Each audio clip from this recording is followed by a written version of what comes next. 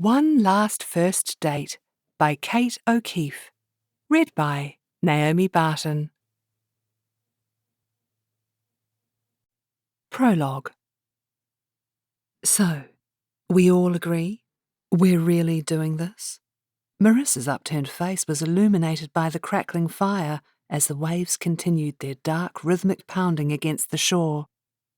We stood in a tight little group, empty wine glasses discarded carelessly on a picnic blanket next to the glowing fire. I looked from one of my friends to the other. They were both smiling, their faces full of hope and excitement, their right hands placed on top of one another's, awaiting mine. I bit my lip as goosebumps rose on my bare legs in the late summer evening breeze. After more than 10 years of dating, we need to take things into our own hands. I placed my hand on top of theirs.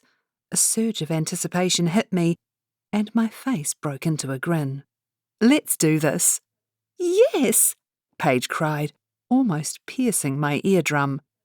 Good, Marissa added more calmly, nodding. Let's begin then. She cleared her throat. We, the three present on this beach tonight, agree that... She was cut short by Paige. Marissa? What is it?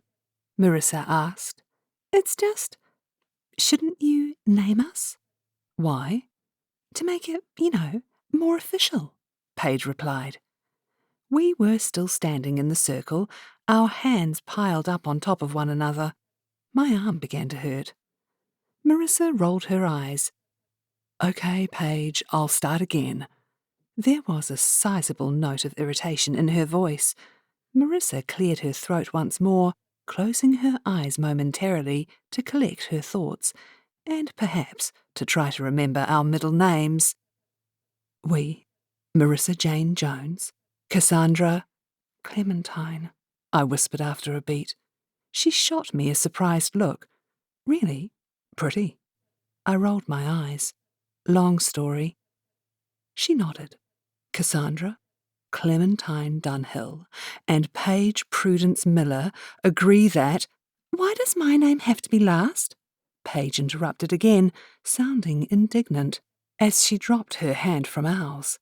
I let out a frustrated breath. Does it matter whose name comes first, Paige? It's getting cold here. Of course it matters, Cassie, she insisted. It won't be real otherwise. Plus, Marissa always puts herself first. We need to be more egalitarian. Egalitarian? Marissa questioned. This isn't some sort of committee, Paige. We're just three friends on the beach who have, quite possibly, had a little too much to drink and have decided to make a pact. There was a low rumble of thunder in the distance, diverting our attention. All three of us broke into nervous laughter as the wind picked up, whipping our hair around our faces. I glanced around the deserted beach. All we needed now was a cauldron on the fire, and we'd look like a coven of witches brewing up a spell. Paige shrugged, looking wounded. I guess this was Paige's idea, I offered, ever the peacemaker. Marissa's hands shot up into the air in surrender. Okay, do you want to do it? Paige's face beamed. Yes, I do. She smoothed her full skirt down and stuck her hand out in front of her. Marissa and I added ours once more. Paige looked from Marissa to me and back again. She tossed her dark hair in a dramatic fashion and then began. We, the three maidens of the beach. Marissa sniggered. Paige glared at her. Unperturbed, she continued. The three maidens of the beach, Paige Prudence Miller, Cassie Clementine Dunhill, and Marissa Jane Jones. Marissa scoffed. Agree that the next date each of us goes on will be with the man we will marry. A Girl Scout knot looped in my belly. We agree to this pact in the presence of the goddess of the beach, Paige continued. My eyes darted around, half expecting to see a goddess floating nearby. Definitely too much Chardonnay for me tonight. Marissa scoffed again. I don't remember agreeing to any goddess crap, she protested. Just go with it, will you? Paige replied, arching her eyebrows. I know what I'm doing. This isn't my first beach pact. I looked at Paige in surprise. It's not? Paige shook her head. No. I let out a breath. Goddess or no goddess, I didn't care. It was the pact that mattered to me, and meeting the man of my dreams. I agree to the pact. I agree to the pact too, Marissa said at length. Paige held her chin high, a strange look on her face. Perhaps triumph? Or solemnity? Or a combination of both? Then it is set. There was a sudden flash of lightning, followed immediately by a loud crash of thunder. Marissa and I leapt a good 4 feet back from one another. Marissa fell on her butt, narrowly avoiding the fire. I stumbled but managed to right myself. What the heck was that? Marissa exclaimed, pushing herself off the ground and brushing the sand off her jeans. Whatever it was, it scared the living daylights out of me. I let out a short, sharp laugh, my heart pounding in my chest. Paige remained standing stock still, a look of pure exhilaration on her pretty face as the wind whipped her hair and made her skirt billow around her. She looked like something out of Game of Thrones. That, my friends, was the sealing of the pact. There's no going back now. The sealing of the pact? I looked at her, wide-eyed, half expecting her to regale us with some lame ghost story, a flashlight illuminating her face in a prepubescent attempt to freak us out. Actually, I think it was that storm we're expecting, Marissa replied in her pragmatic way. She leaned down and scooped the picnic blanket and the empty bottle and glasses up. We might need to take cover, girls. I looked up and scanned the dark night sky, shivering as the evening turned cold. A large blob of rain landed on my face. I blinked. Within a heartbeat, the heavens opened and the rain came pouring down on us. I pulled my hoodie up and made a dash for shelter, followed closely by a loud, protesting Marissa. No way am I getting wet, she exclaimed, pulling her own hood up as protection from the elements. Wait, we haven't finished, Paige called out to us both, her voice thin through the growing storm. Come on, you two. We have to do this right. I paused to squint back at her. She hadn't moved from her spot by the dying fire. I glanced up at the house, the windows glowing with light. I let out a sigh. Warmth and dry clothes were so close. Marissa, let's finish this off, then get back to the house, okay? I called out. Have you seen what happens to my hair in the rain? She called back. I'll sort it for you, I promise. I clambered up the beach and grabbed her arm, pulling her back with me. She muttered something about hair straightness and ice cream under her breath. Once back by the smoking fire, Paige extended her now wet arm toward us once more. Make it quick, Marissa warned. We resumed our positions. Another flash of lightning illuminated the beach as the waves crashed with force against the shore. When the thunder hit, my heart leaped into my mouth. This was like something out of a movie. Paige continued in her Hammer House of Horrors voice, louder this time to be heard over the lashing wind and rain. From this day forth, we, the maidens of the beach, have just one last first date. She paused between each word, piercing us with her intense gaze. One last first date? I questioned, panic inching its way up from my toes. In my bid to find Mr. Right, I'd been on so many dates I'd totally lost count. Having only one more really put the pressure on. It was going to have to be with the perfect guy. I swallowed. That's right, Paige replied, looking at me intently. One last first date. We've got one shot at this, ladies. Agreed, Marissa said quickly, possibly more to get out of the rain and save her hair from the dreaded frizz than for any real desire to agree to Paige's terms. I chewed the inside of my mouth and glanced at both my friends. One last first date meant whoever I next dated would end up being my husband. Either that or I'd become celibate, adopt 17 cats, take to wearing ill-fitting, mismatched clothes, and possibly smell a little funky to boot. I chose dating. "Cassie, come on," Marissa urged, the rain still blobbing heavily down on us. "Agreed," I added, as a surge of nerves, excitement, and hope rose in my chest. One last first date it was. Chapter 1. 3 months later. "Cassie!" I looked up at my boss, mortified I'd been caught so obviously daydreaming, not only in front of him but the entire sales team. A quick bit of thinking was required. Stat. "Sorry, Richard, my mind was on—" I glanced down at the file on the table in front of me. The Netco account. I gave him my best professional, serious sales representative look, hoping he'd buy it. Richard peered at me across the table through narrowed eyes. "Is there an issue with the customer, Cassie?"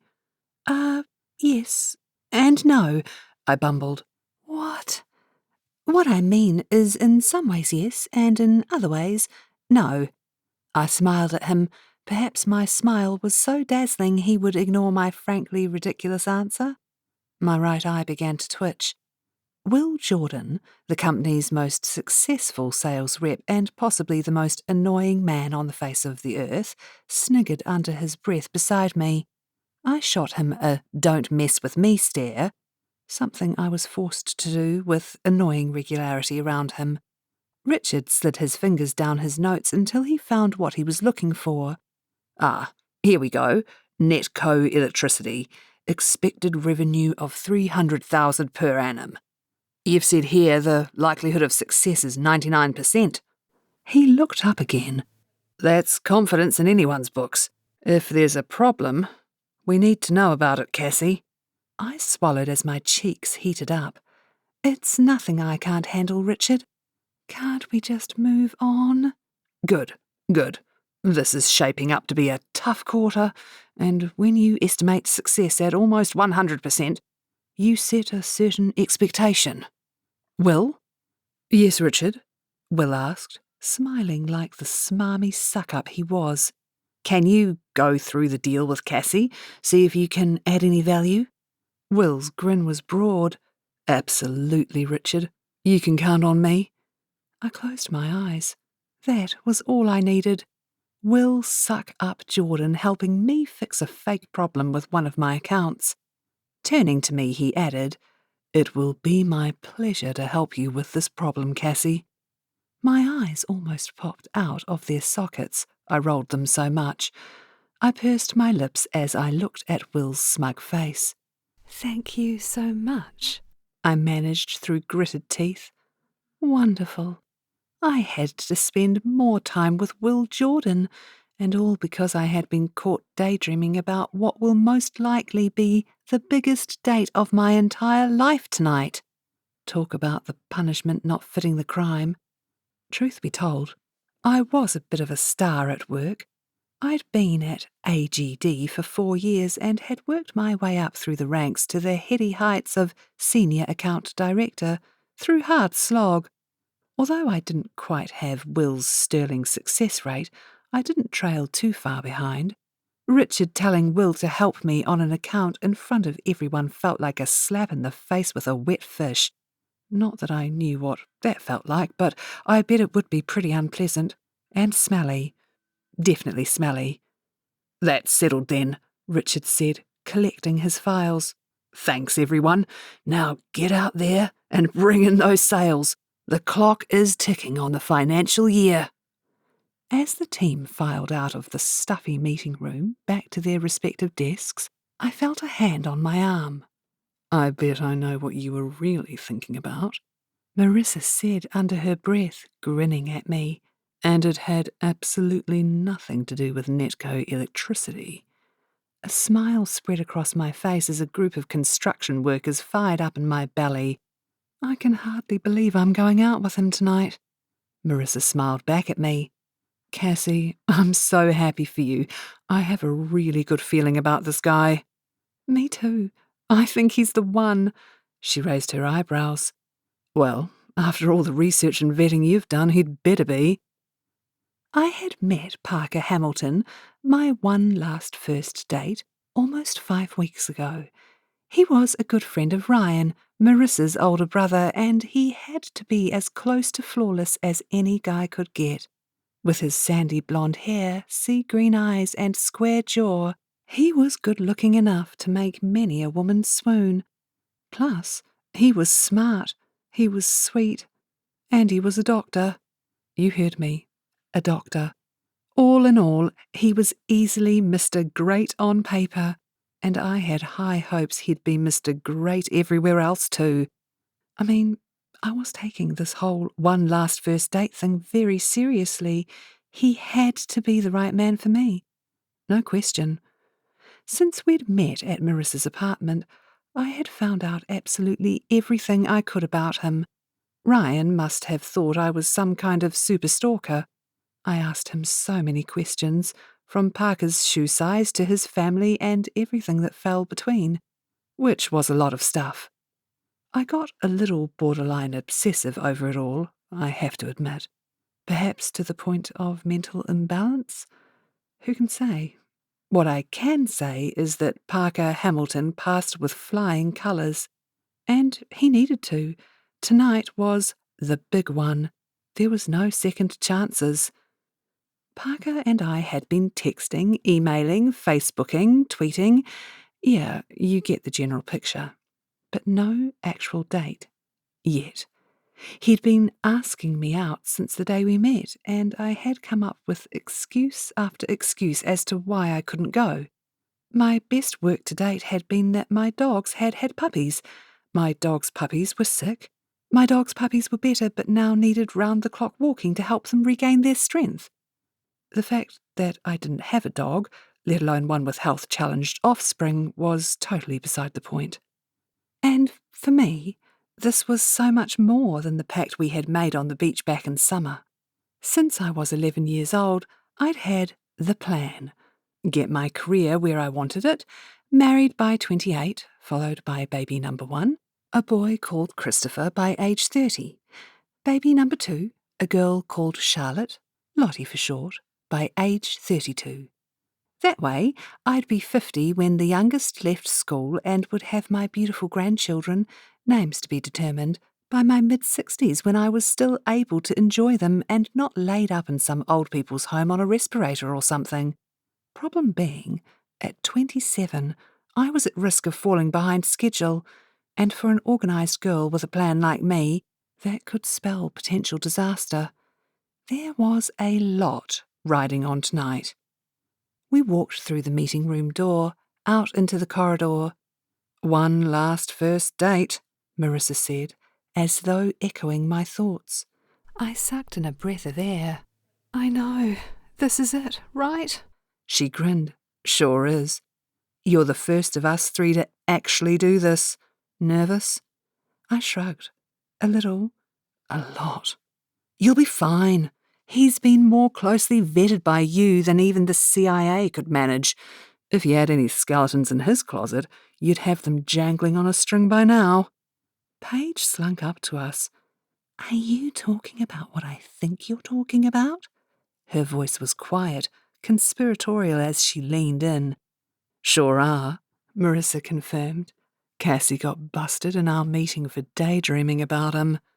"I don't blame you." Paige crossed her arms, shaking her head. "Tonight is a really big deal. Huge. Bigger than huge. Those construction workers got out the jackhammers. Not helping the nerves, Paige." She waved her hand at me. "Oh, you'll be fine. This is meant to be. I just know it. What are you wearing?" "Well, it's dinner, so I thought that blue cocktail dress I wore to Marissa's birthday bash last month. You know, the one with the full skirt?" Paige clapped her hands together with glee. "Oh, gorgeous." "Great choice," Marissa confirmed, always more sedate. "It sets the right tone. This is a date. I'm serious about you. You need to look sexy but not cheap, classy but not boring, Striking the right balance is imperative. I bit my lip. Can one dress do all that? Oblivious to my nerves, Marissa continued. It's important you give him the right signals from the get-go. No friend zoning, no easy lay. Serious, long-term relationship for the rest of your lives.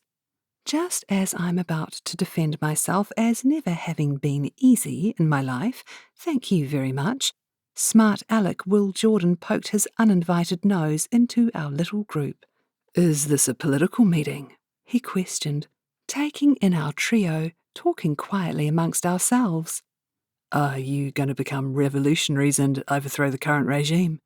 Oh, ha ha, I replied, my voice dripping with sarcasm. We're just talking. That's a shame. I quite like the idea of being a revolutionary. He sniffed, running his fingers through his wavy dark hair. I scoffed. I bet you fancy yourself as a Che Guevara type or something. Will looked off into the distance, a whimsical look on his face. Yeah, I like that idea. I shook my head, rolling my eyes at my friends. Marissa smirked back at me as Paige blushed every shade of red known to humanity, which was what she did every time Will was around. Although why she liked him was totally beyond me. Sure, he was good-looking in that obvious handsome kind of way, and half of the women at AGD thought he was the cat's pyjamas, but he was too confident, too much of a ladies' man for my liking. So, if you're not plotting to overturn AGD's management, are you talking about this hot date Cassie's going on tonight? Will asked as though he was one of the girls. I glared first at Marissa and then at Paige. They were the only two who knew about my date tonight with Parker, so it had to be one of them who'd blabbed to Will. I noticed Paige began to fidget, avoiding eye contact with me. I raised my eyebrows at her in accusation. Denial was the best approach. No, Will. As a matter of fact, we were talking about work if you have to know. I turned to my friends. Thank you for your input, Marissa. Paige, I'll see you later. When I roast you, I wanted to add. Paige smiled weakly at me as my friends peeled off, leaving me alone in the corridor with Will. Now, if you'll excuse me, I have a job to get on with, I said briskly. Well, that makes a change today. Not sure you were quite in the room, as they say, just now. He had a cheeky grin on his face. I wanted to slap it right off. Very funny. I thought we could talk about that account you're having trouble with. Netco Electricity, right? Damn it. Yes, but it's fine, really. Thanks anyway. I began to walk away. I've got a couple of minutes. He walked over toward the empty conference room door and swung it open. Take a seat. I'll grab my laptop and then I'm all yours. Great. That's all I needed. The company's best sales rep helping me solve a fake problem on my account. How do you get yourself into these scrapes, Cassie Dunhill? I made myself comfortable in the conference room, doing some quick thinking. There may not have actually been a problem with Netco, but it was true I hadn't signed the deal with them yet. They kept asking for revision upon revision for the telecommunications solutions I'd presented to them, which kept delaying things. Although I would be the last person at the company to admit it, maybe I could do with some help. He returned with his laptop and sat down next to me, a little closer than I preferred. I pushed my seat away a couple of inches, not quite far enough, but it would do. He raised his eyebrows at me, a look of amusement on his face. Comfortable? Yes, thank you. I didn't smile. I knew I was about to get a lecture from Mr. Top Salesman, and I wasn't looking forward to it. So, tell me all about the issue. He leaned back in his chair, watching me with interest. I took him through what I had done to date, trying to ensure I sounded professional and in control of the situation, which of course I was. Have you considered the Sheldon? He asked once I'd finished. I laughed. No. What's a Sheldon? Not a Sheldon. The Sheldon. It's a solution I came up with for one of my customers with similar needs to Netco. It combined the connectivity they needed with the data, voice, and web presence they wanted. Here. He opened his laptop and typed something in. Turning it around, he showed me a screen with all the key components of the Sheldon. He talked me through each element, the pricing, and how it all fitted together. I didn't like to admit it, but it looked good. Why did you call it that? I mean, it's not exactly a technology name, is it? He shrugged. I'm kind of a Big Bang fan. I've got the Leonard and the Raj too. Plus, I'm working on the Howard with one of my customers right now. Nerd. I loved the Big Bang Theory, but I wasn't going to tell Will Jordan that. He laughed. Sure, if you say so. Name calling aside, do you think it could work for your customer? I looked through the solution elements and realised it could. In fact, the Sheldon may have been the perfect fit for Netco. I can't make any promises, but I'll present it to them at our next meeting. Great. His grin stretched from ear to ear. Although it physically hurt me, I muttered, Thanks. Don't mention it. Glad I could help, Dunny. I narrowed my eyes at him. I hated that nickname with a passion. Dunny, short for Dunhill, my last name. It could be considered cute if it wasn't for the fact Dunny is an Australian slang for toilet, a fact I was absolutely certain Will Jordan was aware of. Tell me something. Why do guys feel the need to hand out nicknames to everyone? Girls don't do it. I'm going to lunch today with Marissa and Paige, and guess what? I call them Marissa and Paige. It's really quite straightforward. He chuckled. Yeah, and pretty boring. It's not boring. It's the way it should be. Men go out together and call each other Bucko and Mac and Spotty Dick. Spotty Dick? He chuckled. Isn't that an English dessert? Definitely something no guy would want, that's for sure. I brushed his comment away with my hand. You know what I mean. Silly, stupid names. They're not stupid. He shrugged. It's a guy thing, I guess. I'm not a guy, in case you haven't noticed. Believe me, I'd much rather be called Cassie, or even Cassandra, rather than Dunny. He raised his eyebrows at me. Cassandra, huh? I bet you're only called that when you're really naughty. He was so immature. Just call me Cassie. Sure, Dunny. I mean, Cassie. He grinned. Not satisfied with insulting me by naming me after a toilet, he added, I bet this new guy you're going on a date with has a nickname. I crossed my arms. I bet he doesn't. Care to make it interesting? All right. $5 says I'm right. 10. I glared at him. 20. He extended his hand and we shook on it. How will I know if you're telling me the truth? I mean, he could have a nickname and you could pretend he doesn't. I smirked. You'll just have to trust me. He looked at me for a long moment. Actually, I know exactly when you're lying. No, you don't. Oh, yeah? It's your eye. It twitches. Around about here. He pointed to a spot under my right eye. It's cute. My hand went straight to my face. I pulled it away quickly, embarrassed. No, it doesn't. Even my tone was lame, unconvincing. His phone rang. He glanced at the screen. Excuse me, Cassie. I have to take this. Sure. I stood up, ready to leave. Hey, babe, where are you? Oh, you're in Milan. He put his hand over the receiver. It's my girlfriend, Samantha. She's a model. I thought she was in Tokyo. I nodded at him. How very not interesting. No, this is a great time. How are you, babe? I pushed my way through the conference door and closed it firmly behind me. The last thing I wanted to hear was Will Jordan getting all smoochy on the phone with his international supermodel girlfriend. I had a job to do and a one last first date to prepare for. Chapter 2. This was it. After all my research, my vetting, my planning, frankly, my obsessing, I was finally going on a date with Parker Hamilton, and not just any old date. This was my one last first date. Forever. We agreed to meet at a bar overlooking Auckland's spectacular harbour for a pre-dinner drink, and I needed it. I was more nervous than a turkey at Christmas as I perched uncomfortably on a bar stool in the friend-approved blue dress and heels, my long auburn hair in a loose ponytail.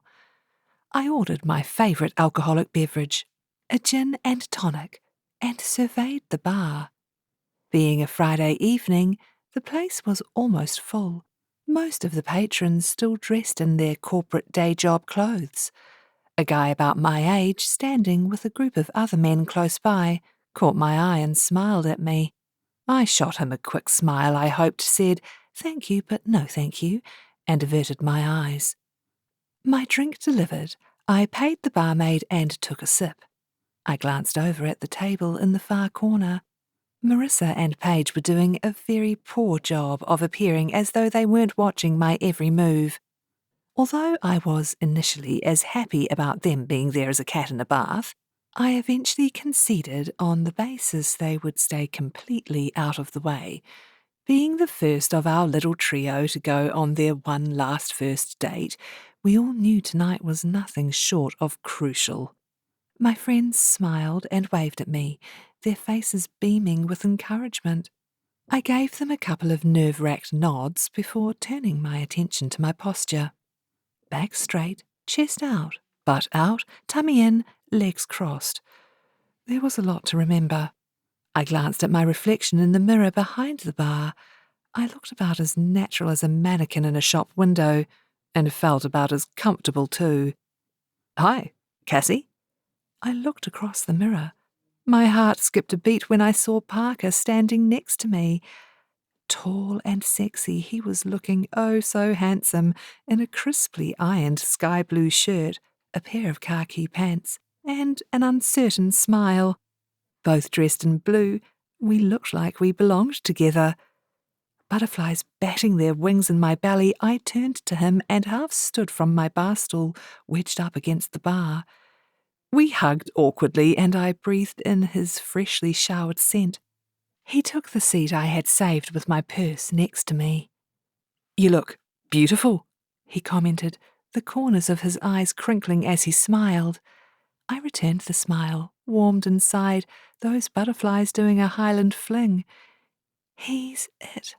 He's my future husband. You do too." He raised his eyebrows, smiling. I let out a nervous laugh. "I mean, you look handsome." "Thanks." His sea-green eyes twinkled. "I see you've got a drink." He gestured to my glass. "Is that a gin and tonic?" I nodded. "Great choice." He got the barmaid's attention and ordered one for himself. I beamed. Already so much in common. In a flash, I could see us sitting down together in our gracious living room after a long day at work, with the French doors open to the lawn, the curtains moving gently in the light breeze. We would be enjoying a gin and tonic, talking about our days while our children played, darting in and out to show us their drawings and tell us how much they loved us. But perhaps I was getting a little ahead of myself. As Parker sat down next to me, I was suddenly at a loss for words.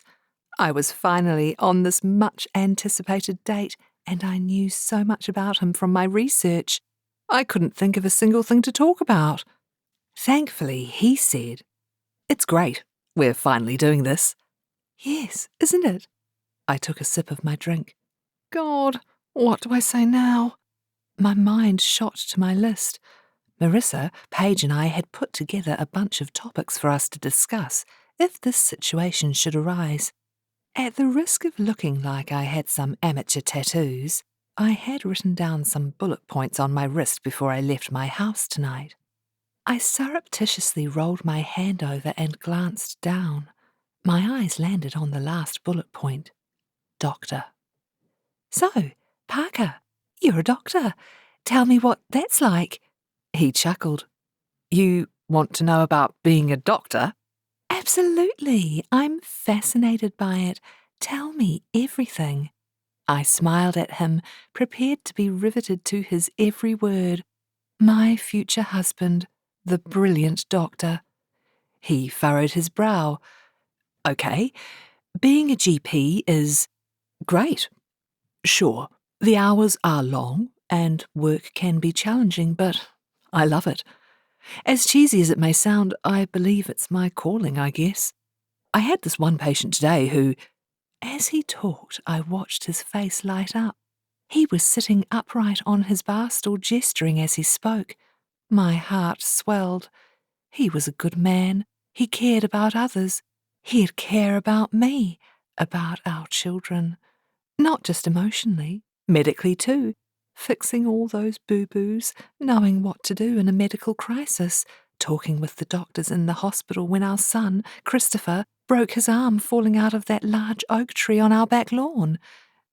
"What are you grinning at?" he asked, punctuating my daydream. "Oh, just listening to you talk," I managed, pushing Christopher's damaged limb from my mind. "You really love what you do, don't you, Parker?" "Yup. Why would you spend your time doing a job you hate? Life's too short for that." "You're so right. My job is great too. Not that selling communications solutions is anywhere near as important as being a doctor." He shrugged. "Everything is important in different ways." "That's true." I gazed at him. He was a philosopher too? I raised my glass, and Parker followed suit. "To doing what you love in life." We clinked. I took a sip, although I was down to the dregs. Parker noticed and offered me another drink. "Shouldn't we get to the restaurant?" He glanced at his watch. "I didn't realize what time it was. You're right. We should get going." He stood up from his bar stool, paused, and turned to me. "You're so easy to talk to, Cassie." Bees buzzed around my tummy, making it tingle. "You too," I added breathlessly. Suppressing a grin, this was going so well. I leaned down to collect my purse from the hook under the bar. As I stood and turned to leave, the skirt of my dress must have caught on the bar stool because, the next thing I knew, I was dragging the stool across the floor as I tried to walk. Ah! I stopped, glanced at Parker beside me, hoping he hadn't noticed. But of course he had. Who would fail to notice a piece of furniture stuck to someone's clothes? "Are you all right, Cassie?" I channeled my inner control queen. "Yes, thank you." I shot him the breeziest smile I could muster and turned my attention to my dress's recent attachment. I tugged at it. It stayed put. I tugged again. Nothing. It was firmly wedged in the stool's wooden join. Tension crept across my forehead. How did this even happen? A bar stool attached to my dress simply wasn't part of the look for my one last first date.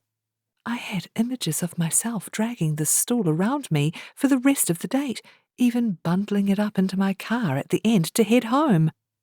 I leaned down and peered at my dress. In the low-lit bar, it was hard to see exactly how the dress was attached.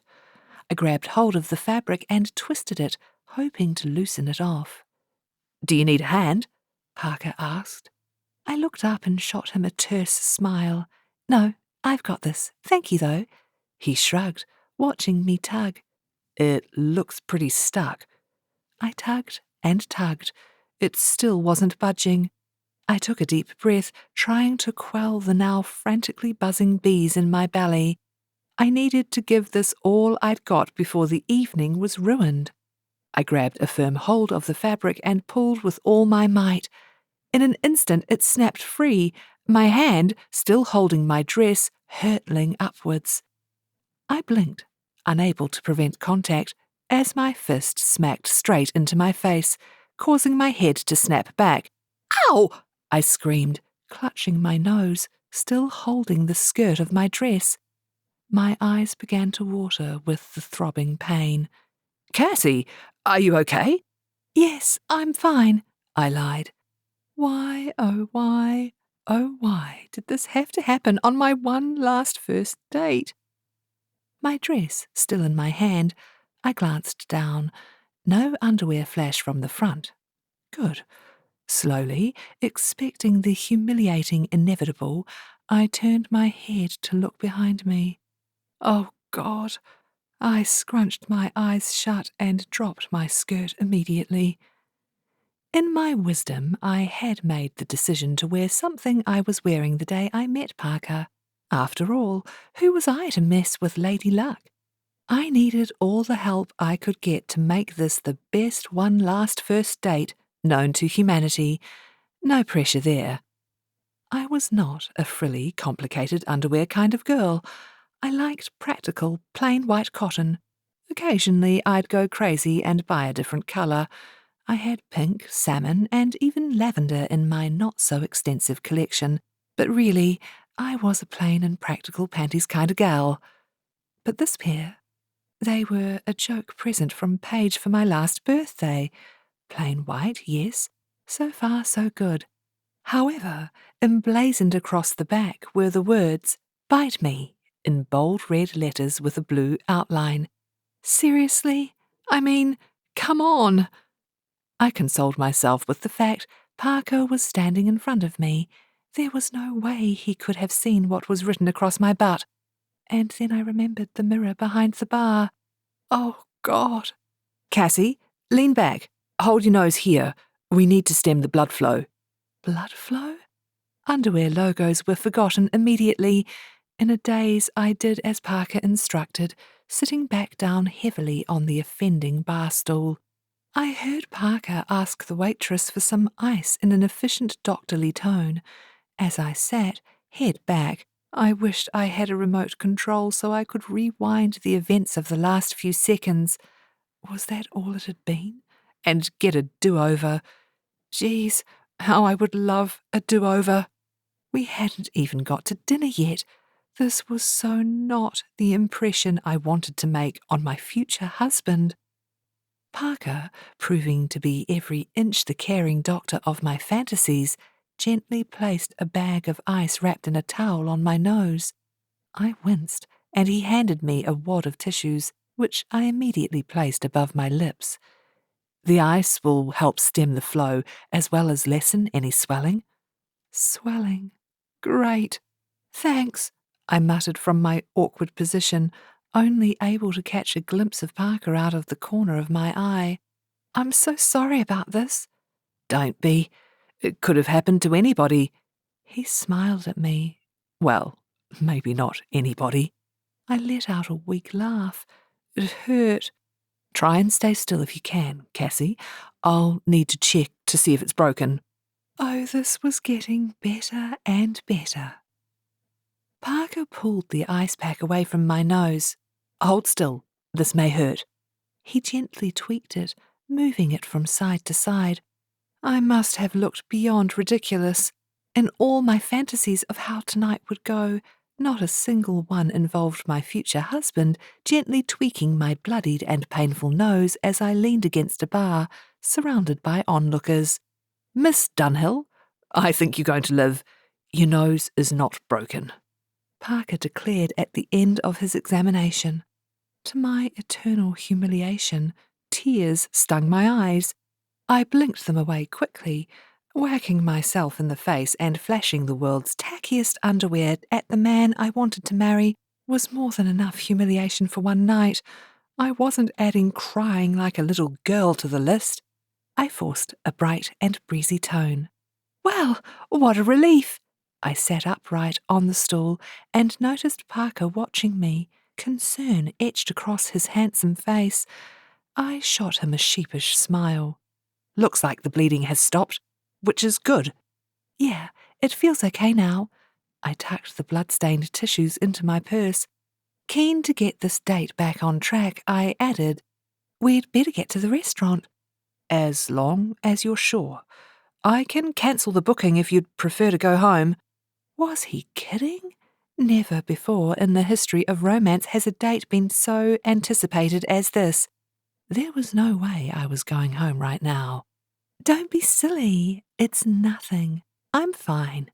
I stood up, smoothing my skirt down to ensure there wouldn't be a stool attached to dress repeat performance. Once in a lifetime was more than enough. His face broke into a smile. Great. I glanced over at my friends. They looked anxious. I might go to the ladies first, though, to check on the damage. He nodded. Of course. I'll wait here. I reached the bathroom and peered in the mirror. My nose was red and swollen, my makeup smudged beneath my eyes. I looked like a panda who'd lost a fight. As I grabbed some toilet paper to make some repairs, the bathroom door banged open. Marissa and Paige came flying in. "Oh my God, are you okay?" Paige asked, bringing me in for a hug. "That had to have hurt," Marissa added, shaking her head. Pulling away, I replied, "I'm fine, really, just embarrassed. Parker was a total gentleman." "Oh yes, we saw that. He was amazing. That's one good thing to come out of this mess," Marissa replied tactfully. Embarrassed, I brought my hand up over my eyes, accidentally banged my nose, and winced. "Ow!" I let out a heavy sigh. "This is so not what I had in mind for tonight." Paige rubbed my arm. "I know." You know what? Men love to be in control, right? They love to feel like they're being all manly and crap. You gave him the opportunity to do just that, Marissa stated. Hope rose. "You think?" "Absolutely," Paige confirmed. "Marissa's right. You've made him feel special, needed. He's got to love that." Huh. They may have a point. Now, fix your face up and get yourself out there. You've got a date to go on. Marissa's tone was brisk. Resolved, I swept away my smudged makeup, powdered my nose as gently as humanly possible, ran a comb through my hair and freshened up my lipstick. Marissa held the door open for me. "Go get him, Tiger." A moment later, I was by Parker's side once more. "Ready?" he asked. "Yes," I nodded, smiling. He took my hand in his and led me through the throngs toward the door. It felt nice. I glanced quickly back at my friends. They both gave me the thumbs up, grinning. Parker and I walked the short distance to the restaurant. He held my hand the whole way. Weirdly, conversation flowed much better since I'd banged my own fist into my face. Who knew? Perhaps the blood loss improved my conversation skills. Once seated, we ordered our meals, and Parker asked me about my family. I told him about how my parents had been married for 31 years, how I don't see them as much as I would like, and how I saw my annoying little sister Bella more than I would like. He smiled and told me about his family. I began to feel so comfortable with him, like I'd known him all my life, not just researched him and cyber-stalked him for the past 5 weeks. We discussed music taste. He was very refined. Classical music, jazz, a smattering of classic rock. Mine was more at the Katy Perry and Taylor Swift end of the scale. I decided there and then it wasn't a problem. We could introduce each other to our music, share it with each other. We could go to concerts and concertos, or whatever those things are called, and I could develop an appreciation for classical music and jazz no problem. In fact, I secretly suspected I would love classical music and jazz, only I hadn't heard much of it. I grinned to myself. Oh yes, my one last first date was going really, really well. "Parker, what do your friends call you?" I asked, once our meals had been delivered. Parker." He looked at me uncertainly, like I was demented for asking him such a stupid, obvious question. "Why do you ask?" "No reason." I couldn't help but smile. Cassie 1. Know-it-all Will Jordan 0. "Your crab looks good." "He's watching me with his little beady eyes," I said, picking up my silverware to tuck into my own meal. Parker chuckled, picked his crab up in his hand, and wobbled it from side to side. "Hi, Cassie. I'm Colin Crab. How do you do?" His voice was high-pitched and silly. I giggled. Parker looked so cute being a goofball. "I can't really pick my pasta up to respond, Colin Crab." "Oh, that's okay, Cassie. You're so pretty." I blushed. I looked down at my plate and piled some pasta onto my fork to hide it. "Bite me!" I snapped my head up, startled. Did Parker really just say, "Bite me"? I looked at him, wide-eyed as mortification seeped up my body from my curling toes. "What did you just say?" I asked, breathless. Parker wobbled the crab from side to side once more. "Bite me! Bite me!" he repeated in his silly voice. Did he see my underwear reflected in the mirror? He didn't seem to have at the time, but then he did go straight into the competent doctor mode. And if he did see it, why would he want to mock me? Parker returned the crab to his plate. "By the look on your face, I took that a little too far. Sorry." No, it's fine." I returned my attention to my pasta. "This is good," I lied, not having taken a single bite. "How's yours?" "I'll tell you in a second." He broke into the crab and took a large mouthful of meat. He grinned at me. "It's delicious." I nodded at him. Whether he did see my bite me panties or not, I needed to move past it and get this date back on track. I reverted to my bullet-pointed wrist, chose a topic and asked him a question. To my eternal relief, before too long we were laughing and sharing and having a great time once more. At the end of the evening, after a delicious dinner, Parker walked me to my car, hand in hand, down along the waterfront. We reached my little hatchback, parked in a side street. "This is me." We stopped and stood by my car. "I've had a really great time tonight," Parker said. "Me too." My heart pounded as the bees in my tummy took flight. "You know, other than injuring myself, that is." I let out a nervous laugh as my nose gave a throb, reminding me of my humiliation. He smiled at me, taking a step closer. Was he going to kiss me? Please kiss me. In my head, this was how the date ended. A perfect first kiss. A perfect last first kiss at the end of the not quite so perfect one last first date. "Can I see you again?" he asked, looking in my eyes. "Oh, yes." My voice was breathless. "I mean, that would be nice." "Great." He bit his lip. Was he nervous? "I'll, be going then." He didn't take his eyes from mine. "Okay." "Unless—" I raised my eyebrows at him. "Unless what?" Without further warning, he took me around the waist and pulled me in for a kiss. His nose banged against mine. I let out a wince as my eyes began to water. "Sorry," he muttered. "I forgot. Are you all right?" I nodded. Yes, I was quite clearly not. He smiled at me. "It hurts, doesn't it?" I nodded again.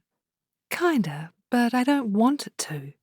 I knew I sounded like a sulky child. "You'll need to ice that again when you get home." He paused. "Well, I suppose I'd better get going. Early start tomorrow." I looked at him in shock. Was that it? Was he leaving? There was no way I was letting my one last first date end without a one last first kiss. I took hold of his hand and gazed up at him. Being considerably shorter than his 6 feet, it was a long way, but he seemed to know what I wanted. He leaned down and I closed my eyes, my lips prepared for a long, sweet, careful kiss. And it was just that. A wonderful first kiss. A kiss to end all kisses. "I've wanted to do that since I saw you sitting at that bar," Parker said. "Me too." He kissed me again. "Well, good night, Cassie." "Good night, Parker, and thanks for everything." I watched as he walked down the street. Once he was out of sight and I was safely sitting in my car, I grabbed hold of the steering wheel and let out an excited squeal. He likes me! He likes me! He wants to see me again! I knew this was it. I knew he was the one for me. We were on our way. Everything was coming together as planned. Chapter 3. I floated into the office the following morning in my wonderful Parker-filled dream world. Mr. and Mrs. Parker Hamilton. No, too old-fashioned. Mrs. Cassandra Hamilton. I like the sound of that. Mrs. Cassandra Dunhill Hamilton. Oh, fancy. You look happy. It was that annoying Will smirking at me from behind his desk. Well, he won't bother me today. I had officially moved up to Cloud 9, and I fully expected to buy a spot up there and stay. Permanently. Good morning, Will, I replied, in what I hoped was a superior school-marm tone, as I walked past him toward my desk. To my irritation, he jumped up and followed me. So, how was the big date with, what's his name? Prince Charming? I tried to stop myself blushing at the thought of Parker dressed as Prince Charming. Swoon. He would look amazing. I reached my cubicle and placed my laptop bag on my desk. Actually, Will, I have some work to do, so if you wouldn't mind. He sat himself down on my desk, blocking my progress. Excuse me, I protested. I gestured with my hands in the internationally recognized sign of "Get your sorry butt off my desk this minute." He peered at my face. Whoa, what happened to you? What? Nothing. I darted my hand self-consciously to my nose. I had to put my makeup on this morning with extreme care. It was still swollen, but thankfully only sore to the touch. Small progress, but at least it no longer throbbed like a bass guitar at a rock concert, the way it had last night. It doesn't look like nothing, he replied, sizing up my face. In fact, I would say it looks like something. He frowned. What happened? It was an accident. Last night. It's fine, really. He raised his eyebrows. Last night? On the big date? I nodded, willing the conversation to be over. Now. A cloud passed over his features. He didn't hurt you, this guy? No, nothing like that. He's a total gentleman. I kind of hit my nose by accident getting my dress unstuck. Will leaned back on my desk and roared with laughter. Now that I'd like to have seen. I coloured. Why had I bothered telling him? Anyway, I've got some work to do. To my immense frustration, he stayed firmly put, smirking at me. So? I let out an exasperated breath. So? What? Aren't you going to tell me about your big date? Or did this, he waved his hand at my nose, mess it all up for you? I crossed my arms and pursed my lips. He was not going to get up and leave until I gave him something. I went for generic. It was lovely, thank you. Parker and I had a very nice time together. He raised his eyebrows at me. And? I shrugged. And nothing. He scrunched his nose. You struck out, huh? No. Ha! So you got lucky. Cassandra Dunhill, I didn't know you had it in you. Annoyed I had fallen into his trap, I pushed my auburn hair behind my ear, willing my deepening blush to somehow magically disappear. It didn't. It wasn't like that. It was all very chaste. He sucked in air. Oh, that's not good. Well, not chaste exactly. We kissed. Why am I telling him this? Did you now? His eyebrows did a Mexican wave. I ignored him and instead shook my head. Anyway, why is my love life of any interest to you? He picked a paperweight up off my desk, turning it in his hand. It's not. I'm just making conversation, that's all. Dunny, what the heck is this? It's a curled-up fern. It looks like a dog turd. I stretched my hand out. Nice. He handed the paperweight back to me, and I returned it to its rightful position on my desk. He was right. It did look like a dog turd. Damn him. Oh, before I forget, you owe me $20. Parker doesn't have a nickname. I shot him a defiant grin, stretching my hand out once more, this time for the money. Will raised his eyebrows at me. Is that so? He stood up and reached into his pocket, pulling out his wallet. You know, I would be pretty suspicious of any guy who doesn't have a nickname. You would. I pushed my hand closer to him. Pay up. He handed me a fresh, crisp $20 bill. Thank you. I slipped it into my wallet. Hey, have you had the chance to present the Sheldon to Netco? He asked, changing the subject. Much to my annoyance, he remained perched on my desk. When was this guy going to leave? Actually, that's what I need to work on today, so if you don't mind. I gestured for him to leave. When's your next meeting with them? This afternoon. He pulled his phone out of his pocket and peered at his screen. I can make that. I guffawed. You want to come to my meeting? He stood up. Sure. Some of us have already made our targets for the quarter, you know. I gave him a steely glare. So you said.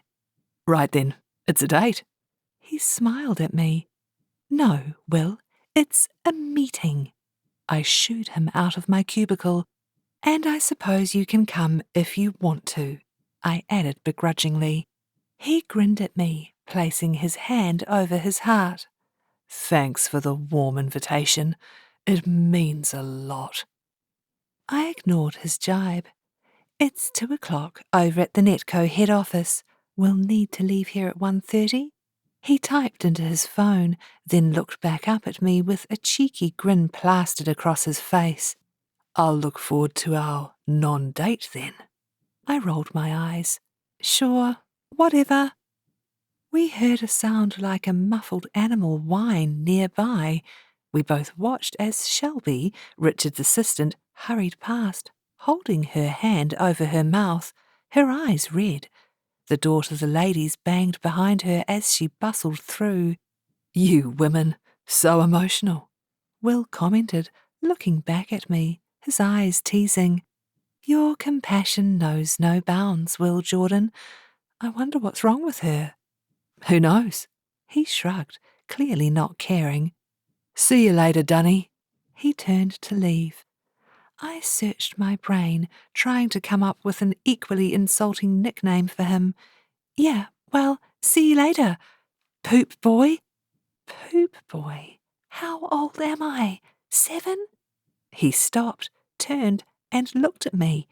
He raised his eyebrows and pressed his lips together to suppress a grin. Poop boy? I cringed. It might not be my best work, but I was committed now. I squared my shoulders. You call me Dunny? That makes you Poop Boy. His face broke into a wide grin. Fair call. He wandered off, chuckling, muttering Poop Boy to himself. With Will gone, finally, I settled into work.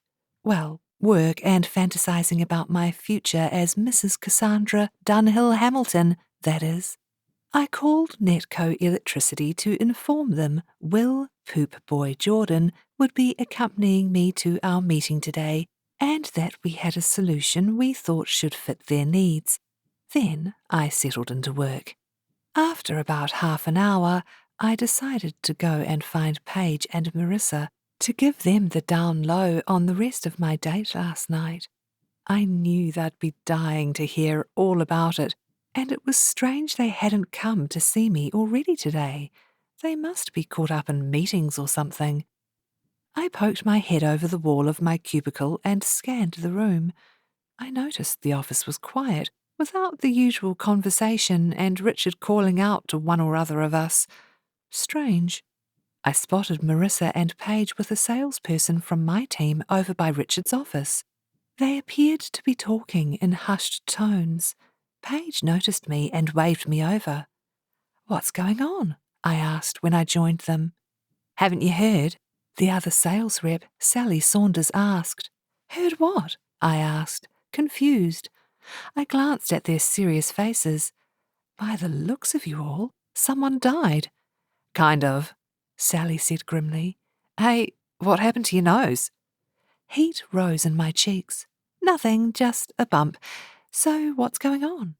"Richard's been fired," Marissa stated, her tone low and tense. "What? When?" My mind spun. Richard? Richard, my boss, has been fired. It happened last night, apparently. We're all in shock. Paige's bottom lip trembled. I regarded her for a moment. Paige was not even in the sales team. She worked in marketing. Why would she know about this before me? I looked around the group. Everyone seemed completely shaken up. "Why was he fired?" I asked, when no one offered any further information. "I think it's because of his affair with Shelby," Paige offered. I blinked at her. Richard and Shelby, his sweet, plump assistant, were having an affair? Well, I guessed that explained her tearful rush to the ladies earlier. But an affair? I peered through the window into Richard's office, noticing the pictures gone from the walls, his desk bare. I swallowed. "No, as I said, there has to be another reason. You don't lose your job over an affair," Sally replied, thoroughly French in her attitude. "Depends on who it's with," Marissa scoffed. "Oh, his poor wife," Paige commented, shaking her head. "And poor Shelby. She must be so upset." "What's going to happen now, do you think?" Sally asked. Marissa shrugged. "I guess they'll have to find a replacement." All eyes turned to me.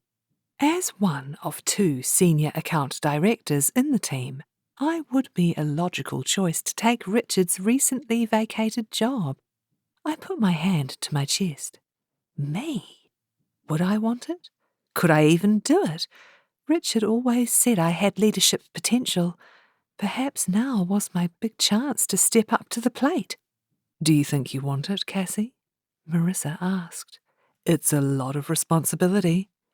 I, uh, I've never thought about it," I replied truthfully. "I would if I were you." Marissa looked off into the distance, her eyes glazing over. "Nice office, great pay, everyone having to do what you tell them." She let out a sigh. "Total heaven." I giggled. All 3 shot me an angry look. "Sorry," I muttered. "Inappropriate?"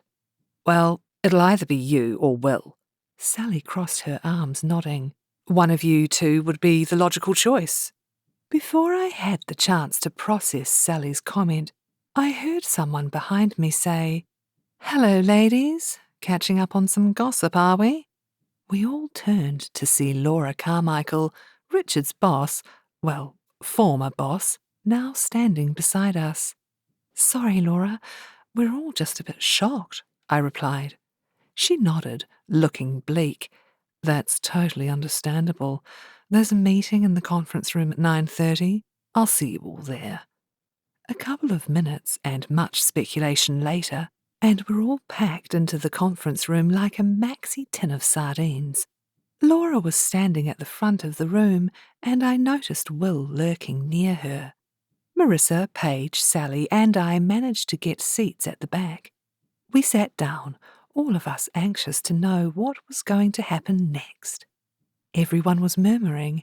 It was hot and stuffy, and someone near me was in dire need of a shower or deodorant, preferably both.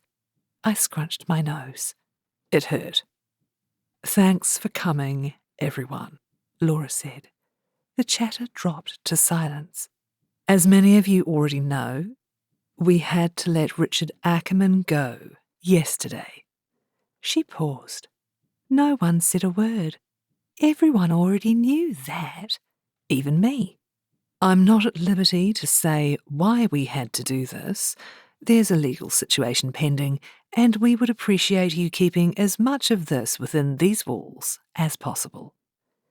There was a general murmur as people took in this information. A legal situation didn't sound good, and it sounded a lot more than a cliched affair with his secretary. Marissa turned to me. What do you think that means? He was up to no good, that's what. Laura continued. Richard is not at liberty to discuss any of this with current employees, so we would discourage you from contacting him directly. I glanced across the room and spotted Shelby, her face pink and puffy, as she tried in vain to appear normal. Poor girl. And stupid girl. Getting involved with a married man is never a good idea. In the meantime, we're not going to leave Richard's team without a leader. Laura smiled. We're lucky to have had someone step forward to act as interim manager while we find a more permanent replacement. There was more murmuring. I looked at Marissa and mouthed, Who? She shook her head, shrugging. Will Jordan has offered to step up. Will? My jaw dropped open. I watched, wide-eyed, as Poop Boy himself stepped toward Laura and shook her hand. He had his, business look on his face, exuding confidence and leadership, looking every bit the person for the job. Damn him.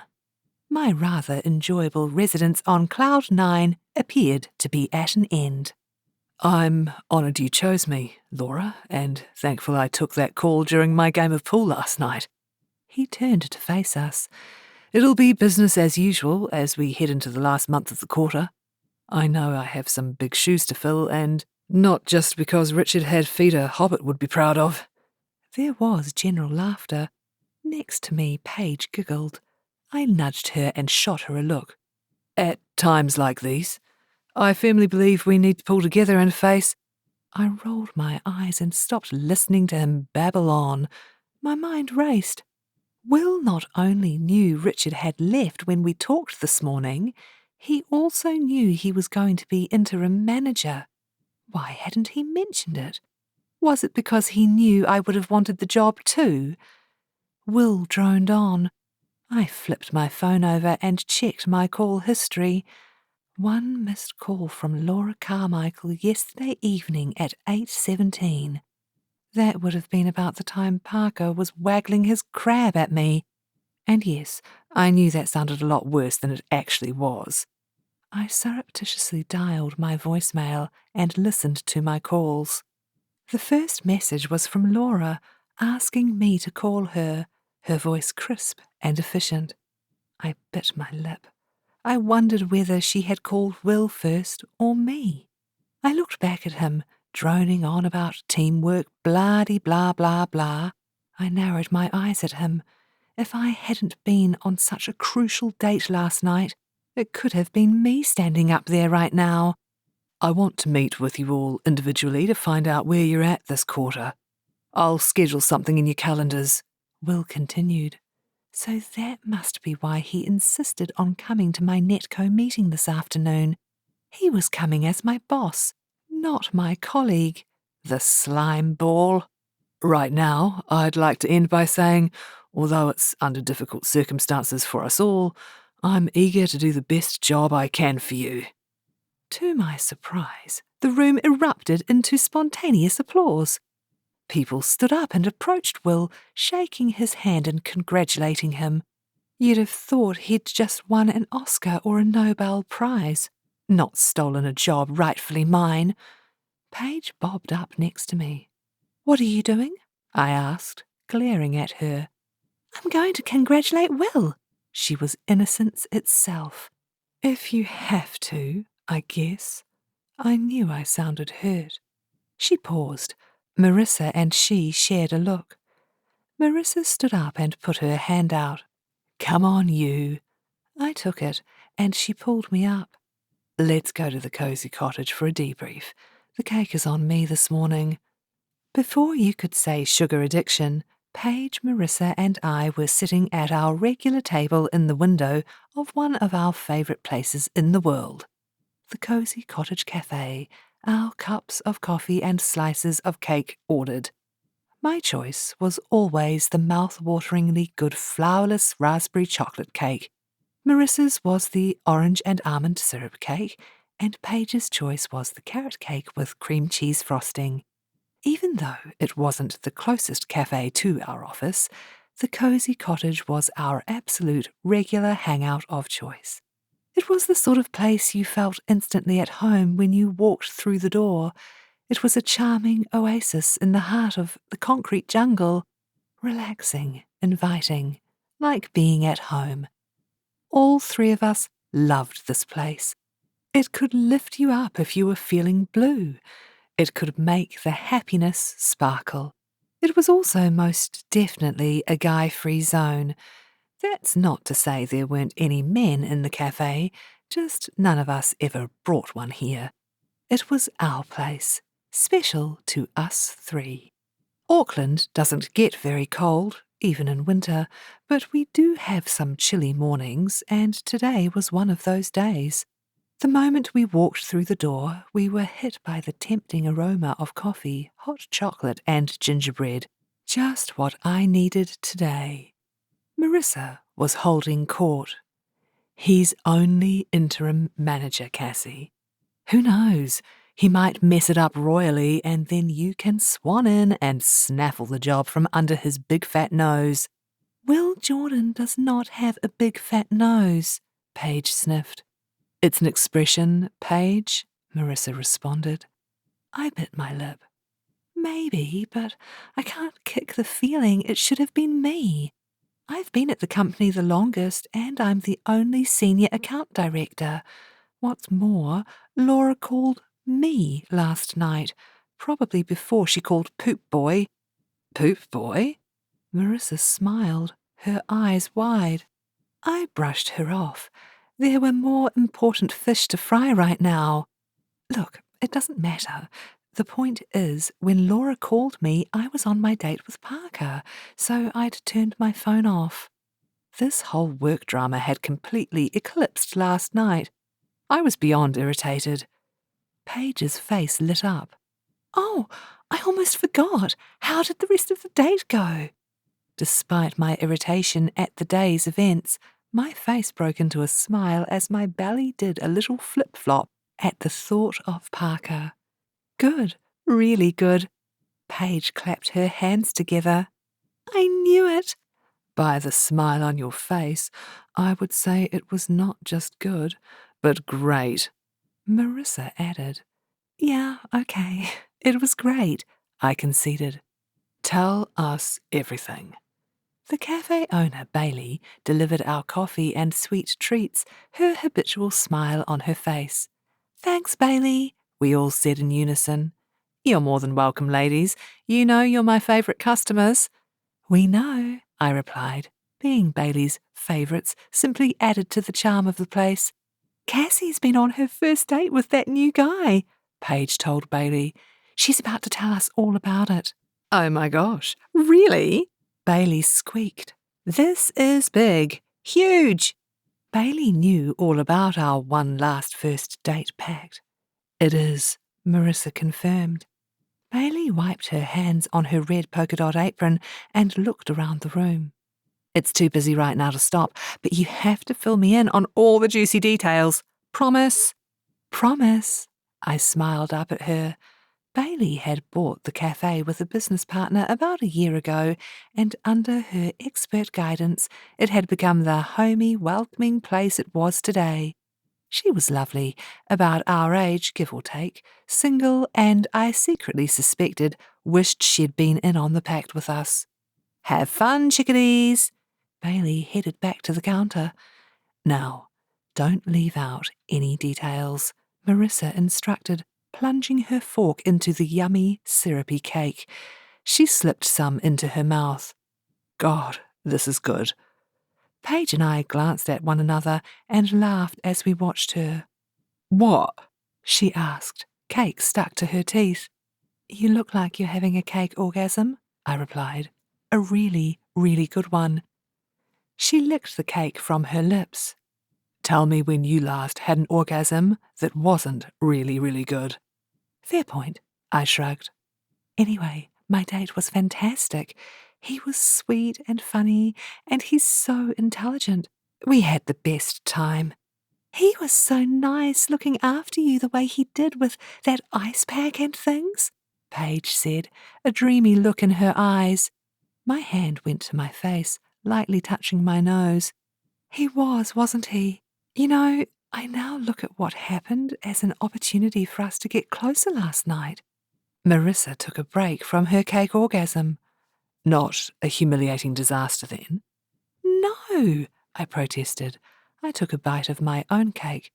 Oh, yes, so good. After that whole punching myself in the face incident, we had the best dinner. And? Paige asked leadingly, an eager look on her pretty face. I paused for dramatic effect as they both looked at me impatiently. And he's a good kisser. Ha! I knew it, Marissa said. Brian said he would be. I regarded her with alarm. How would your brother know Parker would be a good kisser? She shrugged. I don't know. A weird man-friend thing, I guess. I didn't ask. It's love, isn't it? Paige asked. It is. I can tell. Or at least it will be. The pact has begun to weave its magic. You'll be married before the year's out. Mark my words. Married. My tummy warmed at the thought. Maybe, or maybe it's just that Cassie researched this guy, stalked him even. If they do get married, it'll be the result of rational analysis and compatibility, not some beach pact thing. Rational analysis and compatibility? There is no romance in your soul, Marissa Jones. Eat your cake. Paige turned to me. Well, Cassie, I for one am ecstatic for you. When are you seeing him again? We haven't made any specific plans as such, but he did ask if he could see me again at the end of the date. Of course I said yes, as if by some cosmic coincidence, and Paige would swear it was the goddess of the beach doing her thing. My phone rang. I glanced at it as it vibrated on the table next to my latte. It's him. Pick it up, Paige insisted, her eyes shining. I flicked my hair and cleared my throat before I pressed answer. I put on my best Scarlett Johansson voice. Hello, Parker. Hi, is that Cassie? He sounded uncertain. Yes, it is. Parker, hello there, I replied. Do you have a cold coming on? Your voice sounds a little odd. I cleared my throat. I'm perfectly fine, thanks. Well, that's a relief. It's almost flu season, you know, and you can't be too careful. I smiled. Parker cared about me already. I'm fine, really. I wanted to call and let you know I had a really great time last night. I blushed, my eyes darting between my friends' faces, both of whom were watching me closely. Me too. I turned away from them, trying to gain at least a small modicum of privacy. How's your nose? Fine. Nothing to worry about. Great. Cassie, I know I'm meant to wait for at least 3 days before calling you. You are? Yes, that's one of the guy dating rules. 3 days or they'll think you're keen. Huh, I never knew that. What are the others? What's he saying? Paige stage whispered. I put my index finger to my mouth. Shh. He chuckled. I could tell you, but I'd have to give you a frontal lobotomy. Sorry, doctor joke there. I laughed. I could totally get on board with medical jokes from my doctor husband. The thing is, I didn't want to wait 3 days. I blushed again as I gripped my phone closer to my ear. Me neither. So, do you want to go out again? I'd love to. How about tomorrow night? Tomorrow night sounds great. Shall I pick you up from your place? We arranged the details. All the while, Marissa and Paige watched my every move, grinning knowingly. Say what you like, Marissa. The pact is working, Paige said as I turned back to face them. Eventually, after much Parker discussion, we finished our coffee and cake and headed back to the office. I couldn't help but float right back up to cloud 9, knowing I had a one last second date with the man I was made for tomorrow night. Chapter 4. Why did Will Jordan have to look like Ross Poldark's better-looking brother? I mean, Poldark had to be the most swoon-worthy guy on television right now, and Will Jordan had nearly ruined my enjoyment of watching him strut his stuff in his tight breeches with his dark, brooding looks and romantic windswept hair. I narrowed my eyes at him. If his nose were larger, his eyes smaller, and perhaps he lost some of that thick dark hair of his, things would be so much better. Well, not for him, obviously, but for me, definitely for me. It looks as though you're on track to a strong end to the quarter.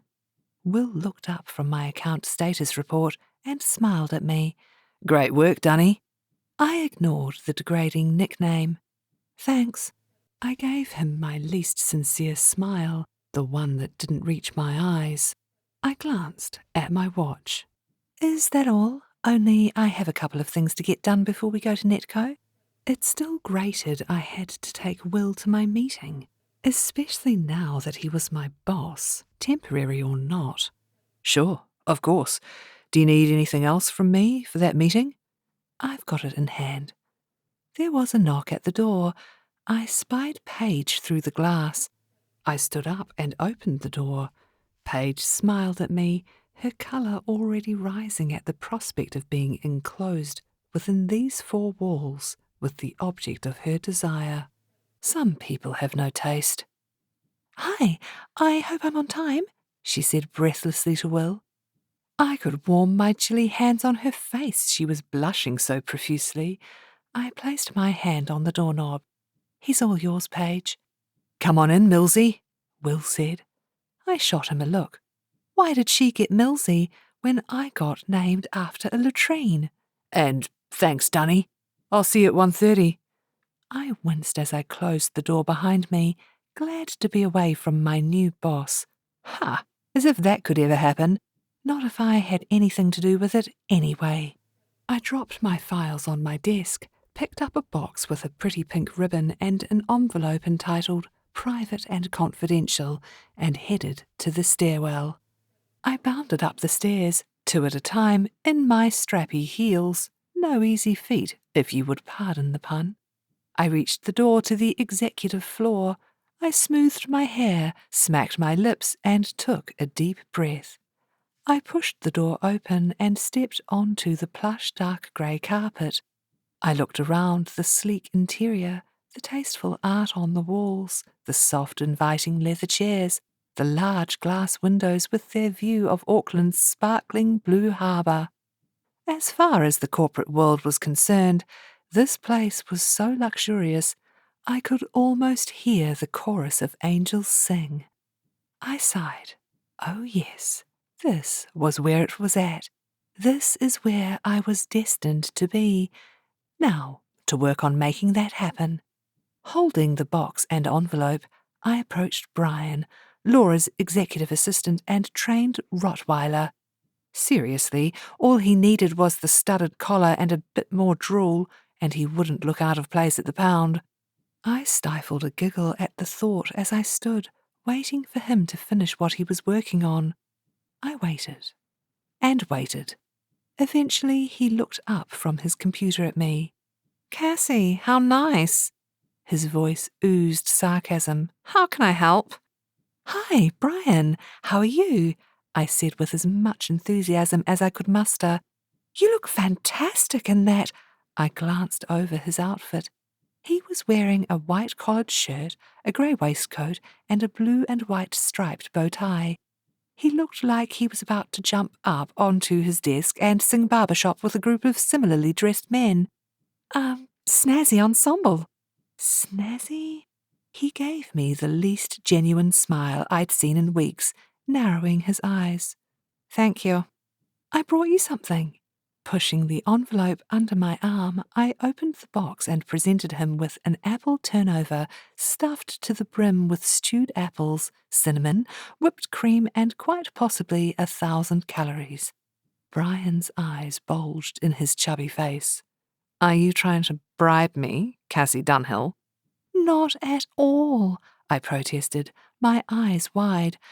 I placed the box in front of him and picked up a pen on his desk. I began to play with it. "Is Laura in, Brian?" He held out his open hand. I placed the pen in it like a chastised child. "Do you have an appointment?" he asked, knowing full well I didn't. "No, I was just hoping to catch her for a little chat. You know, while you eat that delicious apple treat you've got there." He pursed his lips, still looking at me through narrowed eyes. It was time. I needed to go big or go home. I took a couple of steps toward Laura's closed office door. Shall I just go on in? Quicker than you could say juicy bone, Brian the Rottweiler bounced out of his chair faster than I would have ever expected a man of his impressive girth could, and beat me to the door. "I'll check. You shoo." Shoo? What am I, a stray cat? I took a step back and waited as Brian and Laura spoke in hushed tones, the door ajar. A moment later, Brian swung it open. "Laura can see you now." "Thanks, Brian. You're a real sweetie." He did his best to suppress a smile as I walked past him.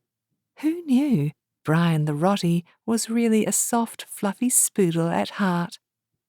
Laura looked up from her desk momentarily. "Cassie, come on in, have a seat." She continued to work. I did as instructed, enjoying the feel of the soft leather chair as I sat, waiting for her to finish. Closing her laptop, she looked at me. "What have you done? You look different." I was getting tired of this. I banged my nose. "It's fine." "Good, good. Now, I think I know why you're here. We needed to act fast last night, and Will was ready and able." I shrugged, hoping I looked relaxed, despite my raging internal anger. "I'm fine, Laura," I lied. "I understand you did what you had to do, what was best for the business. I apologize for not having been available last night when you called." She brushed my apology away with her hand. "Don't mention it. We have a solution, and I'm hoping it will be business as usual down there." I nodded. "Of course. Business as usual," I said through gritted teeth, thinking of Poop Boy strutting around, the power totally gone to his head. "I do very much hope you'll apply for the permanent role, however. We plan on advertising it shortly." Hope rose in me like a hot air balloon. "Oh, I plan on it." She smiled. "Good." In fact, I reached across her desk and handed her the envelope. "Here's my CV." She took it, raising her eyebrows at me. "You're organized, I see." "I really want this job, Laura." Her phone rang, interrupting us. She picked it up and looked at the screen. "I have to take this. Talk soon?" "Sure," I replied. I got up to leave. "And Laura, thanks." At 1:30 on the dot, I knocked on Richard's door, resenting the fact it was now Will Poop Boy Jordan's door and not mine, no matter how nice Laura had been about it. I had barely removed my knuckles when the door swung open. Will stood in front of me, suit jacket and tie on, laptop bag in hand. "Ready to go?" I shot him an irritated look. "That's why I'm here." "Great." He patted his right thigh, then his left. I shot him a confused look. Is this some sort of superstitious dance he performs before a big meeting? "Keys," he explained. "You won't need those. I'll drive." I dangled the keys to my car in front of him. "No, really. You relax while I drive." "I'm happy to, honestly." "No, I insist." I sighed, giving in. This was becoming ridiculous. "Sure." It was going to be a long afternoon. Once in his car, a late model European that made mine look like the overlooked bridesmaid at a wedding, he talked continuously about the Netco deal. He was full of advice and examples of successes he'd had with his accounts. Eventually, I'd had enough. Yes, we all know you're our rock star. You don't need to keep banging on about it so much. He looked at me sideways. Is that why you think I'm telling you about my accounts? To brag? Why else? It seemed pretty freaking obvious to me. He looked at me for such a long moment, I was forced to yell, "Watch the road, Will!" He seemed to snap out of it, returning his eyes to the road, where they needed to be. We both fell silent. It wasn't one of those easy silences you have with friends. No, this silence was more akin to nails being dragged down a blackboard. I think we were both relieved when we finally pulled up outside the Netco electricity head office. Will parked the car, still silent, and we walked the short distance to the building entrance. As I was about to walk through the automatic doors, he placed his hand on my arm. I stopped and looked at him, expecting a last-minute pep talk about how amazing he was, or something equally nauseating. Instead, he paused and said, "I'm actually a pretty good guy, you know." I shifted my weight. Why did he care what I thought of him? Sure, of course. No one said you weren't. Well, actually, you did. Back there in the car, you accused me of bragging. I rolled my eyes. I didn't accuse you of anything. You did. I was only trying to give you some examples of my solutions. I wasn't trying to boast. I put my hands up in the air in surrender. Okay, you weren't bragging and you're a great guy. He looked at me for a moment before his face broke into a cheeky grin. I'm glad we cleared that up, Dunny. I smiled back at him despite myself. Do not call me that in this meeting. Is Cassandra better? Oh, I forgot. That's only when you're really, really naughty. He did that irritating Mexican wave thing with his eyebrows again. My lips formed a thin line. Cassie will do just fine, thank you. Now, shall we go in and close this deal? 45 minutes later, we'd shown John, Michelle, and Ferdinand how well the Sheldon would fit their business model with a presentation to be proud of. Knowing them as I did, I could tell they were impressed. I hoped it was enough to get them across the metaphorical line and sign the all-important deal. To my unutterable surprise, Will didn't dominate the meeting and didn't even claim the Sheldon as his own design. He did, however, ensure no one forgot he was my boss, mentioning it needlessly throughout the discussion. Your user interface would look like this, and I'm Cassie's boss. And as Cassie's boss, you'll see how competitively priced this nodule is. And my personal favourite. Can you tell Cassie's boss where the bathroom is? Okay, I exaggerate, but you get the idea. It was so unnecessary. John, Netco's head of information technology, was especially exuberant in his handshaking at the end of the meeting. This is exactly what we need, Cassie. Thank you. I smiled at him. I could almost see that deal being signed on the dotted line. I'm so pleased, John. You should have brought the old Wilster here months ago. Saved us all this toing and froing. The old Wilster? What was this? A boys' club? Ah, yes, I replied through gritted teeth. I took a furtive glance at Will, a.k.a. the old Wilster, a.k.a. Poop Boy. Of course, he was beaming from ear to ear, thinking he'd just closed the deal and that my months of work meant zip. Will shook John's hand. I'm just glad we have a solution to fit your needs, John. Or should I say, chicken? John looked sharply at Will. My eyes darted between Will's smiling face and John's, like I was watching a tennis match. What on the sweet earth possessed Will to call my important customer chicken, just as it looked like we'd finally reached a deal?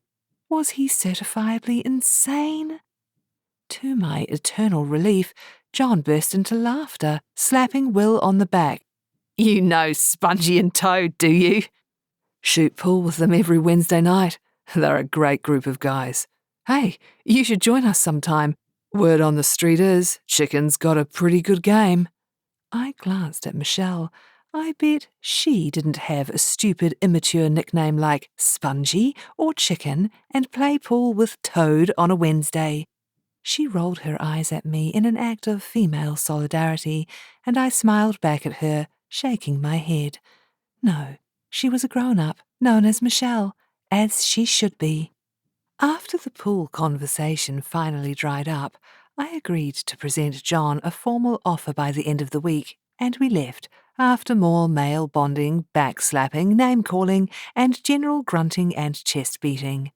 I tell you, all we needed was a fire, and we'd have a bona fide caveman convention on our hands. Will was still smiling to himself as we drove back to the office. "Why don't you draft the contract with legal and I'll have a look over it?" Will suggested as he drove out of Netco's parking lot. I bristled. I'm quite capable of putting the contract together myself. I've been doing this for much longer than you know. "I know, and you're great at it." I looked at him out of the corner of my eye. Will was complimenting me now? What was he playing at? Thanks. After a beat, he added, "I need to improve it, as your boss." Suddenly uncomfortable, I shifted in my seat. The boss thing again. "Oh, right." "How's Friday morning for you? Does that give you enough time?" I tried to sound relaxed, unfazed. "Sure, no problem." In the interest of driving harmony, I decided to change the subject. "So what actually is your nickname? The one Chicken and Toad and other assorted animals use?" He grinned. "Guess." I crossed my arms. "I'm not going to do that. It could be anything." "What if I give you a hint?" I shook my head. "You know what? I don't really care. You're Poop Boy as far as I'm concerned." He chuckled. "You're not very good at nicknames, are you?" "No, and I don't care to be either." Chapter 5. "Cassie, you look wonderful. I like your hair like that," Parker said, standing at my front door. He was dressed in a pair of khakis and a polo shirt, down to the very last detail, like the kind of guy you want to take home to your parents. "You too," I replied wistfully. Suddenly shy, I smoothed down my pale green slim-fitting dress and clenched my toes in my silver heels. Since my favourite date dress got itself snagged on a bar stool with disastrous consequences on its last outing, this dress had moved up the ranks to officially become #1 date dress. Parker leaned in and kissed me on the cheek. "Thanks," I beamed up at him. My future husband. He smiled back at me, arching an eyebrow. "Thanks for kissing you." Yes." He laughed. "Well, you're welcome then. How's the nose? It looks better, I see." He took my face in his hand and moved my head from one side to the other, like he was a doctor, which of course he was. It did not feel romantic. "It's a lot better, thanks," I replied, my face still a little squished by his hold. "That's great." He let go. "Shall we?" I shrugged my jacket on and collected my purse from the table by the door. "Absolutely. I'm looking forward to this." He took my arm in his like we were in an old-time musical and were about to sing a happy number together as we sashayed down the street. "We're going to walk, if that's okay with you. It's nice out tonight, and the club is only about 10 minutes away." I glanced down at my shoes. I was wearing the ones Marissa called my killer shoes, not because they looked good, although they most certainly did, but because they hurt my feet more than any other shoe known to humanity. They were high, adding a much-needed handful of inches to my diminutive height, strappy and sparkly. In short, total shoe nirvana. Or at least in the looks stakes. In the comfort stakes, not so much. "Sure," I replied brightly. "That sounds great. Just great. As we walked through the city streets, one of us in ever-increasing pain, we chatted about our respective days. I told him about my success with Netco and about how I'd applied for the regional manager's job. I left out the bit about Will Poop Boy Jordan acting as interim manager. I didn't want to think about him while I was on my second date with my future husband. With every step, my poor battered feet screamed at me, and with every step I repeated in my head, "Nearly there, Band-Aids in purse." We stopped outside a boutique with pretty summer dresses in the window. My feet screamed at me some more. I forced a smile. "Here we are," Parker said. I looked up and down the street. "Where exactly?" "At the club. It's down here." He led me to a dark door next to the boutique. The sign above the door read, "Sammy's," lit up by a spotlight. I hobbled along beside him, hoping Parker wouldn't notice. He opened the door and a cacophony of sound, which I had to assume was jazz, blasted out, up the stairs and onto the street. I swallowed. Parker shot me a concerned look. "Are you all right, Cassie?" "Yes, absolutely. I'm just so excited." "I bet you are. I remember the first time I went to a jazz club. It blew my mind." Listening to the discordant noise from down the stairs, I could well imagine that. We walked down the stairs into the boutique's basement. I surveyed the room. The whole place was dark, and other than the bar and where the band was playing, the only light came from the small lamps on the tables covered with red and white checked tablecloths. The band stopped murdering their instruments, and the crowd erupted into applause. I darted a look at Parker. He was also applauding, so I joined in. A man in a black shirt and pants approached us. "Parker, great to see you, man." He pulled Parker into a hug, one of those manly types in which they punch one another's backs. It looked to me like it hurt. Women would never do that to one another. Men are weird. "You too, Ray. I'd like you to meet Cassie. Cassie, this is Ray. We go way back." I offered him my hand, hoping I would avoid the back-punching body slam masquerading as a hug. "Hi." Thankfully, he took my head and shook it. "Hey, Cassie. Great to meet you." "Cassie's a virgin," Parker said to Ray, raising his eyebrows. I snapped my head toward Parker, my colour rising. "Alert, alert. He thinks I'm a virgin? Well, I'm not exactly." Words failed me. I tried again. "I am 27 and a half, and most women have, you know." This was not working. I looked between Ray and Parker. I bit my lip and tried again. "It's not like there have been that many guys, you know." I tugged on Parker's arm, pulling him down to me. "Is that important to you, that I'm a virgin?" He threw his head back in laughter. "Cassie, I meant you're a jazz virgin." He reached for my hand and gave it a reassuring squeeze. Oh, mortification crept up my body. No, no, no, no, no. How embarrassing. I glanced at Ray, blushing profusely, glad the room was dark. He regarded me with lightly veiled amusement. "Cassie's never been to a jazz club." Parker continued by way of explanation. "You've never even listened to it, right?" "No." I tried my best to recover. "Well, I have heard Michael Bublé on the radio. My mum likes him. He's pretty good." Parker and Ray both laughed heartily, their hands on their bellies.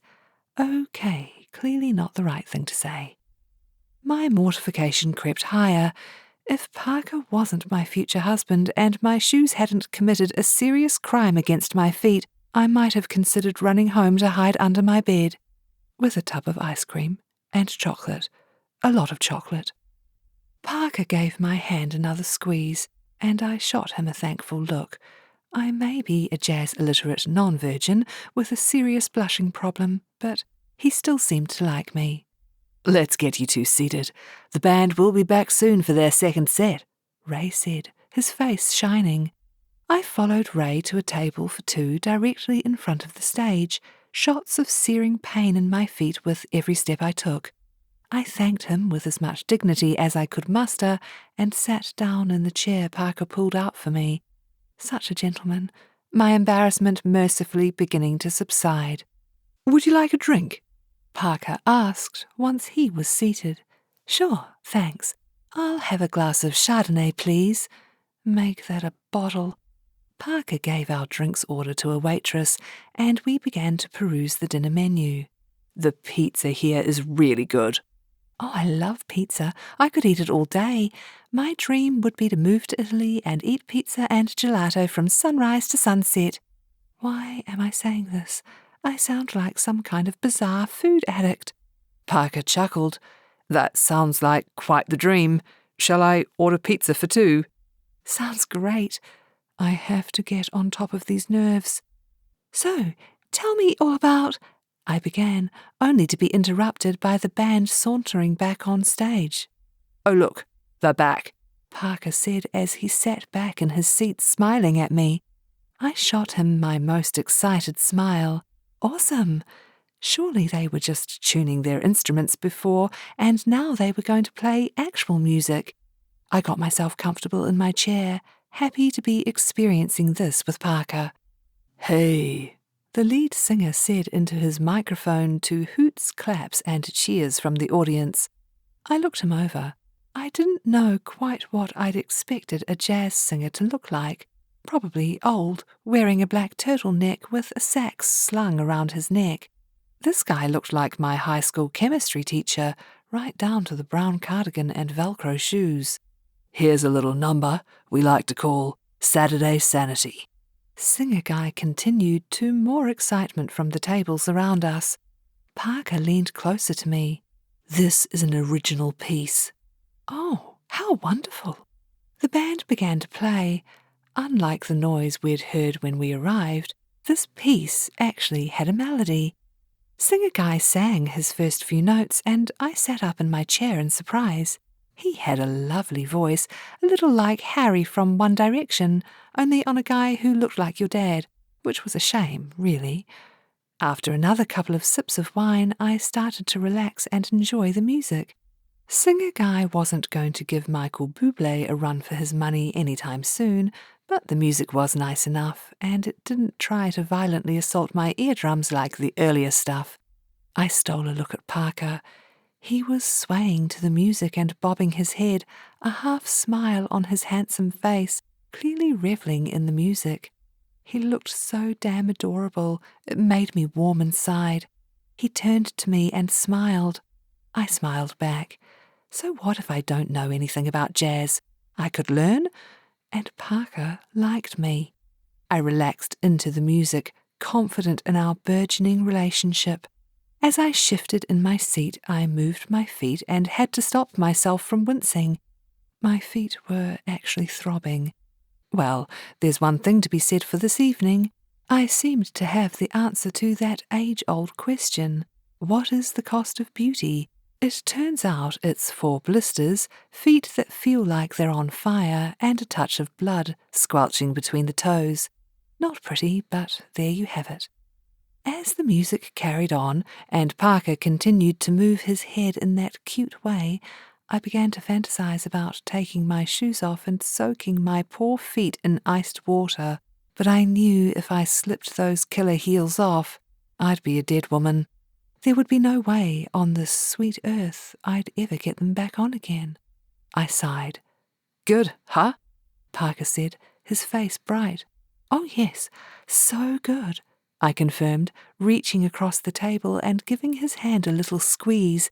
"Thank you for bringing me here." "My pleasure." He beamed at me. It was at that point the music changed from having a melody to totally losing the plot. For reasons known only to Singer Guy and his cronies, without warning, he stopped singing actual words and let out a barrage of weird sounds. His eyes closed as he clutched onto the microphone. And it went on, and on, and on. I glanced around the room as I began to wonder whether anyone else had noticed Singer Guy had totally lost his marbles. I looked at Parker. He was still doing that adorable head-bobbing thing, as were most of the members of the audience. Needing to understand why Singer Guy had abandoned the use of actual words, and no one seemed to mind, I leaned over to Parker. "What's he doing?" I stage whispered over the music in his ear. "That's scat," he replied. I leaned back in my chair. "Oh, of course." I pretended I understood what he was talking about, but at least no one else was wondering about Singer Guy's sanity. The music finished, not a moment too soon, and we applauded along with the rest of the audience. Our pizza was delivered and we tucked in as Singer Guy launched into another piece. Eventually, after a lot more head-bobbing and incoherent babbling, and that was just the band, they left the stage to much applause and calls. Our pizza long gone, Parker ordered us a second round of drinks. "So, what do you think?" He had an eager look on his face. "It was really, really great. Damn you, I twitch." "I'm so pleased you think so. I thought they were amazing." I nodded along. "Yes, so amazing. And you're right, his voice did have a very feline quality to it. He did it well." "A what?" he asked, looking confused. "Singer Guy, I mean, the lead singer, when he did the cat, I was confused, but then when you explained it to me, I totally got it. He sounded a bit like a cat in a bad mood to me, especially in that last song, piece." His face crinkled in a smile. "It's called scat, not cat." My old friend Mortification came flying back. "Oh." Parker reached across the table and took my hand in his. "You know what, Cassie? I think I like your take on jazz so much better. I'm going to think of it as cat from now on." I looked up at him through my lashes. "You must think I'm pretty dumb." "Not at all." He scooted his chair around the table so we were sitting side by side, our arms touching. "In fact, I think you're adorable, and you don't know much about jazz, yet." He slid his arm around my seat and pulled me into him, brushing his lips against mine. I closed my eyes and revelled in our kiss, allowing my embarrassment to seep out of me, down through the floorboards. "Adorably dumb?" I questioned, only half teasing him. "Adorably adorable," he confirmed with another kiss. "Now, can I walk you home?" Forgetting my debilitated feet, a smile crept across my face. "That would be nice." Parker paid for our drinks and dinner like the gentleman he was, and we headed back up the stairs to the street. I tried my level best not to wince with each step. I know I failed because Parker asked me what was wrong. "It's just these shoes, that's all. They're not great for walking in." He chuckled. "That's kind of a fundamental flaw, don't you think? We may not ask a lot of our footwear, but to be able to walk in them seems to me to be a pretty basic requirement." I rolled my eyes playfully. "You're not a woman." "Take them off. It's warm out." The idea of being free from these devices of extreme torture was very appealing. I leaned down and undid the clasps, slipping the shoes off with a relieved sigh. I stood back up next to him, feeling like a small child next to his 6'3" height. He took one of my shoes in his hand. "They are pretty hot, though, despite the blood." I laughed, embarrassed once more. There was certainly a theme to this evening. "Are you okay to walk? I could carry you." Not wanting to appear any more ridiculous than I'd already been, I declined the offer, and we walked hand in hand through the moonlit streets of Auckland together. It was picture-perfect romance. "I'm so pleased you enjoyed the music. Jazz means a lot to me. Sharing it with you feels somehow important." My heart squeezed. I floated on air the rest of the way, reaching my place all too soon. Thank you for a lovely evening. I had a great time. I stood on my tippy toes and wrapped my hands around his neck and kissed him good night. Would you like to get together at the weekend? I grinned at him. Absolutely. I'll call you. Great. Night, Cassie. I slipped my key into the door and turned to say good night, only to be swept up by him in a fresh kiss, leaving me breathless. Sorry, I had to do that. It was his turn to look embarrassed. That's okay. It was really nice. You can do it any time. Any time? How about Saturday night then? Dinner? I nodded at him, smiling. Dinner would be lovely. And kissing. Lots more kissing. I watched him walk down the street. Once he was out of sight, I pushed my door open and floated inside, trying to decide whether white or ivory would best suit my complexion when I walked down that aisle to Parker, my future doctor husband. Chapter 6. Marissa and Paige were both looking at me over our coffee and snacks as we sat at our usual table at the Cozy Cottage Cafe. All that aside, was it amazing? Paige asked, a dreamy look in her eye. Yes, I sighed. I'd just told them about my scat Bumble and the whole virgin thing. I wasn't feeling great about my date performance, despite the fact he'd asked me on another one. I don't know. I keep messing up around him. First the skirt/punching myself in the nose debacle, then this virgin/cat fiasco. He's going to think I'm some sort of uneducated, self-harming klutz if I'm not careful. Paige's face lit up. I've got it. Perhaps you need to get him to do some of the things you love. I'm hardly going to get him to come on a scrapbooking weekend, am I? A bunch of ladies with middle-aged spread and bunions sitting around pasting things together. It's hardly rock and roll, is it? Hey, Paige protested. I love scrapbooking. I know, and me too. Just it doesn't seem like the kind of thing a guy would be into. Derek likes it, Paige objected. Derek is 63, never been married, lives with his 90-year-old mother, wears brown cardigans with leather elbow patches all year round, and smells kind of funky. Ha!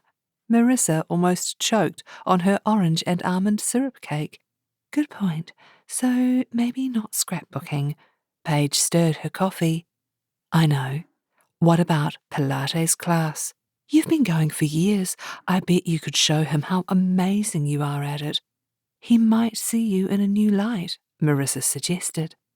I drummed my fingers on the table, deep in thought. It wasn't a bad idea. Marissa was right. I was pretty darn good at Pilates. A Pilates princess, even. No, that sounded terrible. The point was, I was good at it. It had been my go-to stress buster for years, and it had given me a six-pack you could almost see in certain lights. Well, on a good day. A very, very good day. A smile spread across my face. Marissa, you're a genius. Paige shrugged. We're just doing the goddess of the beach's bidding. Marissa rolled her eyes, shooting Paige a whatever look. Tell us again about the kissing. You guys, I protested, although I was secretly thrilled. It's embarrassing. I bet it was so romantic, Paige sighed, her eyes dreamy. Me too. Come on, Cassie. Marissa chimed in. Us boring singles are living vicariously through you. You have to tell us. Okay. I spread my fingers out on the table, a smile teasing the edges of my mouth. We had our goodnight kiss, and he was about to leave, and then I don't know, seemed to have a burning need to kiss me again. I shrugged. So he did. And? Paige led as she held her cup halfway up to her mouth as though frozen in midair. And it was nice. Nice? Marissa questioned as she leaned back in her chair, looking disappointed. Nice doesn't quite do it for me. This is the guy you're planning to marry, Cassie. If I were you, I'd want the kissing to be way more than just nice. Paige looked miffed. What do you mean? He's the guy she plans on marrying. She's going to marry him. One last first date, remember? We don't get any second chances with this. Sure, of course. Only Cassie's the first one of us to take the plunge and actually date someone, so... Marissa paused. So what? I asked. So, I guess the pressure's on. Awesome, I replied, my voice dripping with sarcasm. Does it feel right to you? Paige asked. I thought for a moment. Parker was a complete gentleman. He was kind and sweet, and the way he bobbed his head up and down to jazz was so endearing.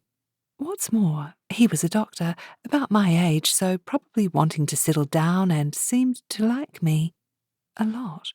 He was definitely Mr. Good on paper, that was for sure, and being with him felt good. No, great. Yes, it does. I smiled as the excitement of what I was saying rose inside me. Paige clapped her hands together, bouncing up and down in her seat. That's so wonderful, Cassie. Isn't it, Marissa?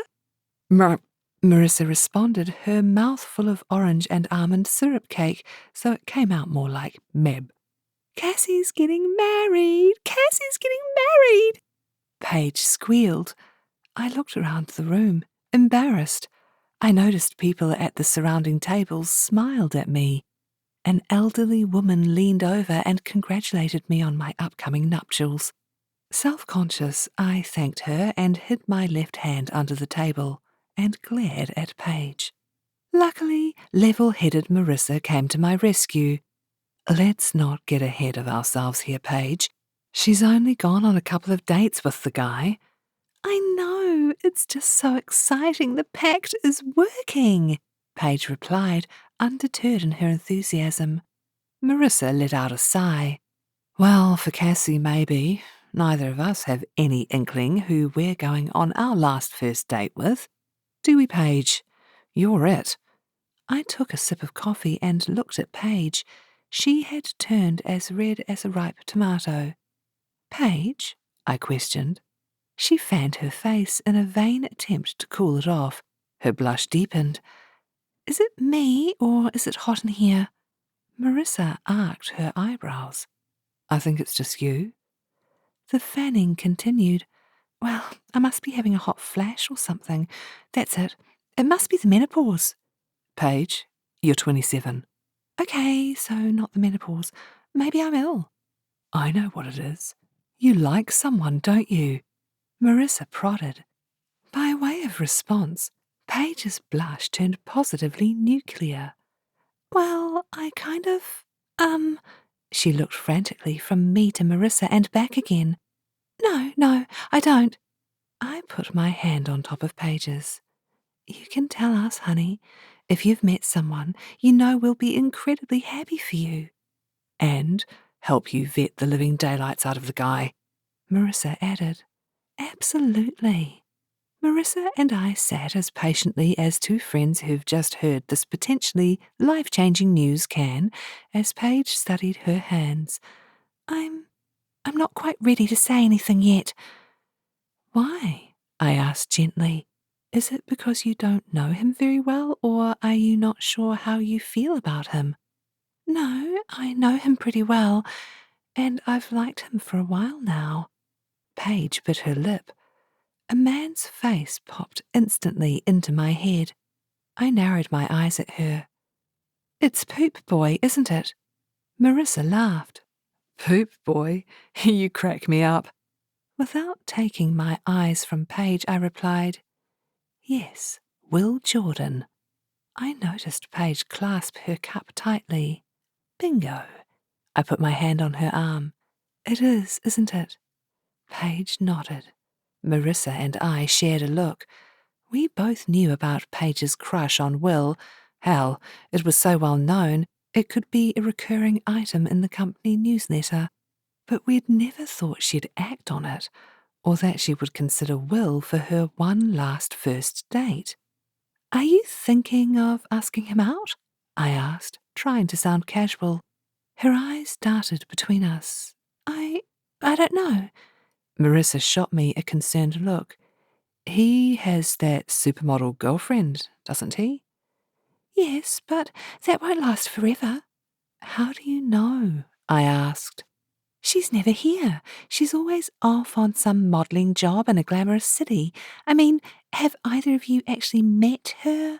We shook our heads. Well, no, Marissa replied truthfully. She put her hand on Paige's arm. This is big. I mean, if you ask him out and he says yes, this is your one last first date. Paige swallowed. I know. She loaded her fork up with carrot cake, then cream cheese frosting, and took a bite. And then another. She looked lost in thought. I raised my eyebrows. He'll need to dump supermodel chick before you go anywhere near him. And then there's the fact we don't know how he feels about you. Plus, he's a bit of a jerk, always boasting about himself and things. Frankly, what you see in him is beyond me. Paige arched an eyebrow. Finished with all the reasons why he can't be my one last first date?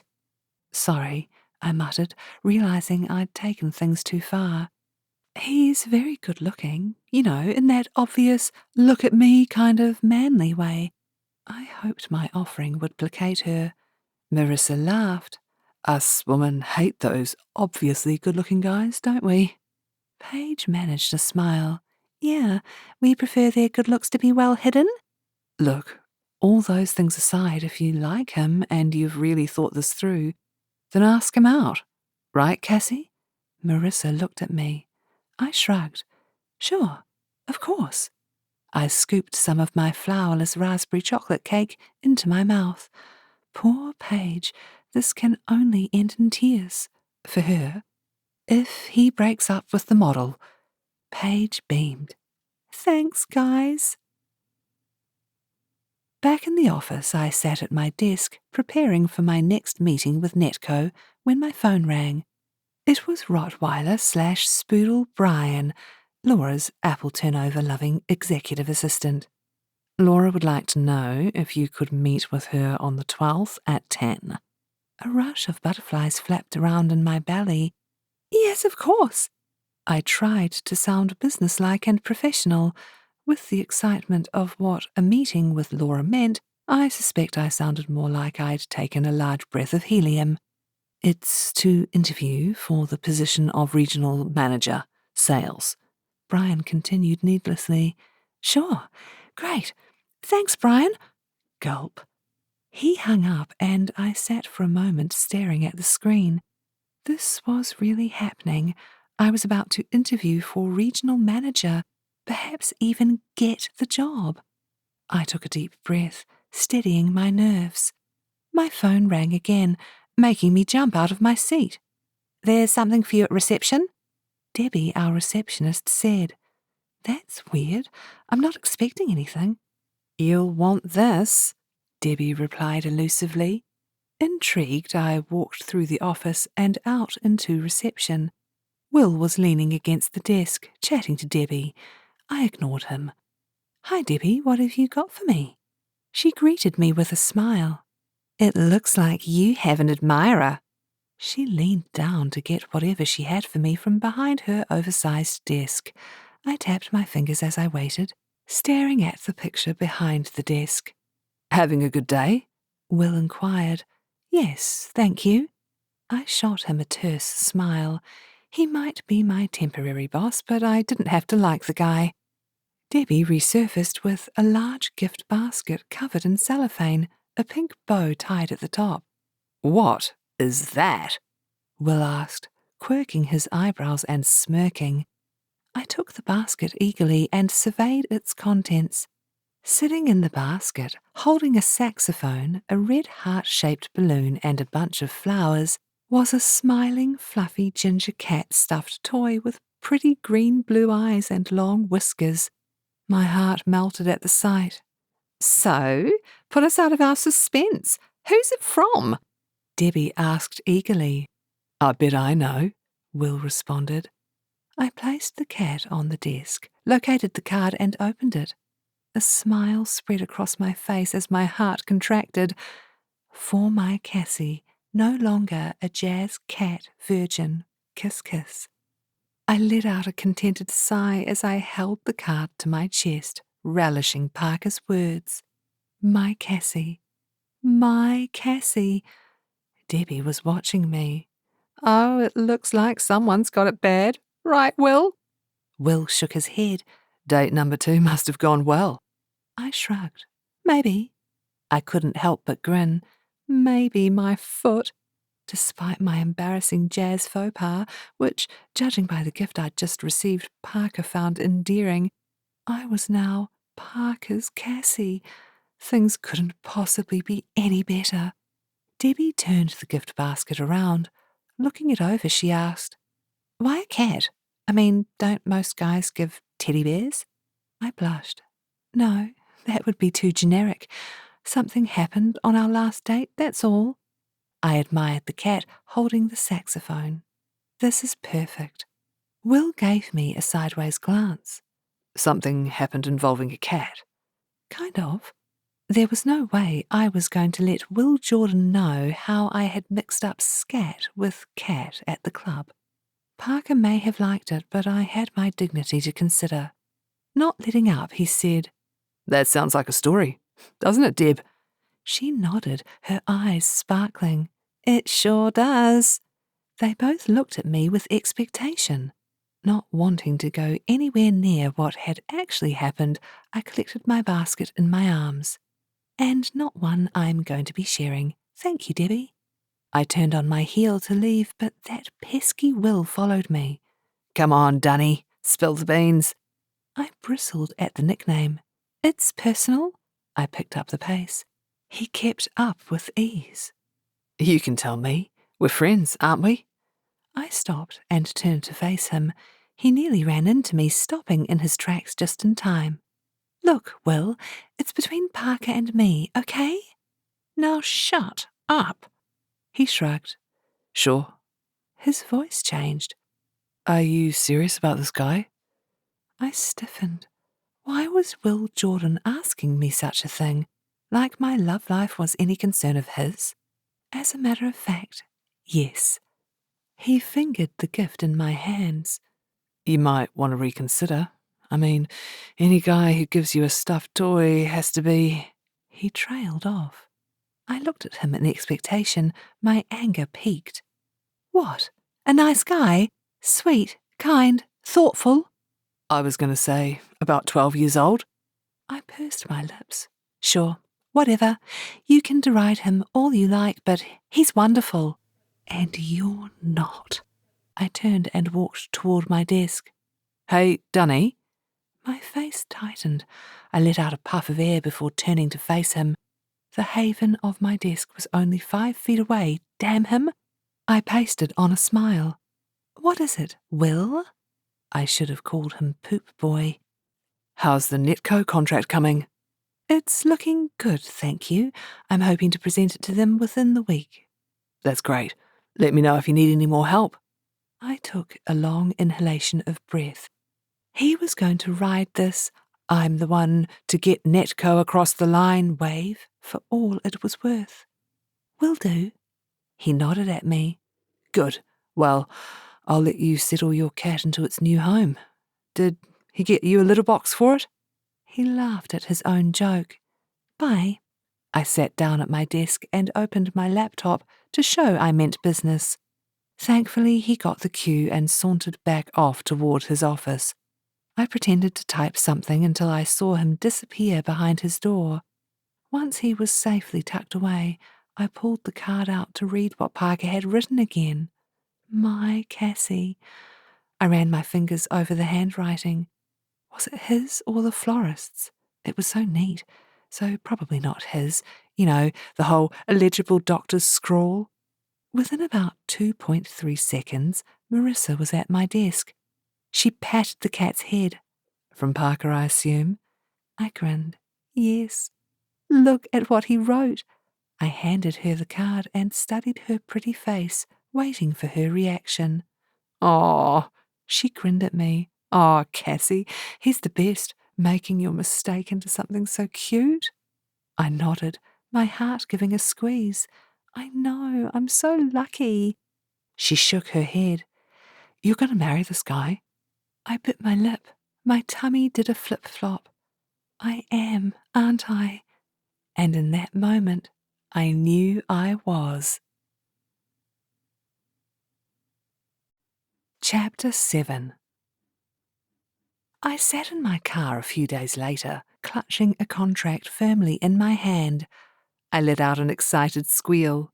They had signed.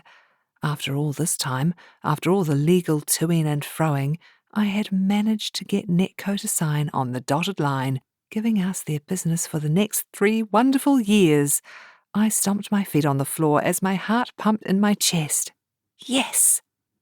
With this account won, I had now officially met my annual sales target. No, scratch that. I'd exceeded my annual sales target. I let out a deep, long breath as adrenaline rushed around my body. I couldn't help but grin from ear to ear. I was in serious bonus territory now and had positioned myself very nicely indeed for my interview with Laura for the regional manager's position. I liked Cloud9. I was Parker's Cassie. I'd signed the deal and I'd made my targets. This had been a good week. A very, very good week. I picked up my phone and pressed Parker's number. It went straight to voicemail. I hung up. I might be his Cassie, but this sort of news deserved more than to be told on voicemail. I turned the car over and pulled out of the Netco head office car park, happier than a kid at Christmas. Once back in the office, I burst into Will's office and slapped the contract down on his desk in front of him. He looked up at me, startled. Good. He furrowed his brow. What did that poor paper ever do to you, Dunny? Netco signed with us. For 3 years. I beamed at him, triumphant. Even Will Jordan's stupid nickname for me couldn't put a dent in my euphoria today. His face broke into a grin, his eyes dancing. Really? I could barely contain my excitement. Yes, really. They've agreed to all the terms and want us to roll the Sheldon out as soon as possible. That's amazing. He bolted out of his chair and around his desk. With his long legs, he was at my side in 2 seconds flat. He reached out to me. For a moment, I thought he was going to collect me in a hug. Instead, he stopped short and patted me on the arm awkwardly. Congratulations. I knew you could do it. I narrowed my eyes at him. What? No, you couldn't have done it without me? Was Will Jordan's famous arrogance slipping? I couldn't help but beam up at him. Thanks. He brushed past me toward his door. I watched him, puzzled. Where are you going? We need to ring the bell. Most sales organizations like to recognize a new big deal when it's signed. For AGD, that recognition came in the form of a large brass bell on the wall outside the regional manager's office. Will grabbed a hold of the rope and gave the bell a loud ring, grabbing everyone's attention. When all eyes in the room were on him, Will announced in a loud voice, Cassie, just signed the Netco electricity deal. Everyone clapped. Some even cheered. I grinned at the sea of faces, even giving them a little bow. I thoroughly enjoyed the moment. Marissa came over to me and gave me a hug. Awesome work, Cassie. I breathed in her perfume. Thanks. I grinned at her, my pride surging. I didn't think I'd ever be able to stop smiling today. After pats on the back and congratulations from my fellow salespeople, I sat back down at my desk. I picked up my phone and pressed Parker's number again. This time, he picked up after a handful of rings. Hi, you. A smile spread across my face at the sound of his voice. Hi. How's your day going? Well, I paused for dramatic effect. I just signed. Hold on a sec, will you, Cassie? I could make out a voice as he muffled the phone. I waited patiently. I knew he was a doctor. I knew he was busy. My news could wait. Sorry, Cassie. Look, I have to go. Call you later?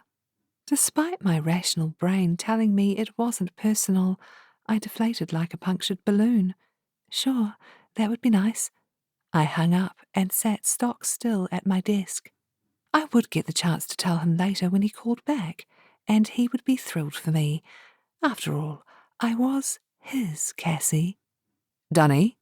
I was so lost in thought I didn't notice Will until he arrived at my desk. We need to celebrate this win. He turned to face the team. Drinks are on me. The sales team erupted in cheers. 5 o'clock at O'Dowd's. He looked back at me. See you then, he added with one of his cheeky winks. Sure, I replied, my balloon inflating once more. And, thanks. 5 o'clock rolled around, and the sales team arrived en masse at O'Dowd's, the lively local Irish bar a stone's throw away from the office. Even though technically Paige isn't part of the team, it wouldn't feel right not to have her there, so Paige, Marissa and I stood with the ensembled masses in the bar as Will made sure we all had a drink in hand. Attention, everyone. Will raised his bottle of beer as heads turned his way.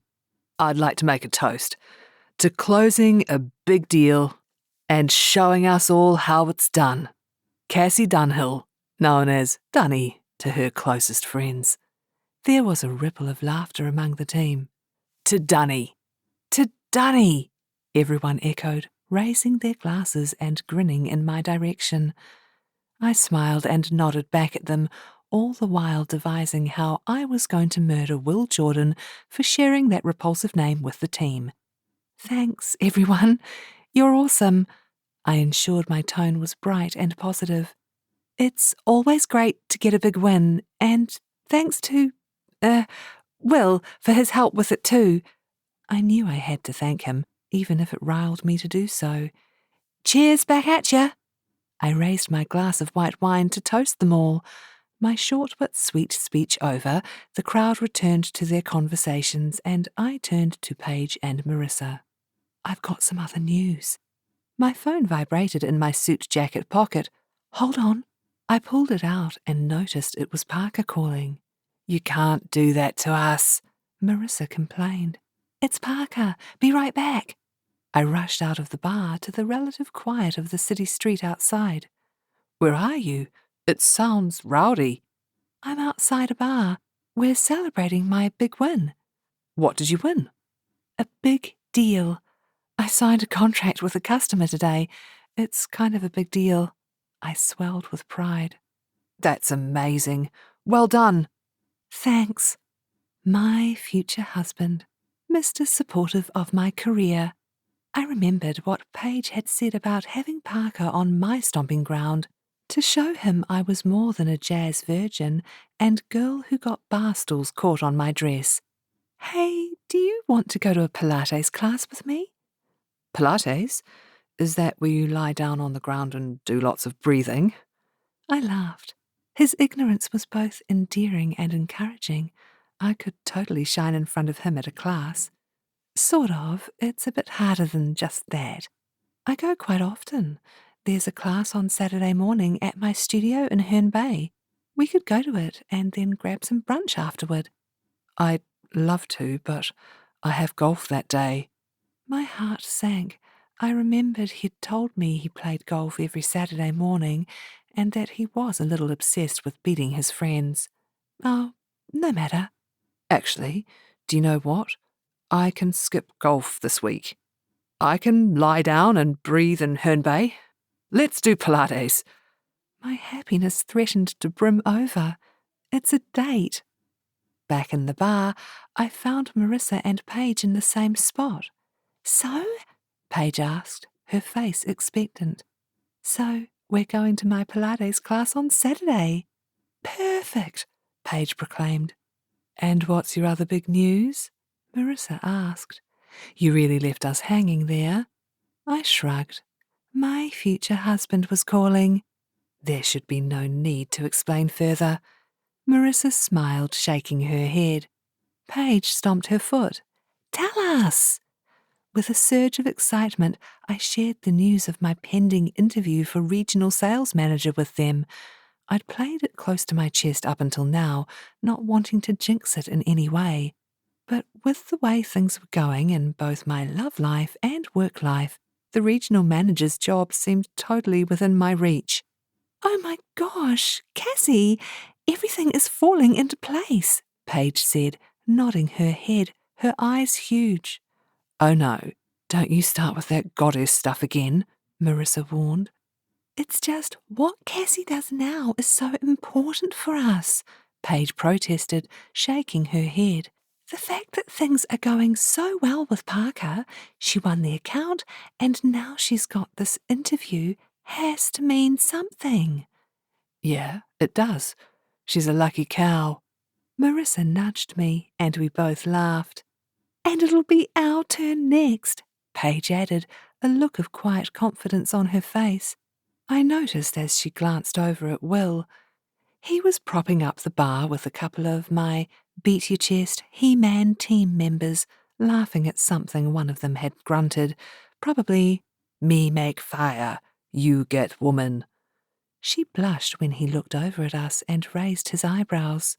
"Hey, didn't you say Will helped you win this deal?" Marissa asked. She drained her glass. I looked back over at him. He was drinking a beer and laughing at something one of the cavemen had said. "Yeah, he did." "Why didn't he boast about that, then, do you think?" Marissa asked. I wrinkled my brow. Why, indeed? I set my alarm early on Saturday morning, and it pulled me out of a deep, dreamless sleep with a terrible shock. I hit the snooze button and rolled over, determined to catch another few minutes of precious sleep when my eyes pinged open. I had my Pilates date with Parker this morning. Despite the chill of the morning air and the fact it was dark and miserable outside, I threw my blankets off and bounded out of bed, heading straight to the bathroom. I had set my alarm extra early today to allow enough time to look super Pilates cute for Parker, and that took some time, people. Sadly, I was not one of those women who rolled out of bed looking well-rested and beautiful. Oh no. My hair was usually flattened on one side of my face and all bird's nesty on the other, my eyes puffy, and for reasons known only to some mysterious force, my nose actually looked bigger. Still, it was nothing a shower, hair straighteners, and a touch of makeup couldn't fix. Sometime later, I was dressed in my cutest top and yoga pants, my socks with special grips so I didn't slip over and embarrass myself in front of Parker again, and sneakers. My hair was freshly straightened, my makeup perfect. I glanced in the mirror as I collected my keys from the kitchen counter. Yes, I looked just right. We'd arranged to meet at the Pilates studio a few minutes before the class. As I pulled up, I saw Parker dressed in track pants, sneakers, and a sweatshirt, reading something on his phone outside the entrance. I jumped out of the car and walked over to him, my mat rolled up under my arm. "Good morning, handsome," I chirped. He looked up from his phone, and his face broke into a wide grin. "Hey, Cassie!"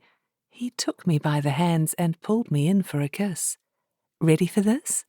He shrugged. "How hard can it be?" I grinned. "You'll see." Once inside the studio, I greeted a few of the regulars, and Parker and I found a spot toward the back of the room where I rolled out my mat. Parker looked at it, down on the floor, concerned. "I didn't bring one of those." "No worries, I'll get you one." I wandered to the front of the class and picked him up one of the studio mats. I placed it next to mine. Parker crooked his finger. I took a step closer to him. "You look really cute in your Pilates gear," he whispered in my ear with a smile. I blushed. "Thanks." "So, what do we do?" "See the woman near the front? That's Monica. She's the instructor. She'll get the music going and then start the class." "Music?" "Not jazz," I laughed. "More regular stuff, you know, the sort of thing you'd hear on the radio." Someone approached us. "Hi, Cassie. Who's your friend?"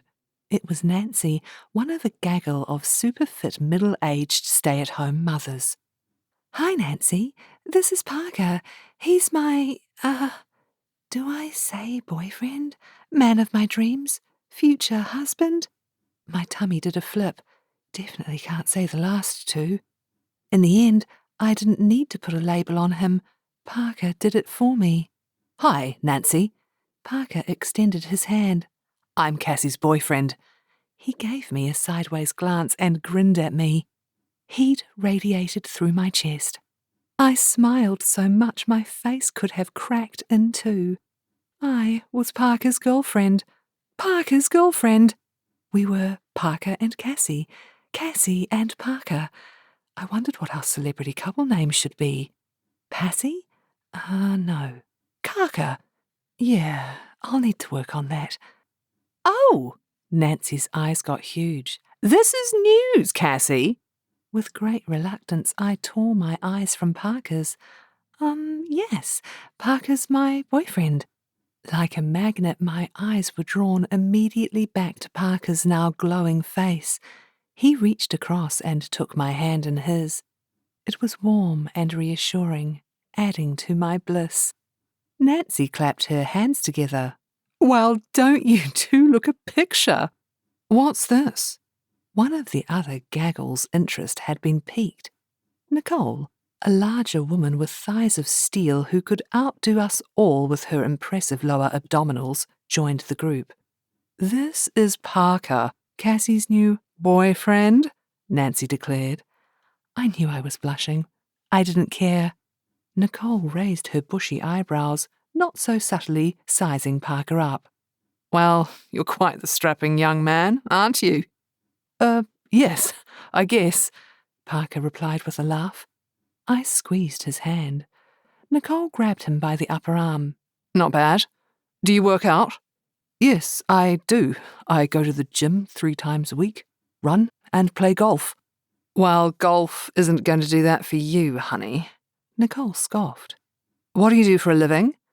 And so began what we would later refer to as the Great Interrogation of Parker. He held up well, answering their questions with aplomb, never once letting go of my hand. When Janice and Claire got in on the action, Parker began to look a little overwhelmed. And who could blame him? 4 menopausal women poking and prodding him like he was a piece of prime-cut steak, quizzing him mercilessly about me, about his life, about anything they wanted to know, really.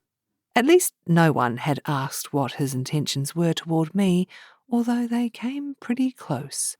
I was relieved for both of us when Monica addressed the class. "Hello, all. Welcome, welcome. Let's all start with a few warm-up exercises, shall we? Get those bodies moving on this cold Saturday morning." We went through a series of movements as Parker and I stole glances at one another, sharing a smile whenever our eyes met. It was a great feeling, the best. He was able to keep up with all the exercises despite grinning his face off during the bridge position, in which you lie on your back with your feet by your butt and push your hips up into the air to work on those buns, and making me giggle. At one stage, Monica shot me a look, the first time that had ever happened in all my years of coming to this class. But I didn't care. I was having a wonderful time with Parker, my boyfriend, sharing something I loved with him. And, what's more, I didn't fall over, say something wrong, or come across as an idiot. I was poised and in control the whole time, other than the giggle, that is. But that was neither here nor there. Parker, on the other hand, struggled through the more advanced abdominal section, flopping in a heap on his mat. I persisted, shooting him a supportive smile, all the while enjoying the feeling I was better at something than him. Paige was right. Pilates was a great idea.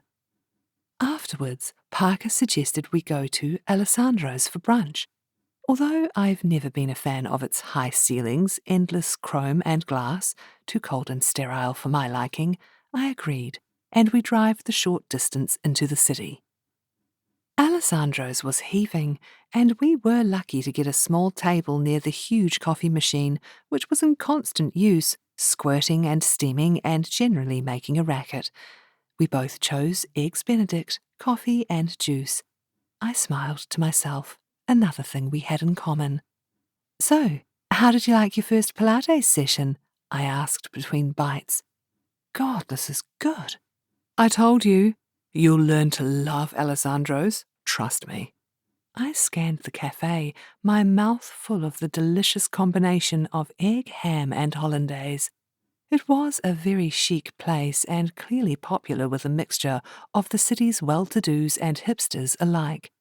I could see why Parker liked it, but it wasn't the cosy cottage.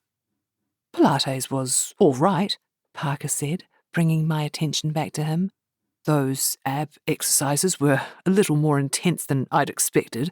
I do crunches at the gym, but not hundreds with my legs flailing about in the air like an ant." I laughed. "Your legs didn't flail. You looked good." My eye twitched as an image of him in a collapsed heap on the mat sprung into my head. "You were watching me, were you?" He smiled, looking at me through his lashes. "Maybe a little," I smiled back. We were doing a lot of smiling at each other today. It was beyond wonderful. Oh yes, I could get used to being Parker Hamilton's girlfriend. Chapter 8. I spent the next week in Parker Bliss mode, now officially my favourite brain setting, the one I hoped would stick around for the rest of my life. And it really was spectacular. We talked and kissed, strolled through the park, kissed, ate and kissed some more. It was pure, unadulterated dating nirvana. By the time my interview for the regional sales manager's job rolled around, I felt completely ready. I had been blessed by Lady Luck. How could I not get this job, the icing on my already sizable cake? I collected my compendium from my desk and headed out the door and up the flight of stairs to the 12th floor, trying to steady my nerves with each step. At the top, I pulled the stairwell door open and came face to face with none other than Poop Boy himself, Will Jordan. "Well, well, well, if it isn't Dunhill." I nodded at him, my mouth terse. "Hello, Poop Boy." He chuckled. "What are you doing up here on the exec level? Been a naughty girl, have we?" I crossed my arms and glared at him. "I have an appointment, actually." My air was defiant. And what was it with this naughty rhetoric? Couldn't he think of anything new, for crying out loud? He raised his eyebrows. "An appointment, huh? Intriguing." He tapped his fingers on his chin. "Not really. Now, if you wouldn't mind." I gestured at the door he was currently blocking. He stood back for me and bowed. "Of course, Duchess Dunny. I am, as always, your most humble servant." I rolled my eyes. I wish. I approached Rottweiler/Spoodle Brian's desk. "Morning, Brian." I smiled at him when he looked up from his computer. "Cassie, what, no treat for me today?" Totally thrown, I bumbled. No, sorry." "That's okay, I hardly need it." He patted his protruding belly. He was totally correct, but I wasn't about to say anything about it. "Shall I just wait? I've got an appointment to see Laura at 10. He held his finger up, telling me to wait.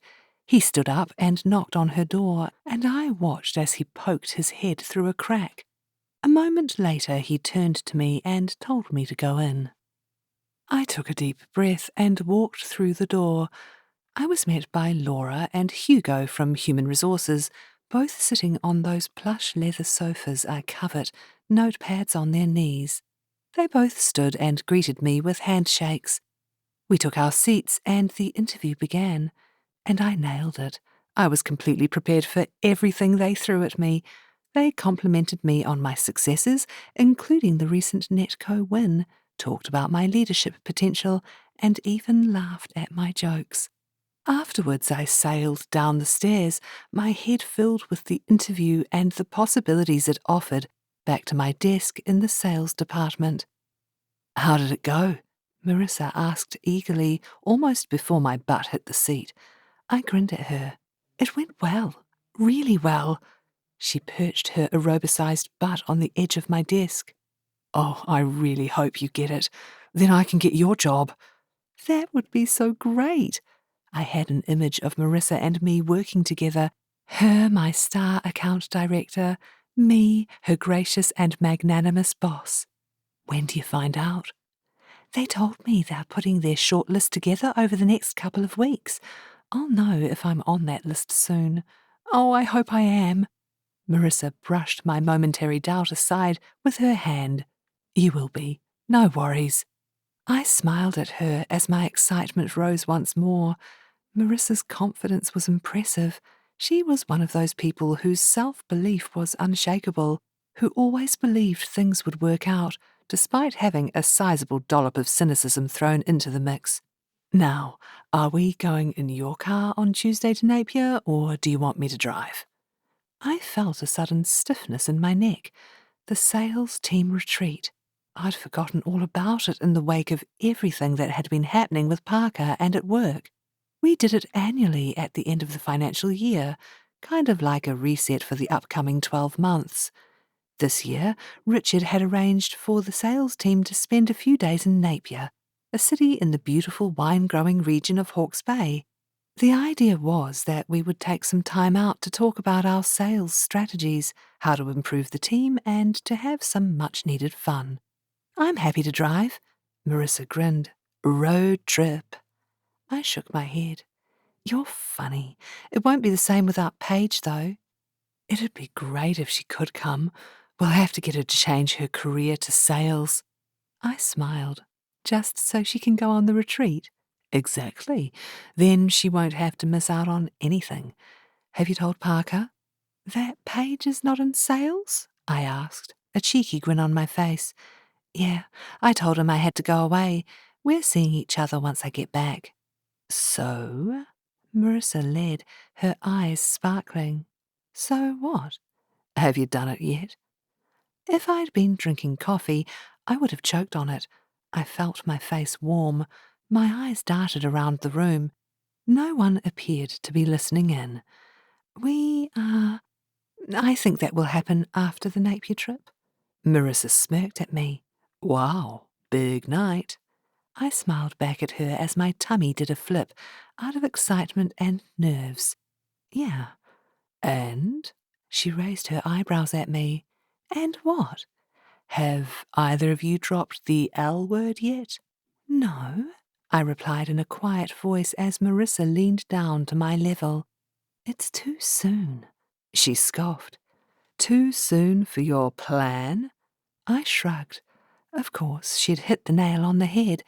In my plan, we didn't say "I love you" until we'd been on a minimum of 12 dates. Any sooner and it may just be lust talking. Any later and I might be wasting my time. You see, my life plan worked on both a macro level and a micro level. My macro plan was career, home, marriage, kids. My micro plan mapped out when each step to achieve these larger goals took place. In the romance stakes, date 12 was "I love you," and meeting one another's parents needed to happen by date 20 at the very latest. And a marriage proposal? Well, I could be a little more flexible with that, although it needed to happen before a full year of dating was done, because otherwise, well, let's just say I was on a tight schedule with this. Our 11th date was just around the corner. The date after next is the big 12th date. It'll happen by then. I glanced at the ginger cat sitting next to my computer screen. A smile teased at the edge of my mouth as a sense of peacefulness pervaded my chest. "I have no doubt." Marissa smiled back at me. "Look at you. You're already in love." I blushed. Maybe. I thought about all the things we'd done together, about the kind of man Parker was, about how he seemed to feel about me. He was as close as anyone I had ever met to being my perfect man. Was I in love? Well, if I wasn't, I was very well on my way to being so. Marissa and I drove through the entrance gates of the beautiful old monastery estate winery late on Tuesday afternoon. We'd had the classic road trip experience, eating junk food, singing along to our favourite playlists, talking about anything and everything, and stopping to shop whenever the whim took us. So maybe it was more of a girls' classic road trip experience.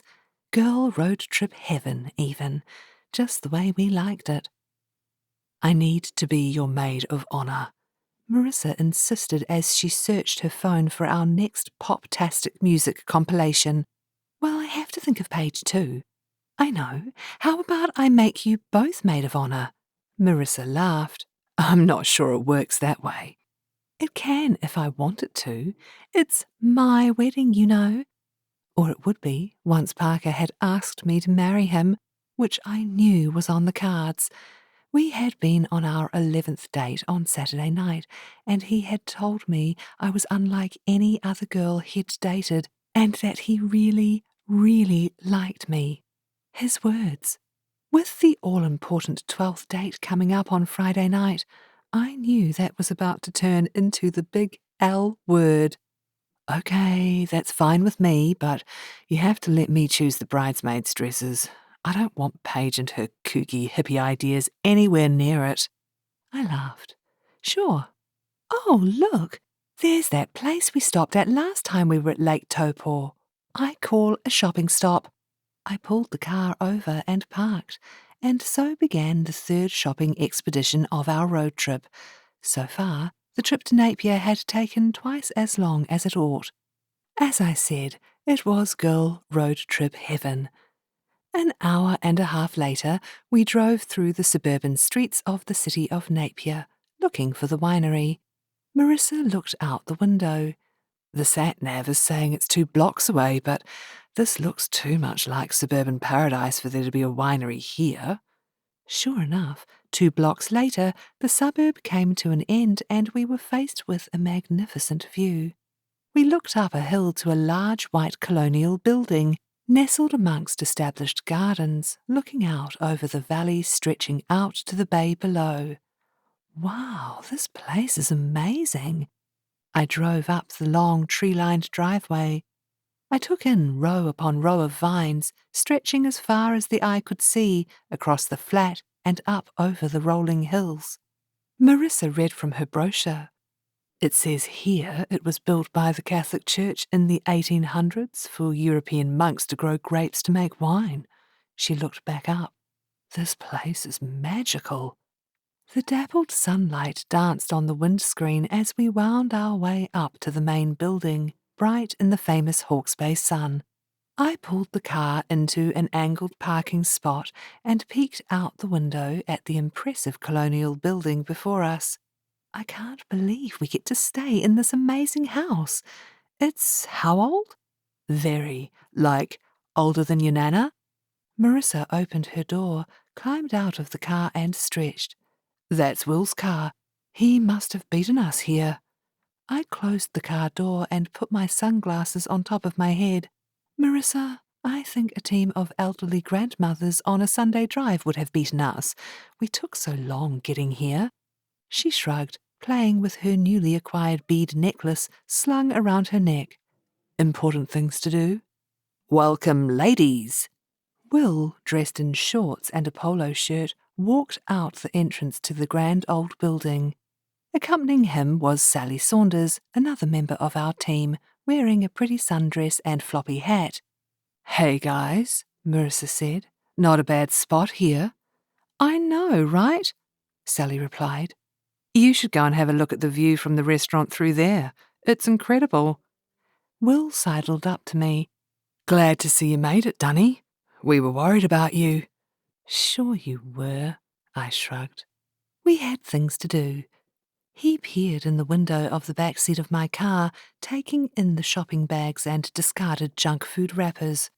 I can see that. Where did you go? Places. I deflected his line of questioning. I can't wait to see our rooms. This house is amazing. Actually, we're staying in the old monks' quarters out the back. He nodded, his head toward the hill behind us. I raised my eyebrows. Monks' quarters? Are you serious? Yup. It's not bad. A bit like a boarding school, I guess, but nice enough. Shared bathrooms? You need to tell her that part, Will, Sally added. Oh, my heart sank. I had been swept away by the romance of staying in the main house, imagining myself taking tea on the terrace, playing croquet on the lawn. Now I get a dormitory where monks, who weren't exactly known for their lavish luxury, used to sleep. Don't worry, Dunny. Will punched me playfully on the arm. We each get our own room. It's not like we're bunking or anything, and our meeting room is in the main house. We're having dinner there tomorrow night. What are we doing tonight? Marissa asked. Will wrapped one arm around my shoulder and one around Marissa's. Tonight, my minions, we're going bowling. I grinned, pushing the image of us as little yellow people in dungarees from my mind. I gave Marissa a sideways smile. Bowling? Oh, yes. Bring it on. I need 3 people to volunteer for team captains, Will said as we were seated on the coach, transporting his minions, don't get me started, to the bowling alley. Marissa nudged me in the ribs. Volunteer? You want to be the boss, right? I needed no further encouragement. I shot my hand up. Great, thanks. Sally and Raj? Anyone else? I pushed my hand as high as I could. If I'd added, ooh, ooh, I could have been on a school bus, on a trip to a museum. Yes, I had been a bit of a nerd at school. No one? Will asked. I shot darts at Marissa. Is he seriously doing this? I hissed at her. Maybe you should stand up. I'm not that short. My hand does reach above the top of my seat, you know. With a huff, I stood up and said with a clear voice, I'll do it, Will. Great. Didn't see you there. Thanks. So we have our team leaders. Now I'll number you off from 1 to 4. I looked around at Sally and Raj and back at Will. Why 4? You, Sally, Raj, and me. Silly me. Will pointed at each of us, giving us our team number. He then proceeded to walk down the bus, pointing at each and every person, giving them a number. When he was finished, he announced which number went with which leader. I hoped I had a good team, but knew it wouldn't be clear until we were off the bus. Oh, Cassie, you've so got this, Marissa said. Marissa was right. I had virtually grown up at the bowling alley. My dad used to take my big brother and me there every Thursday evening from when I could walk. It was my favourite time of the week, Dad time. We'd eat junk food, laugh, and bowl. Dad was the king and taught us all he knew, which was a lot. I narrowed my eyes at Will as he took his seat at the front of the bus. Yeah, I've got this. My phone beeped. My heart gave a little squeeze when I saw it was a text from Parker. Missing you, kiss kiss. I smiled. I texted back. Me too. Going bowling, kiss kiss. A reply came within seconds. Lucky you. My smile broadened. I didn't know Parker liked to bowl. This would be another thing we could share together. Once we all had our rented bowling shoes in hand, I sized my group up. I didn't get Marissa, but that was okay since she had bowled precisely twice in her life and had taken the prize for worst player with her persistent gutter balls in our last match. She wasn't what could be called a natural. I did get Big Jake, however, one of the cavemen, as we referred to the gang of backslapping, loud, trash-talking men from the sales team. And he was good, really good. He and I had been on the same side a couple of years back when we bet Richard's team in the final. It was an epic victory. Would history repeat itself tonight? I certainly hoped so. The bowling began. My team was good. We all either had strikes or spares nearly every bowl. I congratulated them all. We were on fire. I eyed the other team's scores. We were ahead of all but one of them, Will's team. I ground my teeth. He was not going to beat me and my team. It was down to Big Jake's last bowl. He'd managed so many strikes and spares, no one dared doubt his ability. And then he bowled his worst bowl of the night, hitting only the 4 middle pins, creating a huge gulf right down the middle. Big Jake knitted his brows together. He was determined. He was focused. But we all knew that was one tricky bowl. "You can do this," Prue shouted, followed by "Yeah!" and "Come on!" from the rest of our team. I watched as Big Jake's shoulders tightened. He was feeling the pressure. He lifted his ball. He eyed his target, appeared to glance to the heavens. With the scores this close, we needed all the help we could get, looked back at the pins, and then bowled that ball. We all watched in agonizing silence as it scuttled down towards its target. It smashed through the pins, making that satisfying clank, only hitting the 3 pins on the left, missing the ones on the right entirely. Our team's collective hearts sank. Big Jake slunk back to us and plunked his large frame down on his seat. "Don't worry about it," Prue said kindly as she patted his back. "Yeah, man, it could have happened to any of us," Tim reassured. "It's up to you now, Cassie." I took a deep breath.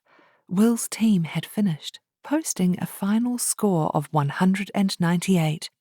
That meant I needed to get a strike to win. Nothing less would cut it. "Come on, Dunny, let's see what you've got," Will goaded from across the tables. I glared at him. He had that self-satisfied smile on his poldark face I so dearly wanted to wipe off. With a piece of sandpaper or a chainsaw. I raised my chin. It felt so important to win this, like my future depended on it. Win this and I would win the job. And then I could wipe that irritating grin off his face once and for all.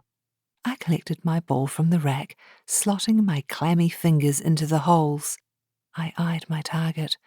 10 pins, waiting for this ball to knock them over. "You've got this! Come on, Cassie!" I stepped up to the edge of the alley, eyeing my target. I could hear my dad's voice in my head telling me to stay calm, block out any distractions, and bowl like I meant it. I took a deep breath, swung the ball behind me, and bowled. It shot down the alley. I could barely look, my heart beat loud in my ears. Within seconds, it hit the pins with a pawok, sending them clanking in all directions. I held my breath as the last pin on the right wobbled precariously. Drop, drop, drop. It wobbled from side to side, as if on a string commandeered from above. Eventually, painstakingly, it fell to the floor. We had won. My teammates whooped, erupting from their seats and crowding around me, congratulating me and themselves on our epic win. Big Jake lifted me up onto his shoulder as though I were a big bag of feathers. Despite potential vertigo, you don't get the nickname Big Jake without being one large, tall guy, I beamed at my teammates below. I was on top of the world, not just Big Jake's shoulder. "You were lucky, Dunny," Will said, once I was back on terra firma. I squared my shoulders. Luck had nothing to do with it, actually. It was skill, pure and simple. He smiled. "Well, you've certainly got that." He turned to the rest of my team. "All right, Team Dunny. Victory drinks are on me at the bar." Everyone cheered and drifted over to the bowling alley bar to claim their prize. "Where did you learn to bowl like that?" Will asked as I sat, slipping my bowling shoes off. "I used to bowl as a kid." "Me too. My dad used to take us most weeks. My brother and I got pretty competitive." Knowing Will as I did, I commented, "I bet you did." I stood up, bowling shoes in hand. He punched me playfully on the arm. Well, it takes one to know one. You're pretty good. Remind me to organise a different activity next team retreat. I narrowed my eyes at him. You think you've got this job in the bag, don't you? Maybe. Why? Have you applied? I pursed my lips. What's it to you? He shrugged. Just asking, that's all. Doesn't make any difference to me. My hackles rose. Was he really writing off my chances of getting the job? Actually, well, I did apply, and I think I've got a pretty good chance of getting it. He nodded, studying my face. Game on. He raised his eyebrows as he extended his hand. I crossed my arms, ignoring it. I nodded, my jaw set. Game on. Chapter 9. The following morning I woke to the birds chirping their cheery song outside my dormitory window. I stretched, reaching my arms above my head and pointing my toes under the covers. My mind skipped around, settling on Team Dunhill's famous win at the bowling alley last night. We had celebrated, basking in our well-deserved glory through drinks and dinner. Man, it had felt good, especially beating Poop Boy. And now I'd outed myself to him. He knew I was running against him for the regional sales manager job. Good. It was better to have it out in the open. No need to pretend. We were clear adversaries, and we could treat one another as such.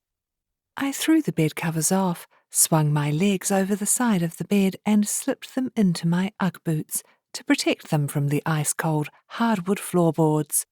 I collected my towel and toilet bag and padded down the hall to the communal bathroom. With any luck, I would be the first up and could luxuriate in a long, hot shower. I put my hand on the bathroom doorknob and pushed the door open. I took a step into the room, stopped, and stood in shock, taking in the naked torso of a man with his back to me, wearing nothing but a towel tied around his waist. His head was down as water poured into the sink before him. I gripped the doorknob, rooted to the spot. How embarrassing!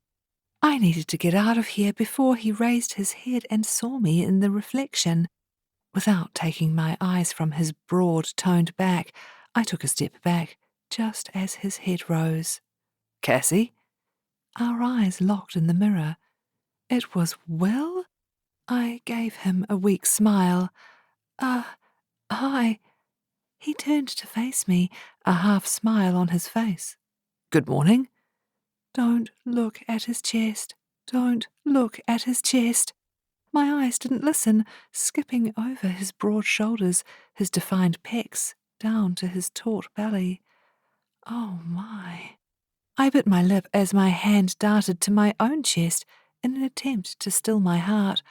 I forced myself to drag my eyes up to his face. Will's half-smile had turned into a full grin, his eyebrows raised in question. Nice PJs. My eyes shot down to the teddy bears on my t-shirt.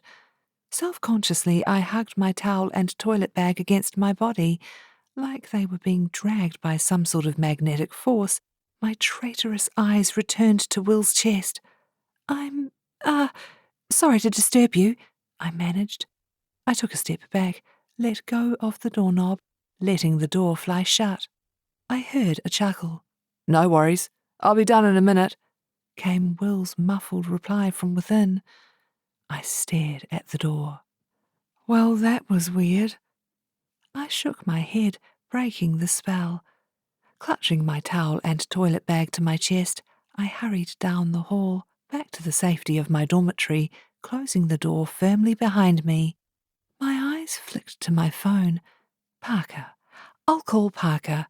I picked my phone up and pressed his number. Good morning. Parker's voice answered after a few rings. You're up bright and early? Yes, I just wanted to say hello. Well, hello then. How was your night? I thought of the fun we'd had winning the bowling and the subsequent celebrations. It was really good, thanks. You managed to get through the bowling all right? What does he mean, get through the bowling. Yes, in fact, I paused for dramatic effect. My team won. That's fantastic. There was a knock on my door, causing me to levitate off the narrow bed by about 2 feet. My heart rate kicked up again. It's all yours, Will called from outside in the hallway. Thanks, I replied, my hand over the mouthpiece. Sorry, Parker. Who was that? Parker asked. Oh, just Marissa telling me the bathroom's free. Why did I just lie to him? You have to share a bathroom? Well, that's not ideal. I know, right? A few moments later, I had said goodbye to Parker and snuck down the hallway on light feet to the bathroom. Tentatively, I opened the bathroom door and peered around, eternally grateful there was no sign of anyone, let alone a scantily clad Will Jordan. Another encounter like that I could do without. Later that morning, I walked into the conference room. Its walls were wood-panelled with large dormer windows, and there was a large oak table in the middle of the room, surrounded by about 20 chairs. I had gone to the bathroom after breakfast to freshen up and was one of the last to arrive in the grand old room. Over here, Cassie, Marissa called. I've got your seat. Will was standing at the front of the room, checking his presentation. I had 2 options to get to Marissa.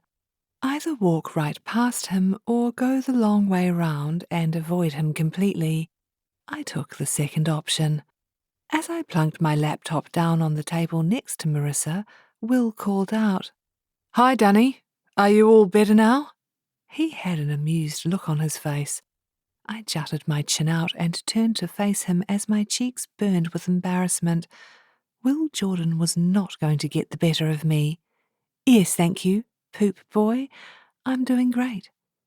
Damn him. He probably now thought I was one of those women at AGD who was half in love with him, like Paige. I sat down heavily. Marissa narrowed her gaze at me. What's up with you and Will? Nothing. What? I snapped. My palms began to sweat. She studied me for a moment. You're a bit uptight. I shrugged, trying to appear unfazed, despite the growing holes her eyes bored into my face. There was no way I was going to make mention of any half-naked men in bathrooms. I told Will I'm in the running for the regional sales manager's job last night, I said quietly in her ear. Why am I lying to one of my best friends? Marissa's eyes got big. You did? Why? I glanced over at Will. He had his back to me. It was so much easier when he had his shirt on. Because then it's out in the open. I don't have to pretend. He knows he's up against me. I guess, she replied, sounding as sure as a lemming being led to the cliff's edge. Right, everyone, let's get down to it. We've got a lot to cover today, Will began, smiling at us all from the front of the room. I rolled my eyes. Having to listen to Will talk all morning was hardly my idea of a fun way to spend time. Here goes nothing, I said to Marissa, and it dragged. Oh, how it dragged. We talked about our goals for the year, our strategies and tactics, and new products in the pipeline. I watched with a bad taste in my mouth as half the women in the room flirted their faces off with him, and the men joked around with him, enjoying their caveman camaraderie. It was enough to make me vomit. We finally broke for lunch. We sat down at a long table outside on a brick patio. It was one of those cool, crisp, sunny winter days. The view of the city below and on over the sparkling blue of the bay from our elevated position was breathtaking. We were all bundled up in our warm coats. Well, the women anyway. The men were, as ever, seemingly impervious to the cold, with heat lamps dotted around us. Our first course delivered, Marissa leaned in and whispered, Why is there an empty seat next to Will? Perhaps no one wants to sit next to him. I smiled at the thought. Oh, I get it. Marissa nodded at Will. Laura had arrived. Will leaped up from his seat to shake her hand. welcoming her. She addressed us all. "Hello, everyone. It looks like you've got a pretty spectacular spot here." Will Suck-Up that he was pulled the chair next to him out for her to sit down. Everyone settled into conversation as we ate. After dessert of a delicious lemon and raspberry cheesecake that could almost meet the Cozy Cottage Cafe's high standards, Laura stood up from her seat and clinked her glass. "May I have your attention, please?" "Thank you, thank you." "Well, it's been quite a year for you all.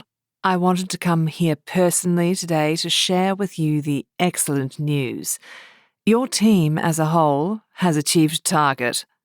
We all applauded. Big Jake and some of the other guys whooped and cheered. "We have a few outstanding performers I would like to take the opportunity to acknowledge. First of all, Will, not only have you stepped up to the plate as regional sales manager, and done an amazing job, I might add," I clenched my jaw, "but you are also our top salesperson of the year. Well done, Will." The team applauded again, and a grinning Will bowed his head, lapping the attention up. But that's not all. Cassie Dunhill was a close second with her wonderful Netco electricity deal. Well done to you, Cassie. Marissa squeezed my hand. "Awesome." I grinned at her through clenched teeth. Coming second to Will Jordan grated. Other stellar performances have come this year from Tamati Southey, Marissa Jones, and Sally Saunders. Well done. It was my turn to squeeze my friend's hand in congratulations. "You're a total star." After the applause had calmed down, Laura raised her glass. "To a wonderful year. Well done, all of you." After lunch, Laura called me over to where Will and she were standing at the end of the lawn, overlooking the rows of vines below. "Cassie, thanks for joining us. I have a task for you both." I looked at Will. He looked back at me and shrugged nonchalantly. Does anything rattle the sky? I took the lead. "Of course. What can I help you with, Laura?" "I need 2 strong leaders to work with marketing on delivering a new solution that I've been working on for some time now. We need input from a sales perspective, and to be honest, they need some direction. It will need to be in addition to your day jobs, of course. Are you up for the challenge?" I opened my mouth to speak, but Suck-Up Will got in there first. "Of course, Laura. I'm always ready for a fresh challenge." "Great. I knew you would." "Cassie?" My muscles tightened. "Absolutely. I'm there for you 100%. "Thank you. It will be for a good couple of months, starting the moment you're back in the city.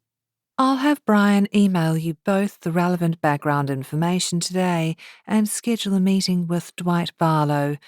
We need to get this solution packaged up and ready to hit the market yesterday, so time is of the essence."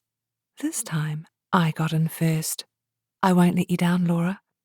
"No, we won't," Will added with that smarmy half-smile of his, raising his eyebrows at me. My smile was pinched. Working with Will Jordan, I knew I was going to need all the tolerance I could muster, and leave him for dead. Chapter 10. The mood was upbeat at our usual table at the Cozy Cottage Cafe on Friday morning. "Here you go, ladies." Bailey placed our sweet treats on the table in front of us. "I see you've broken with tradition today, Cassie." I smiled at her from my seat. What can I say?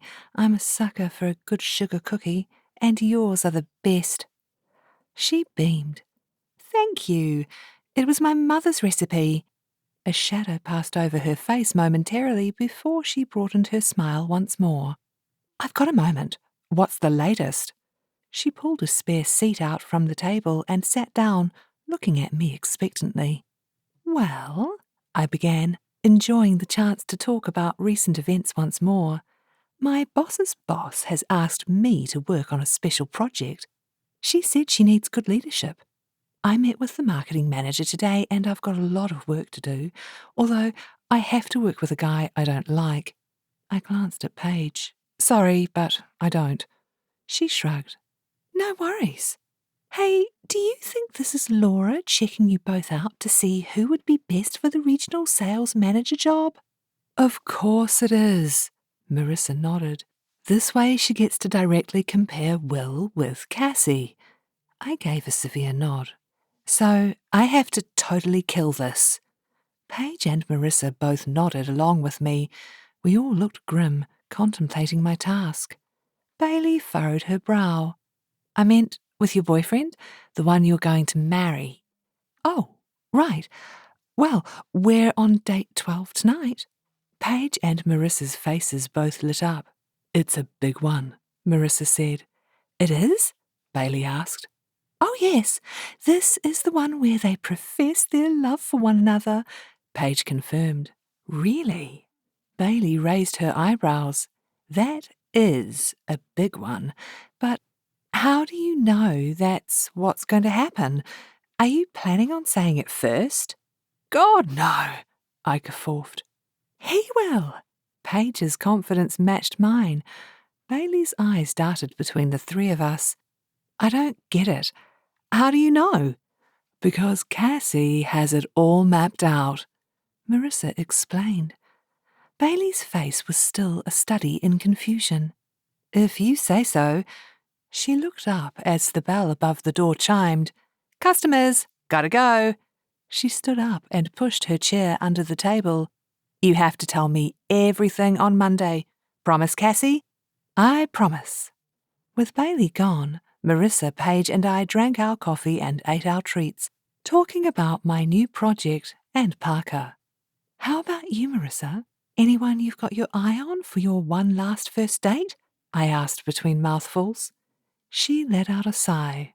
No, I mean, I meet these guys and they seem really nice, then I find out something terrible about them. It's in the too hard basket for me. The right guy will come along when you least expect it, Paige commented with a smile. You'll see. Marissa harumphed, clearly not convinced by Paige's optimism. I'm not even sure I'm buying into this whole one last first date thing anyway. Well, you should, Paige replied. Marissa rolled her cynical eyes and Paige changed the subject back to me. Where are you going for the big 12th date tonight? Nowhere. He's coming over to my place and I'm cooking him dinner. Paige's eyes got huge. Is that a good idea? I mean, I love your cooking, of course. Yum, yum. She rubbed her tummy. But maybe Parker won't? She looked to Marissa for support. I've already told her, Marissa said, shaking her head. She won't listen. I laid my hands flat on the table. Look, I know I'm not the best cook in the world, but Parker is a traditional kind of guy. I want him to see I can cook. Can you? Cook, I mean? Marissa asked, looking innocent, like it was a genuine question, which it most certainly was not. I can, I replied firmly. My mind darted to the last time I cooked for Paige and Marissa. I had been very ambitious and invited a number of people over for a dinner party to celebrate my birthday. Cutting a long story, a bout of salmonella and minor weight loss short, we ended up ordering pizza. It was very good. It will just be for him and me. No grand plans, just a simple dinner for two. That sounds lovely. Paige smiled at me, that dreamy look in her eyes once more. Well, it sounds to me like you're making yourself into some sort of Stepford wife for him, Marissa added. It's just one dinner. If I turn up at work on Monday as a blonde wearing a 50s frock with a vacant look in my eyes, then feel free to start worrying. Jeez, I could always count on Marissa to tell me like it was. Well, the way Marissa saw it, I should say. Paige usually had more tact. I think it'll go really well, and Parker will confess his love for you, and you will for him, and it'll be so romantic and wonderful. She let out a sigh. Thank you, Paige. I looked pointedly at Marissa. I hope it does, too, she conceded. Only, please don't give him food poisoning. My clothes are still a little loose on me thanks to your non-Stepford wife culinary skills. I put my hand against my heart. I won't. It's going to be perfect. Still on my sugar, and Parker was about to say he loved me high, I arrived back to a meeting with Will and the project team over in the marketing department. Everyone was already sitting around the large wooden table when I walked through the door. Will looked up at me, one of those smarmy grins plastered on his face. "Afternoon, Dunny." It was 11 o'clock in the morning. I resisted the urge to call him Poop Boy in front of an audience. Some of us have a sense of decorum. Instead, I ignored him. "Good morning, everyone. Although some of the less mature members of this team prefer nicknames, I would like it if you could all stick with Cassie." There were murmured greetings from the others in the room. I sat in one of the empty seats next to Melanie, a member of the marketing department I knew, ensuring I was as far away from Will as I could be without leaving the room. "We've been brought up to date this morning on the progress of the project by Dwight, but we'd like to get a feel for how things are sitting with you all. Wouldn't we, Cassie?" Will looked at me pointedly. I narrowed my eyes at him. "Yes, we would, William." "I've put together a project spreadsheet with milestones and progress to date, if we'd like to start there," Melanie offered. I knew I'd sat next to the right person in the room. "That sounds great. Thanks, Melanie," I replied, taking the sheet from her. "Before we do that, how about we get to know each other a little?" Will said. "I mean, I see all of you around the office, but I wouldn't say I knew you very well. How about a little icebreaker?" Everyone agreed, and Will continued. "Let's all take turns telling everyone 2 unusual things about ourselves. Only one of them has to be something embarrassing." I cocked an eyebrow and gave him a glassy stare. "Why do we have to tell each other something embarrassing?" Will shrugged. "It's fun. Plus, it helps to create a rapport." I tapped my foot. "Melanie, how about you go first?" I crossed my arms. "No, why don't you go first, Will? I'm sure we'd all like to hear Mr. Perfect's take on himself." He raised his eyebrows. "Mr. Perfect?" I shifted in my seat. Will clearly hadn't heard the nickname some of us gave him when he first joined the company and blew us all away with his success. Even though Poop Boy was eminently more suitable for him, I was committed. Yes, I was resolute. He looked unconcerned. "Sure, I'll kick things off. Let me think." He paused, tapping his chin. "One unusual thing about me is that I'm a little OCD. I always have to have my shoes lined up neatly in my closet, organised by type. And my embarrassing thing is that I listen to 80s rock in my car and have been known to sing along, which I do very badly. My personal favourite has to be Meatloaf. I love me a bit of Meatloaf." He grinned at us. Everyone in the room chuckled. The image of Will dressed in his slick suits, driving his fancy car and rocking down to Bat Out of Hell was amusing. "Okay, Melanie, your turn." "Well, I'm a bit of a whiz at chess, winning competitions. That's something unusual people here don't know about me. Plus, I was born in the backseat of a taxi." "You were?" My eyes were huge. "My mum was on her way to the hospital, but apparently I came out too fast and hey presto, baby delivered in the back of the taxi." "So that's your embarrassing thing?" Will asked. Melanie shrugged. "Yeah, I guess. Probably more embarrassing for my mum, though." After the laughter and comments had died down, Will turned to me. "Your turn, Dunny." I pursed my lips. "Okay, one unusual thing about me is that I was born without any wisdom teeth, so I don't have to go through the pain of having them extracted. Lucky, huh? And my embarrassing thing. The image of walking in on a shirtless Will sprung instantly to mind. No, not that one." I cleared my throat. I decided to make a Parker reference to ensure everyone, including Will Jordan, knew I had a boyfriend, a very special and significant boyfriend. I guess that would have to be my first date with my boyfriend where I kind of flashed him my underwear by accident when my dress got caught on a bar stool. There was a general titter in the room.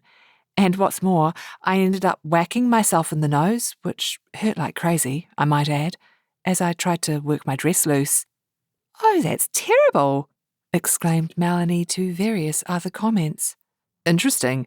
I felt sure you were going to go with the teddy bear pyjamas," Will said, smirking at me.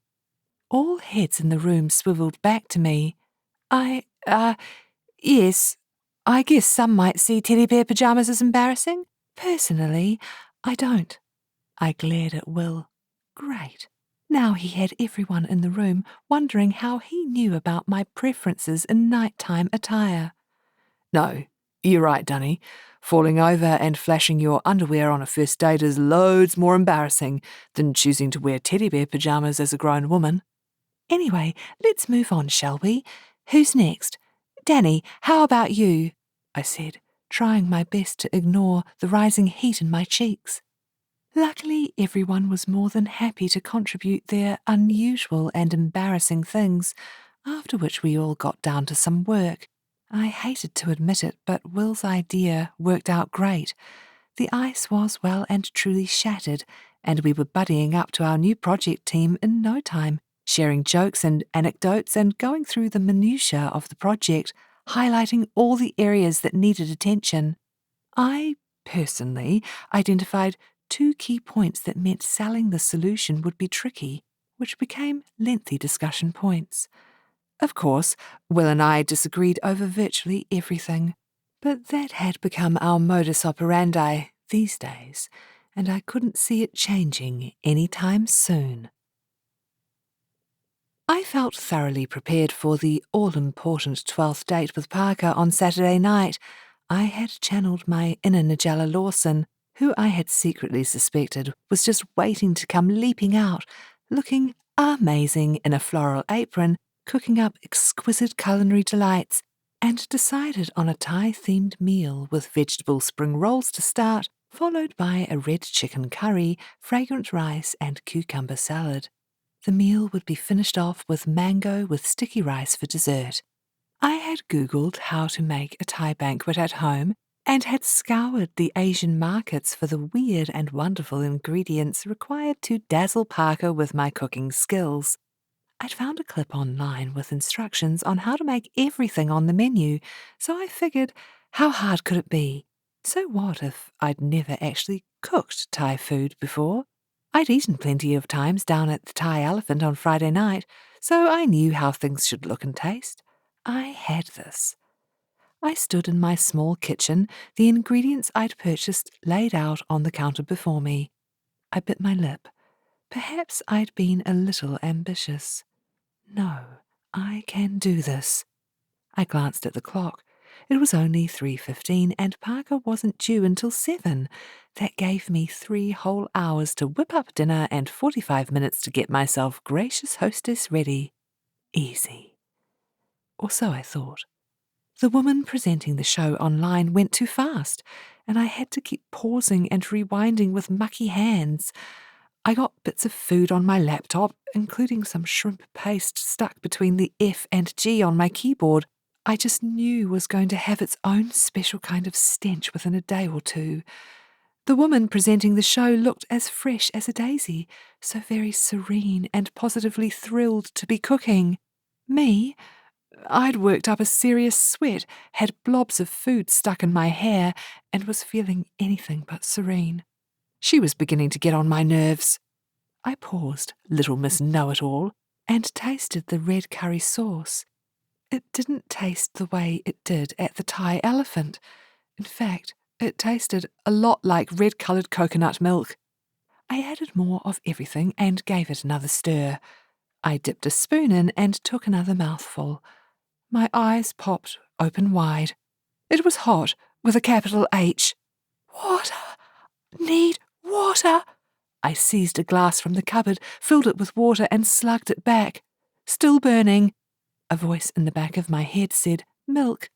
I grabbed a carton of milk from the refrigerator and poured it into my mouth, not even caring as it ran down my chin and onto my top. Still holding the milk carton, I sunk to the floor. defeated. Eventually, my lips stopped feeling like large slabs of rubber, my eyes stopped watering, and my mouth began to feel less like my tongue had taken over, swelling to twice its actual size. This was so much harder than I thought it would be. To add insult to injury, my cat, Zig, wandered past me and flicked me with his tail. How to kick a girl when she's down, Zig. Little Miss Know-it-all's chirpy voice blasted out from my laptop, telling me to julienne a carrot. I sighed. Zig must have stepped on the keyboard. I pushed myself up off the floor. Zig was licking between the F and G keys, purring his fluffy head off. Great. Shrimp paste and now cat slobber, my favourite combination. By 5:37, I was on the phone to Bailey, one of only 2 of my friends who could actually cook, Paige being the other, but she was out of town for the weekend. With the spring rolls looking more like a Jackson Pollock painting, the sticky rice not sticking, but the fragrant rice so stuck I couldn't get it out of the pan without the use of a power tool or 2. "You've got to help me, Bailey. It's not working, and he'll be here in less than an hour and a half. Please." I'd resorted to pleading now. I heard her yawn down the phone. "I'm really tired. I only just locked the cafe up at 4. Please, please, please." I knew I sounded pathetic, but she was all I had, and this date had to go well. Bailey laughed. "Sure, I'll be over in 15. "You are an angel." By the time she arrived, I had managed to make the cucumber salad, tasted it, and was actually impressed by my efforts. But then there was no cooking involved in making a salad, was there? Simply cutting and compiling. Probably where my culinary talents lie. Maybe I should consider becoming one of those raw foodists. The salad even looked pretty in the bowl. I hoped Parker would think so because, at this rate, a pretty cucumber salad was the sum total of our dinner for tonight. The intercom rang, and I buzzed Bailey up. She burst into laughter at my dishevelled appearance when I opened the door. Self-consciously, I wiped the hair away from my face. I closed the door behind her as she struggled for breath. "Oh, honey, I'm sorry," she said, wiping her eyes. "Have you seen yourself?" I'd had no time for anything but cooking, let alone looking at my own reflection. "That bad, huh?" Bailey nodded. I walked to the bathroom. She was right. Not only did I have food in my hair, my mascara had run from my watering eyes. I had smudges of curry paste on my cheek, and even some julienne carrot in my hair. Absent-mindedly, I plucked the carrot out and chewed it. When I got back to the kitchen, looking considerably more like a human being than a walking culinary disaster, Bailey was surveying the meal, aka the now squalid state of my kitchen, aka the culinary disaster zone. "So," she rubbed her chin, "is there anything here that's salvageable?" With pride, I told her about the cucumber salad. "That might not be enough for dinner though, right?"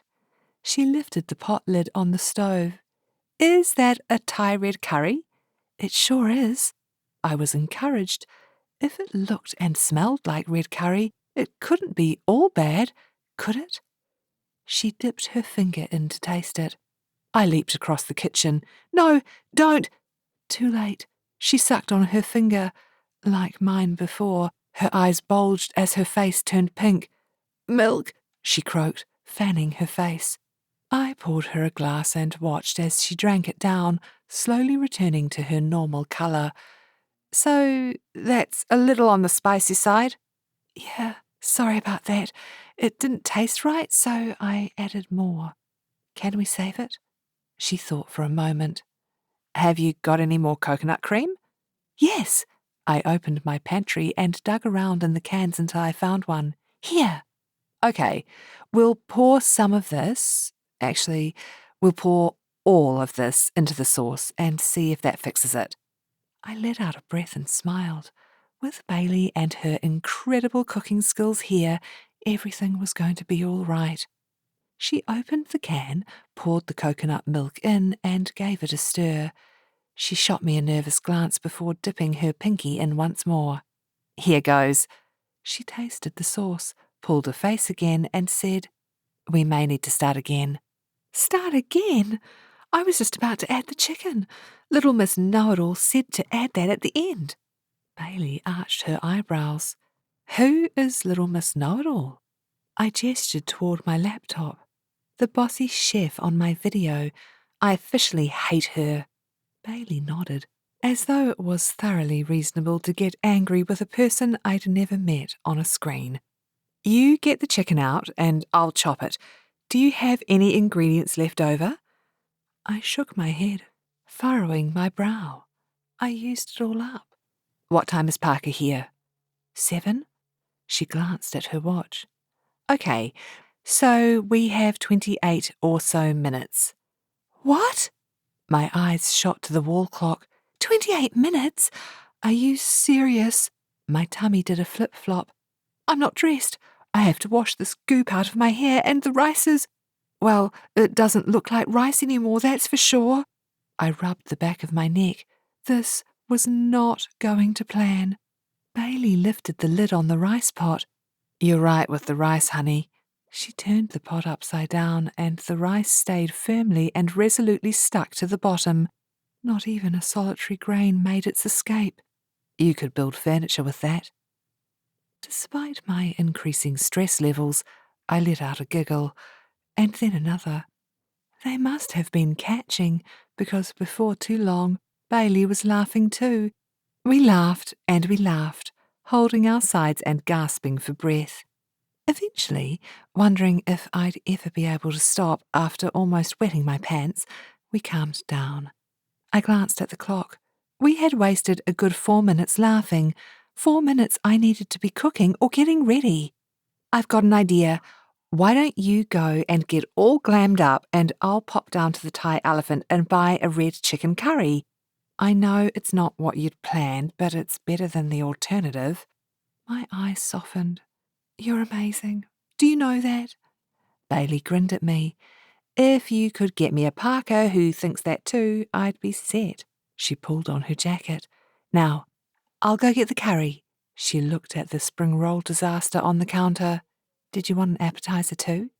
They're meant to be vegetarian spring rolls. I tried to roll them up, but the rice pastry kept tearing. Nigella Lawson, I was quite clearly not. I'll get some of those too. What were you planning on doing for dessert? I plucked the mango from the fruit bowl and handed it to her. Sliced mango with sticky rice. I glanced at the pot of rice cement. I'm pretty sure even I could manage to slice this baby, but maybe you could pick up the sticky rice? She smiled. That sounds like a good idea to me. I handed her my credit card and thanked her profusely before I dived into the shower to wash off some of the goop hardening in my hair and make myself 12th date ready. At exactly 7, the intercom buzzed and I yelled in a panic for Bailey to let Parker in. Tell him I'll be out in a couple of minutes, okay? No worries. I slipped on my black pencil skirt and sleeveless top, saying a silent prayer of thanks to my past self. I'd already laid out my outfit for the evening. I pushed my feet into my heels and surveyed myself in my full-length mirror. This is it, the night we tell each other how we feel and other things. My tummy flip-flopped. I heard Bailey letting Parker into my apartment. One final check in the mirror and I opened my bedroom door and walked out into the living room. Hi, Parker. He was holding a single red rose, so the bachelor romantic, and dressed as he always did when I saw him, in khaki pants and a crisply ironed polo shirt. He pecked me on the cheek. Hi, Cassie. You look beautiful and something smells delicious. Bailey and I shared a look. Thanks, I said, taking the proffered rose. Well, that's my cue to leave. Bailey collected her purse from the table, which I noticed she had set beautifully, complete with napkins and a lit candle in the centre. She had placed the steaming hot curry, my cucumber salad, and the rice bowls on the table, no sign of any telltale takeout packaging to be seen. I mouthed an indebted "thank you" to her, and she winked back. "Great to meet you, Parker. See you soon, Cassie. Have a fun night." With Bailey gone, I poured Parker a drink and we sat down to the meal. "This looks amazing. You have hidden talents, Miss Dunhill." I beamed at him, ignoring a pang of guilt. Should I tell him I was a disaster in the kitchen and it was all Bailey and the Thai elephant? I settled for "thanks." My eye began to twitch. We served ourselves the food and chatted about our weeks. We hadn't seen one another since I'd been to Napier, so I had a lot to tell him about the retreat and working on the new project. "You're a great cook," he commented between mouthfuls. "This tastes just as good as that place down the road from here. What's it called?"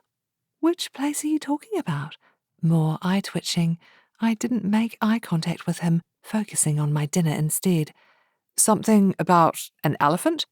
I've only been there a couple of times. We should go sometime." "Sounds like a great idea," I replied, a little too enthusiastically. "I'm going to keep you on." He smiled at me, his eyes twinkling. I almost cracked and told him the truth. "We'll laugh about it together one day, when we're married." "Tell me, how was the bowling?" he asked.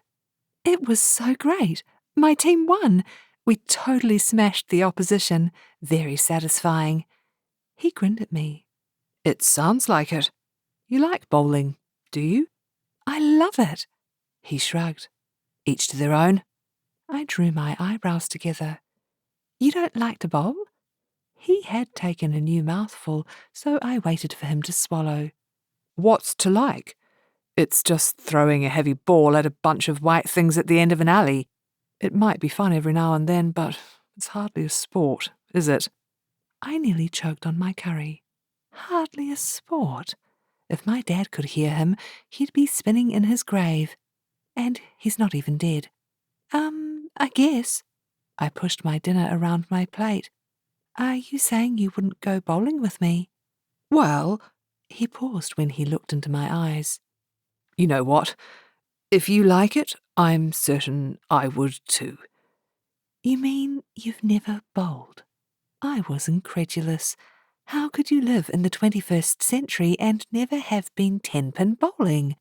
"My family was more chess and tennis, I suppose, and golf. We all love golf." In comparison with golf, tennis, and chess, bowling suddenly seemed pretty lowbrow. My eyes got huge. "You played golf as a family when you were a kid?"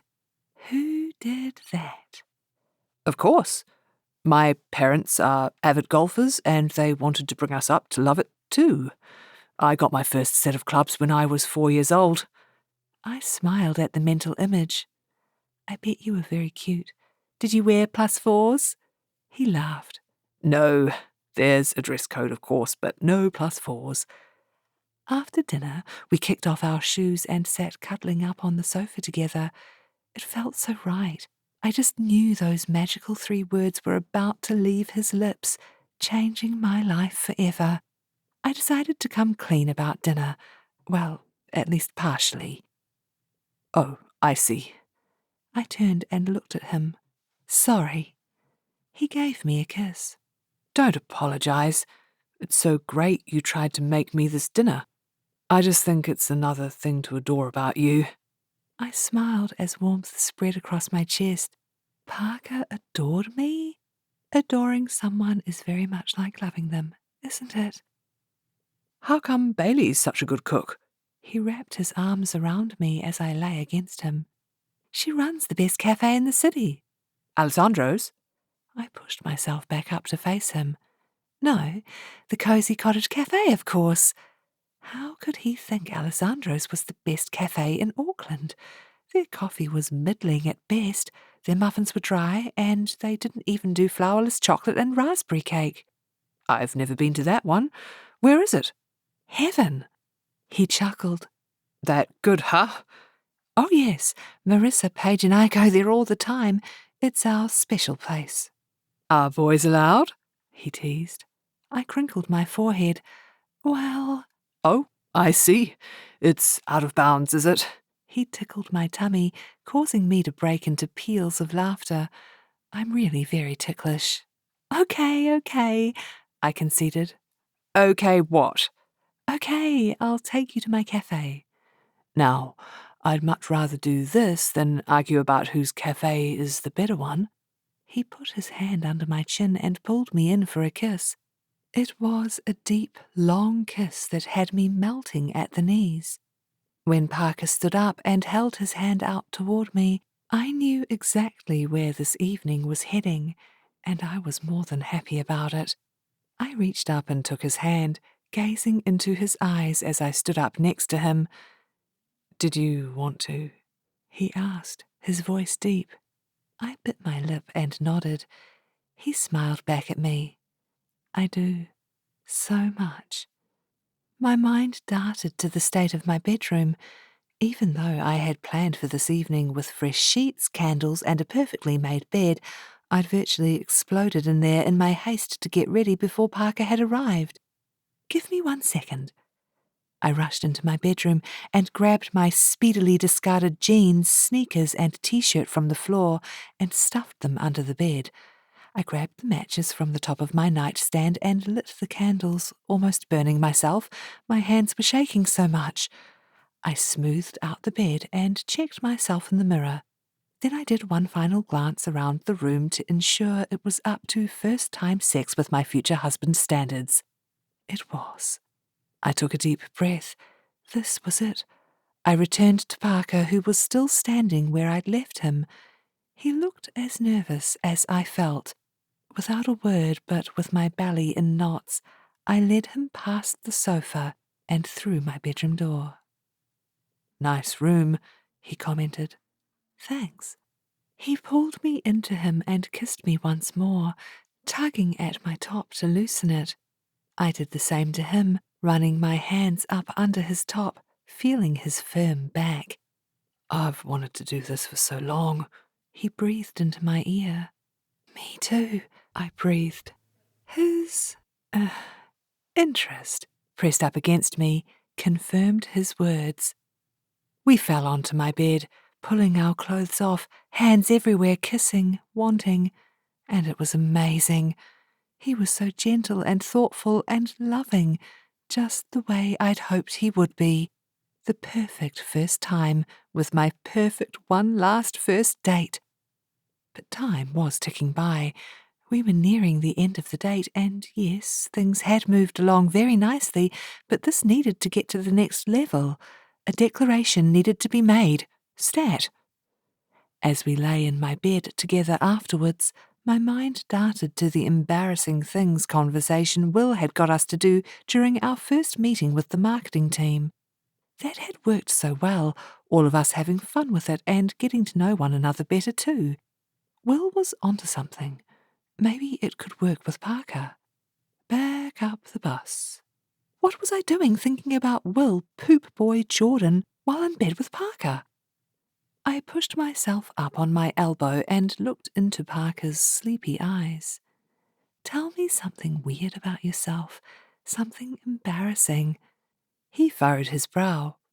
Something embarrassing? Yeah, like something you don't usually tell people. He pushed a stray hair from my face. Like I had acne as a teenager? No, something unusual. Here's something about me. I sing in the shower, probably really, really badly, even though I secretly suspect a top music producer will happen to hear me from the place next door and offer me a multi-million-dollar record deal. He looked at me with what appeared to be a mixture of surprise, interest, and quite possibly a touch of fear. I see. Undeterred, I replied. Your turn. Let me think. Something embarrassing. I could almost see the cogs whirring in his smart doctor brain.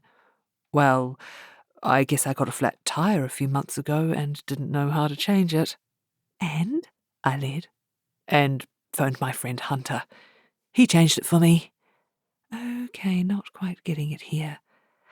How about something you do when you're on your own and no one knows about it, like singing Taylor Swift songs in the shower?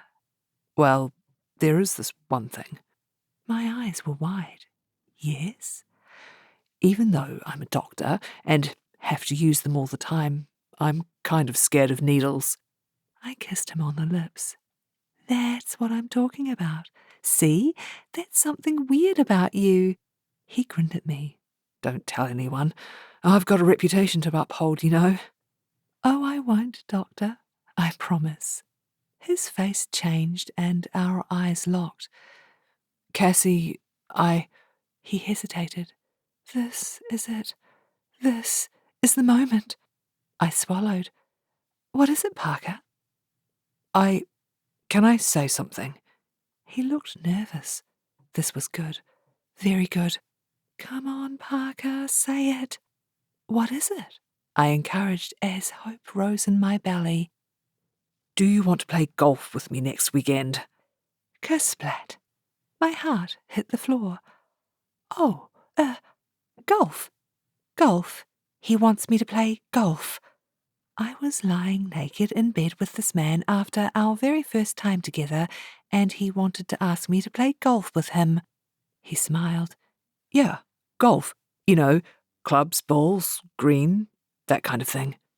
Sure, that sounds fun. What happened to I love you? It's kind of a big deal for me to ask a girl to play, to be honest. I've only ever played with one girl, my ex. You see, I really love golf. Well, at least he used the word love. My heart got up off the floor and pricked up its ears. This is a good sign. I would love to play golf with you. He looked relieved. Great. Have you played before? Yes, absolutely. I'm pretty good, actually. I failed to mention the words at Nintendo Wii Golf. Semantics. How hard could golf be? You are awesome. I smiled at him, waiting for more. I waited and waited. In fact, I waited right through the night and into the next day. By the time he went home, I knew I would have to completely dazzle him with my golfing prowess and force him to tell me he loved me. Chapter 11. Paige was at my desk first thing Monday morning, waiting for me to arrive. How was it? Although I wasn't about to delve into any of the sordid details, Paige was my friend and deserved to hear about this important development in mine and Parker's relationship. After all, I was the first one of us who took the pact to take the leap. I grinned at her. Amazing. She beamed back. Oh, I'm so happy for you. Yeah, me too. And did he say it? I smiled, despite the persistent sinking feeling that appeared to have taken up residence in my belly since Saturday night. No, but he will. I tried to sound upbeat despite my mood. Paige's face fell. I thought he would have. I was sure of it. She furrowed her brow. What are you going to do? I placed my laptop bag on my desk with a sigh and slipped my jacket off. I'm not sure yet. He did ask me to play golf with him, though. Paige laughed. Golf? Really? That's not much of a consolation prize. I guess not. She was right. Although Parker had only ever played golf with one woman before, it was a mere tiny footstep in the right direction. By now I needed giant leaps for mankind. Morning, ladies. Will breezed past us on the way to my future office. Hi, Will. Paige's face flushed pink, right on cue. Hey, Millsy, Will said over his shoulder. He disappeared into his office only to pop his head out a moment later. Dunny, do you have a moment? I rolled my eyes at Paige. Gotta go. I walked into my future office, temporarily occupied by Will Jordan. What's up? He was already sitting back down at his desk. He looked up at me. How's your calendar looking this morning? I narrowed my eyes at him. Not too bad. Why? You know how we talked about engaging a graphic design company in our last project meeting? Yes. I sat down on the other side of the desk from him. You mentioned you had a contact at Design Zoo. Exactly. We've got an appointment with them in... He glanced at his watch. 20 minutes. You're giving me 20 minutes to prepare for this? Really? I tapped my foot. This was so typical of Will Jordan, always leaping at things, not bothering to see if it suited others around him. It'll be a cinch. We know what we need them to do. We just need to get them on the same page with us. Well, I don't know if I'm free in 20 minutes. I knew I was being obstinate. I did not care. He smiled. 19. I crossed my arms. 19, then. He peered at his screen, moving his mouse around. It looks to me like you're free. I opened my mouth to speak. Will had access to my calendar. What was I thinking? He was my manager. Of course he did. Damn him. Looking thoroughly self-satisfied, he stood up. Grab your things and let's go. He slipped on his suit jacket and slid his laptop into its bag. With a sigh of resignation, I pushed myself up and left his office. Back at my desk, Paige was gone, leaving a message with "Cozy Cottage at 10?" written on a post-it note stuck to the side of my laptop bag. I pulled it off and stuck it on my desk, collecting my purse and jacket as Will appeared at my desk. Of course, he wanted to drive, so I sat in the passenger seat of his flashy high-status German car to Design Zoo in the upmarket inner city suburb of Ponsonby. I suggested that I could lead the meeting, for a change, and Will seemed happy with the idea. Odd. We were met in reception by Bree, someone I had expected to be a woman, but a tight man bun, bright paisley shirt and elaborate facial hair confirmed he was most definitely male, and a total hipster at that. He was very enthusiastic about working with us and offered a ton of ideas, some of which could fit very nicely with our brand. At the end of the meeting, we said our farewells to Bree and his ironic hair and climbed back into Will's car. He turned the ignition over. The car thrummed, low and deep. After that level of man-bun enthusiasm, I could do with a caffeine top-up. How about you? I couldn't help but chuckle. Sure, we could grab a takeout. Will hit the accelerator and the car rumbled off, back toward the central city. I've got a better idea. Let's go to my favourite cafe. Sure. Judging by his car, his favourite cafe would be some sort of ritzy place with funky music, walls of mirrors and a cooler-than-cool clientele. I sat back in the plush black leather bucket seat, watching the houses, shops and trees whiz by. That went well. I think Bree had some useful ideas. I especially liked the third campaign he suggested. The aesthetic was really now. Do you think all graphic designers have ridiculous beards and buns on top of their heads? He asked, completely ignoring anything I'd said. Possibly not the women. Will laughed. You're funny, Dunny. Ah, and that rhymes. I glared at him, although my heart wasn't in it. It was getting exhausting being Will's arch nemesis. Sometimes a girl simply needed a break. He's just creative. They're all a bit like that. It kind of goes with the territory. Will slowed the car and performed an expert parallel park in a space I would have deemed too tight, even for my little hatchback. He switched off the ignition. Atta girl. I shot him a look. You talk to your car? He shrugged, undeterred. Why not? She's a beauty. Do you take her on dates? Buy her pretty things? Oh, maybe this is your international supermodel girlfriend. He arched an eyebrow in response. Jump out.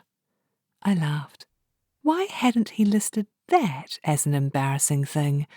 I closed the door behind me and stood beside the car on a very familiar street, looking at the building in front of me, open-mouthed. The Cozy Cottage Cafe was Will Jordan's favourite cafe? Will looked back to me over his shoulder. Are you coming? Rendered speechless, I simply nodded and concentrated on putting one foot in front of the other. Will reached the door and held it open for me. As I walked in, I was instantly hit by the familiar and inviting aroma of coffee and sweet treats, the place warmed by the fire, crackling under the old wooden mantel. "You're going to love this place.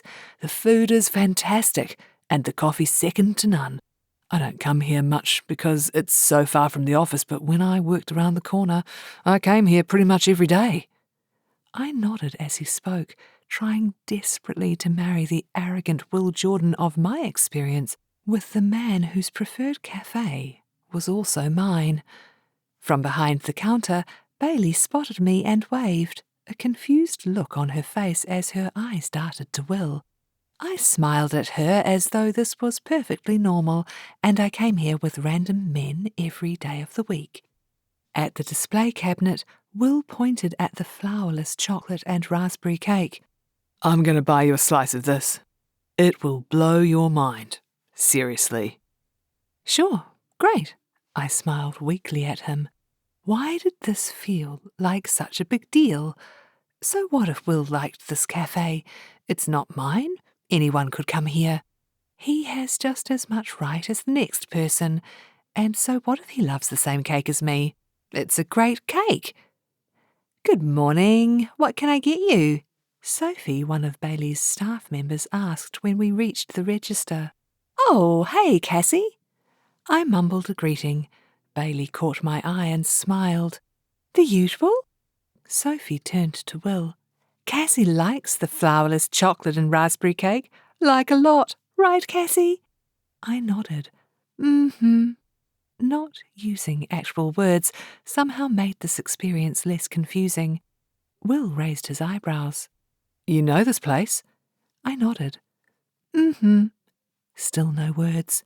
"Isn't it the best?"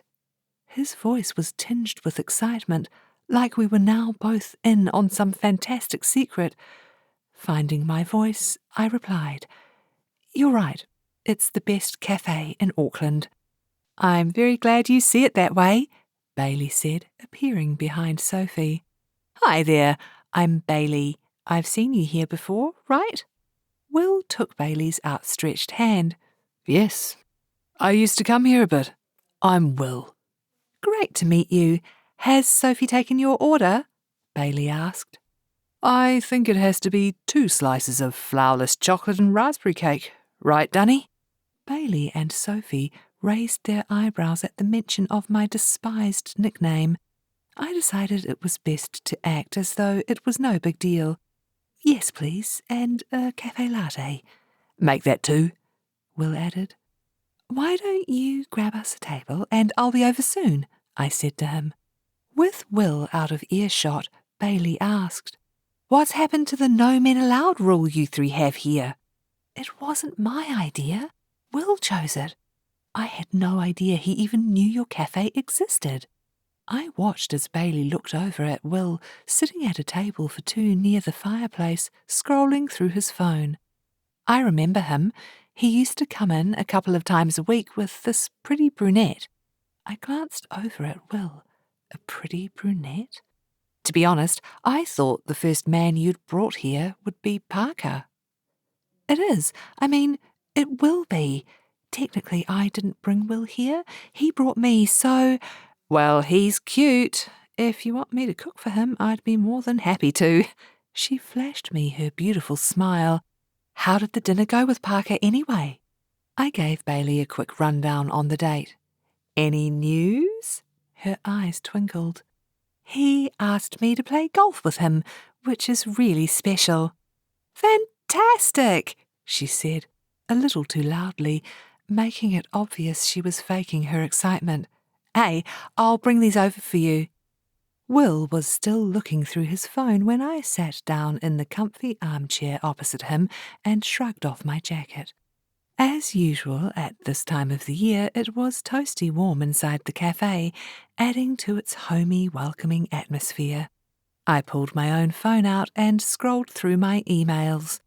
My interest was piqued when I spied an email from Laura asking to meet with her at the end of next week to take the next steps in the interview process. I glanced at Will. He was still engrossed in whatever he was reading. I quickly bashed out a response, agreeing to one of the times she had offered. By then, at the rate we've been working, Will and I would have moved the project along nicely. Anything interesting in there? His eyes had a hint of mischievousness in them. No, nothing out of the ordinary. I stared him down. There was no way I was going to let on I had a second interview for the job. Are you sure? He prodded, a smile teasing the corners of his mouth. Yes. I turned my phone face down on the table. A quick change of subject was required. The first thing to pop into my head was Will's supposed supermodel girlfriend. How's your girlfriend? Still in Milan or Tokyo or somewhere exciting? He shifted in his seat. I narrowed my eyes at him. Did he look uncomfortable? She's back here for a bit, doing some modelling, then heading off again soon. It must be hard to have a relationship with someone who's never really around. I guess. She's here enough. Oh, look, here's our food. Sophie placed the cups of coffee and slices of chocolate heaven in front of us, and for the next few moments, Will and I sat in silence as we devoured them. How's Loverboy? Will asked. His plate was mere crumbs. He has a name, you know. It's Parker? Parker sounds more like a name for a dog, or incontinence pads. He chuckled at his own lame joke. I rolled my eyes. God, he was so immature. Don't be ridiculous. Parker is a fine name. A smile teased the edges of his mouth. A fine name, is it? Have we been transported back to the 19th century? Next you'll be complimenting his rifle skills and how well he keeps his oxen. I could, but he wouldn't need any of those things. He's a doctor, don't you know? I felt a surge of pride as I thought of Parker, my boyfriend, doing something as important as caring for people's health. Good for him. Does he like this cafe? I shifted in my seat. Actually, I haven't brought him here yet. Will took a sip of his coffee. Why not? I played with the handle of my coffee cup as my mind darted to our last date and the distinct lack of any L-word usage on Parker's behalf. I don't know. It's kind of a girls' hangout, I guess. I come here with Paige and Marissa. I had planned on bringing Parker here soon, though. So, when's the big day? My heart banged against my ribs. Excuse me? He's the guy you're going to marry, right? I nodded. When's the big day? We haven't got to that stage yet. We've only been on 12 dates. These things take time, you know. He smirked. You've been counting? I bristled. So what if I have? Some of us have a plan for our lives? He leaned back in his chair. Oh, really? What's your plan? No, don't answer. I bet I can work it out. He paused, assessing me through narrowed eyes. You're what, 28? My back stiffened.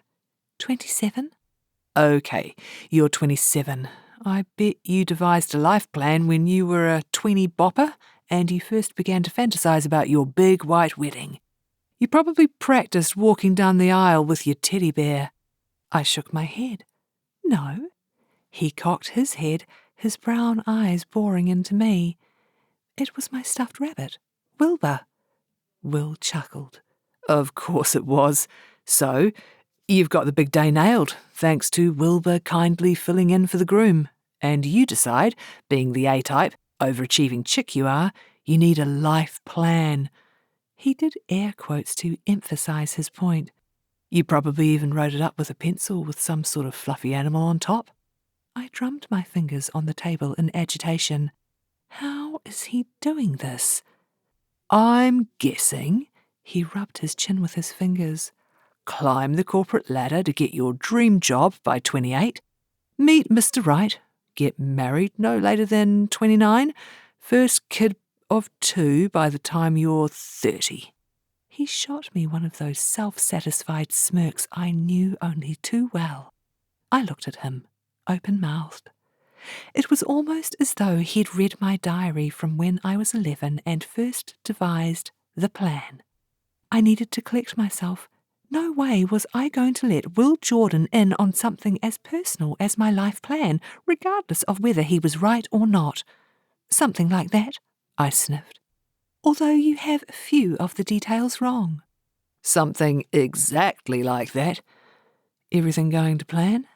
He pulled an innocent face. I wanted to throw the rest of my coffee at it, stand up and stomp out of the cafe. I jutted out my chin. Yes, thank you. He studied me again. After a pause, he said, I broke up with Samantha. Well, to be honest, she broke up with me. The penny dropped. That's why he looked uncomfortable. I'm sorry to hear that. What happened? He shrugged. Too hard, I guess. She was away a lot, plus she's totally hot, like the hottest chick around, you know? I rolled my eyes. Of course she was. She could have any man she wanted. The look of vulnerability in his eyes took me by surprise. You're a pretty great guy, you know. Any woman would be happy to be with you, I bet. I was tempted to put my hand on his to comfort him, but thought better of it. This was Will Jordan I was talking to, after all. He chortled, shaking it off. Yeah, anyway, these things happen. It's no biggie. What about you and what's his name? Parker. I shook my head.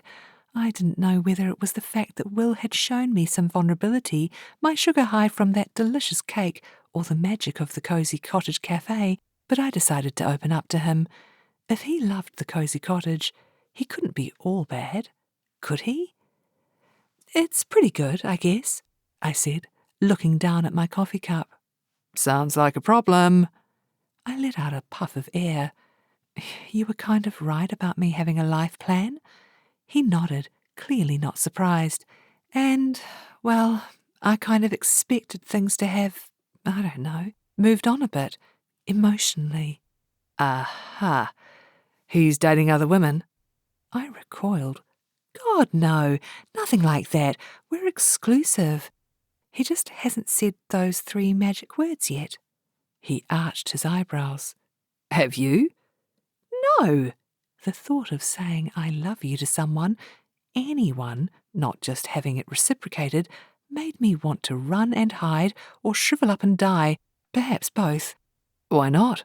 Why does he have to be the first one to say it? My hands felt warm and sweaty. He just does. Anyway, I thought he was going to, but instead he asked me to play golf.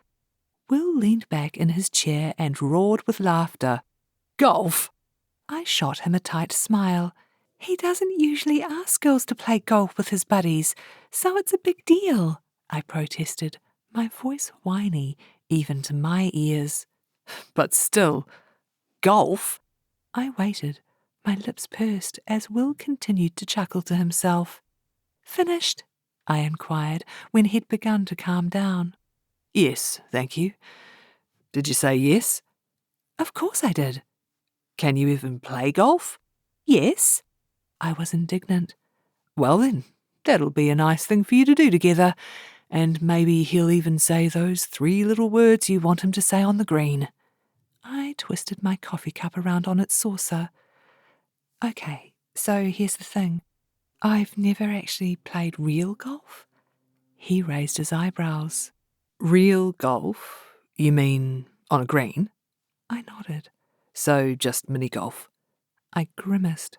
Try a golf video game? We? Are you seriously telling me you think you can play real golf, as you call it, because you've played it on Nintendo Wii? I crinkled my eyes. Yes.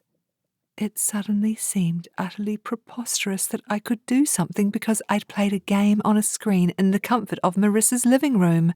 He shook his head, smiling. You are one of a kind, Cassie Dunhill. Look, I'm a handy enough golfer. How about I take you to the driving range and give you a few pointers? I looked at him, agog. Will Jordan wanted to help me with something? Who is this guy? You're offering to help me out with Parker? He raised his hands, palms up, shrugging his shoulders. Sure, why not? Just because I'm sad and lonely now doesn't mean you need to be. You're not sad and lonely. At least you won't be for long. I nearly added the fact half the female staff were in love with him, but thought better of it.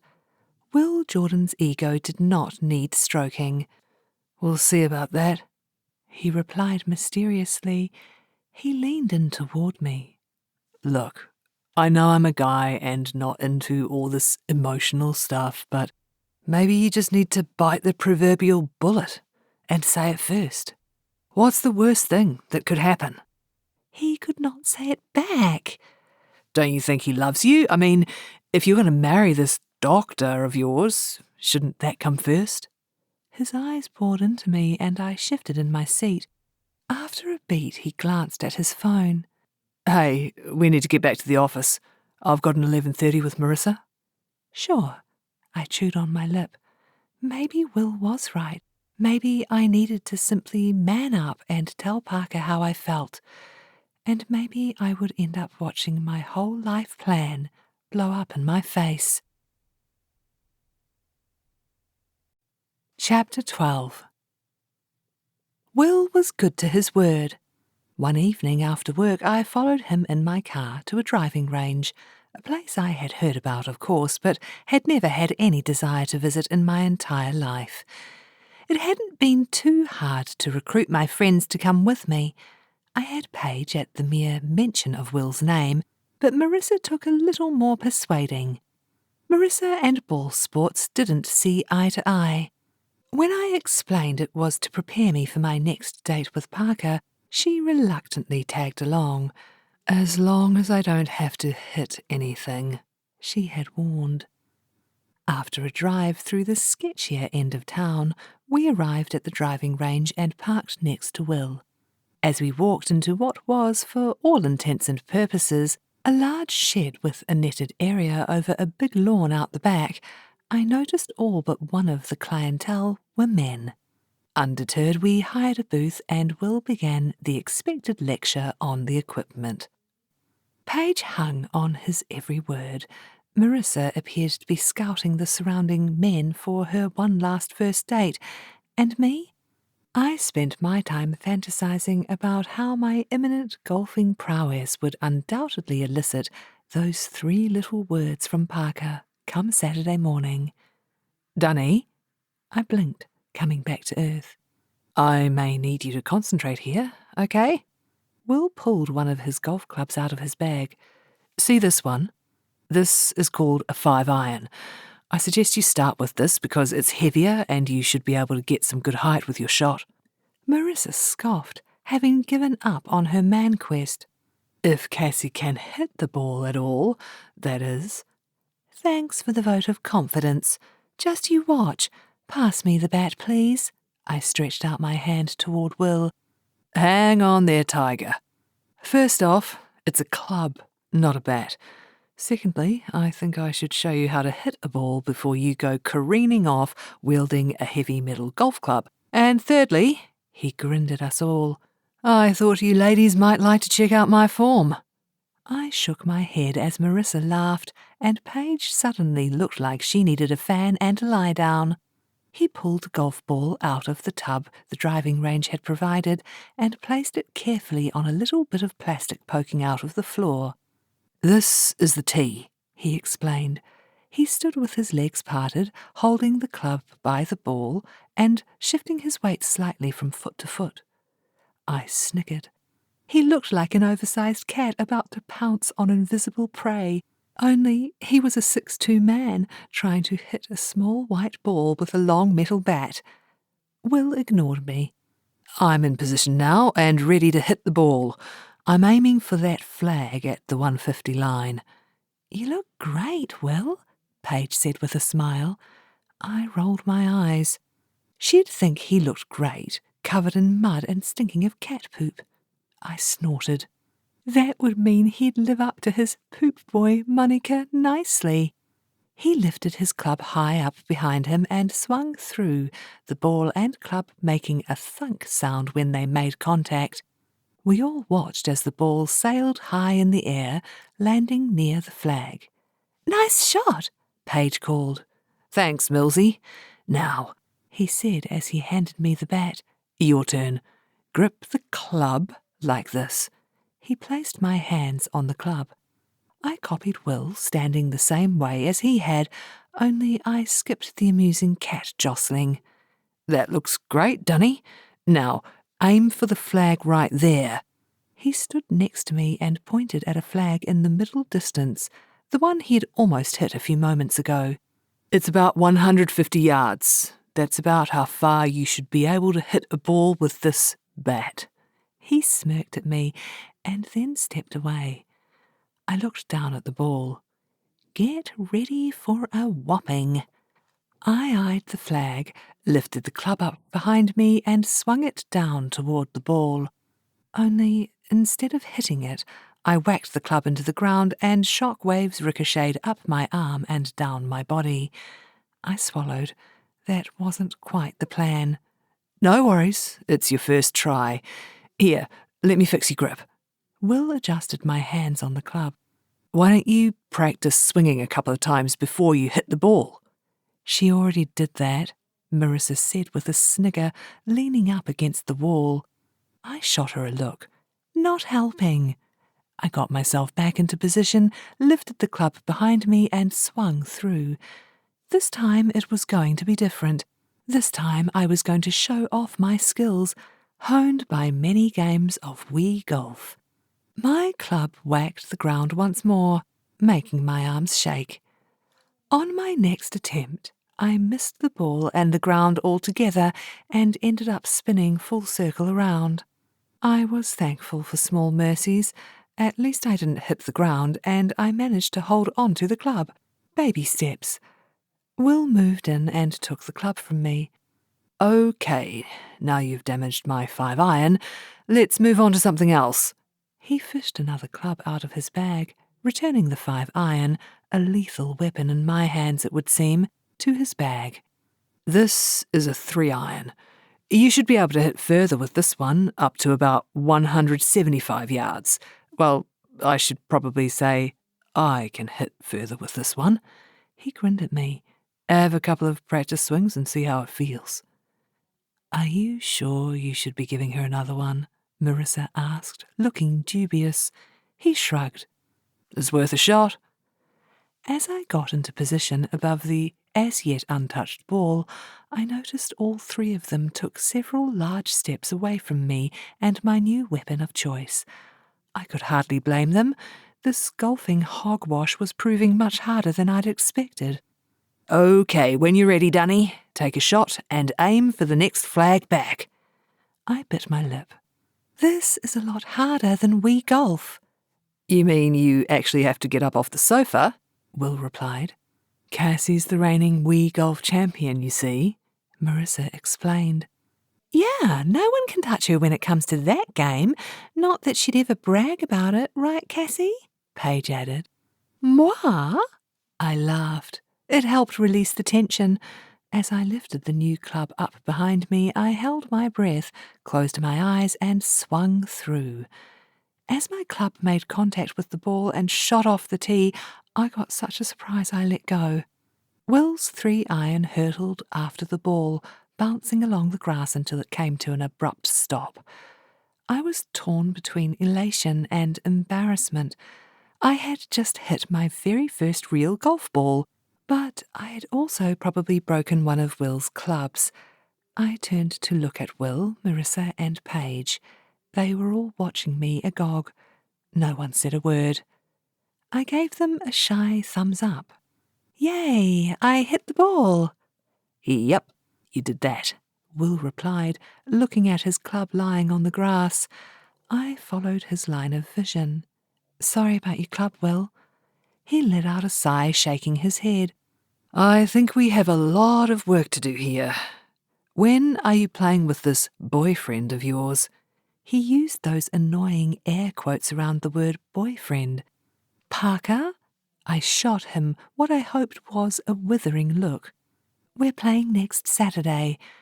Will let out a puff of air. Can you delay it? Maybe make it sometime later? I don't think so. Is it that bad? I mean, I just hit the ball pretty well, don't you think? Marissa and Paige laughed. I pursed my lips at them. Sorry, Cassie.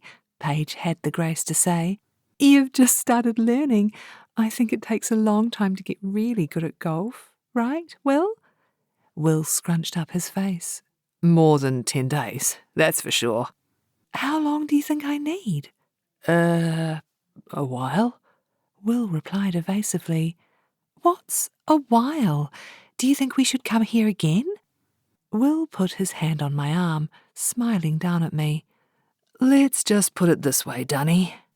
Either you have some serious beginner's luck when you play your round with him, or you need to spend every waking moment between now and when you play with him practicing." I bit my lip. Oh, I thought for a moment. As much as it riled me to do so, having Will teach me how to play would be incredibly helpful and help me look good in front of Parker. "Will, do you think you could, help me out?" "I'm sorry, what was that?" he replied, leaning into me, cuffing his ear. I kicked the floor. He was making me work for this. "Would you please help me?" "Help you, did you say?" He crossed his arms as he looked at me. "Would you be willing to put the time in? Every day after work?" I glanced at my friends. Spending every evening for the next 10 days with Will Poop Boy Jordan was hardly my idea of fun. "Well, we have that girls' dinner on Thursday, right?" "I'm sure we can reschedule that," Marissa commented, a smile teasing the edges of her mouth. "She's enjoying this." "Yeah, no problem." Paige shrugged and smiled. "We can do it in a couple of weeks. We might be able to get into that new place on the waterfront then anyway." But I searched my brain for another excuse. Sure, I wanted to be good enough at golf to dazzle Parker, but spending that amount of time being told what I'm doing wrong by the person I'm competing against for the regional manager's job felt like cruel and unnecessary torture. I was torn. Will slotted his iron back into his golf bag. "Put it this way, Dunny. You either take me up on my very generous offer to impart my golfing wisdom, or you should go home and pray. A lot." So that's what I did. I went home and visualized myself hitting that ball with style and elegance, impressing Parker with my golfing proficiency and natural charm. In my mind, I was the consummate golfer, hitting effortlessly great shots every time, congratulating Parker on his good shots and commiserating with him on his bad. At the end of every visualization, Parker would take me by the hand, look deep into my eyes, and tell me he loved me and could see us playing golf together for many years to come. As part of my prep, I flicked the channel over to one of the many sports channels I'd never visited before, and fell asleep watching the not exactly riveting world of professional golfers in bad clothing each night, making it look easy. And because my mama didn't raise no fool, I took Will up on his offer, despite my reservations. We went to the driving range every evening after work, and I turned up prepared. I bought a set of clubs second-hand online and even purchased a shirt-skirt ensemble from the pro golf store I passed on my way to work each day, a store I never imagined I would ever enter, let alone exercise my Visa card in. Will let out a whistle as I slipped my new pink golf bag off my shoulder in the driving range cubicle. "Don't you look the business?" "Why, thank you." I turned and pulled my 5-iron out of my pretty pink bag, removed its pink fluffy cover, walked over to the tee and put my golf ball, pink of course, in place. I was ready for my first shot. Will leaned back against the wall of the cubicle. "Hit it, Tiger. Let's see what you've got." I got myself into position, did the little wiggle I noticed in my TV research all pro golfers seemed to do, and looked from the ball to my target and back again. In short, I was feeling it, and it was good. I swung my club up behind me and let loose, hearing the satisfying clunk of club hitting ball. I watched my girly pink ball soar through the air, eventually landing close to the 150 flag. A surge of pride rose up my chest. I tried my best to suppress a smile. Wow, Dunny, what an awesome shot. Are you sure this is your first time back at the range? You haven't been cheating on me with another coach, have you? No, I guess I'm just a natural, that's all. A natural, huh? Okay, let's see that again. Sure, no problemo. I took another pink ball out of my bag, placed it on the tee and got myself into position once more. This time, however, I clunked my club into the ground, entirely missing the ball and tee.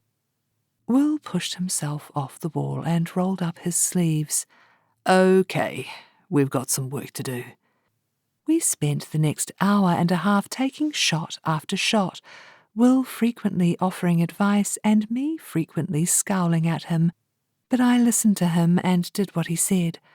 My shots, although not exactly at pro level, had improved by the time we decided to call it a night, and we even began to have a little bit of fun together. On our way back to our respective cars, Will proposed we grab a bite to eat together at a burger bar down the road. My tummy grumbled as I thought of the depressing state of my refrigerator back home. Sure, why not? I could eat. At the restaurant, a 50s-inspired American diner, a waitress showed us to a darkened vinyl booth near the bar. In my skirt, my bare legs stuck to the seat as I tried my best to shimmy around to the back. I picked up my menu, and my mouth instantly started to water at the long list of burgers, from vegetarian to fish, to beef and everything in between. What are you going to get? Will asked. I can't decide between the Tex-Mex, the double cheese, and the bacon and avocado burger. I looked at him over the top of my menu. Do you think I could get all three? He grinned. Why not? In the end, I ordered the bacon and avocado, a side of fries, and a lime milkshake. My excuse? I'd worked up quite an appetite at the driving range, not only playing golf, but having to be in Will Jordan's presence for an hour and a half, more than was necessary. I deserved a medal, not just a high-fat meal. How did you know I loved burgers so much? I asked. I took a wild stab in the dark. You and I have a lot more in common than you think. I guffawed. Will and I were poles apart as human beings. What was he thinking? I changed the subject. So, how am I doing with the golf? I asked, once we'd ordered and the waitress had delivered our shakes. Actually, I know I gave you a hard time out there, but you're doing great. Thanks, I replied, swelling with pride. I do appreciate your help, you know. Will nodded. It's really important to you, impressing this guy, right? I turned my glass around, feeling the cold condensation with my fingertips while thinking about Parker. Yeah, it is. I looked up at him, suddenly embarrassed. Is that so bad? Of course not. I mean, you've got to make up for that first date underwear malfunction, right? I pursed my lips. You can't be nice for more than 1 minute, can you? Will looked surprised. What? You're the one who told us about it, remember? Yeah, I really wish I hadn't told the whole team about it. What I meant was I wished I hadn't told Will about it. I should have known he would use it against me. And anyway, it wasn't an underwear malfunction. They didn't fly off me or some other bizarre state of affairs. I squirmed in my seat, uncomfortable we were discussing my underwear. It's nothing to be embarrassed about, really. He's a lucky guy. I snapped my head up. Why do you say that? I looked at him out of the corner of my eye. This had to be the lead into some kind of dumb joke at my expense. Well, I wasn't going to fall for it. No way. Not this time. He shrugged. Just that you care enough about him to go to all this effort to impress him. And, I lead, what's the punchline? He shook his head at me, smiling. Just that. What? Can't I say something nice, Dunny? Jeez. You can. It's just that you don't. At least not to me. I knew I sounded like a wounded puppy, but I couldn't help it. Will was always teasing me and calling me by that stupid nickname. I found it thoroughly disconcerting when he was actually nice to me. It's just you're so easy. He waggled his eyebrows and grinned at me. I couldn't help but reciprocate. He was right. I was easy to wind up, especially where he was concerned. Perhaps I needed to loosen up a bit, join in the fun. And besides, we're arch rivals for the job. I need to get in as many pot shots as I can. I frowned. I wanted the regional manager's job almost as much as I wanted to marry Parker. So you can make my life a living hell before I get to be in charge of you and kick your butt into next week? He laughed. Something like that, Dunny. You know, it's kind of weird we're out to dinner together when you think about it. I guess. We can still be friends, though, right? I nodded. Being Will Jordan's friend was never something I'd aspired to, but there was something about him that seemed genuine, different. I couldn't put my finger on it. Sure, I said, smiling. You really want that job, don't you? Of course. Why else would I have applied? What, was he stupid? Of course I wanted to be regional manager. It was something I'd been working towards since I joined the company, a long time before the likes of Will Jordan was on the scene. The music changed to a song I recognised, Jailhouse Rock by Elvis Presley. Will started bobbing his head and tapping the table. I smiled. Like the oldies, do you? What? Oh, the music.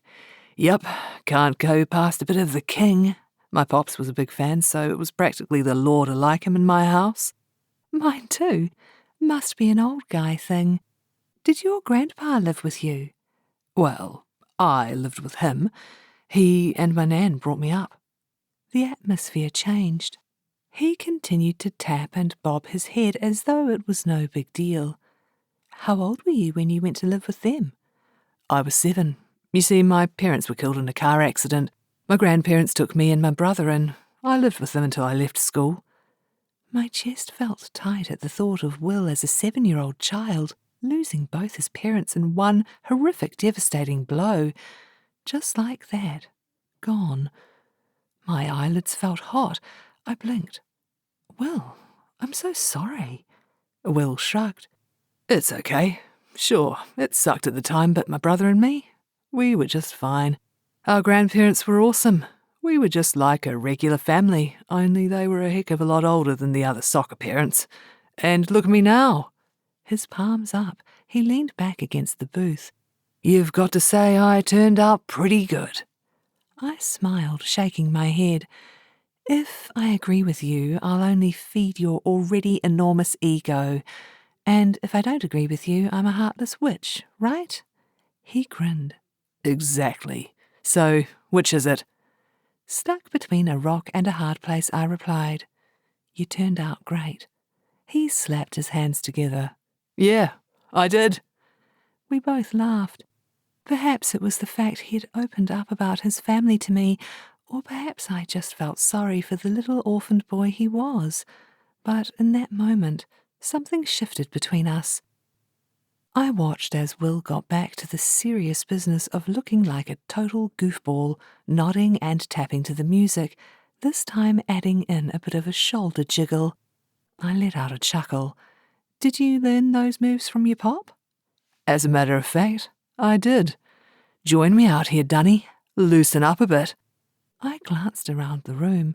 No one I recognised. What could it hurt? Against my better judgment, I began to nod my head up and down.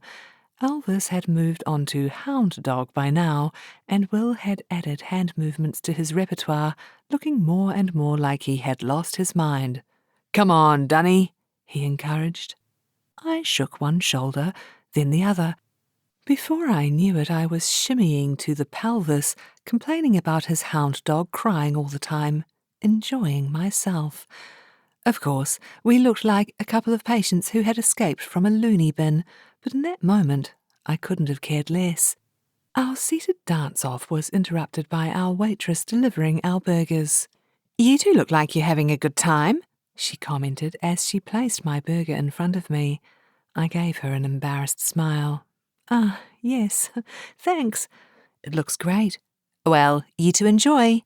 Oh, we will, Will said. The waitress turned and left. dig in. Try and stop me, poop boy. These look amazing. I picked up my burger and took my first bite. Oh my God, this is so good, I exclaimed, my mouth still full. He grinned at me. I know, right? We sat in companionable silence as we devoured our burgers, pausing only to comment on how good the food was. Is it just that I'm ravenous, or is this the best burger the world has ever known? Will chuckled, wiped some sauce from his lips with a napkin. They are pretty good. I'm surprised you haven't been here before, being such a burger connoisseur. I don't come to this side of town much, to be honest. Well, you will be for the next 7 days. Every last crumb of my burger consumed, I sat back in the booth, my hands on my full belly as I rested my head against the vinyl backing. That was divine, I declared with a sigh. Will grinned at me. I'm glad you enjoyed it. For the first time since we arrived, I looked around the restaurant as Will finished off his plate of fries and I sipped my shake. I took in the booths, the 50s-style jukebox, the Tiffany rip-off lampshades. Even though it was after 9, the place was packed with people, clearly enjoying the food as much as we did. It felt comfortable, relaxed, cozy, like the cozy cottage. This place has a great feel to it. I like it. Yeah, me too. I've been coming here for a while now. Best burgers in town. I grinned at him. Amen to that. For the next few nights we followed the same routine, Will telling me what I was doing wrong at the driving range, then dinner together afterwards before heading home. My golf was improving, although not at the rate I'd have liked. I may not be a gifted sportswoman by any stretch of the imagination, but I could usually pick up a new sport quickly. Golf, however, was proving to be trickier than most. Will continued to make jokes at my expense, but instead of biting, I gave it straight back. And you know what? It was liberating. I was having fun, and I liked it. But, of course, he persisted in calling me Dunny, even when he introduced me to some of his friends when they took a cubicle next to ours at the driving range one evening. Actually, my name is Cassie, I corrected, raising my eyebrows at Will. Will might be Mr. Nice Guy these days, but he could at least use my proper name when introducing me to new people. Really? Well, it's nice to finally meet you, Cassie. Will's smooth-looking friend, the Jofster, another nickname, so who knew what the name his parents gave him was, said. I looked at him in alarm. What do you mean? Finally meet me? What's Will said about me? I looked from the Jofster to Will. He glanced down at his feet momentarily before looking back up. And that's when it dawned on me. Of course Will was feeling sheepish. He had told his friends about this lame chick he needed to train so she could impress her boyfriend. The very same one he was going to beat to the regional manager's job. I was the butt of his latest joke. Is that the time? Jofster said, glancing at his watch. Wow, I should really get on with taking some shots here. Got to get back to the missus by 9. Nice to meet you, Cassie. I watched as the Jofster, what a stupid name, spun back to his friends in the cubicle and started rummaging through his golf bag. I turned to face Will, crossing my arms and fixing him with my steely glare. He avoided eye contact with me. Well, I think we should call it a night, don't you? It's been a good session, but it's getting late. I clenched my jaw. Sure. I packed up my bag as Will chatted with the Jofster, making plans to play pool on Saturday night.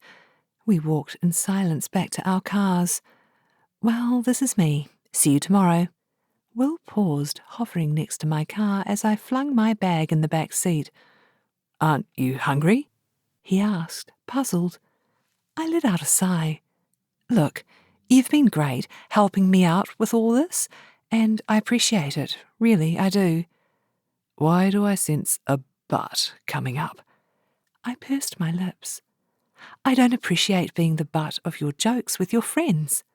That wasn't the but I was referring to. He shot me a cheeky grin. I rolled my eyes and slammed the car door firmly shut. Okay, whatever. He looked unexpectedly serious in the evening dusk. Don't worry about what the Jofster said. You're not the butt of any joke. Hands on hips, I asked. Really? My voice dripping in sarcasm. Really? I studied his face for a moment. He looked genuine, but what did I know? Will Jordan had gone from being the bane of my work existence to my golf tutor and friend and back again. If you asked me which way was up, I'd get it wrong. Confused didn't begin to explain the current state of my brain. All right, I'll give you the benefit of the doubt. And thanks for the lesson tonight. You know you're doing great. Thanks. Still can't tempt you with a bite to eat. I know a great Thai. My tummy rumbled. Thanks, but no thanks. I'm going to have an early night. His smile didn't quite reach his eyes. Your loss. There's a green chicken curry with my name on it. Let's work on your short game tomorrow after work. Sure, thanks. He turned to walk away, calling, See you, Dunny, over his shoulder in his usual light-hearted tone. See you, man of mystery, I said to myself as I watched him reach his car and throw his bag in the back. We worked on my short game the following evening in the office once everyone had gone. Will set up an obstacle course with cups for me to putt my pink golf balls into, which proved so much harder and more irritating than whacking the heck out of a ball at the driving range. It was a whole different skill, one of which I was unlikely to get the hang of before I played with Parker on Saturday morning, 3 short days away. Will was his usual sarcastic, joking self, and I tried my best to hold my own and not react the way I used to. But something had changed. Although I tried to let it go, I couldn't get the Jofster's comment out of my head. I didn't like being some laughable charity case one little bit. Hey, Will? I asked once we had packed up the cups and returned the office to its proper order. Yup. I can't make it for the next couple of nights. I've got a dinner and, another dinner, but I wanted to say thanks for all you've done for me. I may not be as good as you, but I think I can hold my own now, so... Hey, no worries. The big game's on Saturday, right? It is, so I'll see you tomorrow at work? Sure. Have a good night. I shrugged my jacket on, collected my purse and walked to the elevator. Once I'd pressed the button, I looked back. I could see Will through his office window. He was already sitting at his computer reading his screen intently, clearly accepting my story about 2 dinner engagements over the coming evenings. I let out a sigh. That man was beyond confusing. One moment he was going out of his way to be incredibly nice to me, dedicating hours of his free time to help me learn golf. The next moment he'd talk to his friends about me, no doubt telling them all about how I'm some clueless charity case. I cringed. They probably all knew about my first date underwear fiasco too. And then there was the fact we were rivals for the regional manager's job. No, this was getting too hard. As the doors opened and I stepped into the elevator, I made a decision. Keep Will Jordan at arm's length. Anything else was simply too bamboozling. Chapter 13. By the time my golfing date with Parker rolled around, I knew I wasn't going to set the golfing world on fire and become the next, whoever a famous golfer was. Tiger Woods' sister, mother, cousin. Oh, I know, Lydia Ko, that's who. That said, I could hit the ball while holding onto my club, which, let's face it, was a major milestone for me. Despite our weirdness and my decision to back away, Will had written out a list of which club to use when, and I had studied and studied it, even practicing pulling each club out for different shots in my living room at home. Yup, I must have looked pretty crazy, but it was all in the pursuit of love, so I was good with it. Early Saturday morning, I sized myself up in the bedroom mirror, taking in my new sensible pink golf polo shirt and matching skirt combo, and my long auburn hair, which I had swept up into a high ponytail. A pair of white ankle socks and uncomfortable, deeply unattractive golf shoes completed the ensemble. A bit on the cutesy/preppy side of the fashion equation. In fact, add some serious makeup so I looked like a doll, and this look would go down pretty well in Harajuku circles in Japan, but I certainly looked the part. A beep of a car horn from outside my window told me Parker was waiting. I collected a sweater and visor from the end of my bed and slung my clubs over my shoulder. I headed out the door, down the stairs to Parker in his sensible marriage material Volvo. No flashy, rumbling status symbol for him. "Good morning, beautiful," Parker said with a kiss once I was safely in my seat. "Are you all set?" Absolutely. This is going to be so much fun, and potentially a complete disaster. "I know. The fact you play golf makes this all feel so right." I looked into his eyes as my heart gave a little squeeze. Today could very well be the day. Date 13 might just be the charm. We arrived at the club, a stately building with large columns set on, well, a golf course. Having never actually been to a course before, I was immediately swept up in the romance of the place, with its perfectly manicured lawns and big old trees. Parker had a regular tee-off at 7 a.m. every Saturday with a couple of old medical school pals. I was nervous about meeting them. This would be the first time I had met any of his friends, other than Marissa's brother Ryan, who wasn't invited as he apparently was, and I quote, a total hack. I tried not to wonder what he would think of me by the end of the morning. Once inside the club, we were approached by two men about my age. They slapped Parker on the back and greeted me with enthusiasm. It felt nice. "Cassie, this is Hunter and Jeffrey, friends from medical school and pretty poor golfers." They chorused their hellos, and I watched as Parker and his two friends enjoyed some friendly banter about golf, most of which went completely over my head. As we walked across the lawn to our tee, Hunter and I chatted. He was the shorter and dumpier of the pair, with a kind smile and round tortoise-shell glasses. "How long have you been playing golf?" he asked. Not long. 11 days to be precise. "Oh, I thought Parker said you were a golfer. I must have gotten that wrong." I smiled at him and changed the subject. You're a doctor too, Hunter? Dr. Hunter?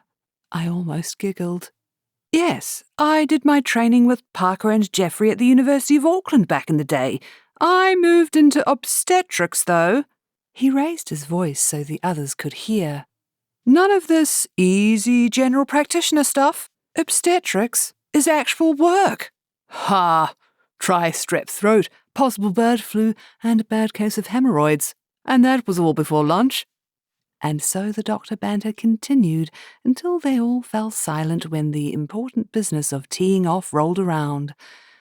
Would you like to go first, Cassie? Parker asked. This hole is par 3, so shouldn't be too taxing to start off. No, you all go first. I'm crashing your regular match. My smile dropped when I noticed all 3 men shared a look. Did I say something wrong? All right. In that case, Hunter, you tee off first, followed by myself and then Jeffrey. You'll need to go last, Cassie. Is that okay? Parker's eyes were soft, encouraging. Fine by me. I smiled at him. That way I could study their form and copy it. Perfect. Hunter placed his tee in the ground and the ball on top. I watched as he plucked a bit of grass out of the ground and threw it in the air. Some weird golfer's ritual, I assumed. Something to do with wind? In Wii golf, they tell you the speed of the wind. This could be tricky. I watched as Hunter pulled out a club and got into position, doing that same cat-on-a-hot-tin roof move Will had done at the driving range. With his plump midriff, white pants and black golf shoes, He looked a lot like a penguin about to dive into the ocean. I was forced to stifle another giggle. Hunter swung and hit the ball with a tap, sending it flying up and away into the air, landing near the flag. I was so impressed with his accuracy and grace, I burst into applause, slowing and eventually stopping only when Parker and Jeffrey shot me sideways glances. I clutched my hands in front of my body. Note to self, clapping must be reserved only for the professional golfers on TV. After an awkward moment, Parker took his position, pushing his tee into the ground and the ball on top of it. Just like Hunter, he swung through and hit the ball beautifully, although his didn't seem to get as close to the flag. This time I resisted the urge to applaud. "Bad luck," Hunter said with a grin. "I'll make up for it with my short game," Parker replied stiffly. He seemed miffed. Perhaps he was as keen to impress me as I was him. Jeffrey followed suit, again his ball landing close to the flag, and finally it was my turn. 3 sets of eyes watched as I prepared to hit my first ever ball on a golf course. Not that any of them knew that. Everything in place, I stood next to the ball, sitting on my tee, my driver in my hands. "Thank you, Will," and eyed my target. This was the shot I had practiced and practiced at the driving range. I visualized myself hitting the ball so it landed right next to the flag, making me look like I'd been playing for years. "You got this, Cassie." I took a deep, steadying breath. It was now or never. I swung my club behind myself and swung through, hoping, praying I didn't humiliate myself by hitting the ground or missing the ball.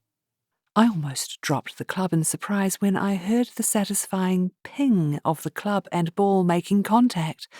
I stood still, holding my breath, my feet concreted to the spot. I watched the ball sail through the air. It climbed, and then, after hanging in the air like a tiny pink ball on a string, it dropped. I squinted, barely believing my eyes. Had it landed almost on top of the flag? I leaped off my spot and punched the air. Yes! The 3 men's heads swiveled around to look at me. Parker blinked. "That was quite the shot, Cassie. I didn't realize how good a golfer you were." I beamed back at him, my chest expanding. Hunter and Jeffrey both congratulated me. "It's official. I'm a golf genius." "I can see we're going to have to lift our game to beat this one, Parker," Hunter said, slapping him on the back. "You didn't mention she was a budding Lydia Ko." Parker's smile was broad, his eyes sparkling bright. "No, I didn't." He looked so proud of me, I could burst right there on the fairway. On a high, we slung our bags over our shoulders and walked down toward the flag. Parker took my hand as he walked beside me. I was eager to see where my ball had landed, but just as eager to bask in the admiration of my boyfriend. "I had no idea you were this proficient a golfer, Cassie," he said quietly to me. I shrugged. "You and me both." "Oh, I like to keep a thing or two up my sleeve, you know," I replied with an air of mystery. "Hey, maybe we could play around with my parents. They're pretty good players. They're coming back from their cruise in a couple of weeks. I've told them all about you, of course." Warmth spread through my belly. That would be wonderful. Meet the parents. Check. He gave my hand a squeeze. "I'll set it up. They're really going to adore you, my golfing queen." "I hope so. You'll have to meet mine too." "Okay." A smile spread across my face. We walked hand in hand to the green. Sure enough, my girly pink ball was sitting pretty, only a few feet from the flag, leaving everyone else's boring old white balls for dust. "Wait until I tell Will about this," I smiled to myself. Good at Wii golf does equal good at real golf after all. I took a mere one attempt to putt my ball into the hole, and the 3 men applauded my effort. I took a little curtsy, basking in the adulation. The 3 men putted their balls into the hole. Parker missed his first, had to take another 2 shots to do it, and looked very grumpy with himself as a result, and we moved on to the next hole. I was still as confident as could be as I watched the men hit their balls. It was my turn. I stood at the tee, preparing to hit the ball, fully expecting to perform just as dazzlingly as I had on my first shot. I was a natural. How could I possibly not kill this shot too? I gripped the club the way Will showed me. I had this. I swung up behind myself and prepared to follow through. Too late. I realized something wasn't right. I twisted my body too far around, and when I swung downward to hit the ball, I missed, stabbing the ground with my club, pain jarring up my arms. My mouth slackened as I watched the scene before me unravel in slow motion, like a home video you see on those funny TV shows. Although this was far from funny for me. My club sailed out of my hands and bounced head to tail, across the fairway in front of me. It finally came to a stop with a humiliating thud, a good 10 feet away. The ball remained on the tee. I looked down at my palms accusingly, as though they had decided to let go of the club without my brain knowing about it. My heart sank down, deep into the pit of my stomach. I guess the cat's out of the bag now. Parker wrapped a comforting arm around my shoulders. What happened, Cassie? Are you hurt? No, I'm fine. Merely unbearably embarrassed. I don't know what happened exactly. One minute it was in my hands, the next it wasn't. I looked up into his eyes. I could tell he was working hard not to laugh. He pressed his lips together, but the smile broke free. He let out a chuckle, his arm shaking around my shoulders. That was quite something. He reached down and brushed a stray hair that had escaped from my ponytail away from my face. His laughter was contagious. Within seconds, I began to giggle. I glanced at Hunter and Geoffrey. Their eyes were shining as they tried their best not to laugh. They too gave in, and we all stood together, laughing out of sheer surprise, and how ridiculous I had looked. We all have a bad shot every now and then. Yours was, well, Parker was too gracious to continue. Horrific, I confirmed, because it was. There was no other word for it. I wouldn't be telling Will about this one, that was for sure. The 3 men smiled, although no one said it. I knew they all agreed. How about you take the shot again, and we'll finish the day's playoff with just 9 holes? Parker asked. My heart melted. Parker really cared for me, and 9 instead of 18 sounded fantastic to me. I grinned at him, my eyes misty. Perfect. Just like you. The rest of the game proved resoundingly that my first shot was just fantastic beginner's luck. I didn't fail to hit the ball quite so spectacularly on the next 7 holes, but I wasn't exactly Tiger Woods or Lydia Ko either. Nevertheless, I managed what Parker referred to as a quite decent total, so I could at least hold my head up high at the end of the game and heave a sigh of relief. No one filmed my epic golf fail. As we drove away from the club, having enjoyed a post-game cup of coffee with Hunter and Geoffrey, Parker put his hand in mine. You don't play often, do you? You can be honest with me. I bit my lip, my eye twitching. Some? He gave my hand an encouraging squeeze. It's okay. The fact you gave it your best shot and got that incredible first shot is amazing. He slowed the car and pulled over next to a playground where toddlers were bounding around, watched by their parents as they chatted to one another, holding cups of coffee. You did it for me, right? I looked into his soft, gentle eyes. I chewed the inside of my mouth. The game was up. He knew. And I knew he knew. I decided to come clean. Today was my first ever time. I mean, I'd practiced at a driving range and watched golf on TV, but I've never actually been on a golf course. His mouth fell open. Really? I nodded as my belly twisted into a knot. What would he think of me now? He leaned over the gear shift and collected me in a kiss. He looked into my eyes. Cassie, you're incredible. Thank you. I shrugged, self-conscious.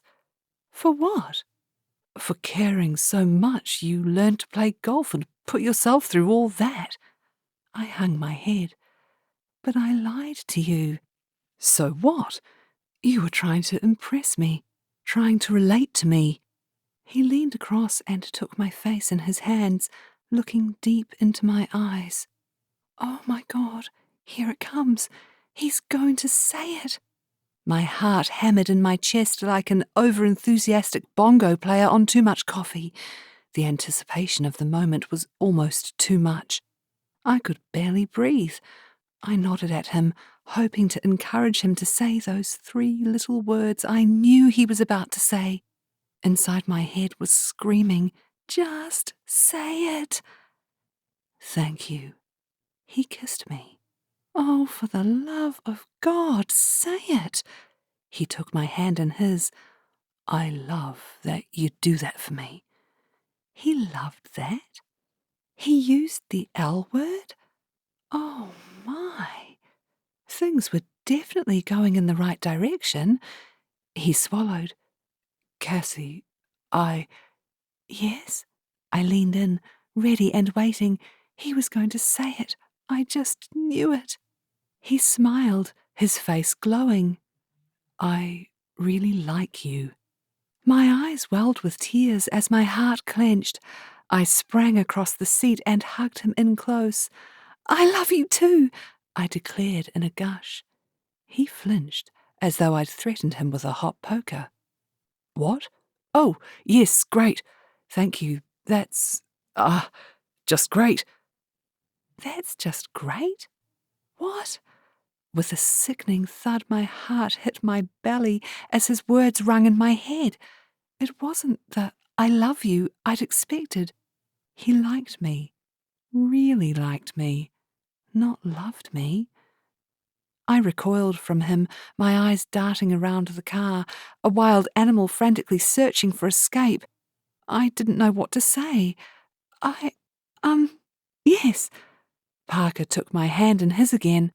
It was warm against my suddenly cold flesh. Cassie, please, I really like you and I love spending time with you. Please accept that for what it is. It's no small thing. Sure, I replied, my voice unnaturally chirpy. No problem. Consider it accepted. I forced a smile. I couldn't quite bring myself to look him in the eye. And I so love that you love me. Really, I do. And I'll get there. It'll probably just take me a little more time, that's all.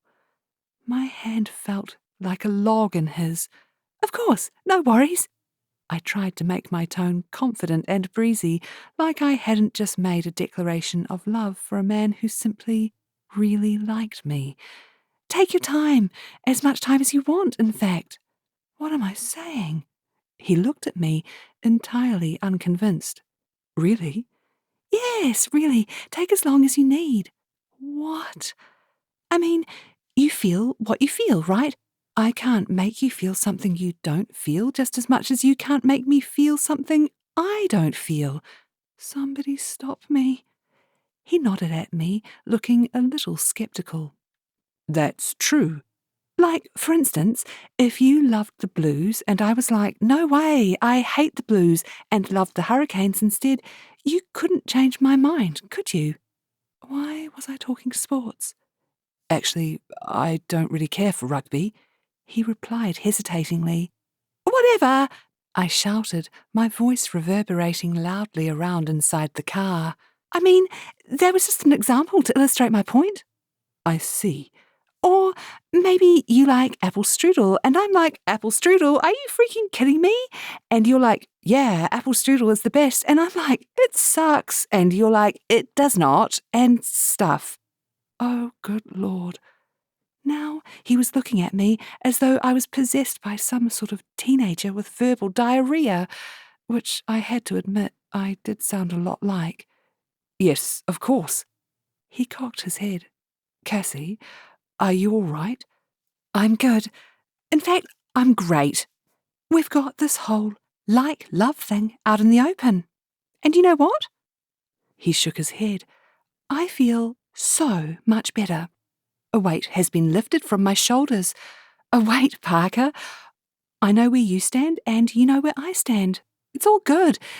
Now, why don't you take this baby on the road so I can get back home and get on with my day, thinking about how much you really like me? If you're sure. Oh, I most certainly am. He started the engine and glanced at me once more. I shot him my best Guy Smiley smile, and he drove me home through the busy streets of Auckland. As I sat in the passenger seat watching the buildings and parks whiz by, I wondered how I had gotten myself into this mess. This was not the way it was supposed to happen. No way, Jose.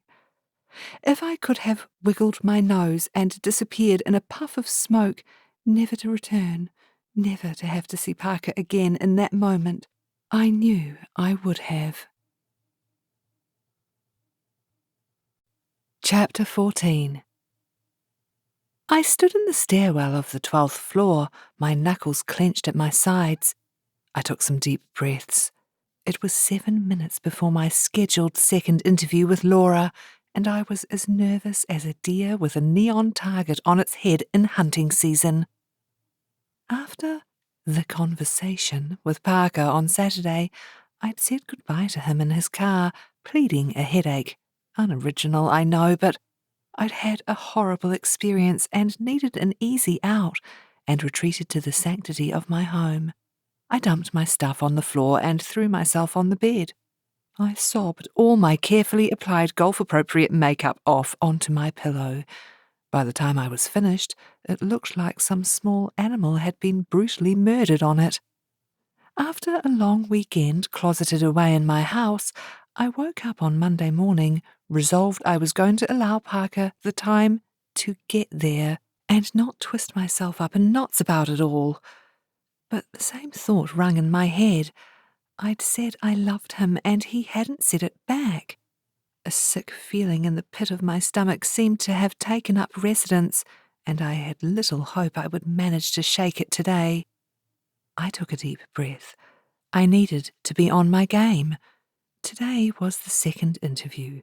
No thoughts of Parker. No thoughts of unreturned feelings. No thoughts of my humiliation. No thoughts of anything except nailing this sucker.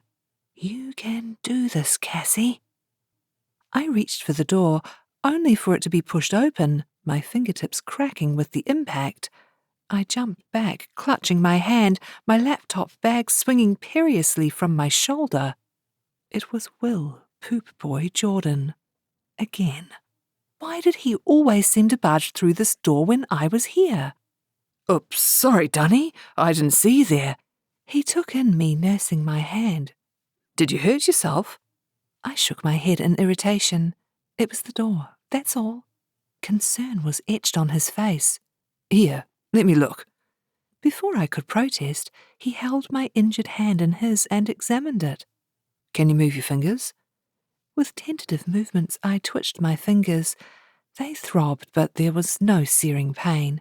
They weren't broken, thank goodness. I think they're okay, thanks. Good. He still held my hand in his. I may not be your doctor boyfriend or anything, but I'm glad I could help. He looked at me smiling, like he was in on some kind of secret I didn't know about. I glanced down at our hands. Can I? He dropped my hand like it was a hot coal. Oh, yes, sorry. He cleared his throat. Are you here for your second interview? I glanced at the stairwell door, then back at Will, feeling awkward. Did he really expect me to talk about my second interview with the person I'm up against for the job? Yes. He nodded. Well, good luck. Laura may come across as a tough old bird, but she's a softie at heart. You'll do great. Okay. I eyed him uncertainly. He stood looking at me for a moment before flashing me his smile and taking off down the stairs, 2 at a time. I watched him leave and heard the door to the sales floor slide closed behind him. Well, that was weird. I raised my chin and took a deep breath. I reached for the door and pulled it open, plastered on a smile, and approached Brian's desk. Good morning, Brian. Brian looked up from his computer screen at me, peering over his glasses. Cassandra Dunhill. Right on time. Take a seat, I'll let Laura know you're here. I did as I was told because, even though I knew Brian was really a spoodle of a man, he didn't have the reputation of being an uncompromising Rottweiler for nothing. A moment later, Laura stood at her door, smiling at me. Come in, Cassie. Sure, thanks. As the door closed behind me and I said my hellos to Laura and Hugo, the human resources manager, my nervousness kicked up a notch or 10. Will must have been up here for his second interview when I saw him in the stairwell a few moments ago. Had he dazzled them with his confidence and expertise? Was I the irritating second interviewee they needed to meet, although their minds were already set on Will for the role? We sat around the coffee table, overlooking Auckland's sparkling blue harbour. I crossed and uncrossed my legs, thought better of it, and crossed them again. Laura shot me an encouraging smile. I relaxed a hint. We are really interested in how the marketing project is coming along, Cassie. Can you take us through where you're at with it? She asked. I'd be happy to. I pulled out my laptop, opened it, and double-clicked on the presentation I had prepared for this very question. As I talked, I noticed Laura nodding and Hugo jotting down occasional notes. Laura asked a number of questions, although I suspected she already knew the answers to many of them. They'd just finished their interview with Will, after all. I answered all of her questions, highlighting how well I was leading the team and what we had achieved to date. How do you think you and Will Jordan worked together? Hugo asked once I had finished my presentation. Fine. I smiled at them both. Laura and Hugo shared a look. Care to elaborate? Hugo asked. My mind raced. I had avoided working directly with Will, preferring to manage my own tasks and responsibilities and not have to deal with his know-it-all confidence. Well, I think we've worked well together. He and I tend to deal with different aspects of the project. I believe our time is more effectively utilised that way. I see. Hugo nodded. He resumed scrawling in his notebook. Laura furrowed her brow. She picked up a pile of papers that had been lying face down on the coffee table in front of us. She scanned a page. Some of the project team have mentioned you have a tendency to dominate proceedings at times. She looked up at me. What do you think they mean by that? Dominate? My palms began to sweat. My mind darted to the numerous times Will had decided on a point and I had overridden him, or raised something that rendered his point moot. I did it so the team would see me as their leader and not Will. Irritating him had been simply a fringe benefit. Well, at times I've felt the direction Will has wanted to take the project hasn't been quite right. I want to deliver the work on time and in the best shape I can, so sometimes I feel I need to step in. An image of Will helping me at the golf driving range flashed into my head. I swallowed my unease. Hugo crossed his arms as he sized me up. I tapped my foot. I had no idea members of the project team were reporting back to Laura. What else had they said? What about teamwork? It is important to lead, but equally important for the regional sales manager to be able to work with others in a consultative way, Laura said. I furrowed my brow. Consultative? What do you mean exactly? I didn't like where this was going. How well you think you and Will work as a team. It is going well. Are there areas to work on? Take us through it. My heart rate picked up. Will and I as a team? Oh, pretty well. I mean, we have different styles, but I don't see how they can't complement one another. I see. Laura nodded at me.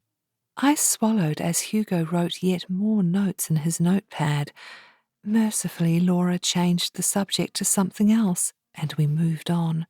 For the rest of the interview, I couldn't shake the feeling me dominating Will in the project had directly impacted my chances of winning this job. After almost an hour of answering questions and asking a few of my own, we three stood and shook hands. Thank you, Cassie. Hugo and I aim to make a decision once this marketing project is delivered. We'll be honest with you, we have eliminated all options other than you and one other candidate, Will Jordan. I shook her hand. That's good to know. Was it? Thank you, Laura, and you, Hugo. I walked out of Laura's office with a sense of disquiet in the pit of my belly. Yes, for the most part the interview had gone well.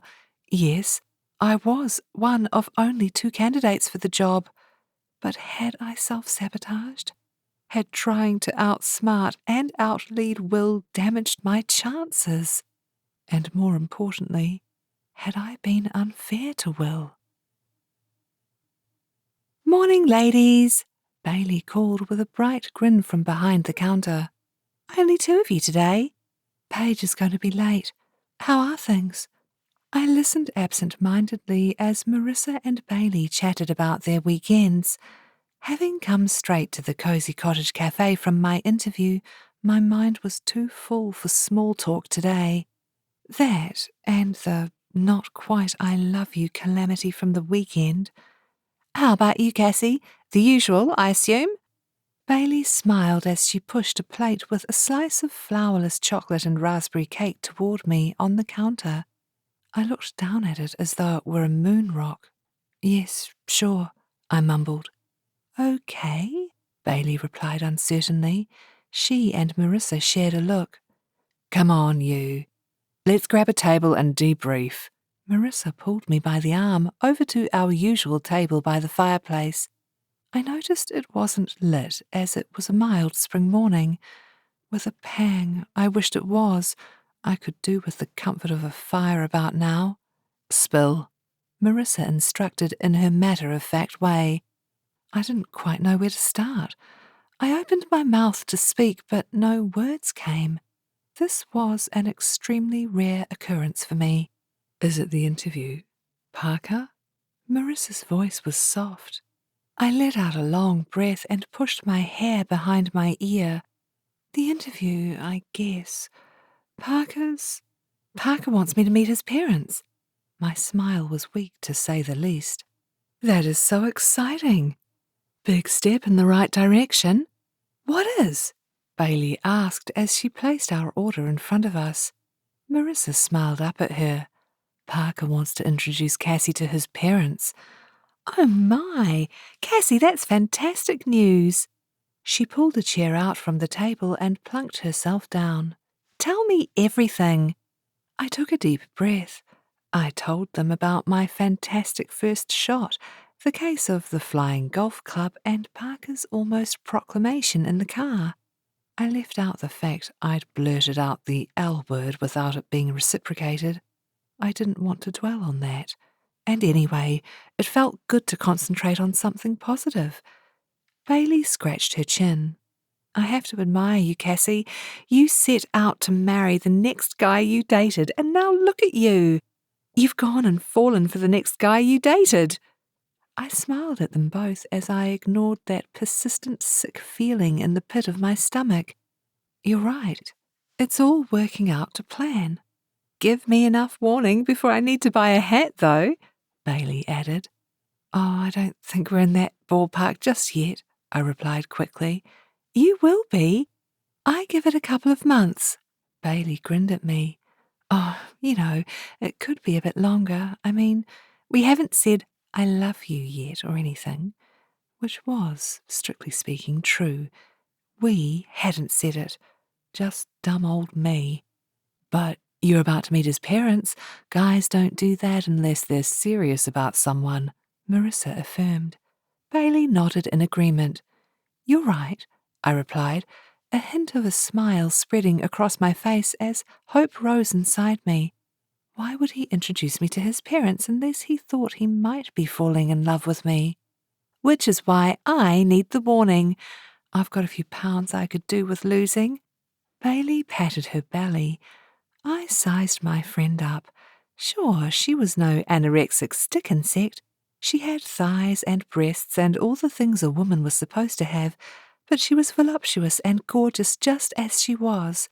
Why do we women do this to ourselves? Don't you go losing anything. Promise?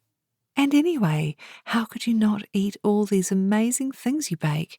If I had your cooking skills, I would be the size of a house. An apartment block, Marissa confirmed, nodding. Bailey stood up and pushed the chair back into the table, a smile on her face. You girls are the best. She looked over at the counter. Gotta go. Customers are calling. Once Bailey was back, dazzling her customers with her sweet treats and beautiful smile, Marissa leaned in conspiratorially, as though the cafe walls had ears, which would be a really freaky thing if they did. Just saying. So, did you hear about Will? She asked.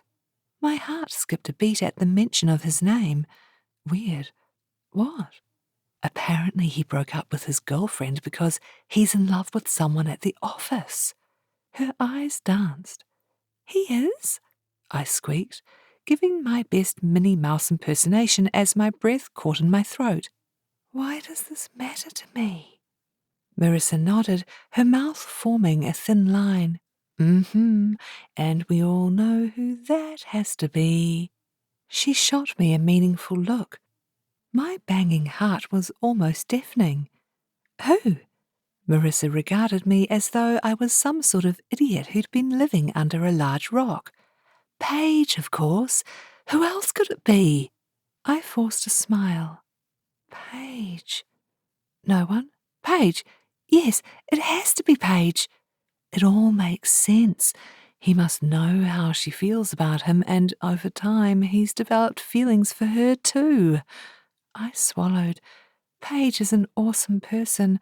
She's single, available, hasn't declared her love for anyone else in a parked car at the side of the road lately, and thinks the sun goes out when Will sits down. He could do a lot worse than Paige Miller. I played with my coffee cup. How did you hear about Will? Being in love with Paige. I put two and two together. Apparently he went out for a few drinks on Friday night with the cavemen, had a few too many, and admitted he'd broken up with his girlfriend because he wanted to be with someone else. Cassie, it has to be Paige. She leaned back in her chair, satisfied with her conclusions. But he didn't actually say that. She shook her head. Cogs whirred in my brain. Does Paige know? I thought I'd tell her the good news when she gets here. She is going to be so excited. You know how she feels about him. Yeah, she will. As if on cue, I spotted Paige closing the cafe door. I waved at her and she waved back. A few moments later, she arrived at the table, her order placed with Bailey. She sat down next to us in a cloud of Dior. Sorry I'm so late. Princess Portia droned on and on for what felt like a lifetime. I'm in serious need of coffee or I'm at risk of falling into a coma. Marissa and I watched her intently. Once she noticed, she narrowed her eyes at us. What? Marissa glanced at me, a smile teasing the edges of her mouth. Should we tell her? Paige's eyes darted from Marissa to me and back again. Tell me what? Neither of us said anything. Marissa because she enjoyed the suspense. And me? I couldn't quite work that out. Come on, you guys are freaking me out. I shrugged, nodding at Marissa. She'll tell you. It's her news. Marissa's face broke into a full-blown grin. I think Will's in love with you." Paige's mouth dropped open and her eyes got huge. What? The colour drained from her face. She looked like she might bolt for the door at any second. Marissa grinned at her. "It's all coming together for you, Paige. He loves you." Paige's eyes whizzed from Marissa to me and back to Marissa. She swallowed hard. I tried to temper her confusion. What Marissa's trying to say is she's heard Will has feelings for someone at work. "He does?" Her voice was so squeaky, it beat mine hands down in the Minnie Mouse stakes. "And it's you." Marissa was so confident in her summation it was hard for me not to believe her, let alone confirm everything Paige had ever hoped for. "But he hasn't said anything, and I only just talked to him before coming here." She looked like she might cry. "Are you sure?" I bit my lip. Who else could it be? "It has to be you, Paige. We're so happy for you, aren't we, Cassie?" "Yes, we are," I replied. Paige's face broke into a grin that would put Julia Roberts to shame. "I could ask him out, couldn't I?" She bit her lip. "Will could be my one last first date." "I know." Marissa's excitement was almost a match for Paige's. I nodded, trying to join in, but I couldn't help thinking Marissa was making a big leap with this. I hoped she was right, for Paige's sake. Otherwise this could all blow up in her face, and that was never pretty. Chapter 15. The following afternoon I sat with the project team around a large table in the marketing department, discussing the project's status and upcoming action points. As I listened to Will making suggestions as to how we could approach our next milestones, I watched as others in the room listened intently to him, nodding along, occasionally interjecting with ideas of their own. Will listened respectfully to everyone in the room, and when he disagreed with someone, he got his point across gently but firmly.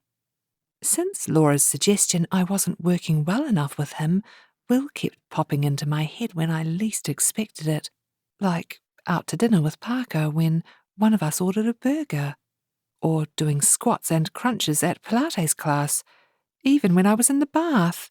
He totally ruined my soaking zen, that was for sure.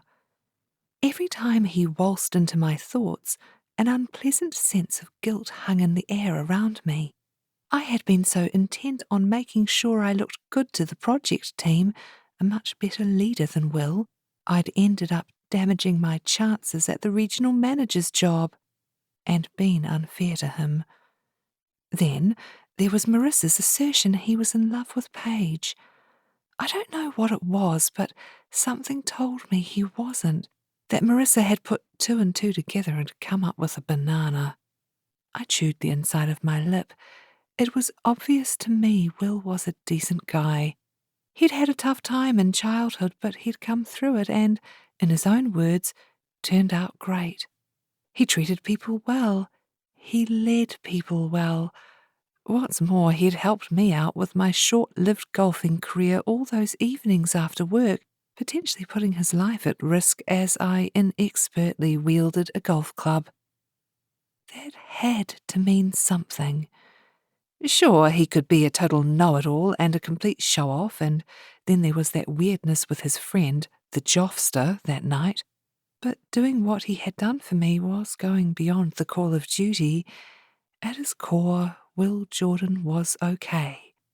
I swallowed. His favourite cafe is my favourite cafe. "Anyone want to add to that?" Will asked, surveying the faces in the room. I put my hand up. "I would." All eyes turned toward me. I was certain I detected a moan from someone in the room. I ignored it. "I just wanted to say, that is, I believe wholeheartedly." I cleared my throat, nervous. "What I'm trying to say is, I for one think what Will has said sounds really great. I smiled and nodded at him encouragingly. Don't you think, everyone? The others in the room shot me looks ranging from amazement to puzzlement to downright hostility. Will furrowed his brow. Which part exactly, Dunny? I threw my hands in the air. All of it, don't you think, you guys? I looked around at the faces in the room. Will has such good ideas. I think we should definitely go with these ones and consider revisiting some decisions we've made in the past, too. Will leaned back in his chair and regarded me through narrowed eyes. You want to revisit past decisions? I looked at him, my eyes bulging. I do.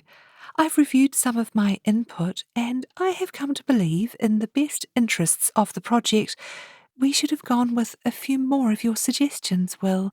You see, I've been thinking lately I can sometimes dismiss your ideas too quickly, and I want to change that. I stood up, pushed my chair back, and started to pace the room. I was getting into the swing of things now. In my mind, leadership isn't all about being the person who makes the decisions. It's about making the right decisions and working successfully as a team. From here on out, I want to be more— I searched for the word Laura had used. Consultative. Yes, that's what I want to be. More consultative. With you and with everyone. I opened my arms in a dramatic gesture to show just how very consultative I planned on being. I looked at Will, awaiting his reaction. He tried and failed to suppress a smile. Is that so? Yes, it is. I believe we can all work together and achieve great things. I was unwavering in my commitment. If Laura wanted me to show leadership through inclusiveness, then I was going to include the life out of each and every person in the room, starting with Will. Sure, that sounds reasonable, Simon, one of the project coordinators, said hesitatingly, looking around at his colleagues. Yes, being consultative is, a good thing, right? Said another, looking at Will for confirmation. As I sat back down at the table, I noticed Melanie typing something into her phone. I narrowed my eyes at her. So she was the mole who'd told Laura and Hugo I didn't work well with Will. An image of Melanie with a long, pointy black nose and whiskers, burrowing happily in the dirt, flashed into my mind. I had to work hard to suppress a rising giggle.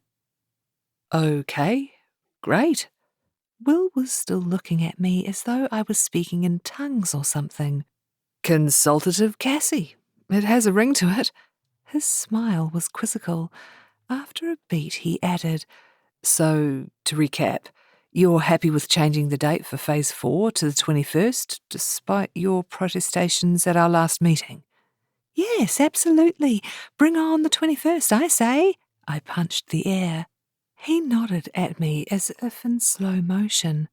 And you're happy to work with me and design Zoo on the final graphics? If that's what you think best, Will, then yes, of course.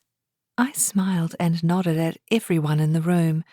They were all watching me closely. I turned back to Will. He raised his eyebrows in question. Will, what matters here is teamwork. Leadership, yes, but teamwork first and foremost. I turned and looked directly at Melanie. I don't need to be in charge. It should be shared. Melanie flashed me a weak smile and shrunk in her seat. Good. Scuttle back to your molehill where you belong, missy. Will eyed me for a moment, clearly trying to work me out. Alrighty then. It looks like we can wrap this up for the day. We've all got our actions, Cassie more than others, it would seem. I nodded at him and smiled, happy with the new me, consultative Cassie. Shall we meet up again on Friday at 9? Will continued. Everyone around the table pulled out their phones to check their calendars. There was a chorus of, Sounds great. no problem, and see you then. People stood up, collected their things, and filed out the door. I was about to follow the others when Will asked, Can I talk with you for a moment, Dunny? I smiled at him brightly. Sure. Not even that ludicrous nickname could sway me from my new path. I followed his lead and sat down opposite him. I plastered on a smile. What can I do for you, Will? He eyed me for a moment. This was becoming a habit. You could explain what that was all about for a start? I knew exactly what he was referring to. I decided to act innocent. What was all about? He shook his head. You know what I'm talking about. Usually you fight me on every point and try to take over. He shrugged. Sorry, but it's true. You're right, but that's now all a thing of the past. I've decided you're not all that bad, and maybe I should just give you a chance. Not all that bad, huh? High praise. He raised his eyebrows and smirked at me. For the first time in recorded history, I didn't want to wipe that smile off his face. You know what I mean. I guess I've been a bit tough on you. You have some great ideas, and I don't really give you a chance. Plus, you've been really nice to me with the golf thing. The word stuck in my throat. I'm sorry. I managed in a croaky voice. You're sorry? His eyes got huge. I lifted my chin. Yes, I'm sorry, I sniffed. He watched me for a moment. He narrowed his gaze, crossing his arms as he leaned back in his chair. Your golf date with what's-his-name went well, didn't it? I felt heat in my cheeks. Yes, but that's not what this is about. I shifted uncomfortably in my chair. Talking with Will about Parker felt wrong somehow. How did it go? Did you maim anyone or yourself? He studied my face closely for a moment. Again. It made me want to squirm. No re-broken nose or anything? Must have gone okay. No one got hurt, and it went well, other than the lack of love. Oh, well, I'm glad I could help. He stood up abruptly, rolling his chair out from behind himself. I'll see you later. Got a meeting to keep to. Keep up the consulting. He collected his things and put his head down as he went out the door. He was gone in a flash, without a backward glance. I was left sitting on my own at the oversized table in the empty meeting room, wondering what in the world had just happened. Chapter 16. For the next couple of weeks, life ticked over predictably enough. I continued to meet with clients and work with the team as consultative Cassie. It was turning out great, and even Will seemed to accept the new, improved me, despite his initial weirdness. I had a much heavier workload now, of course, but it seemed a small price to pay in the pursuit of the regional manager's job, and in my atonement to Will. I made sure Melanie the Mole saw me in my teamwork magnificence whenever possible, and tried my best to befriend her to show her what a nice person I was. Not the megalomaniac leader, intent on outsmarting Will I'd been before. Paige, Marissa and I kept up our regular cosy cottage cafe sugar fests. If it ain't broke, don't fix it, right? And Parker and me? Well, once I convinced myself his lack of a declaration of love was a mere speed bump and he would be true to his word and get there in his own time, things got back on track. We were seeing one another a couple of times a week, going out for dinners, going on forest walks, taking picnics to the park in the warm spring air. My Instagram feed was littered with happy couple photos that were probably making my single friends want to vomit. I was in my almost love bubble with my future husband, so I didn't care. Are you ready to go? Parker adjusted his tie in the mirror, concentrating on creating the perfect Windsor knot. Just give me 3 more seconds, I called from the bathroom. I studied myself in the mirror. I was wearing a pale pink dress with white detailing, pearls I'd borrowed from Marissa at my neck, and a pair of Mary Janes on my feet that made me want to break into a 50s Hollywood dance routine. I'd swept my hair up into a relaxed bun, allowing a few strands to hang loose around my face. My makeup was fresh and natural. In short, I looked like the future Mrs. Cassandra Dunhill Hamilton. Today was the day I was meeting Parker's parents, and tomorrow he was meeting mine. It was a big weekend. Cassie, we really should get going. Parker called, a hint of stress in his voice. I switched the light off and stepped out of the bathroom. Ready? Parker turned and looked at me. Instead of the expected compliment, a cloud crossed over his face. What? I asked, uncertainly, glancing down at my dress. Parker blinked and shook his head. Nothing. Nothing. You look wonderful. I did a little twirl, feeling, and I hoped, looking, like Kate Middleton's red-headed sister. Equally classy, equally gorgeous. They're going to love you. I smiled weakly. Not like you. Yet. He glanced at his watch. We'd better go, or we'll be late. 27 minutes later, we were still sitting in Auckland's legendary traffic, a good handful of miles from the swanky country club where we were due to meet Parker's parents for lunch. He had told me his parents were Annette and Dickie. No, seriously. Although he advised me I call them Mr. and Mrs. Hamilton for starters, that they were keen golfers, and that they were active patrons of the arts. His dad was a retired surgeon and his mother a former nurse who spent most of her time either playing golf or attending lunches with similarly well-heeled society ladies. Although he didn't say so, it was clear to me that they had more money than God and lived the life of Riley, who by all accounts had a pretty good time of it. Got it. I smiled at him and glanced down at my dress. They're going to love me. God, I hoped Parker was right. For the past few minutes we'd been sitting in silence since Parker had yelled at a driver in front of us who had failed to notice the lights turning green, causing us to miss the light altogether. He drummed his fingers on the steering wheel in agitation as he stared at the red, unchanging light. I reached across and placed my hand on his arm to try to comfort him. He jumped in his seat and I instantly pulled back. He turned to look at me. His face was tense and drawn. Sorry, it's just my parents are very punctual and they expect the same of me. I softened my voice. We're only a few minutes late. They live in Auckland. They know all about traffic. They'll understand. Plus, they'll be really happy to see you. They've been away for a month. Sure. He sounded as convinced as Sully's co-pilot probably did when his captain announced he was going to land their plane on the Hudson. I watched in concerned silence as he gripped the steering wheel, his knuckles turning an unnatural white. His obvious nerves permeated my skin. I began to tap my foot, worrying exactly why he was so uptight.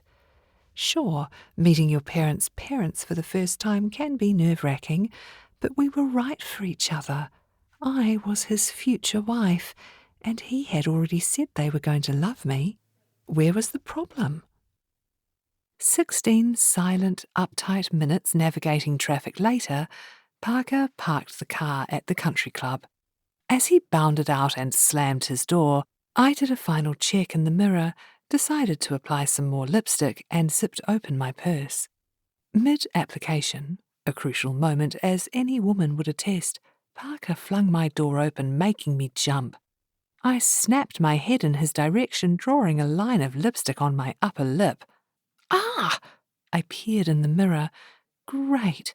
I looked like I had a 5-year-old child with an unsteady hand for a makeup artist. I rummaged around in my purse, looking for a tissue. What are you doing? Parker demanded, still holding the car door open. Hadn't he ever seen a woman put on makeup? I was trying to apply some lipstick. Have you got a tissue? Parker pursed his lips. You've had all trip to apply lipstick, Cassie. You look fine. Let's go. He offered me his hand.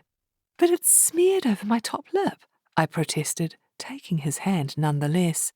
"No one will notice." He walked off with speed toward the entrance to the country club, pulling me by the hand behind him. With my free hand, I rubbed frantically at my top lip. I suspected I looked like I'd lost a bar brawl, not the look I was going for right now. We virtually ran up the steps, through the large wooden doors and into the reception area. The contrast between the blazing sun outdoors and the dark interior had me blinking like I was in a dust storm. "Mr. Hamilton, how nice to see you," said an attractive young woman with a chic blonde pixie cut and a 1,000-watt smile at reception. "Hello, Angelica. How are you?" Parker said in a tone he hadn't used with me since before we got in the car. I couldn't help but shoot him an annoyed look. "Very well, thank you." Her smile didn't drop. "Are you here to meet your parents? They're sitting out on the terrace." "Yes, thank you. Lovely day for it." As Parker and Angelica shared pleasantries, I scanned the room for a mirror. I spotted one, walked over to it, and peered at my lip in the half-light. There was a definite lipstick on upper lip situation going on. Why did I decide to wear my ruby red permanent lipstick today? I licked my index finger and rubbed. Better. Not great, but better. "Cassie?" Parker inquired. I gave my lip one further surreptitious rub, turned, and faced him and the ever-smiling Angelica. Parker stretched his hand out to me. I took it and we walked out onto the terrace together, as ready as I'd ever be to meet the parents who make my boyfriend so uptight. There were a smattering of tables on the terrace, shaded by large cream umbrellas. The view down the lawn to the golf course below was breathtaking. Parker scanned for his parents. Nervous, I concentrated on my breathing. "You can do this, Cassie."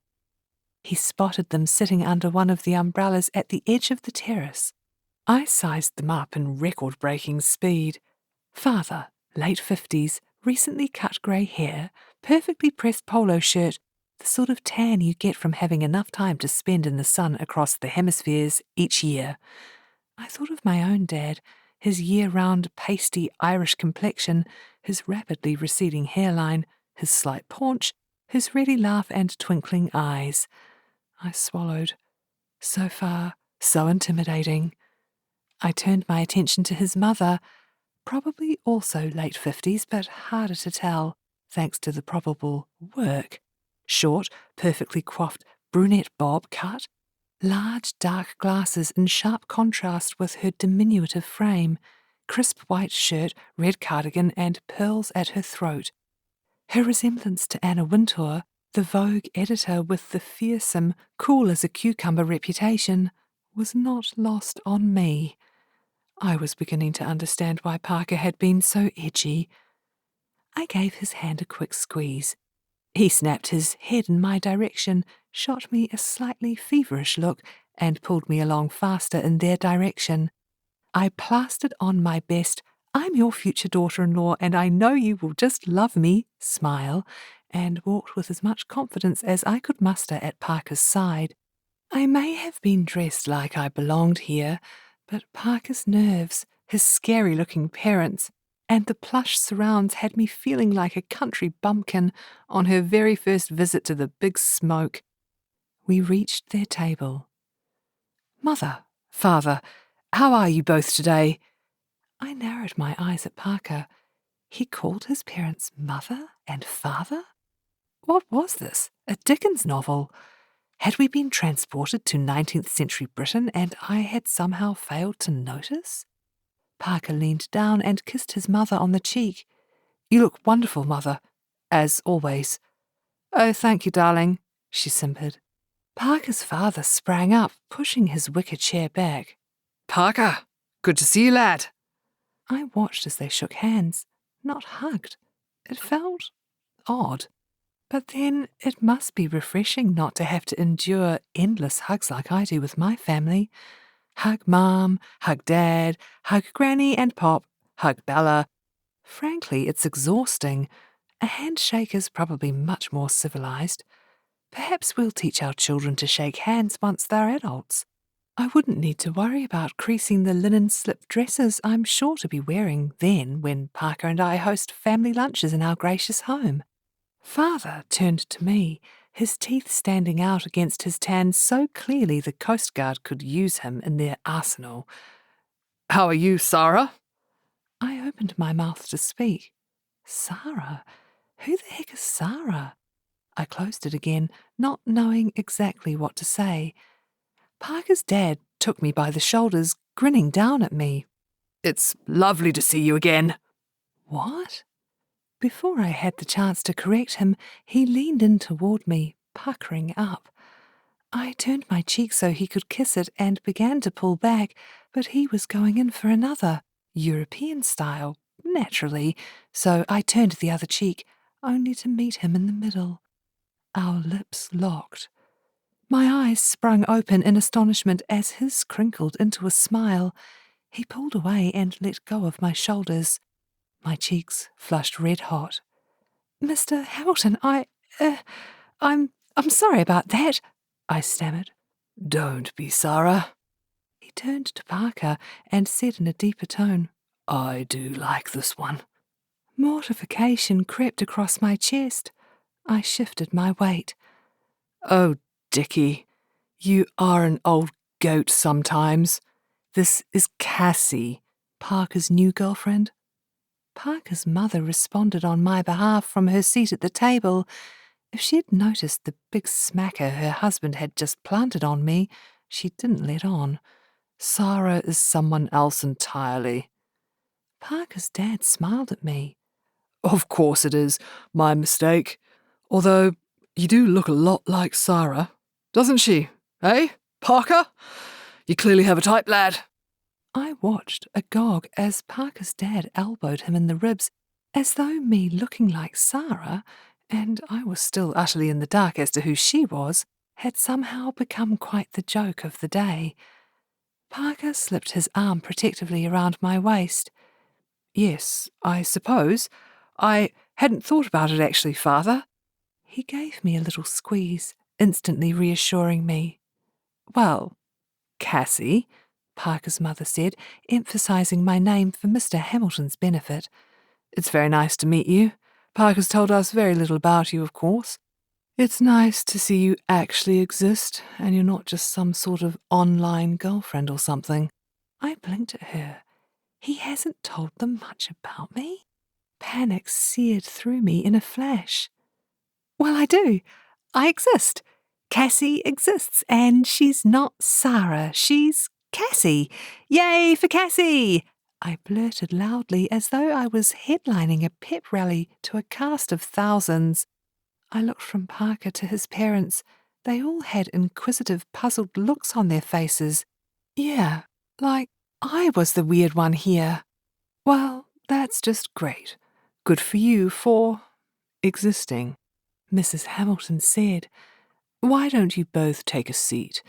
You are rather late. Yes, we're sorry about that. Traffic, Parker replied. We managed to arrive on time, she replied with a smile. Still grinning like a lunatic off her meds, I sat down in a wicker chair Parker pulled out for me. He sat opposite me and shot me a look that asked whether I was okay. Either that or he was determining whether he needed to call the men in white coats to take me away before we ordered our appetizers. I took a deep breath and nodded at him, hoping to reassure him that I'd not flicked the lid on my brain and certainly didn't require any sort of medical intervention. Normal, calm, in-control Cassie was back, and sitting in silence. No one was talking. I watched as Parker smiled, his mother nodded and smiled, his dad smiled and winked at me.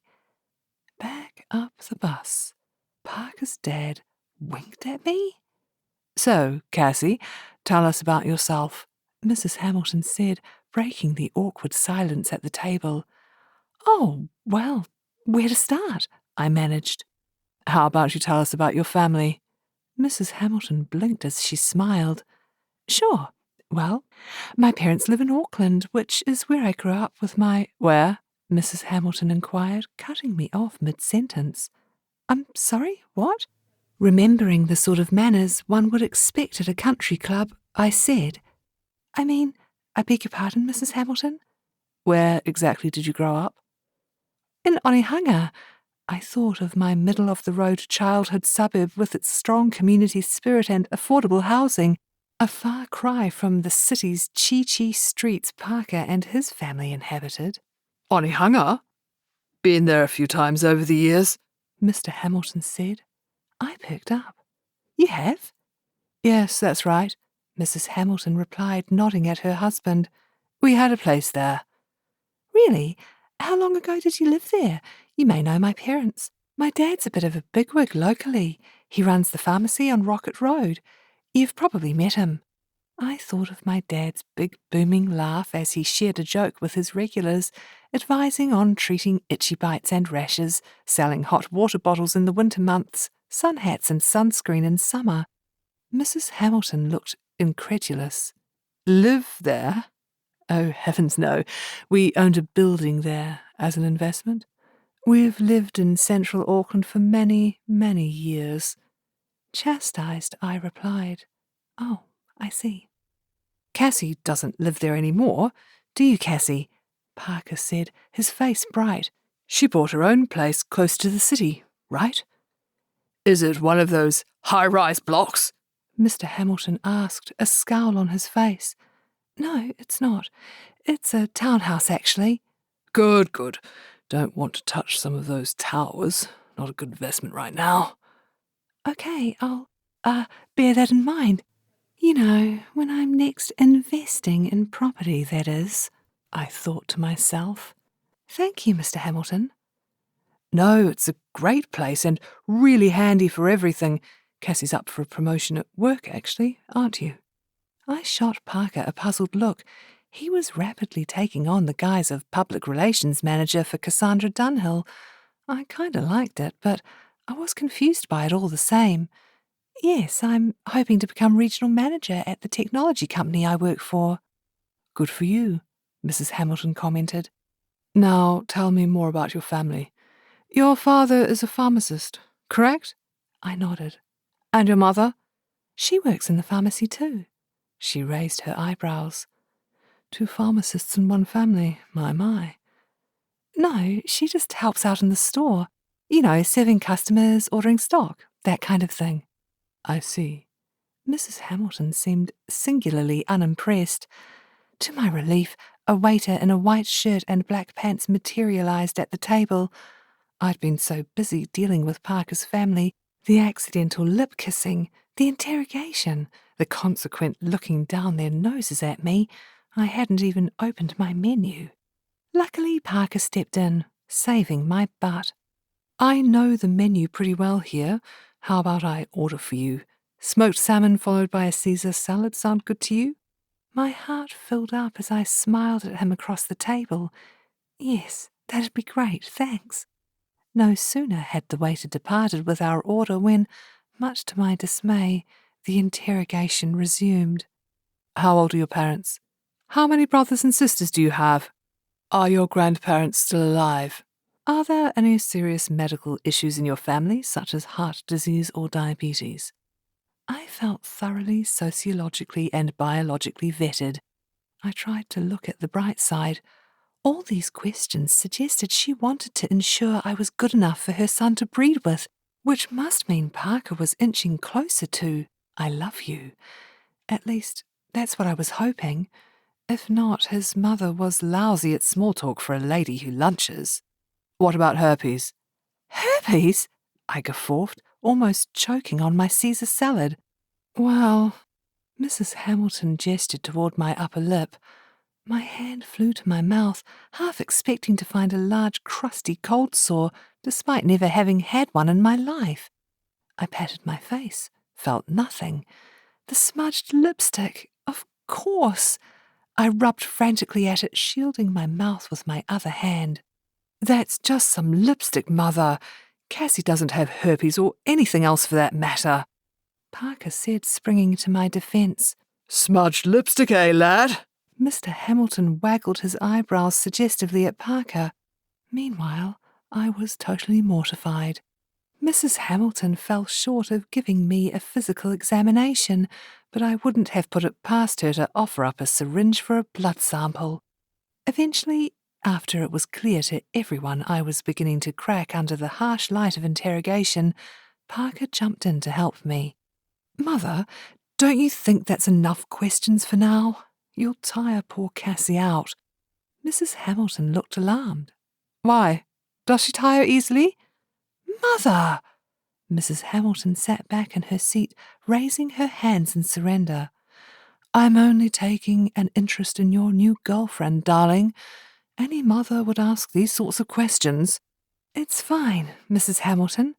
I don't mind," I said. My eye began to twitch. "That's right. Sarah was that excellent golfer. Shot a 6 handicap," Mr. Hamilton commented from out of the blue, looking impressed. I turned to look at him. "Sarah? Again?" "Yes, Father," Parker said, a tight expression on his face. "What about golf then, eh? Do you play?" Mr. Hamilton asked me. My mind shot instantly to the mortifying events in Parker's car following our one and only golf game together. "Oh, well, yes, a little," I replied, darting a look at Parker, my eyes pleading with him not to share my golfing catastrophe from a few weeks ago, or remind him how he hadn't said, "I love you," to me afterwards. I needn't have worried. "Cassie's an excellent golfer. We played around only a couple of weeks ago, didn't we, Cassie?" "Yes, Does she shoot a 6 handicap like Sarah, though? That's what I want to know," Mr. Hamilton said.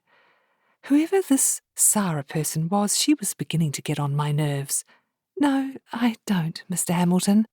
"Cassie's very good at Pilates," Parker offered as he squeezed my knee under the table.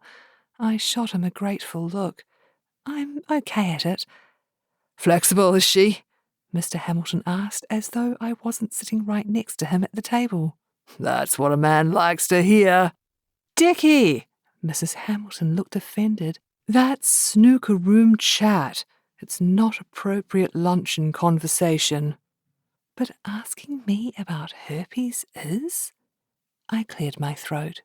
"So, how was your trip? I understand you were in Europe." And that was it for the rest of the meal. 3 courses. Mrs. Hamilton complained about the weather and the people, even the cobblestoned streets. Mr. Hamilton drank his weight in Chardonnay, occasionally winking at me as his wife droned on.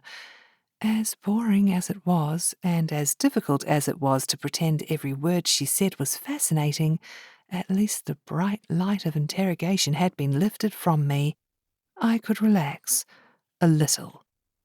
I heaved a sigh of relief when we bid them goodbye. "That went well," Parker commented as we walked to the car.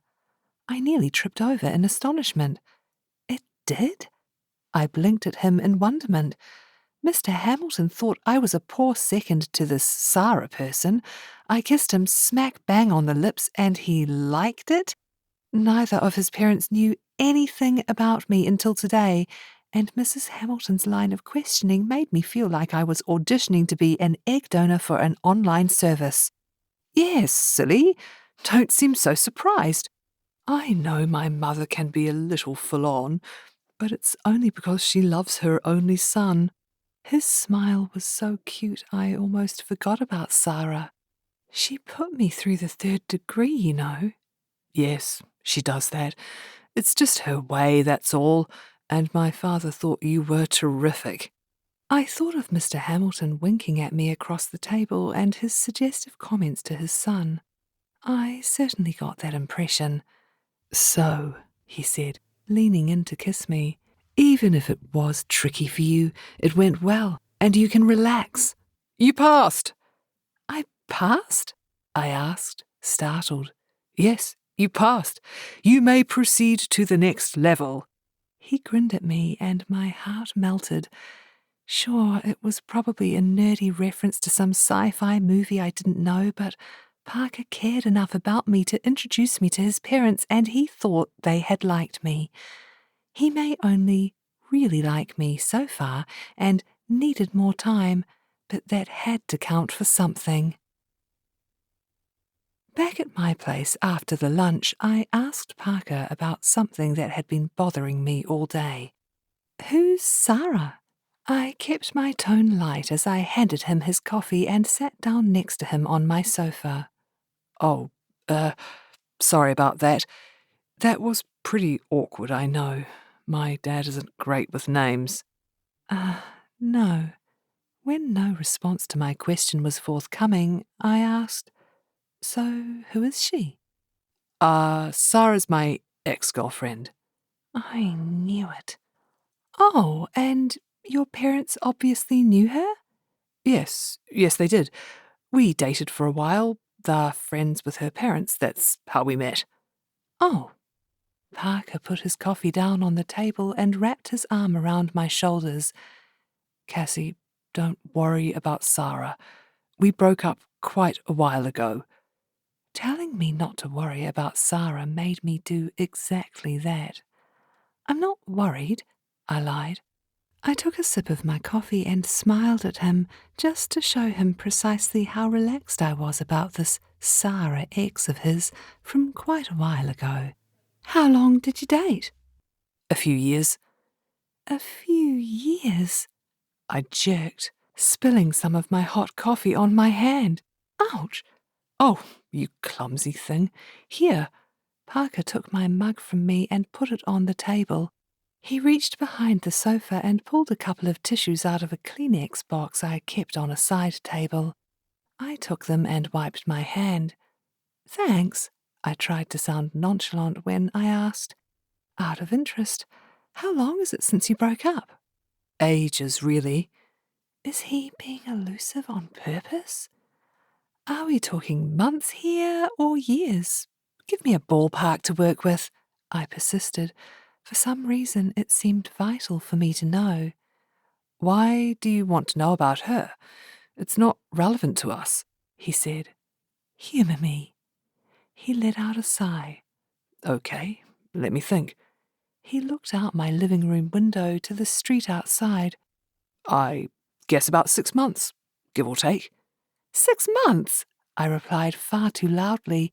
I was pleased I wasn't holding my coffee for that particular little gem of information. Recovering, I cleared my throat.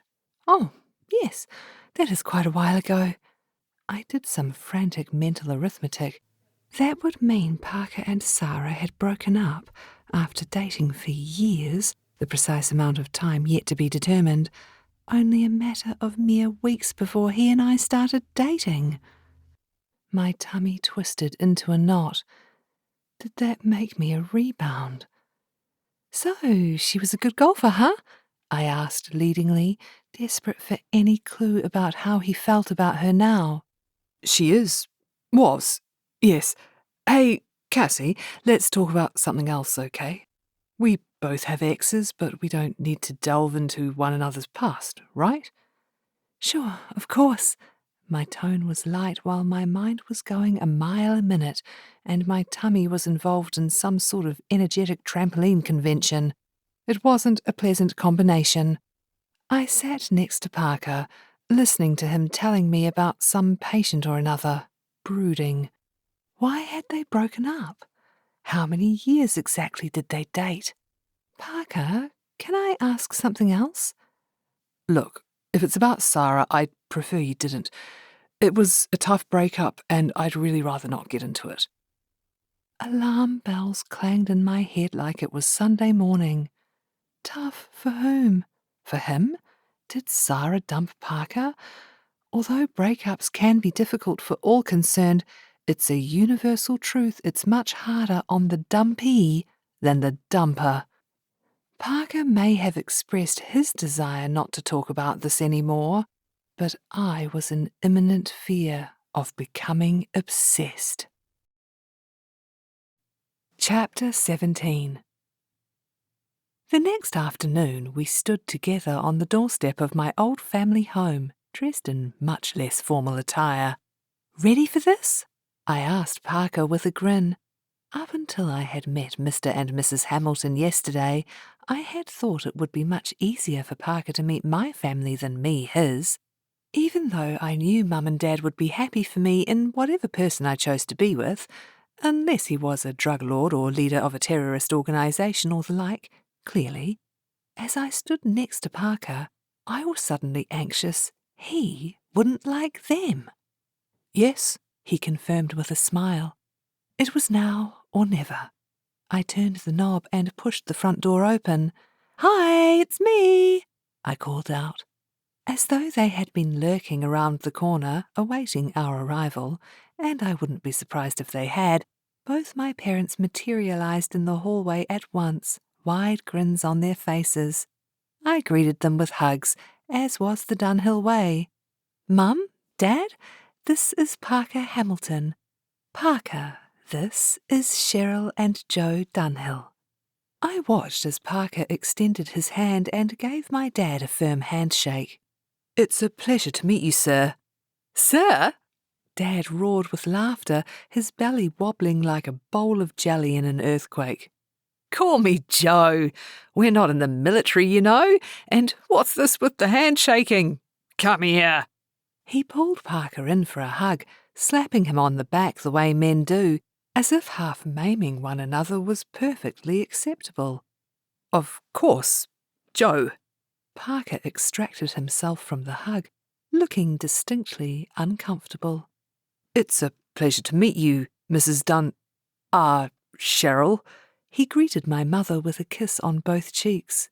"Oh, look at him, all French," Mum said to me, still clutching onto Parker's arms. "Aren't you the fancy one? But then you are a doctor." She pulled him down for one of her famous bear hugs, squeezing the living daylights out of the poor guy. I swallowed as I noticed Parker's eyes bulge in surprise. I closed mine in silent mortification. Why did Mum and Dad have to be so not Parker's parents? "Well," Mum said, her cheeks pink, "why don't you come on in? We don't stand on ceremony here, Parker." Dad slapped Parker on the shoulder. "No, we don't. Come and put your feet up. Have a nice cup of tea. Park. Can I call you Park?" Parker," he replied. Oh, God. Dad's smile didn't drop. "Parker it is, then." I followed the three of them down the hall and into my parents' living room. I glanced at the 80s-inspired sofa, with its plastic arm covers that crinkled when you touched them, Mum's extensive plate collection, and the large TV dominating the room. Over time, it became clear to me my parents weren't overly interested in moving with the times in interior design. I'd never felt this quite as keenly as I did today. Where once I had simply thought of this as my childhood home, suddenly it looked old, tired, and in serious need of a style injection. Is Sarah's family home like this? "What a lovely room you have here. Very relaxing," Parker said, looking about as relaxed as a lamb in docking season. "Thank you," Mum said, brimming with pride. "Come and have a look at this." She signalled for him to go to the far wall and look at a collection of photos of me and Bella at various stages of growing up. I closed my eyes, knowing what was about to come next. "Is this you, Cassie?" he asked, pointing to a photo of me, dressed in my Girl Guide's uniform, aged about 11. "Yup. Embarrassing, huh?" I shot Mum a look. Why didn't we meet at a cafe somewhere instead? "Oh, I don't know. I think you look pretty cute with your long plaits and knee-high socks," he replied, shooting me a teasing smile.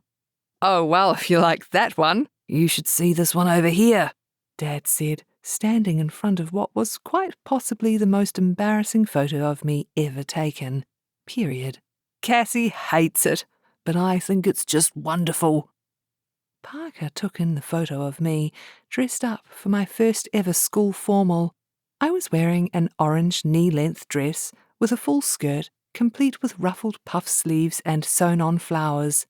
I was grinning, clearly feeling like a princess in my get-up, my mouth a flash of metal.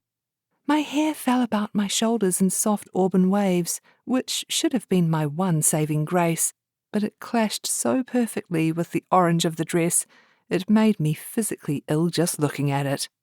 "I hate that picture, Mum," I said, shaking my head, and now Parker had seen just how awful I looked back then. "Wonderful." "I know you do, sweet pea, but you look so happy.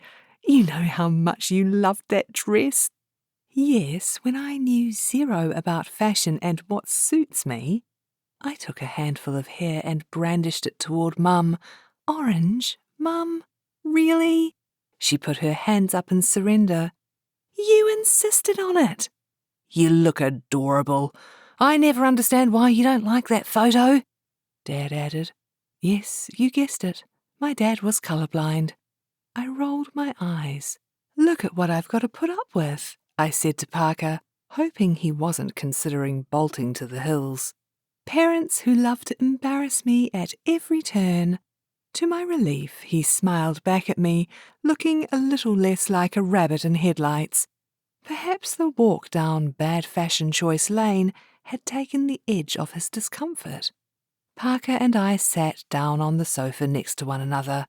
It was so old we sank down into it a good half a foot more than we should. I suppose it was bought new in 1988, back when it was probably the height of fashion. Mum handed Parker a photo album. "Here." Parker raised his eyebrows in question at me, a smile teasing the edges of his mouth. "A family album?" I tried to smile. I knew what was coming next. He opened onto the first page. There were cute baby photos of me with the dog, my dad at a picnic. So far, so good. Then he turned the page and saw me, sitting in all my naked glory on a potty in the very room we were sitting in today, laughing my head off with a diaper on my head. Parker chuckled. "How old were you?" 3. "I bet you were adorable." "Oh, she was," Mum gushed. "Here, let me show you." And so the search through the family photo albums continued, with Mum explaining every photo, Dad chipping in with the odd bit of background on various events, Parker making all the right noises, and me sitting on the 80s nightmare of a sofa, wishing it would swallow me whole. When Mum finally put the albums away and toddled off to the kitchen to make us all a cup of tea, despite the fact Parker was a committed coffee drinker, I watched as Parker surveyed the room once more. "Your parents like plates, don't they?" he said in my ear.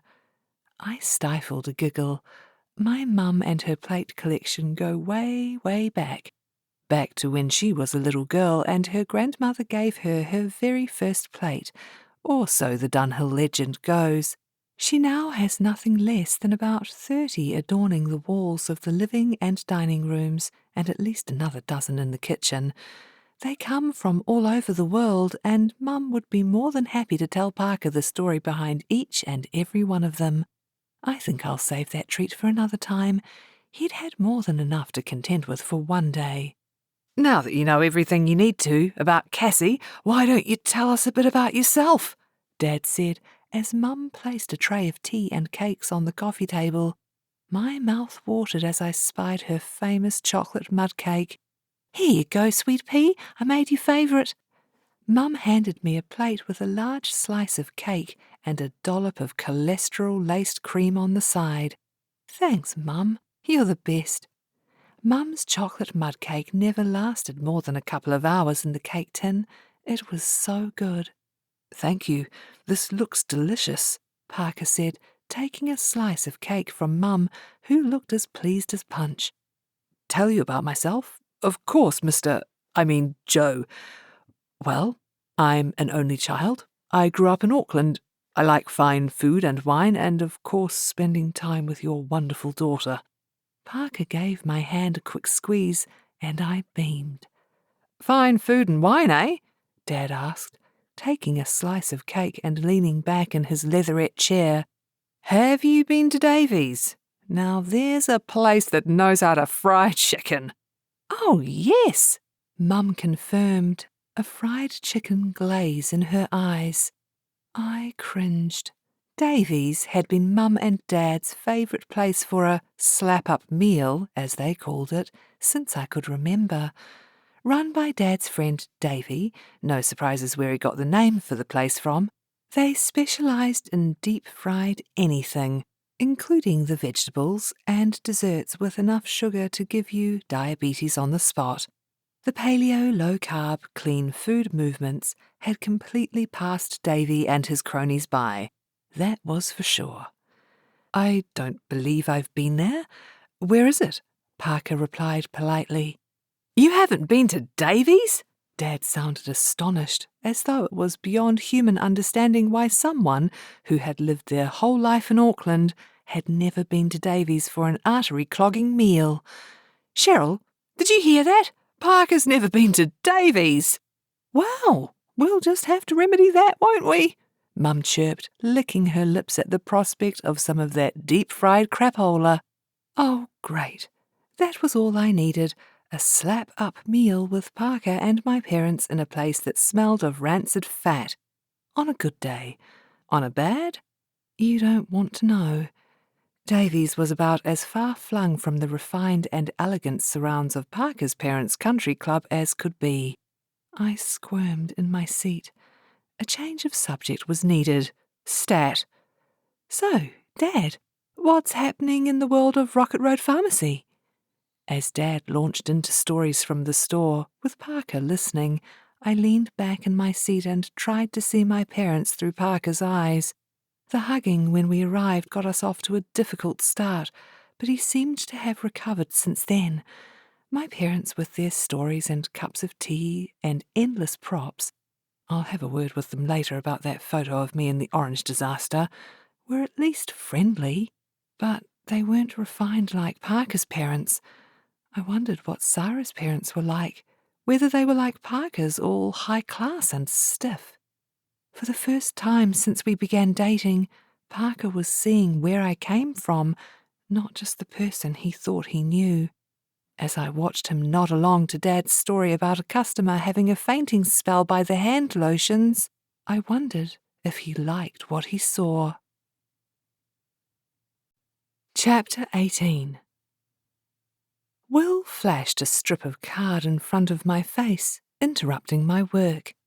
As mildly irritating as it was, he caught my attention, and I'd been going cross-eyed from all the project figures, so it was a welcome break. What's that? He hopped onto my desk, making himself right at home, as usual. This, Dunny, is a ticket to the one and only Lady Gaga concert. What? But those are like hen's teeth. Where did you get it? I reached out to grab it. Will snatched it away before I got the chance. Hey, hands off. This is mine. I cocked my head. You're a Lady Gaga fan? Any self-respecting, safe in his manhood Kiwi guy is a Lady Gaga fan. Have you lost your mind? He smirked at me, and I let out a laugh. Who are you going with? Whoever it is, I'm jealous. You know how much I wanted tickets to that concert? He shrugged. A bunch of friends, all chicks, of course. I rolled my eyes. Of course. And I thought it would be appropriate for the two leaders of the most successful project this business has ever delivered on budget and on time to go together. Okay, I said uncertainly, narrowing my eyes at him. Are you saying you're taking me? He shrugged nonchalantly. Yeah, suppose I am. With a piglet squeal, I leaped out of my chair and hugged him, accidentally pushing him over. We landed on my desk, me pinning him down as papers flew to the ground and my laptop began to teeter precariously on the table's edge. I let out a panicked squeal, reached across a now prostrate Will, and grabbed it before it went crashing to the floor. Pinned beneath me, Will looked up at me and said, Well, that's one way to thank me, but really, Dunny, what would your boyfriend say? I suppressed a smile as heat rose in my cheeks. Lying on top of my co-worker, My firm, muscular co-worker at that, on my desk in the middle of the workday, wasn't quite the image I wanted to project. A blush crept up my neck and took residence in my cheeks. I could feel Will begin to laugh below me. It was contagious. I giggled, putting my hand to my mouth. "Are you going to get up?" He asked between chortles. "I mean, it's fine by me if you don't. I'm not the kind of guy to push a beautiful woman off me." I laughed and slapped his arm. I bet. Wait, Will thinks I'm beautiful? Embarrassment took root. I pushed myself off the desk and straightened back up, self-consciously tucking my shirt back in and pulling my skirt back around. My blush intensified. If anyone were to walk in on us right now, they would think we were having an office fling. I cleared my throat. "I'm sorry, I didn't mean to, you know." Will pushed himself off my desk, back into his sitting position. "Throw yourself at me." He raised his eyebrows suggestively, flashing me that cheeky grin of his. "Really, Dunny? I never knew you cared." "It was an accident," I insisted, a little too loudly. As I smoothed out my skirt, I thought of Paige. Will was being his usual flirty self, but she would be mortified to know only seconds ago I was in the throes of full body contact with the guy she wanted to be her one last first date. I squirmed uncomfortably. Still grinning, Will waved the ticket in the air. "Still want it?" Should I take it? Only seconds ago, going to a concert with Will Jordan and a gaggle of his adoring female fans felt harmless, a no-brainer. Now, somehow it was different, like I'd be cheating on Parker or something. I guessed lying on top of a hot guy on your desk in the middle of the day could do that to a girl. "Come on, we deserve this. We've worked really hard on this project. Let's go out and let our hair down." I lifted my hand to touch my ponytail. What could it hurt? He was right. We had worked hard on this project, and it had turned out great. Now we'd delivered it. A fun night out could be just the thing to take my mind off Laura's impending decision on the regional manager's job, even if it was with my rival. I nodded at him. Okay, that would be nice. I would love to go to the concert with you and your horde of adoring women. He handed me the ticket. "Excellent choice, Dunny. We are going to have an awesome time. Drinks at my place beforehand. I'll text you the address." The night of the concert, I arrived at the address Will had given me right on time. I looked up at the modern apartment block, located on a leafy street only a couple of suburbs away from my own. I rang the intercom and was buzzed in. I climbed a flight of stairs and found Will's front door, number 174. I knocked. A second later, Will, dressed in jeans and a t-shirt, opened up. "Dunny!" he exclaimed, standing back for me to walk in. "Hey, poop boy," I replied, handing him my jacket as I surveyed the room. It was a New York loft-style place with wooden floorboards, exposed brick and large windows. For a guy, the condo was tastefully decorated, no Playboy posters or beer pictures in sight. I whistled. "Nice place you've got here," I commented, trying to act as though it wasn't an incredibly odd experience to be at Will Jordan's home, the guy, up until recently, I had despised. "Thanks. We like it, don't we, killer?" He leaned down and picked up a fluffy Persian cat, who virtually purred his head off at the attention. I cocked an eyebrow. "You called that beautiful creature Killer?" I reached over and patted the cat's soft fur. "Hello, Killer. What a horrible name your daddy gave you." "It's a great name." Will let the inappropriately named cat jump down to the floor and slink off. "Drink?" He walked into his gleaming stainless steel kitchen at the back of the room and opened the refrigerator. "I have wine, beer, juice, and your choice of soda." I followed him, placing my purse on top of the kitchen counter. I'll take a Coke, please. No problemo. He cracked open a couple of bottles and handed one to me. He raised his bottle and we clinked. Cheers. He took a sip. The others'll be here soon. Who are the others? I took a sip. The bubbles travelled up my nose, making it tingle. Jacinta and Laurie, a couple of old college friends. You'll like them. They're fun. They're big fans. I raised an eyebrow. Of you or Lady Gaga? I suspected both. Ha ha, he deadpanned. Lady Gaga, of course. As if by some supernatural force, the intercom buzzed on cue. That'll be them. Will walked back to the door and answered it, buzzing his friends up. I sat down at the kitchen counter on one of his black leather bar stools, looking around the walls as I sipped my drink. There were several photos of people I assumed were the grandparents who had raised him. A photo of poor Killer wearing a Blues rugby team cap and scarf, and a photo of an attractive young couple, smiling at the camera. Although I had no idea who they were, something inside me told me they must be Will's parents. A strange sensation travelled over my chest. I stood up when Will walked back into the kitchen, accompanied by two gorgeous women who were chatting excitedly amongst themselves.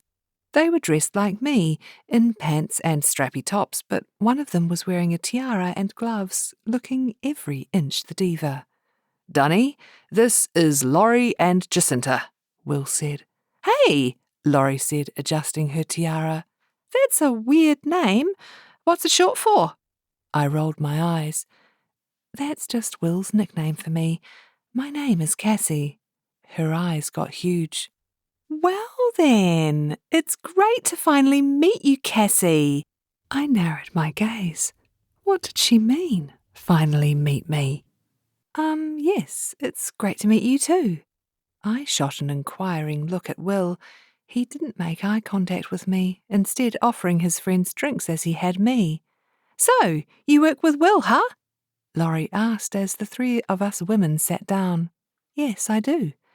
That must be so fun. He's the life and soul, I bet, Laurie replied.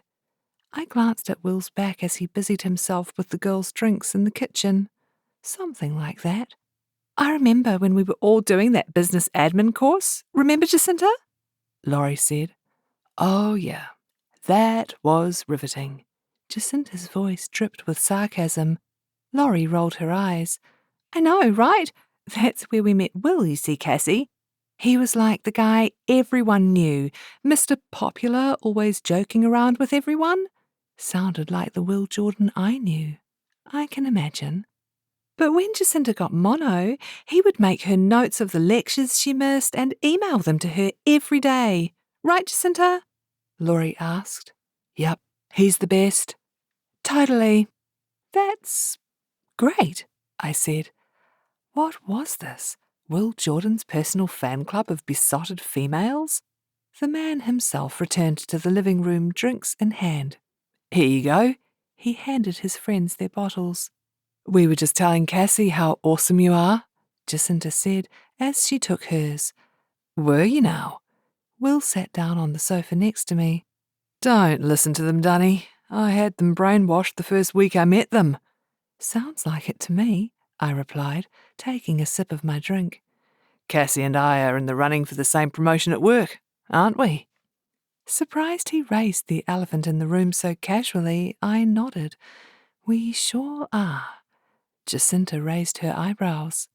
Well, you need to put that corporate rivalry away tonight and become Gaga's little monsters. We all laughed and clinked drinks. As the others chatted, I couldn't help but size the women up.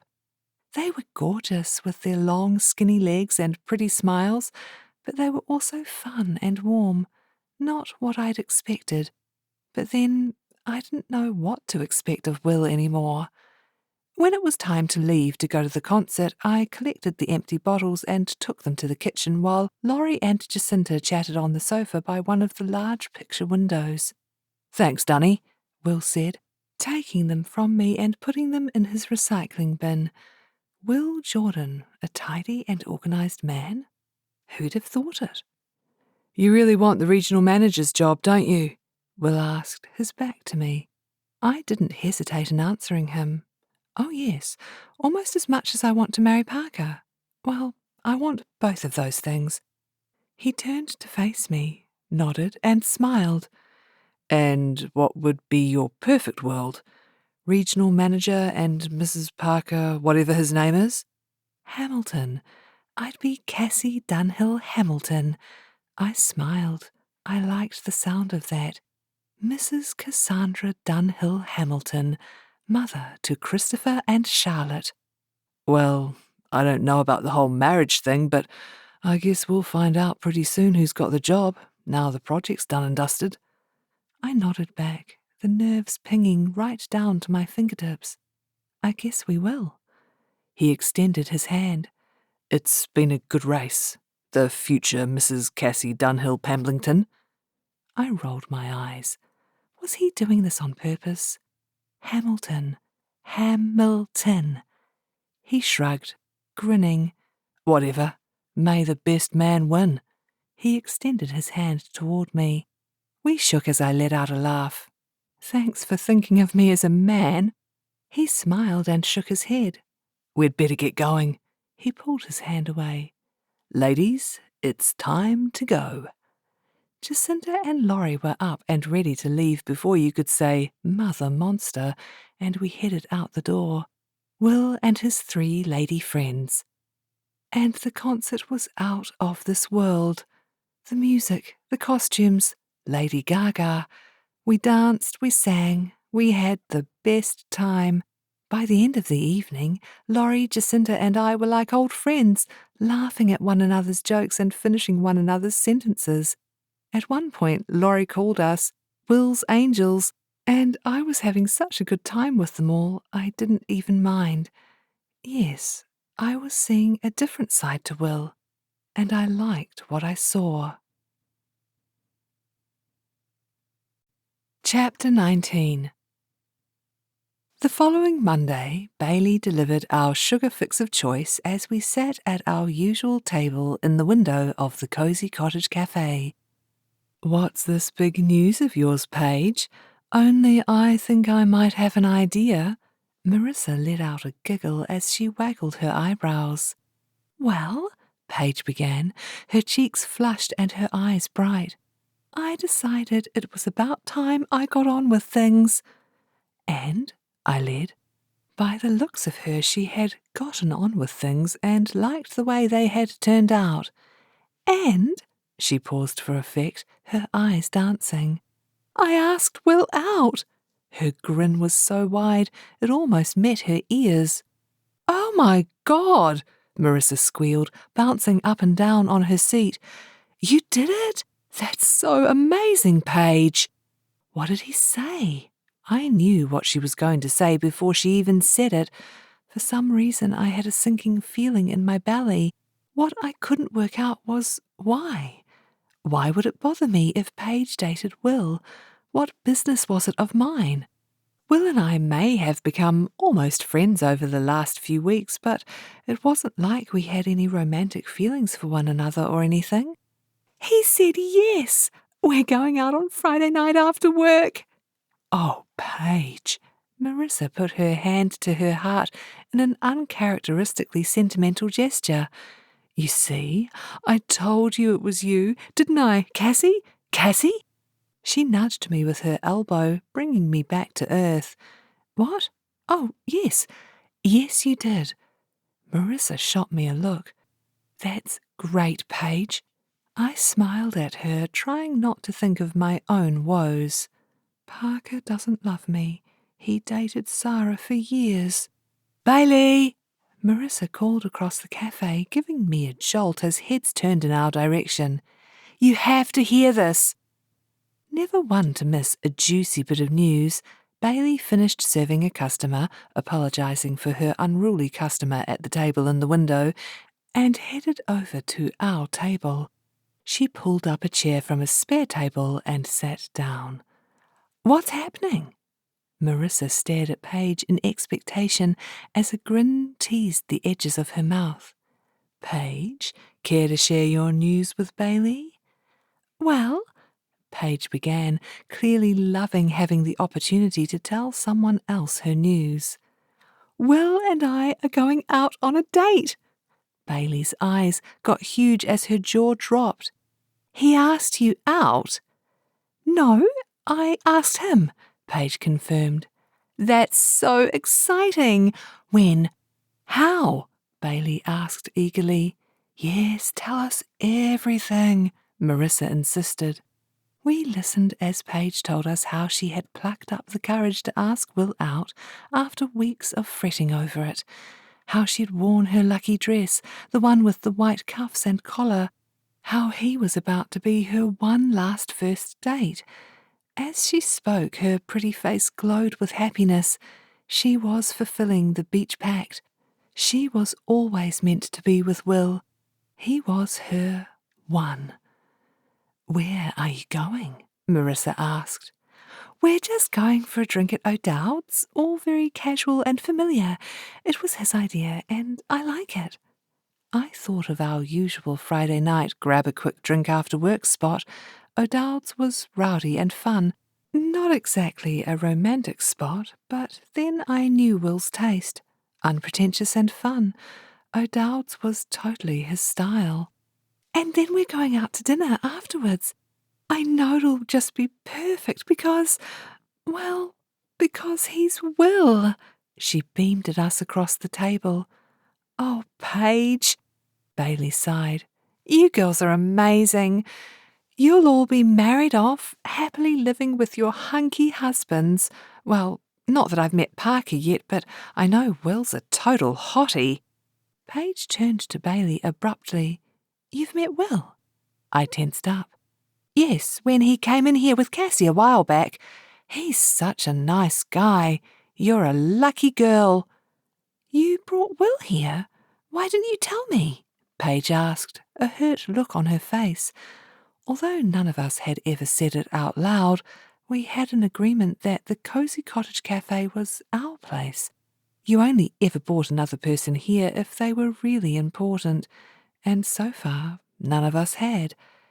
Actually, I began, pausing to clear my throat, Will was the one who brought me here after a meeting we went to together.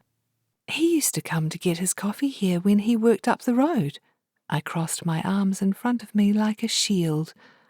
Oh, was Paige's only response. It's no big deal. My mind turned to the Lady Gaga concert Will took me to, something else I hadn't shared with my besties. Why was I keeping these things from them?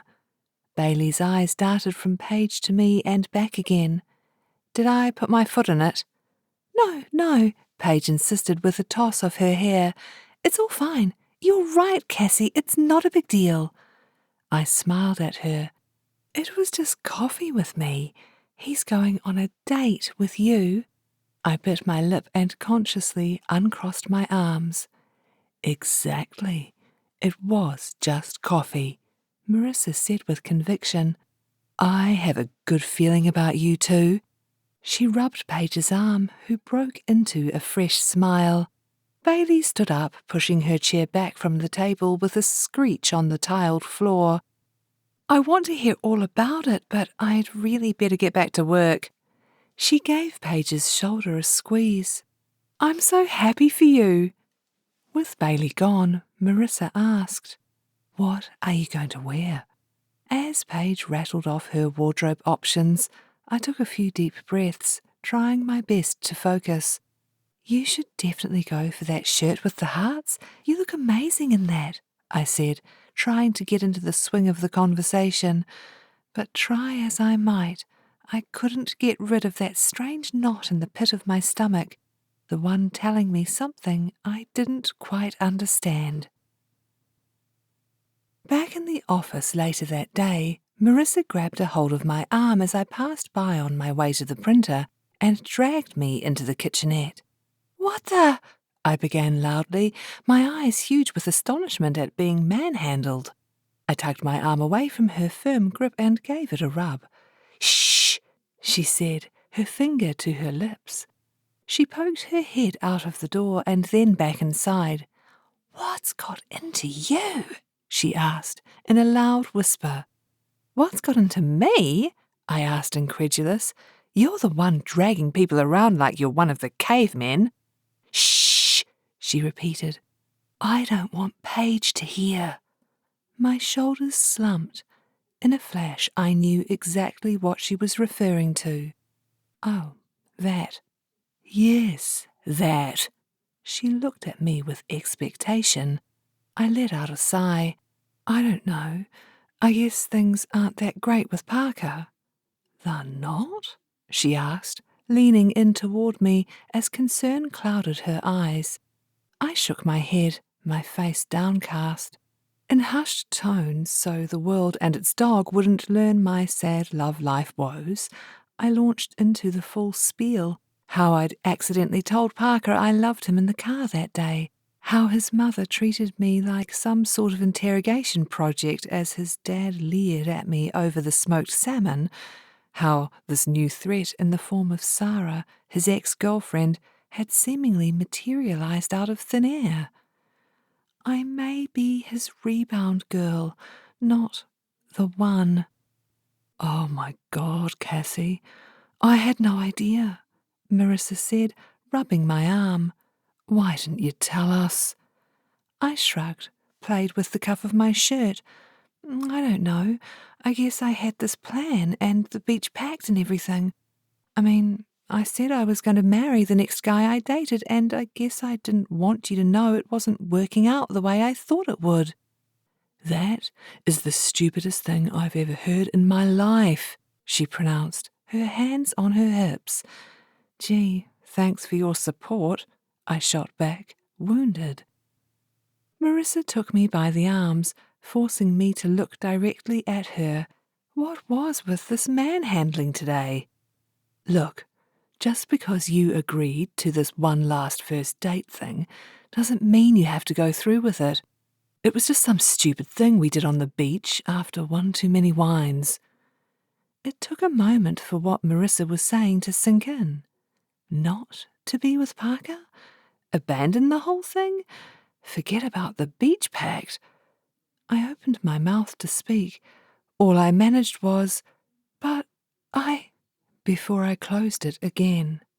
Cassie, look at me. I did as instructed. I didn't want to be grabbed again. Date Parker if that's what you want to do, but forget about any of that other ridiculous beach pact stuff. None of it matters. I nodded. Not dating Parker, the man I knew was my future husband, the future father of my children, fellow pet owner and Volvo owner, was so far away from what I was sure I had wanted. I let out a long, slow breath. No, it's good. I want to be with him. We're just having some speed wobbles, that's all. As long as you're sure. I am. I sounded about 300% more convinced than I felt. Chapter 20. And then disaster struck. Well, not quite disaster, more the potential to ruin my life irreparably forever. So yeah, disaster. On Friday night, I was out on my own date, back at the club we'd had one of our first dates at all those months ago. I'd endured 90 entire minutes of incomprehensible noises coming out of the lead singer's mouth as his bandmates seemed to play whatever they felt like on their respective instruments. The word cacophony didn't even begin to describe the racket. You see, we were back at the jazz club. When the final set was over and the band had mercifully left the stage, Parker wrapped his arm around my shoulders, beaming at me. I'm so happy you like the Scat Cats, Cassie. They have such a great sound, don't they? Yes, they're very... I searched my brain for the right words, like a frantic mother hen looking for her lost chicks. Uniquely talented. Parker seemed more than happy with my response. They are, aren't they? I'm so pleased you've learned to appreciate jazz. It means a lot to me. I shrugged, enjoying the compliment. You've come a long way since the cat debacle. Ah, yes, a long way. He had to go reminding me of how I thought scat was cat, because the people who do it sounded like cats to me, yowling and carrying on. I wouldn't say it to his face, but I stand by my mistake. The Scat Cats frontman sounded like a feline in need of emergency vet treatment, if you were to ask me. Parker reached across and took my hand in his. He looked into my eyes. Cassie, you're amazing. You know that. My mouth went dry. Was this the moment? The moment I'd been waiting for? Thanks. You're pretty amazing too. I smiled at him, my lips trembling, my heart hammering away like it had a couple of carpenters in there, bashing nails into floorboards. He looked down and began to play with my fingers. He began. He cleared his throat. That is, I wanted to say that. He hesitated, looking up at me. Oh my God, this was it. This was the moment he was going to say, I love you. Yes, I encouraged, swallowing hard. I opened my mouth, ready to respond with an equally emphatic, I love you too. He paused. Say it, say it. Say it. Sarah? What? Sarah? Had the man lost his mind? I was about to correct him when, in one fell swoop, he abruptly pulled his hand away from mine, dropped his other hand from my shoulder, and stood bolt upright as his chair crashed to the floor behind him. Hello, Parker stammered. Rooted to my seat, I gawped at him, dumbfounded, my mouth gaping wide. He was about to tell me he loved me. I was sure of it. And now he was standing, looking like a star-struck teen, deep in shock, staring at a woman who was not me. With a superhuman effort, I pulled my eyes away from him to look at the object of his attention. What I saw stopped my heart for several beats, possibly more. Sarah. Beautiful, elegant, slim Sarah, with her long auburn hair, chic strappy top and slim-fitting black pants, and her long string of old money pearls. She looked like me, only better, a whole lot better. I tried to swallow down a rising lump in my throat. Parker. Her face lit up, rendering her even more beautiful than before. Unlike my boyfriend, who now looked like he could throw up, Sarah appeared relaxed and at ease. Bumping into him had clearly not rattled her one iota. How lovely to see you. Yes, Sarah, I should have known you'd be here tonight. Parker mumbled, not taking his eyes from her. Action was needed, and fast. I stood up and stepped next to Parker, sending a clear message. He's mine. Hello, I'm Cassie. It's nice to meet you, Sarah. I stretched my hand out toward her. She took it and smiled at me. Hello, Cassie. It's lovely to meet you too. This is Justin. Sarah gestured to a man I hadn't even noticed standing next to her. He reached out and shook my hand, then shook Parker's. We stood in uncomfortable silence for what felt like a week before I asked Sarah, Did you enjoy the band? Oh, she would have. Parker answered for her, smiling at me with his eyes virtually popping out of his head. Sarah always loved the Scat Cats. Sarah lifted her long, elegant hands into the air in surrender. Guilty as charged. I haven't been to one of their gigs in a couple of years. I really liked the block chords. Didn't you? Justin said. Yes, they were brilliant. I had no idea what block chords were and doubted I ever would, but I wasn't about to look like a jazz ignoramus in front of Sarah. I liked all the chords, actually. I smiled at everyone, ignoring the tension emitting in waves from Parker's head. Justin shot me a look that questioned my sanity. Yeah, great. Anyway, I thought it had integrity, great dramatic meaning. Right, Sarah? I blinked. He'd got great dramatic meaning from the noise we'd all just sat through. Sarah agreed with Justin, said something about the musical progression, all the while still smiling her dazzling smile and still being stared at by an unblinking, unmoving Parker. I slipped my hand into his and gave it a squeeze. He turned and looked at me. Finally, he snapped out of his perfect, jazz-literate ex-girlfriend-induced haze. Well, it's been great to see you again, Sarah, hasn't it, Cassie? He didn't wait for my response. And it's nice to meet you. He nodded and smiled at Justin. He clearly had no clue what his name was. He'd been too busy gawping at Sarah. He tightened his grip on my hand until it was almost vice-like. You too, Sarah simpered. She leaned in and kissed Parker on the cheek. I couldn't help but breathe in her scent, an intimidating mixture of Chanel and the aroma of flawlessness, and watched with dismay as Parker stood stock still, unmoving, a hard, steely expression plastered across his face. Take care, Parker. It was wonderful to see you again. You're looking great. Sarah turned to me. Bye, Cassie. She smiled at us both before floating away into the dimly lit club, Justin at her side spouting on about sharp riffs and open voicing, or something. Still gripping my hand, Parker looked around the room, his chest heaving. His face was pale, his nostrils flared. I'm guessing that didn't go so well. Parker, that kinda hurts. He looked down at my hand. Something in him seemed to change, and suddenly my Parker was back. I pulled my hand away from his and tried to shake off the pain. Are you all right? God, I'm so sorry. Did I hurt you? Here, let me take a look. With reluctance, I let him take my hand in his. He inspected me and then put my palm to his mouth and kissed it. Let's sit down, okay? Sure, I replied uncertainly.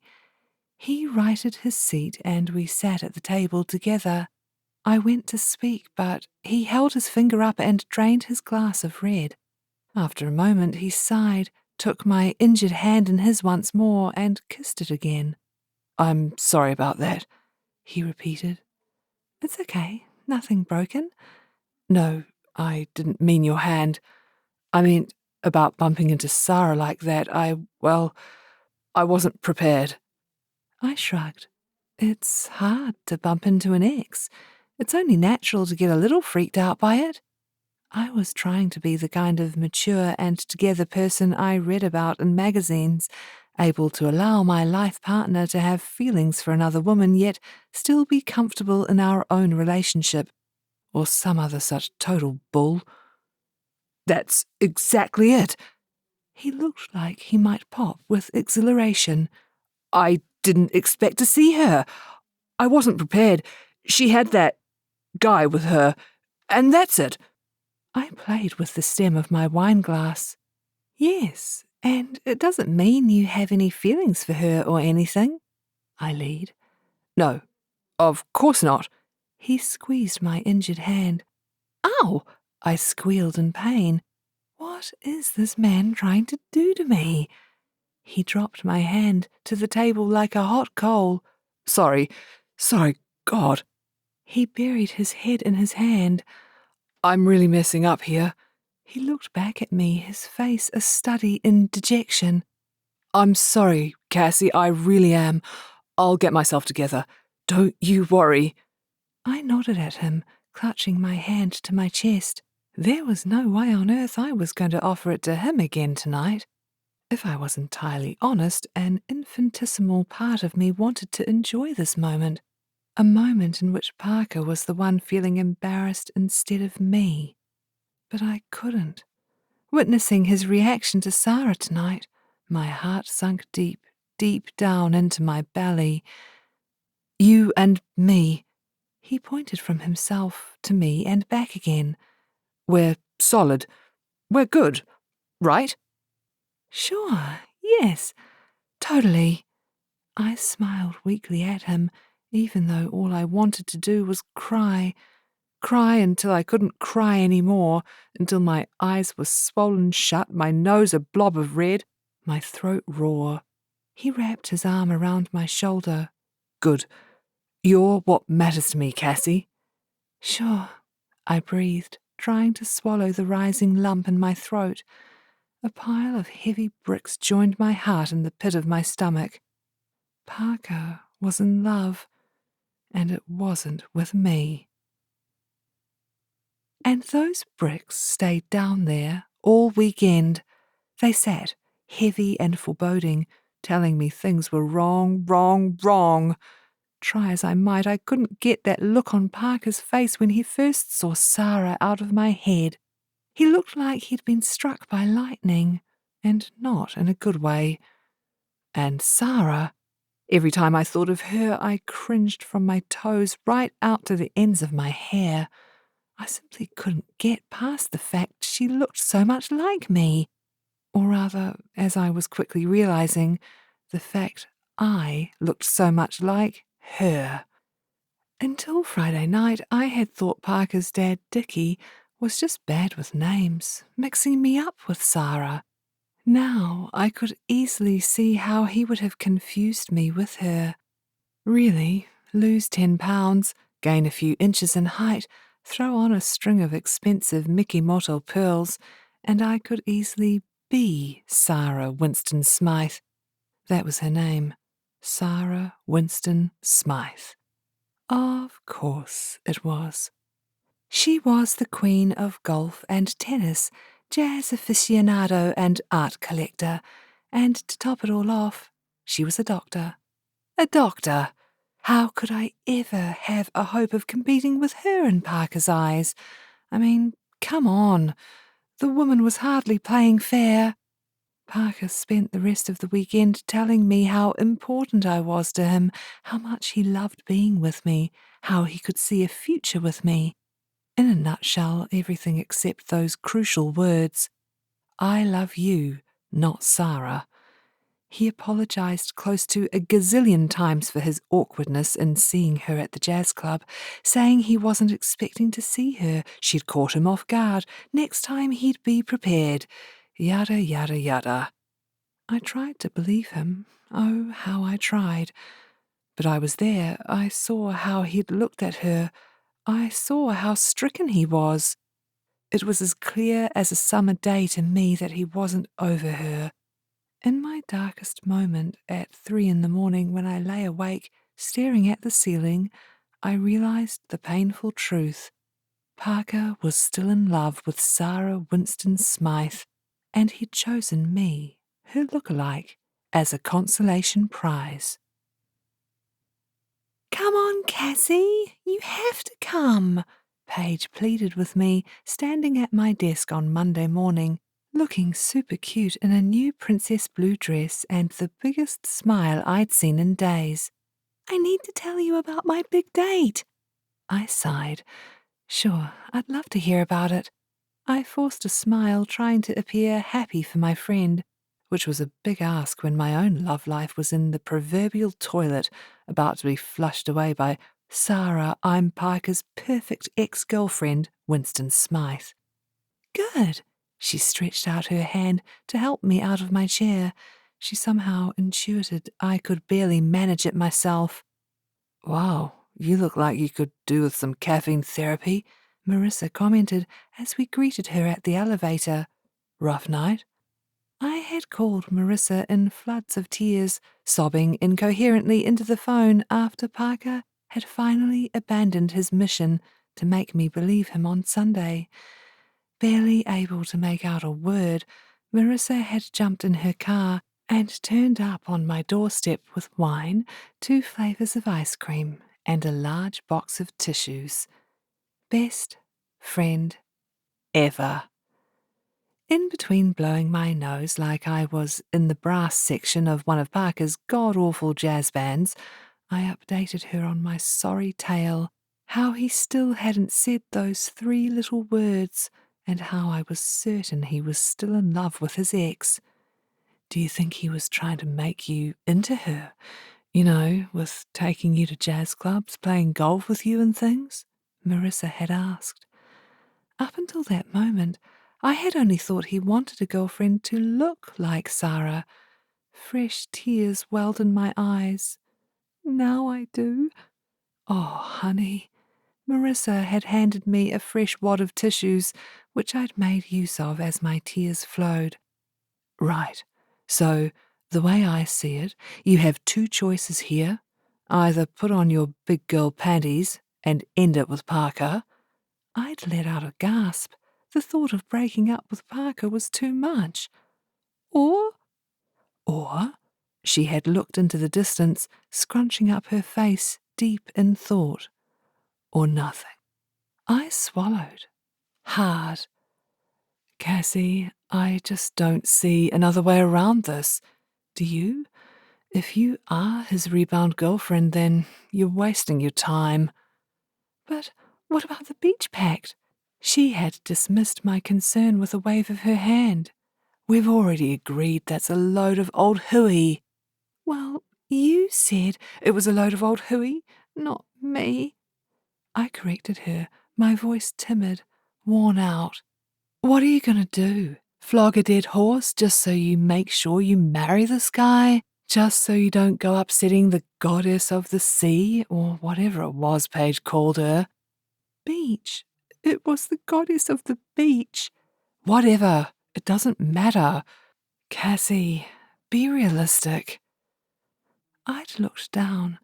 It may have meant nothing to Marissa, but I believed it, and I was convinced it would work. Until now.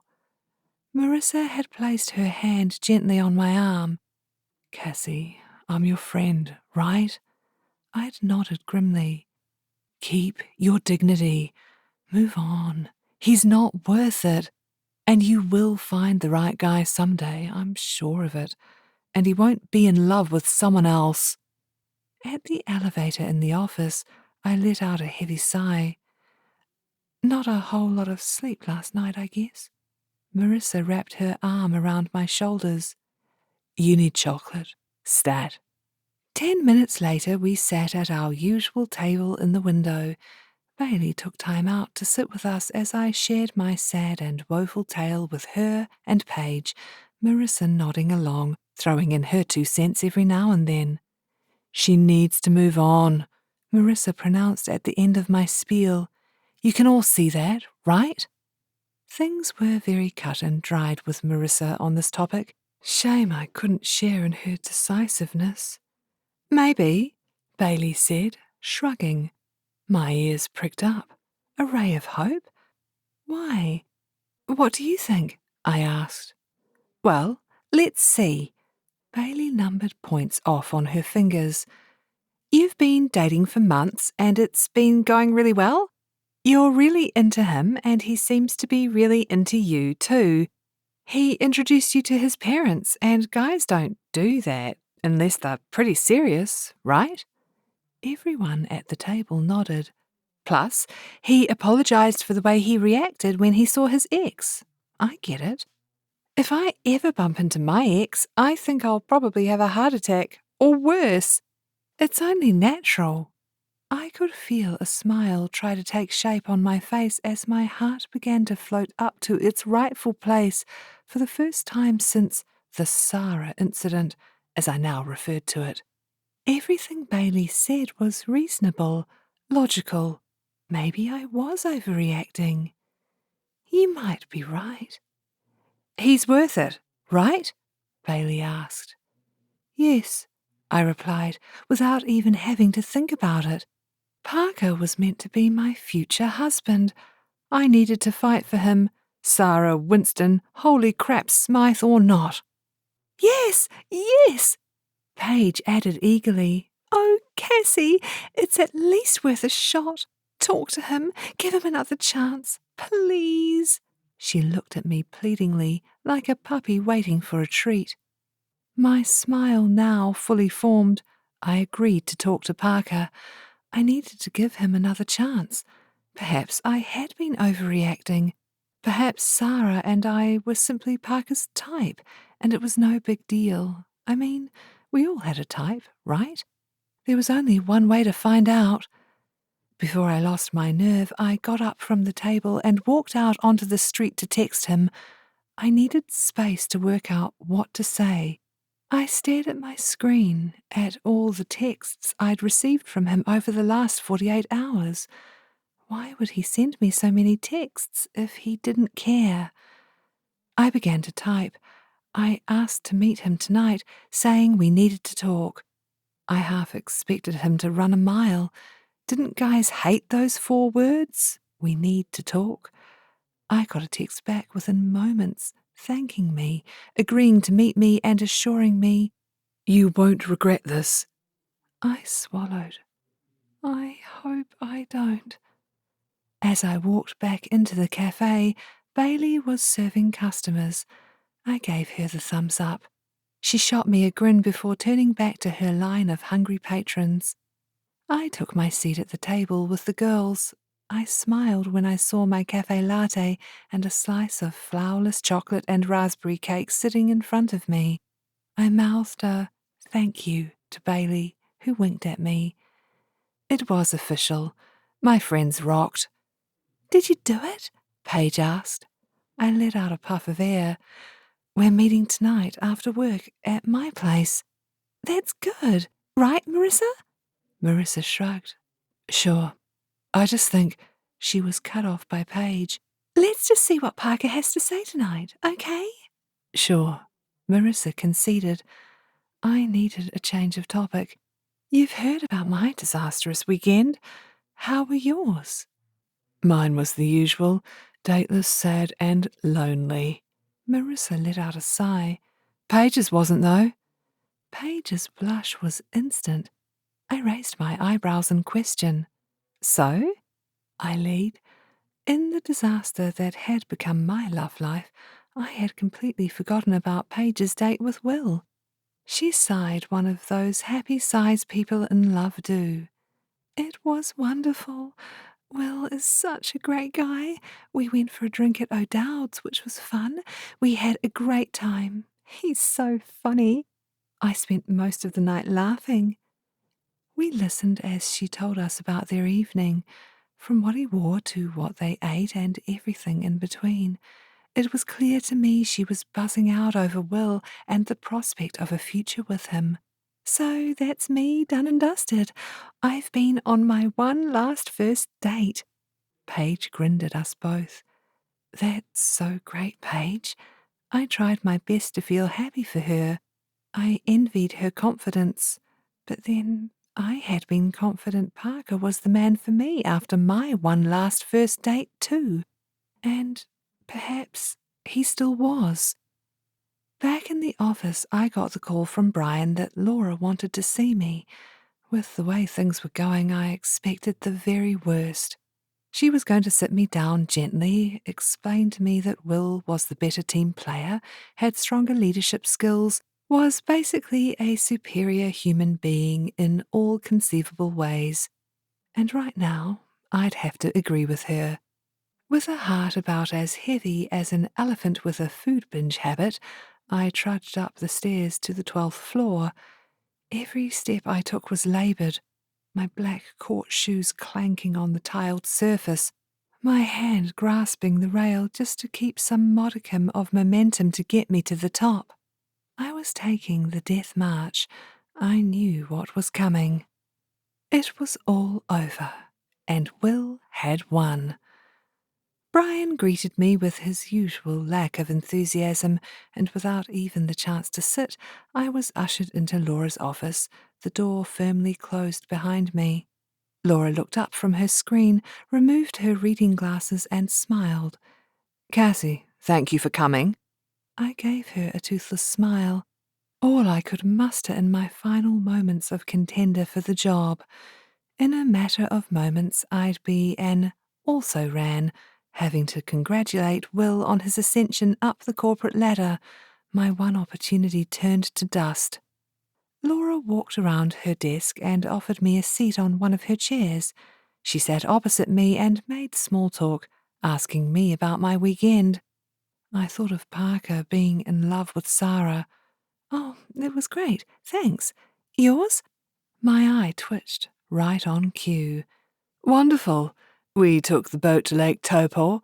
My husband's a mad fisherman, you see. Oh, I wasn't capable of small talk. Just get this over with so I can slip my wrists. So, Cassie, I imagine you know why you're here. I do. My stomach sank. I bit my bottom lip. Will Jordan, regional manager. She smiled her "we're letting you down gently" smile at me. We've come to a decision concerning the regional manager's position. Okay. It's Will. It was a very close call between the candidates, and you both did a wonderful job delivering the project. That's good. Thank you. Just say it. Just say it's Will. We were very impressed with you, Cassie. But We have decided to offer you the role of regional manager. I shrugged. Well, I'm sure he'll do a great job. I hoped I sounded magnanimous in my defeat. Did you not hear me? We want to offer you the role, Cassie. My breath hitched in my throat. Me? My eyes got huge. Laura laughed, leaning back in her chair, her perfectly manicured hand against her chest. Yes, you. I don't know what to say. Will didn't get the job? Will didn't get the job? We felt you were the best fit for the role. Laura stood and stretched her hand out toward me. In a fog, I stood and took it. Thank you. You are more than welcome. Congratulations, Cassie. I think you're going to do a wonderful job. I got the job. I got the job. I swallowed. Thank you, I repeated. The ability to say anything else had deserted me. I couldn't believe it. I beat Will Jordan, Mr. Can Do No Wrong star salesperson, teamwork extraordinaire, to the regional manager's job? I would love to be your regional manager. I won't let you down. I promise. Laura let out a laugh. I know you won't, Cassie. She looked down at our hands. Could I? I was still gripping and shaking it so enthusiastically, I was in fear of unhinging her shoulder. Oops, sorry. I dropped her hand like a hot cake. I wasn't expecting this. Laura walked toward the door, motioning our meeting had come to a close. Schedule something with Brian for later in the day. We can talk about the next steps then. Okay, yes, I'll talk to Brian, I confirmed as I opened the door. And thank you. She laughed again. You already said that. I'm pleased to have you on board.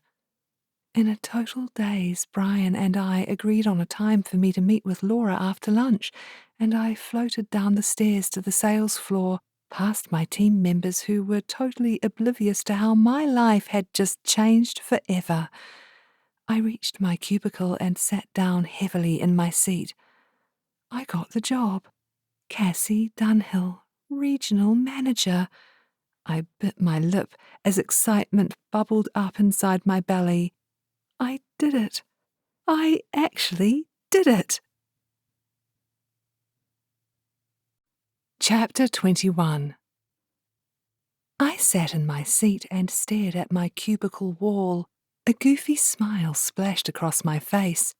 I could still barely believe it. After all this time, after wanting this job for so long, I finally had it.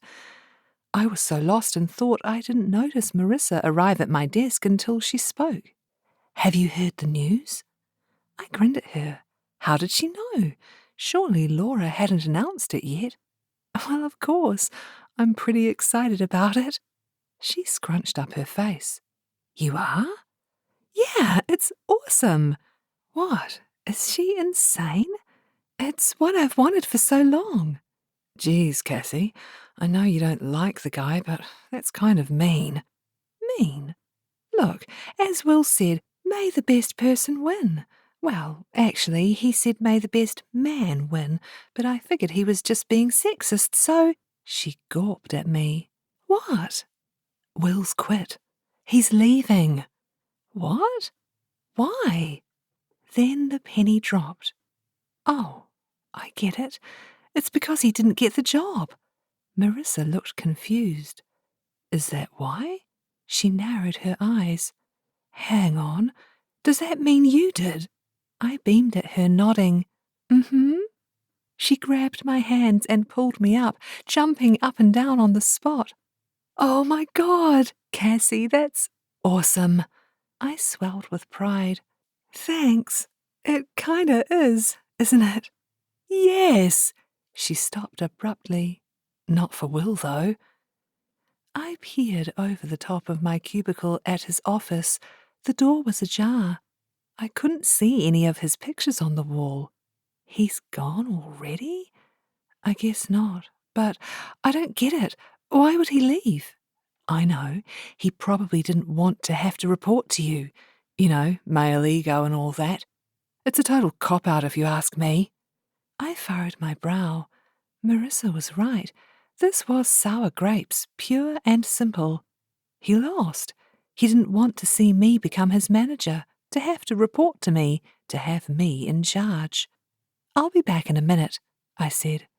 Where are you going? I didn't reply. Instead, I walked out of my cubicle and headed to Will's office. One sweep confirmed he'd packed up all his belongings and gone. With my jaw clenched, I scanned the sales room. No sign of him. I walked over to Big Jake's desk. Have you seen Will? I asked, my tone curt. Haven't you heard? He's quit. His expression was pinched. Yes, I replied impatiently. But is he still here, in the office? He might be. He was in the kitchenette a few minutes ago, saying goodbye to some people. Without a backward glance, I made a beeline for the kitchenette, only to find it empty but for Bobby, one of our tech support guys, rummaging through the refrigerator. I slapped the door frame in annoyance, making Bobby jump, and turned to me, a guilty expression on his face. Stealing other people's food, are you, Bobby? Seen Will? I asked. What? No, nothing, he replied, trying to hide a fruit yogurt behind his back. I rolled my eyes and turned on my heel, scanning the room. I had no time to deal with petty thievery right now. I had a bone to pick with Will the size of a T-Rex's hind leg. The gall of the man to quit because I beat him to the job? I turned the corner and caught a glimpse of him entering the elevator, a box held in his arms with a plant poking out the top. He looked every inch the cliché of an employee on his way out. Hey! I yelled, picking up my pace. Will! I reached the elevator as he placed his foot by the door, halting its closure. Hey, Cassie, he said, as though he hadn't just quit because I got the job and he didn't. Or that he was a spineless piece of crap. I shook my head at him. Why are you doing this? Well, I'd prefer to take the elevator rather than the stairs. He brandished his box at me. We're 11 stories up here, you know, Dunny. This box is heavy. I narrowed my eyes at him, my hands on my hips. He was making a joke? You know what I mean. Don't be a jerk. He paused for a beat or two. He looked at me, his smile gone. It's for the best. Whose best? The company's? Yours? Mine? He shrugged, his jaw locked. Mine. We stood looking at one another, me glaring, my anger bubbling, and Will with an expression on his face I found hard to read. Will must have removed his foot because the doors began to close. I didn't know why, but I did not want him to leave. Not the company. Not now. I thrust my foot out and halted the door's progress. You shouldn't be doing this. Look, Dunny, he began. He let out a breath. His expression changed. You know what? It's all good. In fact, I've got another job. I gawped at him. You do? Yep. Now, if you wouldn't mind removing that foot of yours, I need to get going. I looked down at my foot and back up at Will. Defeated, I pulled it back and waited. What for, I didn't know. Thanks.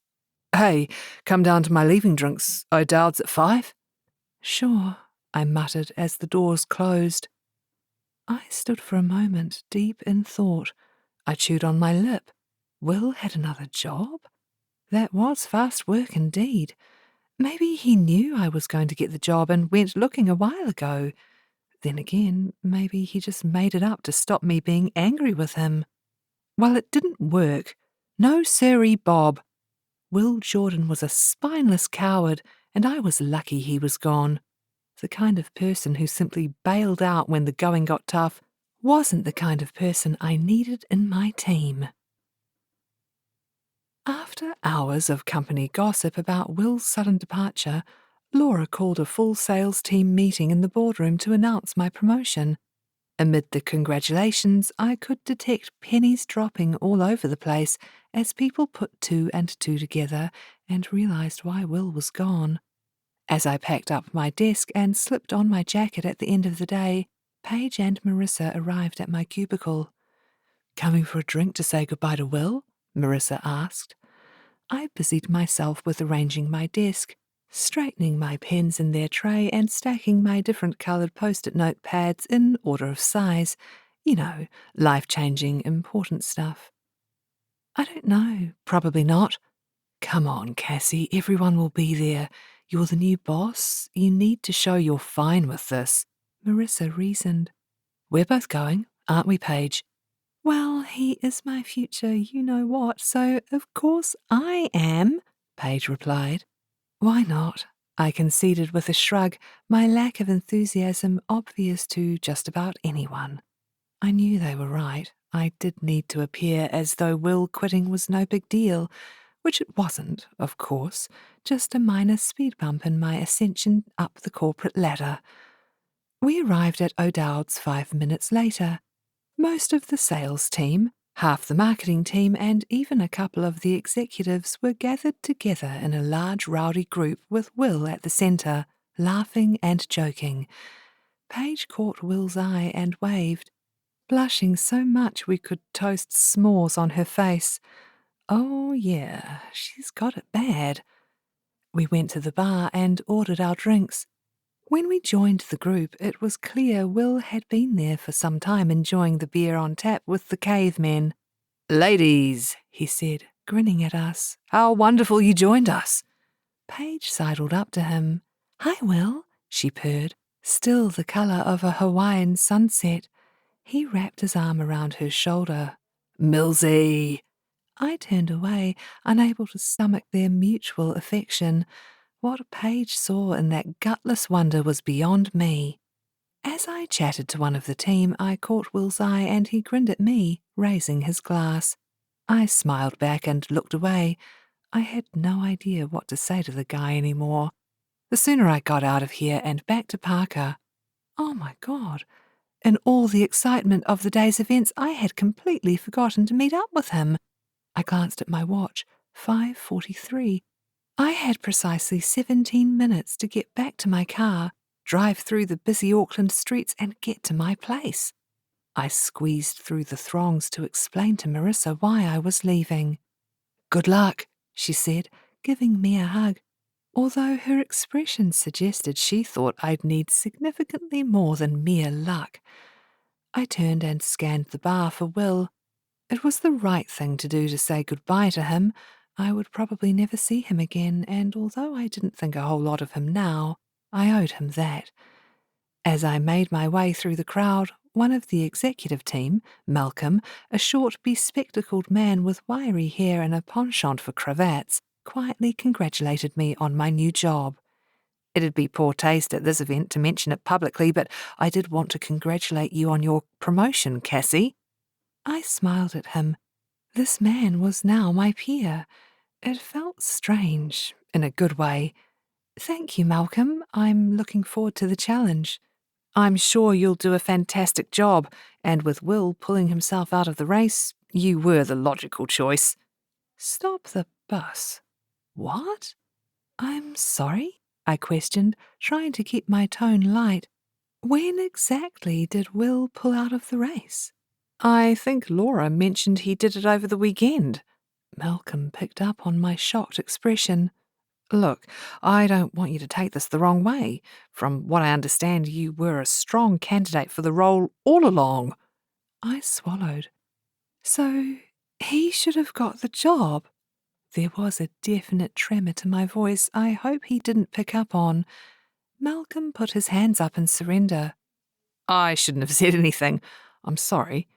No, it's fine, I mumbled. I looked over at Will. He was standing in a group of people, laughing at something someone had said. Paige was standing next to him, laughing along with him. I made my way through the crowd to him. I needed to talk to him, to find out why he had done what he'd done. Hey, Will, can I have a word? I asked, trying to appear calm and relaxed. By the look on his face, I had failed. Sure, get some air? I nodded and followed him to the front of the bar and out onto the street. Several smokers were chatting, leaning up against the wall. Let's go upwind, Will suggested. A moment later, we stood facing one another as a truck drove past, revving its engine loudly. Suddenly nervous, I looked down at my feet. Why did you do it? I looked up into his eyes. Do what? He bluffed. He gave up the pretense within 2 seconds flat. You wanted it more than anything. You told me. He shrugged as though throwing his career away for me was a perfectly sane thing to do. My breath hitched in my throat as my heart slammed against my rib cage. You did it for me. Why? Cassie, He pursed his lips and looked up the street at a passing car. He turned back to face me and shook his head. Never mind why. The job's yours. You being happy is, well, I want you to be happy. Let's just say that. I looked down at my hands, clutched in front of my belly. Will left the company so I could become regional manager. He gave up a huge opportunity. For me. My heart was still banging in my chest. My mouth went dry. As I looked at him, his poldark handsome face, nothing else mattered. Not the job, not our rivalry, not even Parker and his is he/isn't he still in love with Sarah drama. In that moment, all that mattered was that Will cared enough for me to step aside and allow me to win. Can you answer me one thing? He asked. I nodded, not trusting myself to speak. Are you... He began, only to pause, pressing his lips together. Am I what? My voice breathless, barely audible above the thudding of my heart. Look, don't take this the wrong way, and I don't want to pry into your private life or anything, but do you think Parker is the right guy for you? I shook my head. Parker? He wanted to know about Parker? Yes, I reply while thinking, other than the fact he's in love with someone else, that is. He looked crestfallen. Oh. Why? My voice trembled. It's just... He stepped closer to me.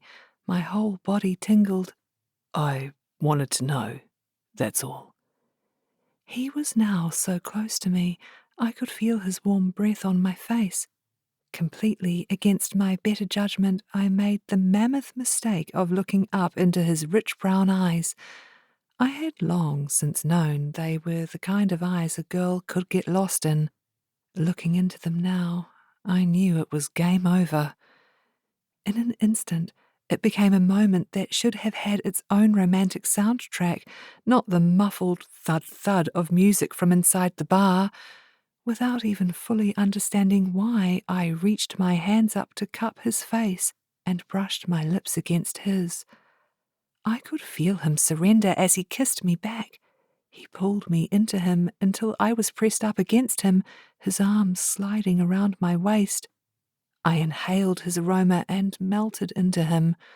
Our kiss was warm and soft, exciting and new. It was kiss perfection. He ran one of his hands up my back and slipped his fingers into my hair as our kiss intensified. My sudden need for him was overpowering. I tugged at his shirt and reached my hands inside to feel the warm skin of his taut belly. A shot of desire ran through me, settling deep down, rendering me breathless. My legs suddenly felt unsteady. Almost inaudible at first, a little voice inside me got louder and louder, telling me this was wrong. So wrong. It might have been an incredible kiss, quite possibly the best I'd ever had, but that didn't make it right. A moment or an hour later, I wouldn't be able to tell you if my life depended on it, I finally came to my senses. With a strength Superman himself would be impressed with, I pulled away from him, utterly appalled with myself and the way he'd made me feel. I put my hand to my mouth and tried to wipe away our kiss. It was pointless, of course. What was done was done. I couldn't unkiss Will any more than I could make Parker love me. "We shouldn't be doing this, Will. It's not right." He shook his head, his face full of desire. For me. "It is right, Cassie. Can't you see?" I took another step back. "No." I shook my head. "No." He reached for me, his eyes on fire, his lips parted. He took my hand in his. "You feel it too. I know you do." My breathing was rapid, shallow. He was wrong. I couldn't feel anything for him. He wasn't Parker. He wasn't the one I was meant to be with. He was Will Jordan, not my one last first date. "But what about Paige?" "What about her?" "What do you mean? You're dating her?" He chortled. "No, I'm not." I gave him a sideways glance. "Yeah, you are."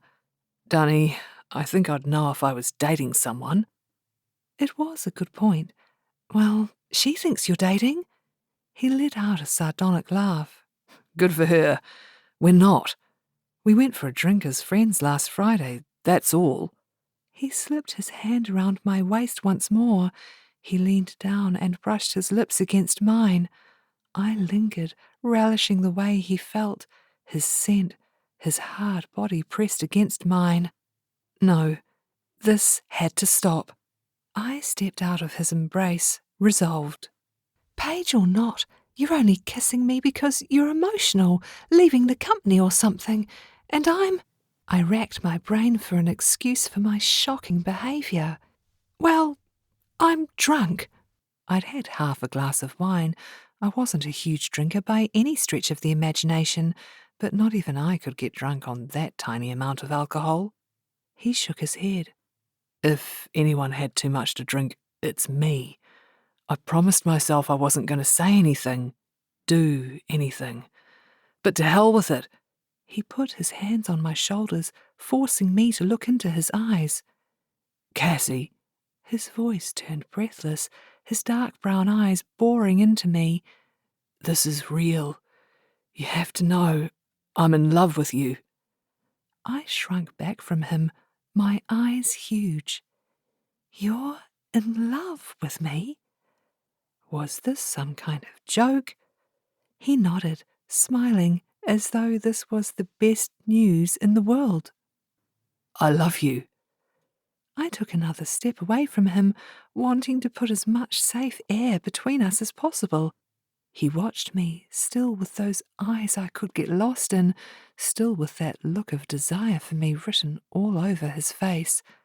"No, no, we can't do this." Pain flickered in his eyes. "Why not? I know you have feelings for me, Cassie. We're so right together." I smoothed down my skirt, self-conscious. A couple of the bar patrons smoking their cigarettes were watching us. I smiled weakly at them and they turned away, talking quietly among themselves. We had put on quite a show for them tonight. Resolved, I shook my head, my lips locked together. I cast my eyes down to avoid his. I'd made that mistake once tonight. I wasn't making it again. "I'm in love with Parker. I'm going to marry Parker. That's just the way it is." Forget the fact he was probably in love with another woman. I have to go. Cassie, don't do this. He reached out to grab my arm and I pulled away. Without looking at him, I turned away and headed briskly down the street, away from the bar and Will, as fast as my heels would take me. I knew I was running away. I knew I was being as spineless as I had thought Will was being over leaving AGD. I had to get out of there. I had to get far away from Will. Will who loved me. Will who I had kissed like my life depended on it only moments ago. Amazing, incredible, confusing Will. A block away, I began to breathe again. I was almost safe. It was then I noticed someone calling my name. It was a woman's voice. I turned to see Marissa rushing down the street toward me. Cassie! I had to decide in a split second whether to stop and plaster on a fake smile for her, as though I'd been running because I was late, or to simply keep on running. I'm not proud. I chose to run. Chapter 22. I reached my car in the AGD building basement, threw my purse on the passenger's seat and sat down heavily at the wheel, slamming the door behind me. My mind was racing faster than a supersonic jet as I tried to make sense of what had happened. In the same few short days, I had probably lost Parker to another woman, gained the job of my dreams, and had Will declare his love for me. I let out a bitter laugh. I had finally heard those magic 3 little words I had wanted to hear for so long. Only they weren't from Parker. They were from Will. I banged my head against the steering wheel, hoping to bash some sense into my deeply jumbled brain. Will loves me. It was bizarre. No, it was beyond bizarre. It was surreal. I'd stumbled into the twilight zone. I half expected Forrest Whitaker to jump out from behind a tree shouting, "Surprise!" How did this happen? 1 minute, Will and I were work colleagues vying for the same job, and somehow through it all, becoming friends. Next, he was leaving the company so I could get the job we both wanted and making declarations of love for me. I turned the ignition over and pulled out of my parking space. I pushed Will from my mind. I could work it all out some other time. It had to wait. Parker. I needed to get to him.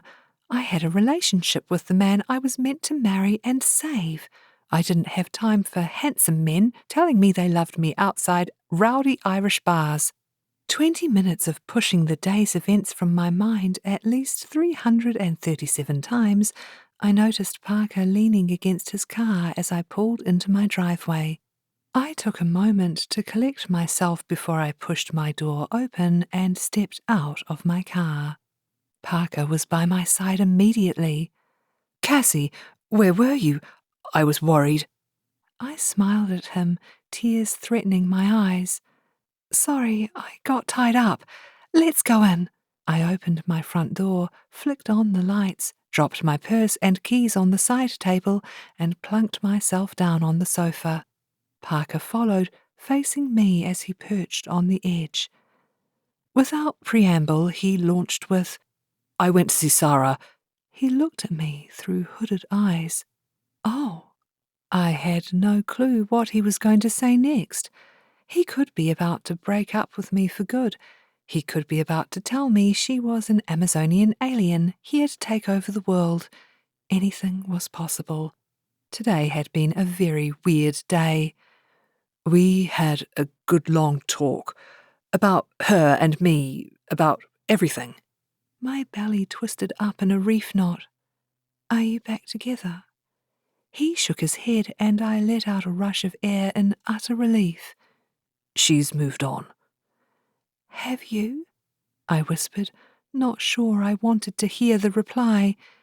He clasped his hands together on his lap. I'm going to be honest with you, Cassie. I gulped.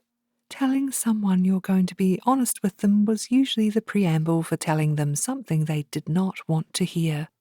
I thought I was still in love with her. I thought she was my perfect woman. I was thrown when I saw her at the club on Friday. You can say that again. I went to see her to ask if she'd consider coming back to me. Tears welled in my eyes. I tried to blink them away. Instead, they rolled down my cheeks. That was that then. We were over. Dead.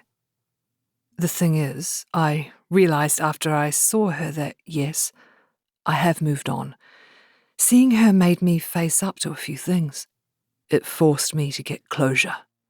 He took my hands in his. It made me realize how I feel about you, Cassie. My heart stopped. It did?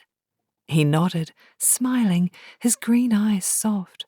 He took my hands in his, forcing me to look at him. I love you, Cassie. My jaw dropped. I blinked at his happy, shining face. He loves me? I had to work hard to shake myself out of my disbelief. Are you sure? I kissed another man only 30 minutes ago, felt things I never thought I would feel for him, and now Parker was telling me he loved me? He slid across the sofa, leaned in and kissed me. Knowing where my lips had just been, it was uncomfortable to say the least. I had to cut it short. Cassie? He questioned, looking wounded as I moved away. Sorry, I casted around for an excuse. I didn't think telling him I'd been in an adulterous lip lock was the right thing to say following his love declaration. The declaration I'd been waiting for so long to hear. I'm surprised, that's all. I thought you were going to say something else. Are you sure? He laughed, his eyes sparkling. Yes, I'm sure. It's you, Cassie. He smiled the smile of a man happy with the world and his place in it, a man who knows he's in love and loved back. I, on the other hand, felt like I'd been put through a concrete mixer and tossed out the other side of reality. Can we make this work? You and me? I wiped my tears away and took a breath. Yes, I would love to. How did this ever happen? 2 men professed their love for me on the same night. No, within the same hour. It was ridiculous, laughable even, the sort of stuff madcap Hollywood movies from the 50s were about, only it was very, very real. I guessed it was true what they said about men being like buses. You waited around for one to come for what felt like a lifetime, and then suddenly 2 arrived at once. Parker and I had spent hours talking that night after his big announcement. He came clean about wanting me to be like Sarah, the golf, the jazz club, even the way he liked me to wear my hair, and apologized profusely for it. And I forgave him. Sure, I didn't like it, and it was more than a little bit creepy, but I believed him when he said he loved me and wanted to be with me, and it felt good, especially if I didn't think about Will. The following day, he suggested we go out to lunch at Alessandro's. With a start, I realized I had never taken him to the cozy cottage. Let's go to my cafe for a change, okay? Sure, I'd love to. He smiled at me as he took my hand in his. When we walked through the door, Bailey was at the counter chatting with a good-looking guy. She was blushing and clearly flirting. Good for you, I thought. Where do you want to sit? Parker asked. Oh, we always... I gestured at my usual table in the window and noticed there was a couple sitting there with their young son. Oh, it's being used. Oh well, let's sit somewhere else. We found a table on the other side of the room. While Parker settled in, I went to the register to see Bailey, now hot guy free. Hey you, who was that? Oh, the guy I was just talking to. She was trying to play it cool. He's just a regular, comes in here most Saturdays. I raised my eyebrows. He's cute. Really? I hadn't noticed. She flashed an embarrassed grin. Anyway, she began, clearly changing the subject. What are you doing here on a weekend? You're a strictly weekday girl around these parts. I nodded toward Parker, who had picked up a magazine and was leafing through it, looking at ease with the world. I'm here with my boyfriend. Her face broke into a grin. You're back together? I nodded, happiness bubbling up inside. See, I told you it was worth talking to him, and now you're going to fulfill the beach pact. I am. Parker and I ate a delicious lunch together, luxuriating in our little love bubble. Once we'd drunk our coffee and were ready to go, Parker declared the cosy cottage as his second favourite cafe in all of Auckland. This was progress, although I clearly still had work to do convincing him of the error of his ways. After we said goodbye to Bailey and she gave me one final thumbs up, we strolled hand in hand along the street, soaking up the warm spring air. We peered in shop windows and strolled through the Domain, a beautiful patch of greenery amidst the urban jungle. Life felt good. It felt right.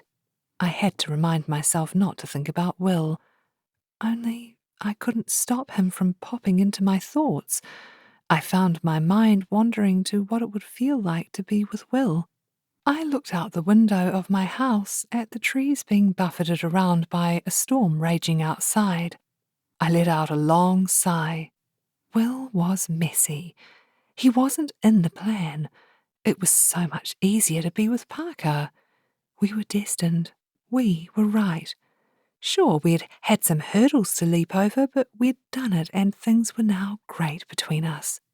Parker was my one last first date. He was it for me. Neat, orderly, organised. Just the way I liked it. It had to work out. The following day, guilt-ridden and in serious need of distraction, I accepted Paige's invitation to the Cosy Cottage Cafe. Although the very thought of seeing Paige had me twisted up in a series of tight knots, I told myself I needed to act as though nothing had happened with Will, which of course it hadn't, just an ill-advised kiss and some drunk talk he didn't mean. No, Will wasn't in his right mind when he'd said he loved me. He would have realised when he woke up the next day and probably felt thoroughly embarrassed about the whole thing. Nevertheless, it was with trembling hands I pushed the door open to the cafe just before 10 in the morning. I sat down in our reserved spot and texted Paige, letting her know I was already here. I had given Bailey a brief wave on my arrival, ignoring her signal to come over and talk with her. My phone beeped, giving me a little surprise. I picked it up and smiled as I read a text from Parker telling me he loved me and he'd see me for dinner tonight. I fired off a quick text and placed my phone back on the table. You have some explaining to do. Marissa stood over me menacingly, her arms crossed. Uh-oh. The kiss. She saw the kiss. Marissa, did Paige invite you? Suddenly seeing Paige felt like a pleasure cruise in comparison to having to answer Marissa's inevitable questions. She pulled out a chair and sat down opposite me. Her face was hard and uncompromising. I half expected her to pull a flashlight out of her purse and shine it in my face to begin her interrogation. Possibly throw in a thumbscrew too. I knew I was in for a rough ride. I set this up. Paige is out of the office today on some marketing thing.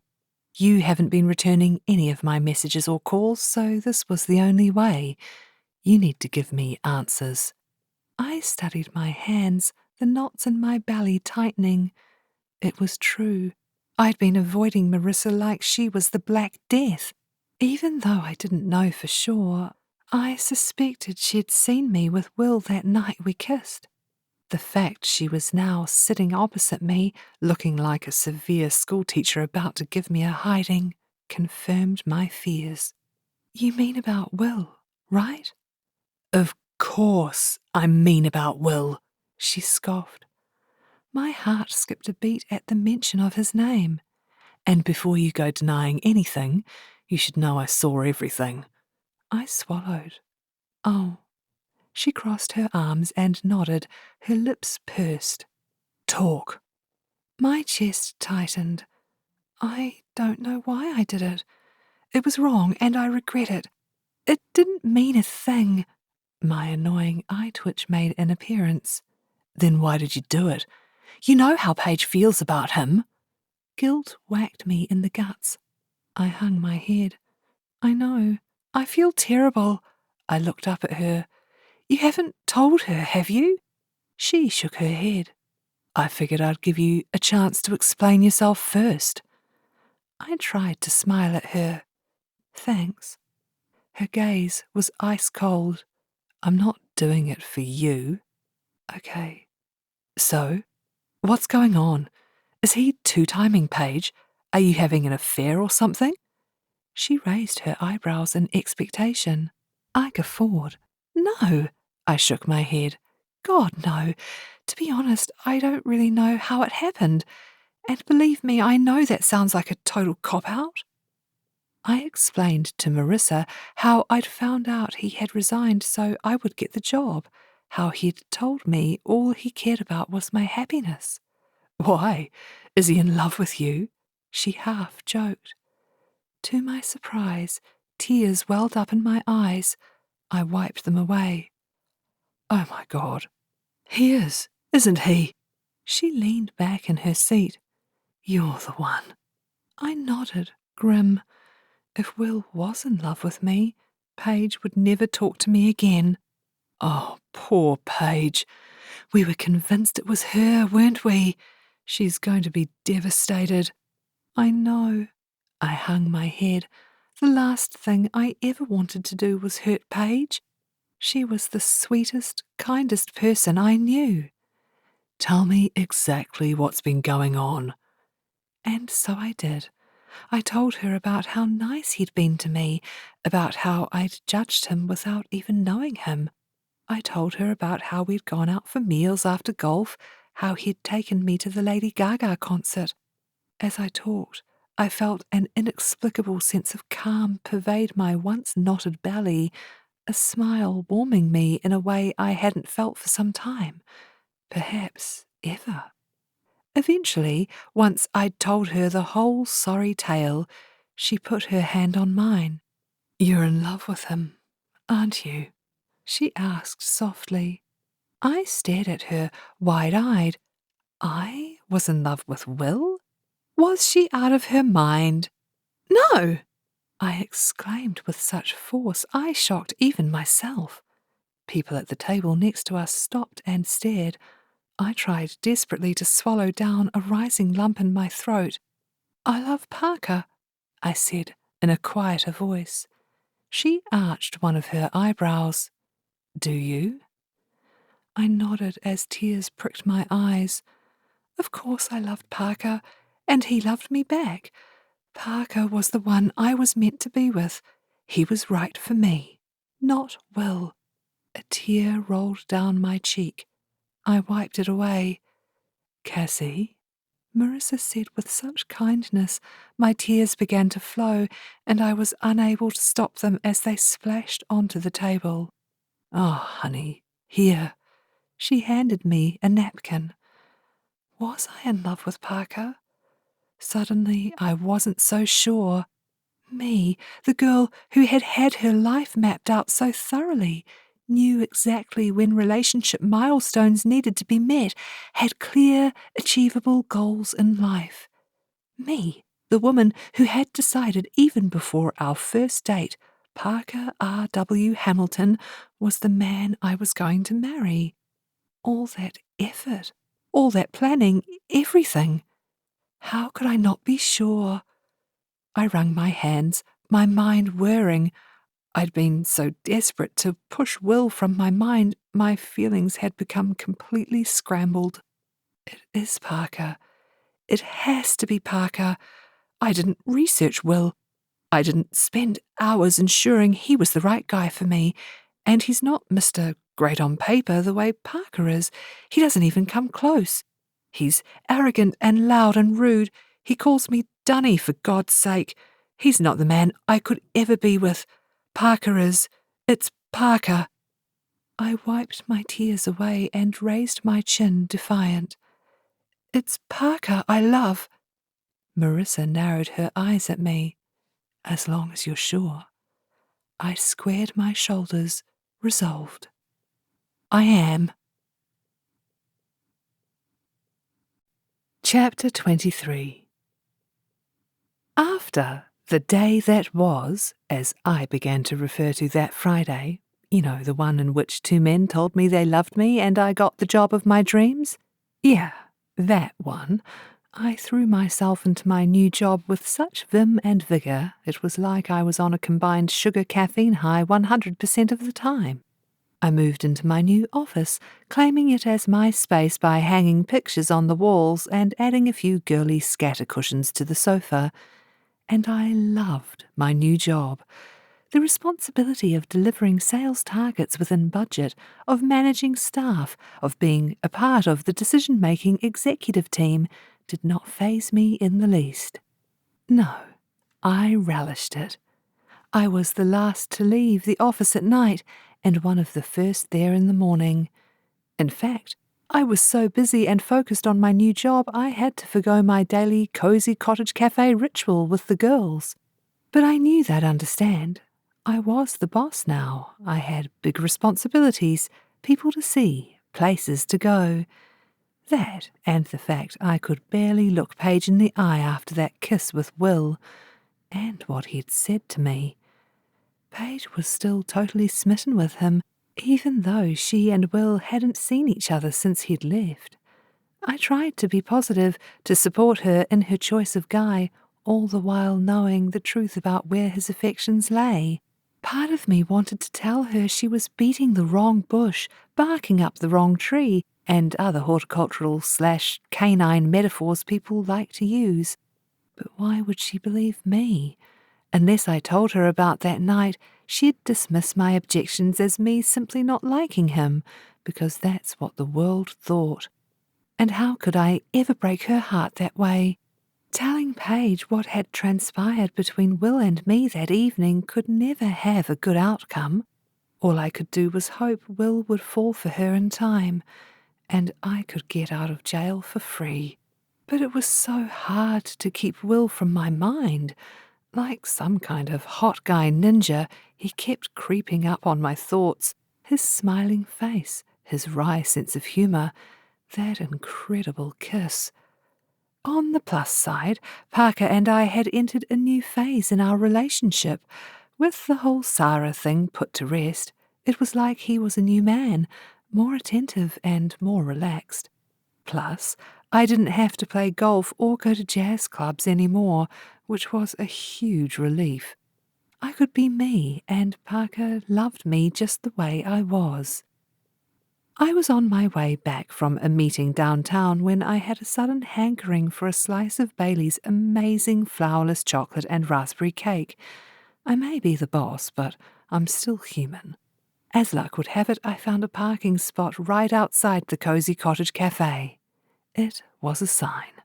Walking in, I breathed in the aroma of coffee, treats, and that special, familiar, cozy cottage scent I knew and loved so well. I waited in line to order, responding to the emails that had piled up while I was with a client. I'll tell you, people were constant communicators these days. 1 hour offline and I had 35 emails requiring action. 35. Ridiculous. Hello, beautiful. Long time no see. I looked up to see Bailey smiling at me from behind the counter, dressed in her usual red polka dot apron with a girly frill. I know. It's so good to come here. I've totally missed you and this place. I leaned across the counter and gave my friend a quick hug. Well, you look amazing, she said, eyeing my new navy suit. Management clearly suits you, Cassie Dunhill. I grinned at her. Thanks. Yup, it's pretty good being the boss. She let out an easy laugh.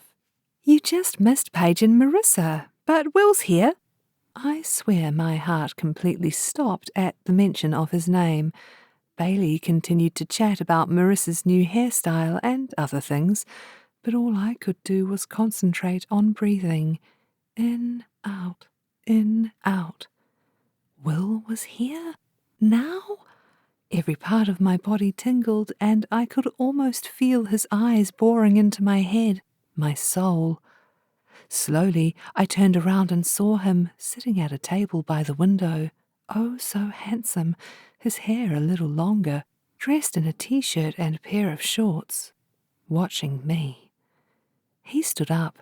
Without preamble, I took a step toward him, as though he had some kind of tracker beam pulling me into him. As cliched as I knew it was, I was powerless to resist. He took a few steps toward me, and within seconds we were face to face, close enough to touch. Cassie. I swallowed and tried to steady my breathing. I was light-headed and dazed. I couldn't think of a single word to say to him. Instead, I simply stood there, gawping at him, my head clouded by the very sight of him. He reached out and took me by the hand. It's good to see you. How are you? I nodded, not trusting my voice to work. He smiled. Look, do you want to sit down and talk? I shook my head. In that moment, I knew what sitting down to talk would mean. It would mean letting him in, and I didn't want to do that. No way. That was the very last thing I wanted to do. My life was perfect. I had the dream job and Parker, my dream guy. We were in love, heading down the aisle in the not-so-distant future. I was certain of it. Parker had been my one last first date. Why would I want to sit down and talk with Will? Abruptly, the sound of people talking, the smell of the food and coffee, the closeness of the cafe atmosphere became too much for me. I needed to get out. Now.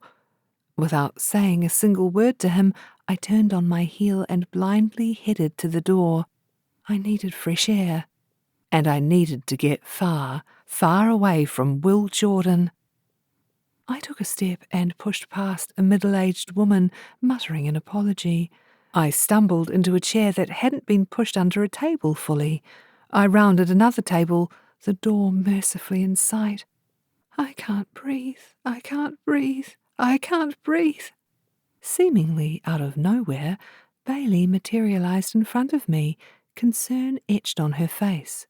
Cassie, are you okay? I nodded, knowing I looked anything but. Gotta go. Sure. She stepped aside for me, and I staggered past, through the door and out into the fresh summer morning air. I took large gulps of it, as though I'd been holding my breath in there, which perhaps I had. I reached the tree a few feet from the cafe door and leaned up against it, feeling the rough bark with my fingertips, desperately trying to bring myself back to earth. Oh, God! Oh, God! Oh, God! Just as I began to gain my equilibrium, Will arrived at my side, gently taking my hand in his. Cassie, is all he said. Until that moment, I had never known so much could be embodied in one single word. A world of hurt, of pain, of love. I could almost smell the smoke from the funeral pyre of my life as we stood together in silence. Against my better judgment, I looked up into his rich brown eyes. Why I did that, I will never know. Some part of me knew it would spell Disaster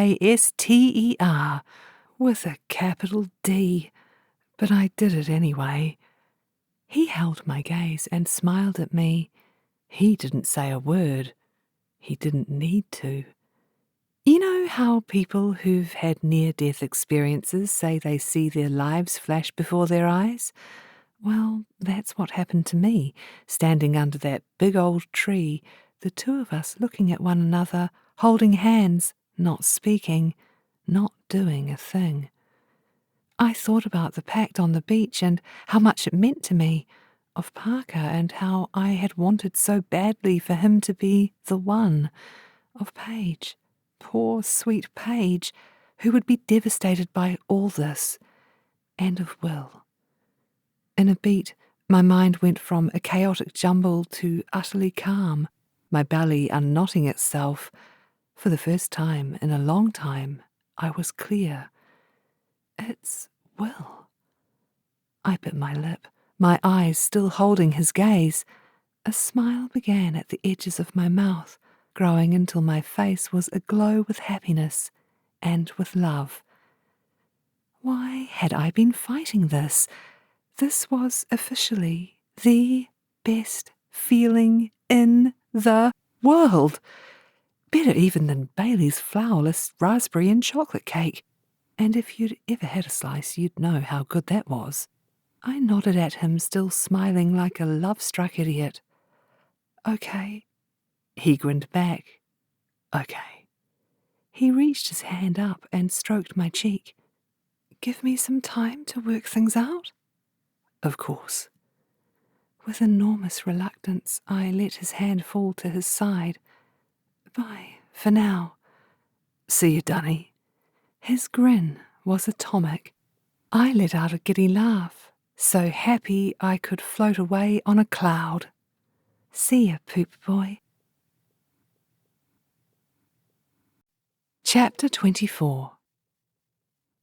I spent half my time in the office the following day trying to work out what to say to Paige.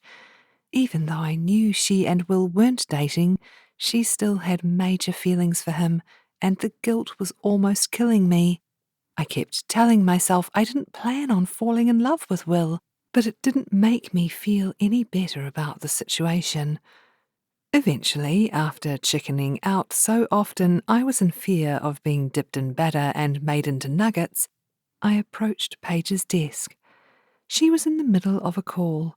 She looked up at me, standing in front of her, wringing my hands, and greeted me with a warm smile, her finger in the air to indicate she needed a moment. I nodded at her and turned around, feigning interest in a photo of her with her team at a conference last year I'd seen many times before. She finished her call. Hey, Cassie, this is a nice surprise. We don't get to see busy Miss Regional Manager much these days. Oh, I was just in the neighbourhood. You know, I played with a pen sticking out of a mug on her desk. Have you got a moment? She glanced at her watch. Sure. Got a meeting at 2:30 though. What's up? It's a gorgeous day. How about we go for a walk? I didn't want to break her heart and probably end our friendship forever in the office. I hoped being outside may soften the blow. It was a long shot. A few moments of nervous small talk on my behalf in the elevator later, we walked through the revolving door out into the morning sun. There was a small patch of green over the street with a couple of unoccupied park benches, so I suggested we stroll over there and take a seat. And it's so annoying because I'd actually already provided a report on that last week. Portia is impossible, Paige complained as we took a seat on one of the benches. Oh, that's no good, I cooed, having no earthly idea what she was talking about. My nerves threatened to swallow me whole. Hey, Paige? She raised her eyebrows. What's up? My mouth went dry. I had practiced what to say to her so many times in my bathroom mirror at home, but now that it came down to doing it, I had no clue where to begin. I forced a smile as I clenched my fists at my side.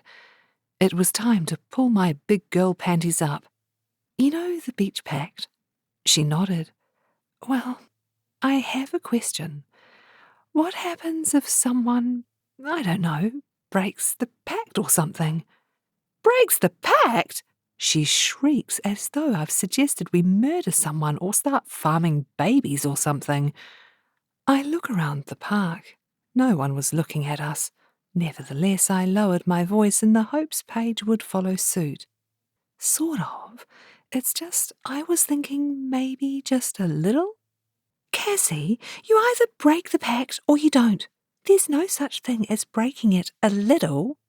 I nodded at her like one of those bobblehead figures you see in the backs of people's cars. Okay, got it. She gave me a sideways glance.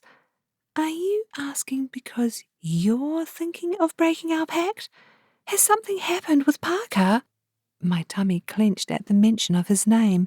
Parker was my next conversation. It's a hypothetical question, that's all. I'm interested in knowing what could happen if, say, Marissa decided she was going to break our pact. Wimping out much, Cassie? Her eyes widened. Marissa's going to break our pact? Why? She's never said anything. I thought she was still looking for the perfect guy. This is so much harder than I thought it would be. I don't think she is, but what if she was? What would happen? Paige leaned back in her seat, letting out a puff of air, her face serious. She sat like that for an uncomfortably long time.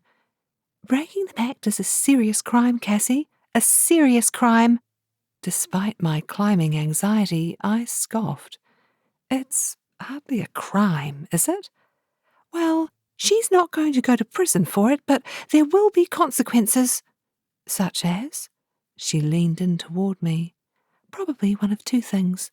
Either the goddess of the beach will intervene and what was meant to be will be. Well, that's not so bad. I could live with that. Or Marissa will never be happy and die a lonely old woman. Ah. I swallowed. Okay, good to know. She narrowed her eyes at me. You know what? I didn't come down in the last rain cloud, you know. Something's up, isn't it? A pang of guilt hit me smack right between the eyes. Paige was going to be devastated. Either that or she'd turn into a homicidal revenge queen. Either way, this was not going to be pretty. I looked down at my hands. Yeah, kinda. She moved to the edge of her seat. You've broken up with Parker? I curled my toes.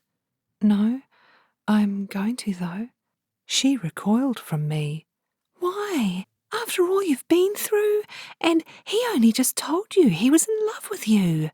She was right. It was totally illogical.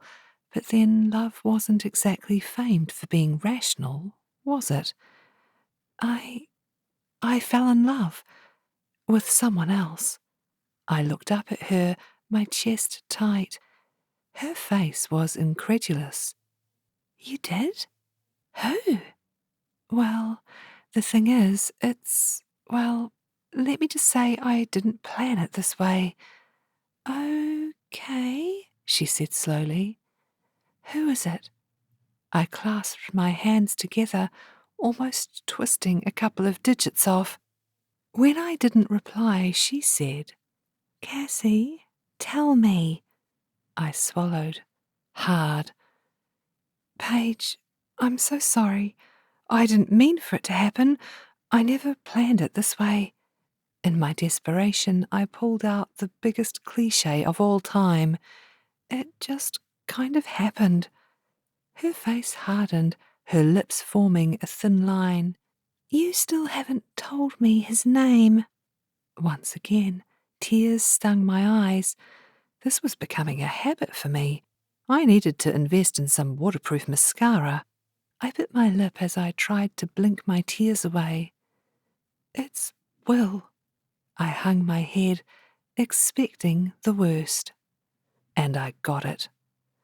Paige leaped up from her seat, her hands on her hips. Will! She screeched. Will, are you freaking kidding me? Any hope I had that people wouldn't stop and stare at us went down the toilet, right along with Paige's and my friendship. I was certain.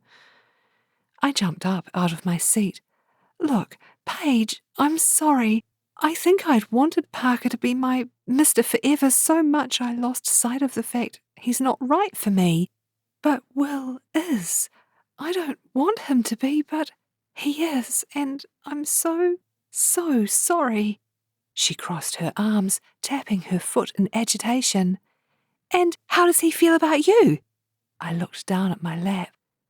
I heard her sharp intake of breath. Oh my God! I looked up as her hand flew to her mouth and tears began to stream down her face. I put my hand on her shoulder. Paige, She recoiled from me as though I was poison. No, don't touch me. You. She shook her head at me as she backed away, her face a study in outrage. I'm sorry, Paige. If I could change it, I would. You have to believe me. She turned her back on me and walked away. I didn't follow her. She'd made it clear she didn't want to see me right now. Instead, I slumped back on the park bench. Well, that went well. I pressed my eyes shut. She was angry and hurt. I knew she would be, and I totally got it. She'd been in love with Will from afar for so long. Him falling for me must have felt like a major slap in the face. My only hope was she would understand, eventually. The last thing I wanted was to lose my friend. Paige avoided me for the rest of the day, not returning my calls. She threw the flowers I gave her in the trash. She walked the other way when she saw me in the corridor. I called Will to let him know how it had gone. I know you're going to say I'm a dumb guy who has no clue, and you're probably right. But seriously, I had no idea she felt that way about me. You're right. You have no clue, I ribbed. I let out a sigh. She hates me. She'll get over it. You two are best friends. I bit my lip. You should have seen the way she looked at me. It was like pure hatred. Look, Paige is a great person. She'll forgive you someday. It might take a while, though. I hoped so. Losing my friendship with Paige was the last thing I wanted, now or ever. Knowing how badly it had gone with Paige, when I met Parker later that evening, I was expecting the very worst. I knew I had to tell him the truth. I owed it to him, after all we'd been through, the good, the bad, and the Sarah Winston Smythe.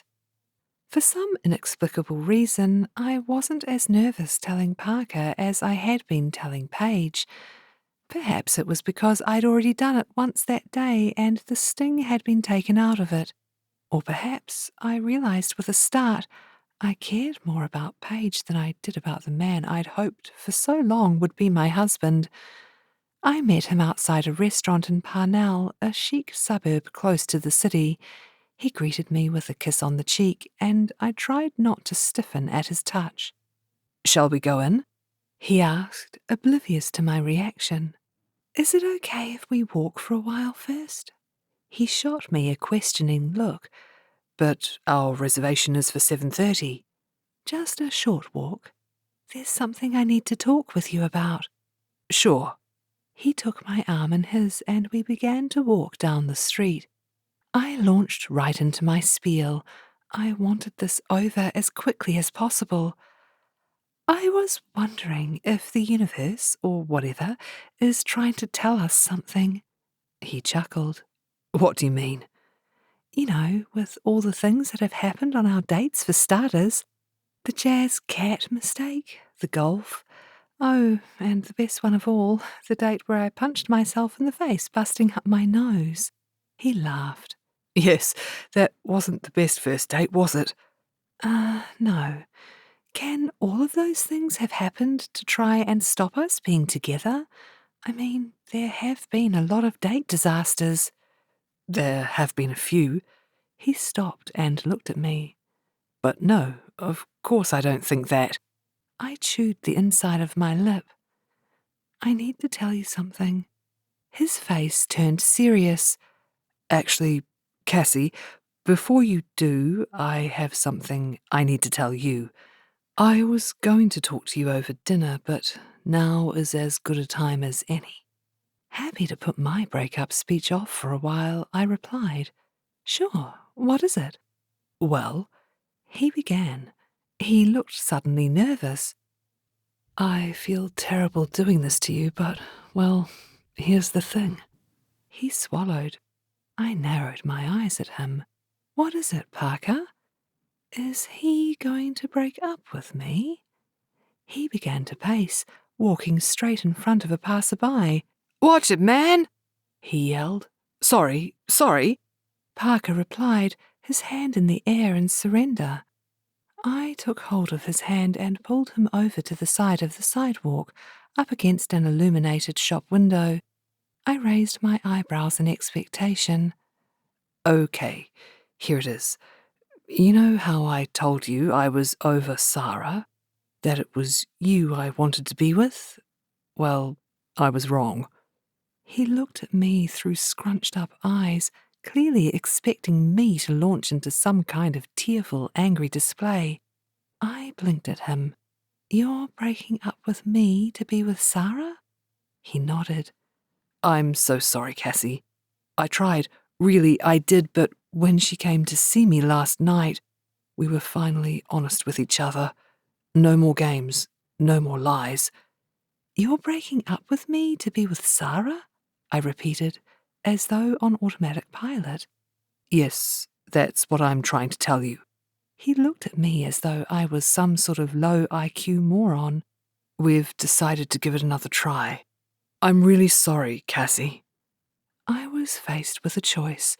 I could either come clean with him about my feelings for Will, or, a much more appealing prospect, I could act hurt but accepting. I see.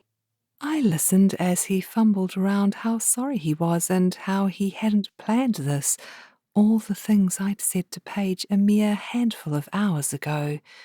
In the end, I even started to feel sorry for him. Parker was a good guy. He was smart and cultured, good-looking and a real gentleman.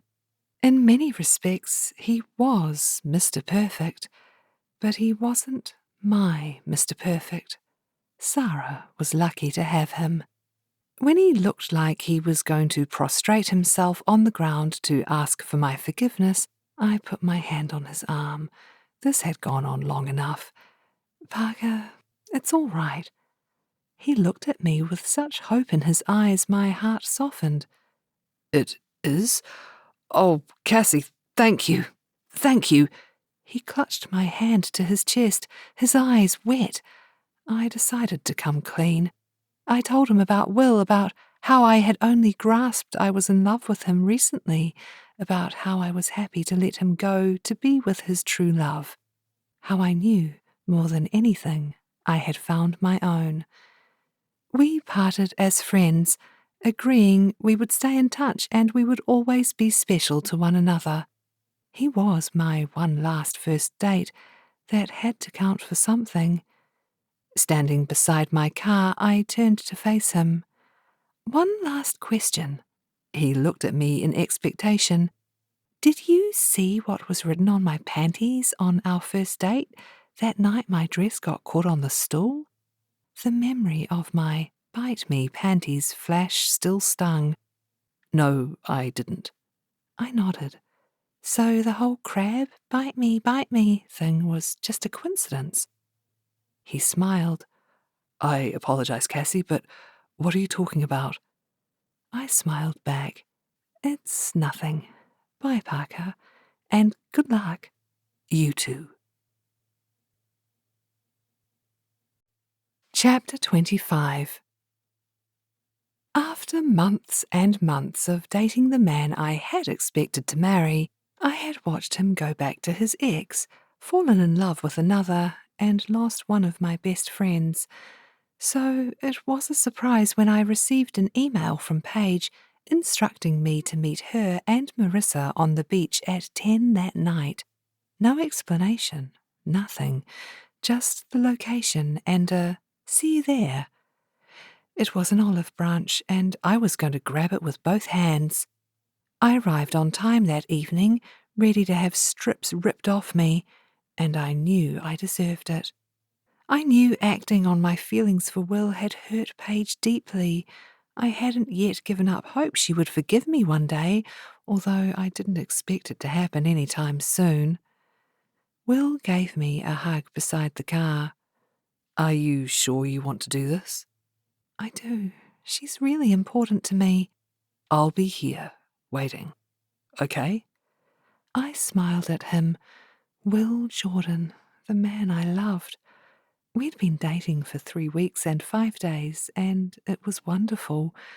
Unlike dating Parker, I didn't feel like I needed to behave in a certain way or cultivate interests I didn't have.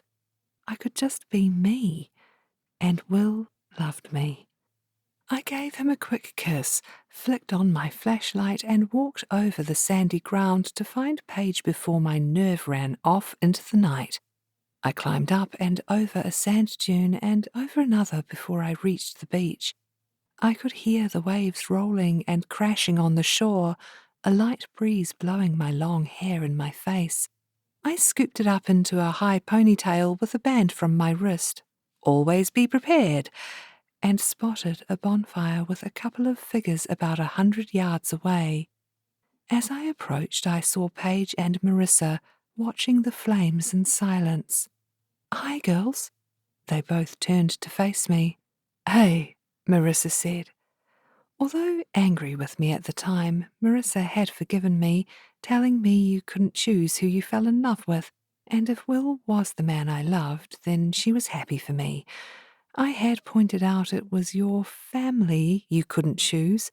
She'd told me not to be a pain, and we'd hugged it out and returned to being the great friends we were.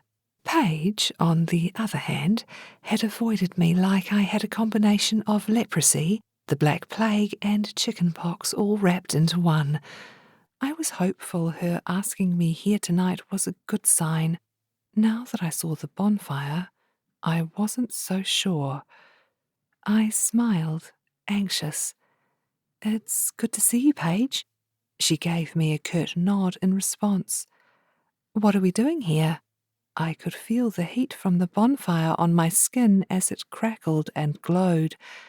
Paige stepped forward. Without preamble, she launched into a spiel. "Cassandra Clementine Dunhill, as penance you have returned here to the beach from whence you came." So that's what this was about, a beach goddess thing. I couldn't suppress a smile. From whence? I glanced at Marissa.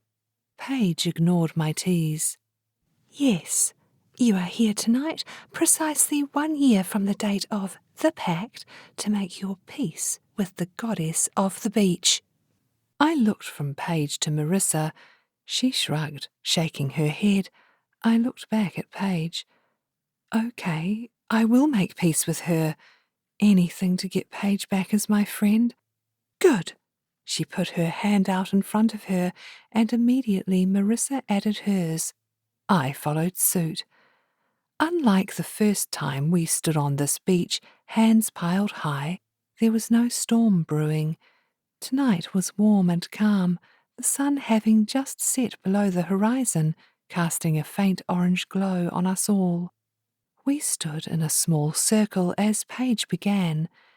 "We, the maidens of the beach, are here to ask your forgiveness. One of us," she nodded at me to ensure the goddess knew exactly which one, "has made a different choice. We ask that you allow her to follow her heart." The hope Paige was prepared to forgive me rose inside. "Really, Paige?" She gave a short, perfunctory nod. "You deserve to be happy." Tears stung my eyes. Paige had forgiven me. Paige was happy for me.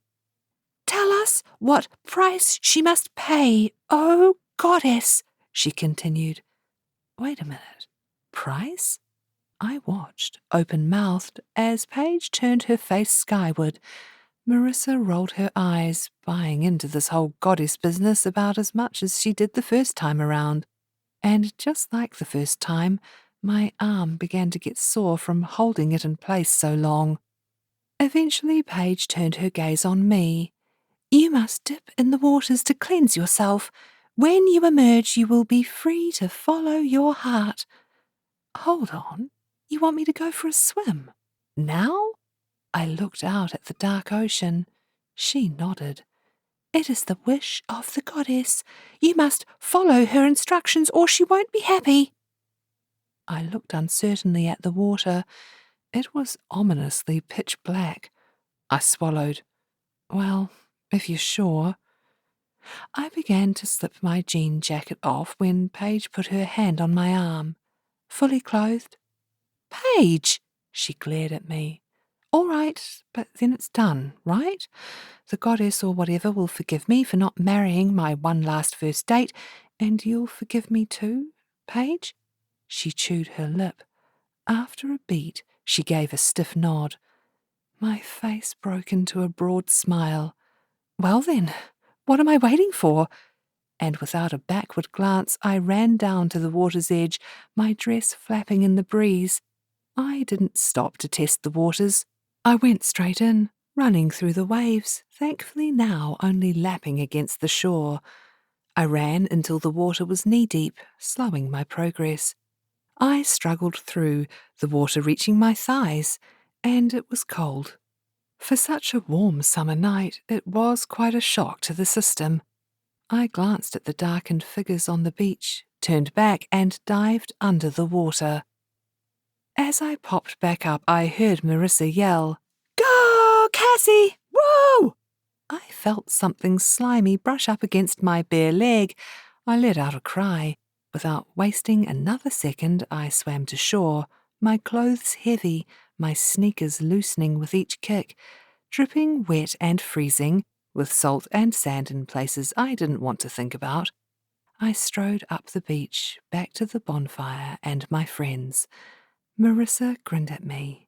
That was awesome. I looked at Paige. I didn't mean to fall in love with him. I'm so sorry. She nodded, her eyes downcast. I know. Thanks for doing that. Her face broke into a grin.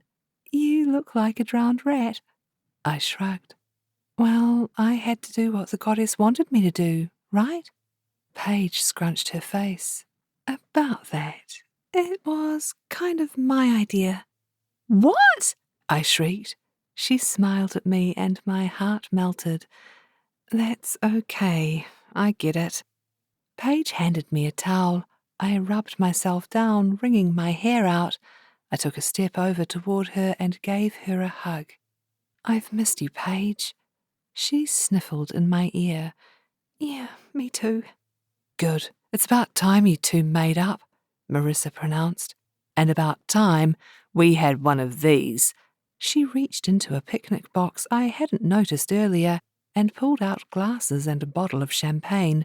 The real deal, none of this sparkling wine rip-off stuff. I watched as she placed the champagne flutes on top of the basket, warm inside, despite the fact I was shivering in my wet clothes. Hey, why do you have 5 glasses? There are only 3 of us. By way of reply, Marissa stuck her fingers in her mouth and gave her farm girl whistle. Within seconds, 2 figures appeared from behind the dunes. The figures, a man and a woman, walked over the beach toward us. As they got closer, I recognized their faces immediately, illuminated by the fire. What the? Hey, Dunny, Will said with a grin as he wrapped a second towel around me, kissing my cold cheek. I thought you may need a change of clothes. He indicated a bag in his other hand. My eyes were on stalks. You knew about this? I looked from him to a smiling Bailey. And you too? They both nodded, Bailey laughing. Although it was Paige's idea, we all thought it'd be a fitting end. No harm, no foul? Will asked with a cheeky grin I was once misguided enough to think was smarmy. I smiled at him, my heart filled with love. No harm, no foul. There was a loud pop as the champagne cork went flying out of the bottle and into the fire. Sparks flew and we all took a step back. Marissa poured the first glass of champagne until it overflowed. Oops, champagne wastage alert. Perhaps that can be another offering to the goddess of the beach, I suggested, a playful twinkle in my eye. And now that I think about it, Maybe the two of you need to go on your one last first dates now. Marissa handed me a glass of champagne and proceeded to pour the other 4. Well, that bottle's done and dusted. Do you want in on the pact too, Bailey? Paige asked. She glanced around the group, a smile spreading across her face. I'm in. Not wanting to bring this up at a time like this, but I kinda already went on my one last first date. Paige glanced at Will and then down at the ground. In that case, I would like to make a new pact. Raise your glasses, everyone, I instructed. We all raised our respective glasses in the air, clinking them between us in one champagne flute huddle. In the presence of the goddess of the beach, I now declare Paige's one last first date as null and void. The slate is now clean. Paige smiled, nodding. I continued. May the next date you go on, Paige, Marissa, and Bailey, be your last. I nodded at each of my friends. To one last first dates. One last first dates, everyone repeated, clinking their glasses together and then taking a sip. Will took my glass and placed it on top of the box with his. He wrapped his arms around me and pulled me in close. I may not have been your one last first date, Dunny, but I'm kinda hoping you're mine. I grinned at him. My boyfriend. My love. You know what, Poop Boy? I have a feeling I am. You have been listening to One Last First Date by Kate O'Keefe. Read by Naomi Barton. Copyright Kate O'Keefe, 2021. All rights reserved.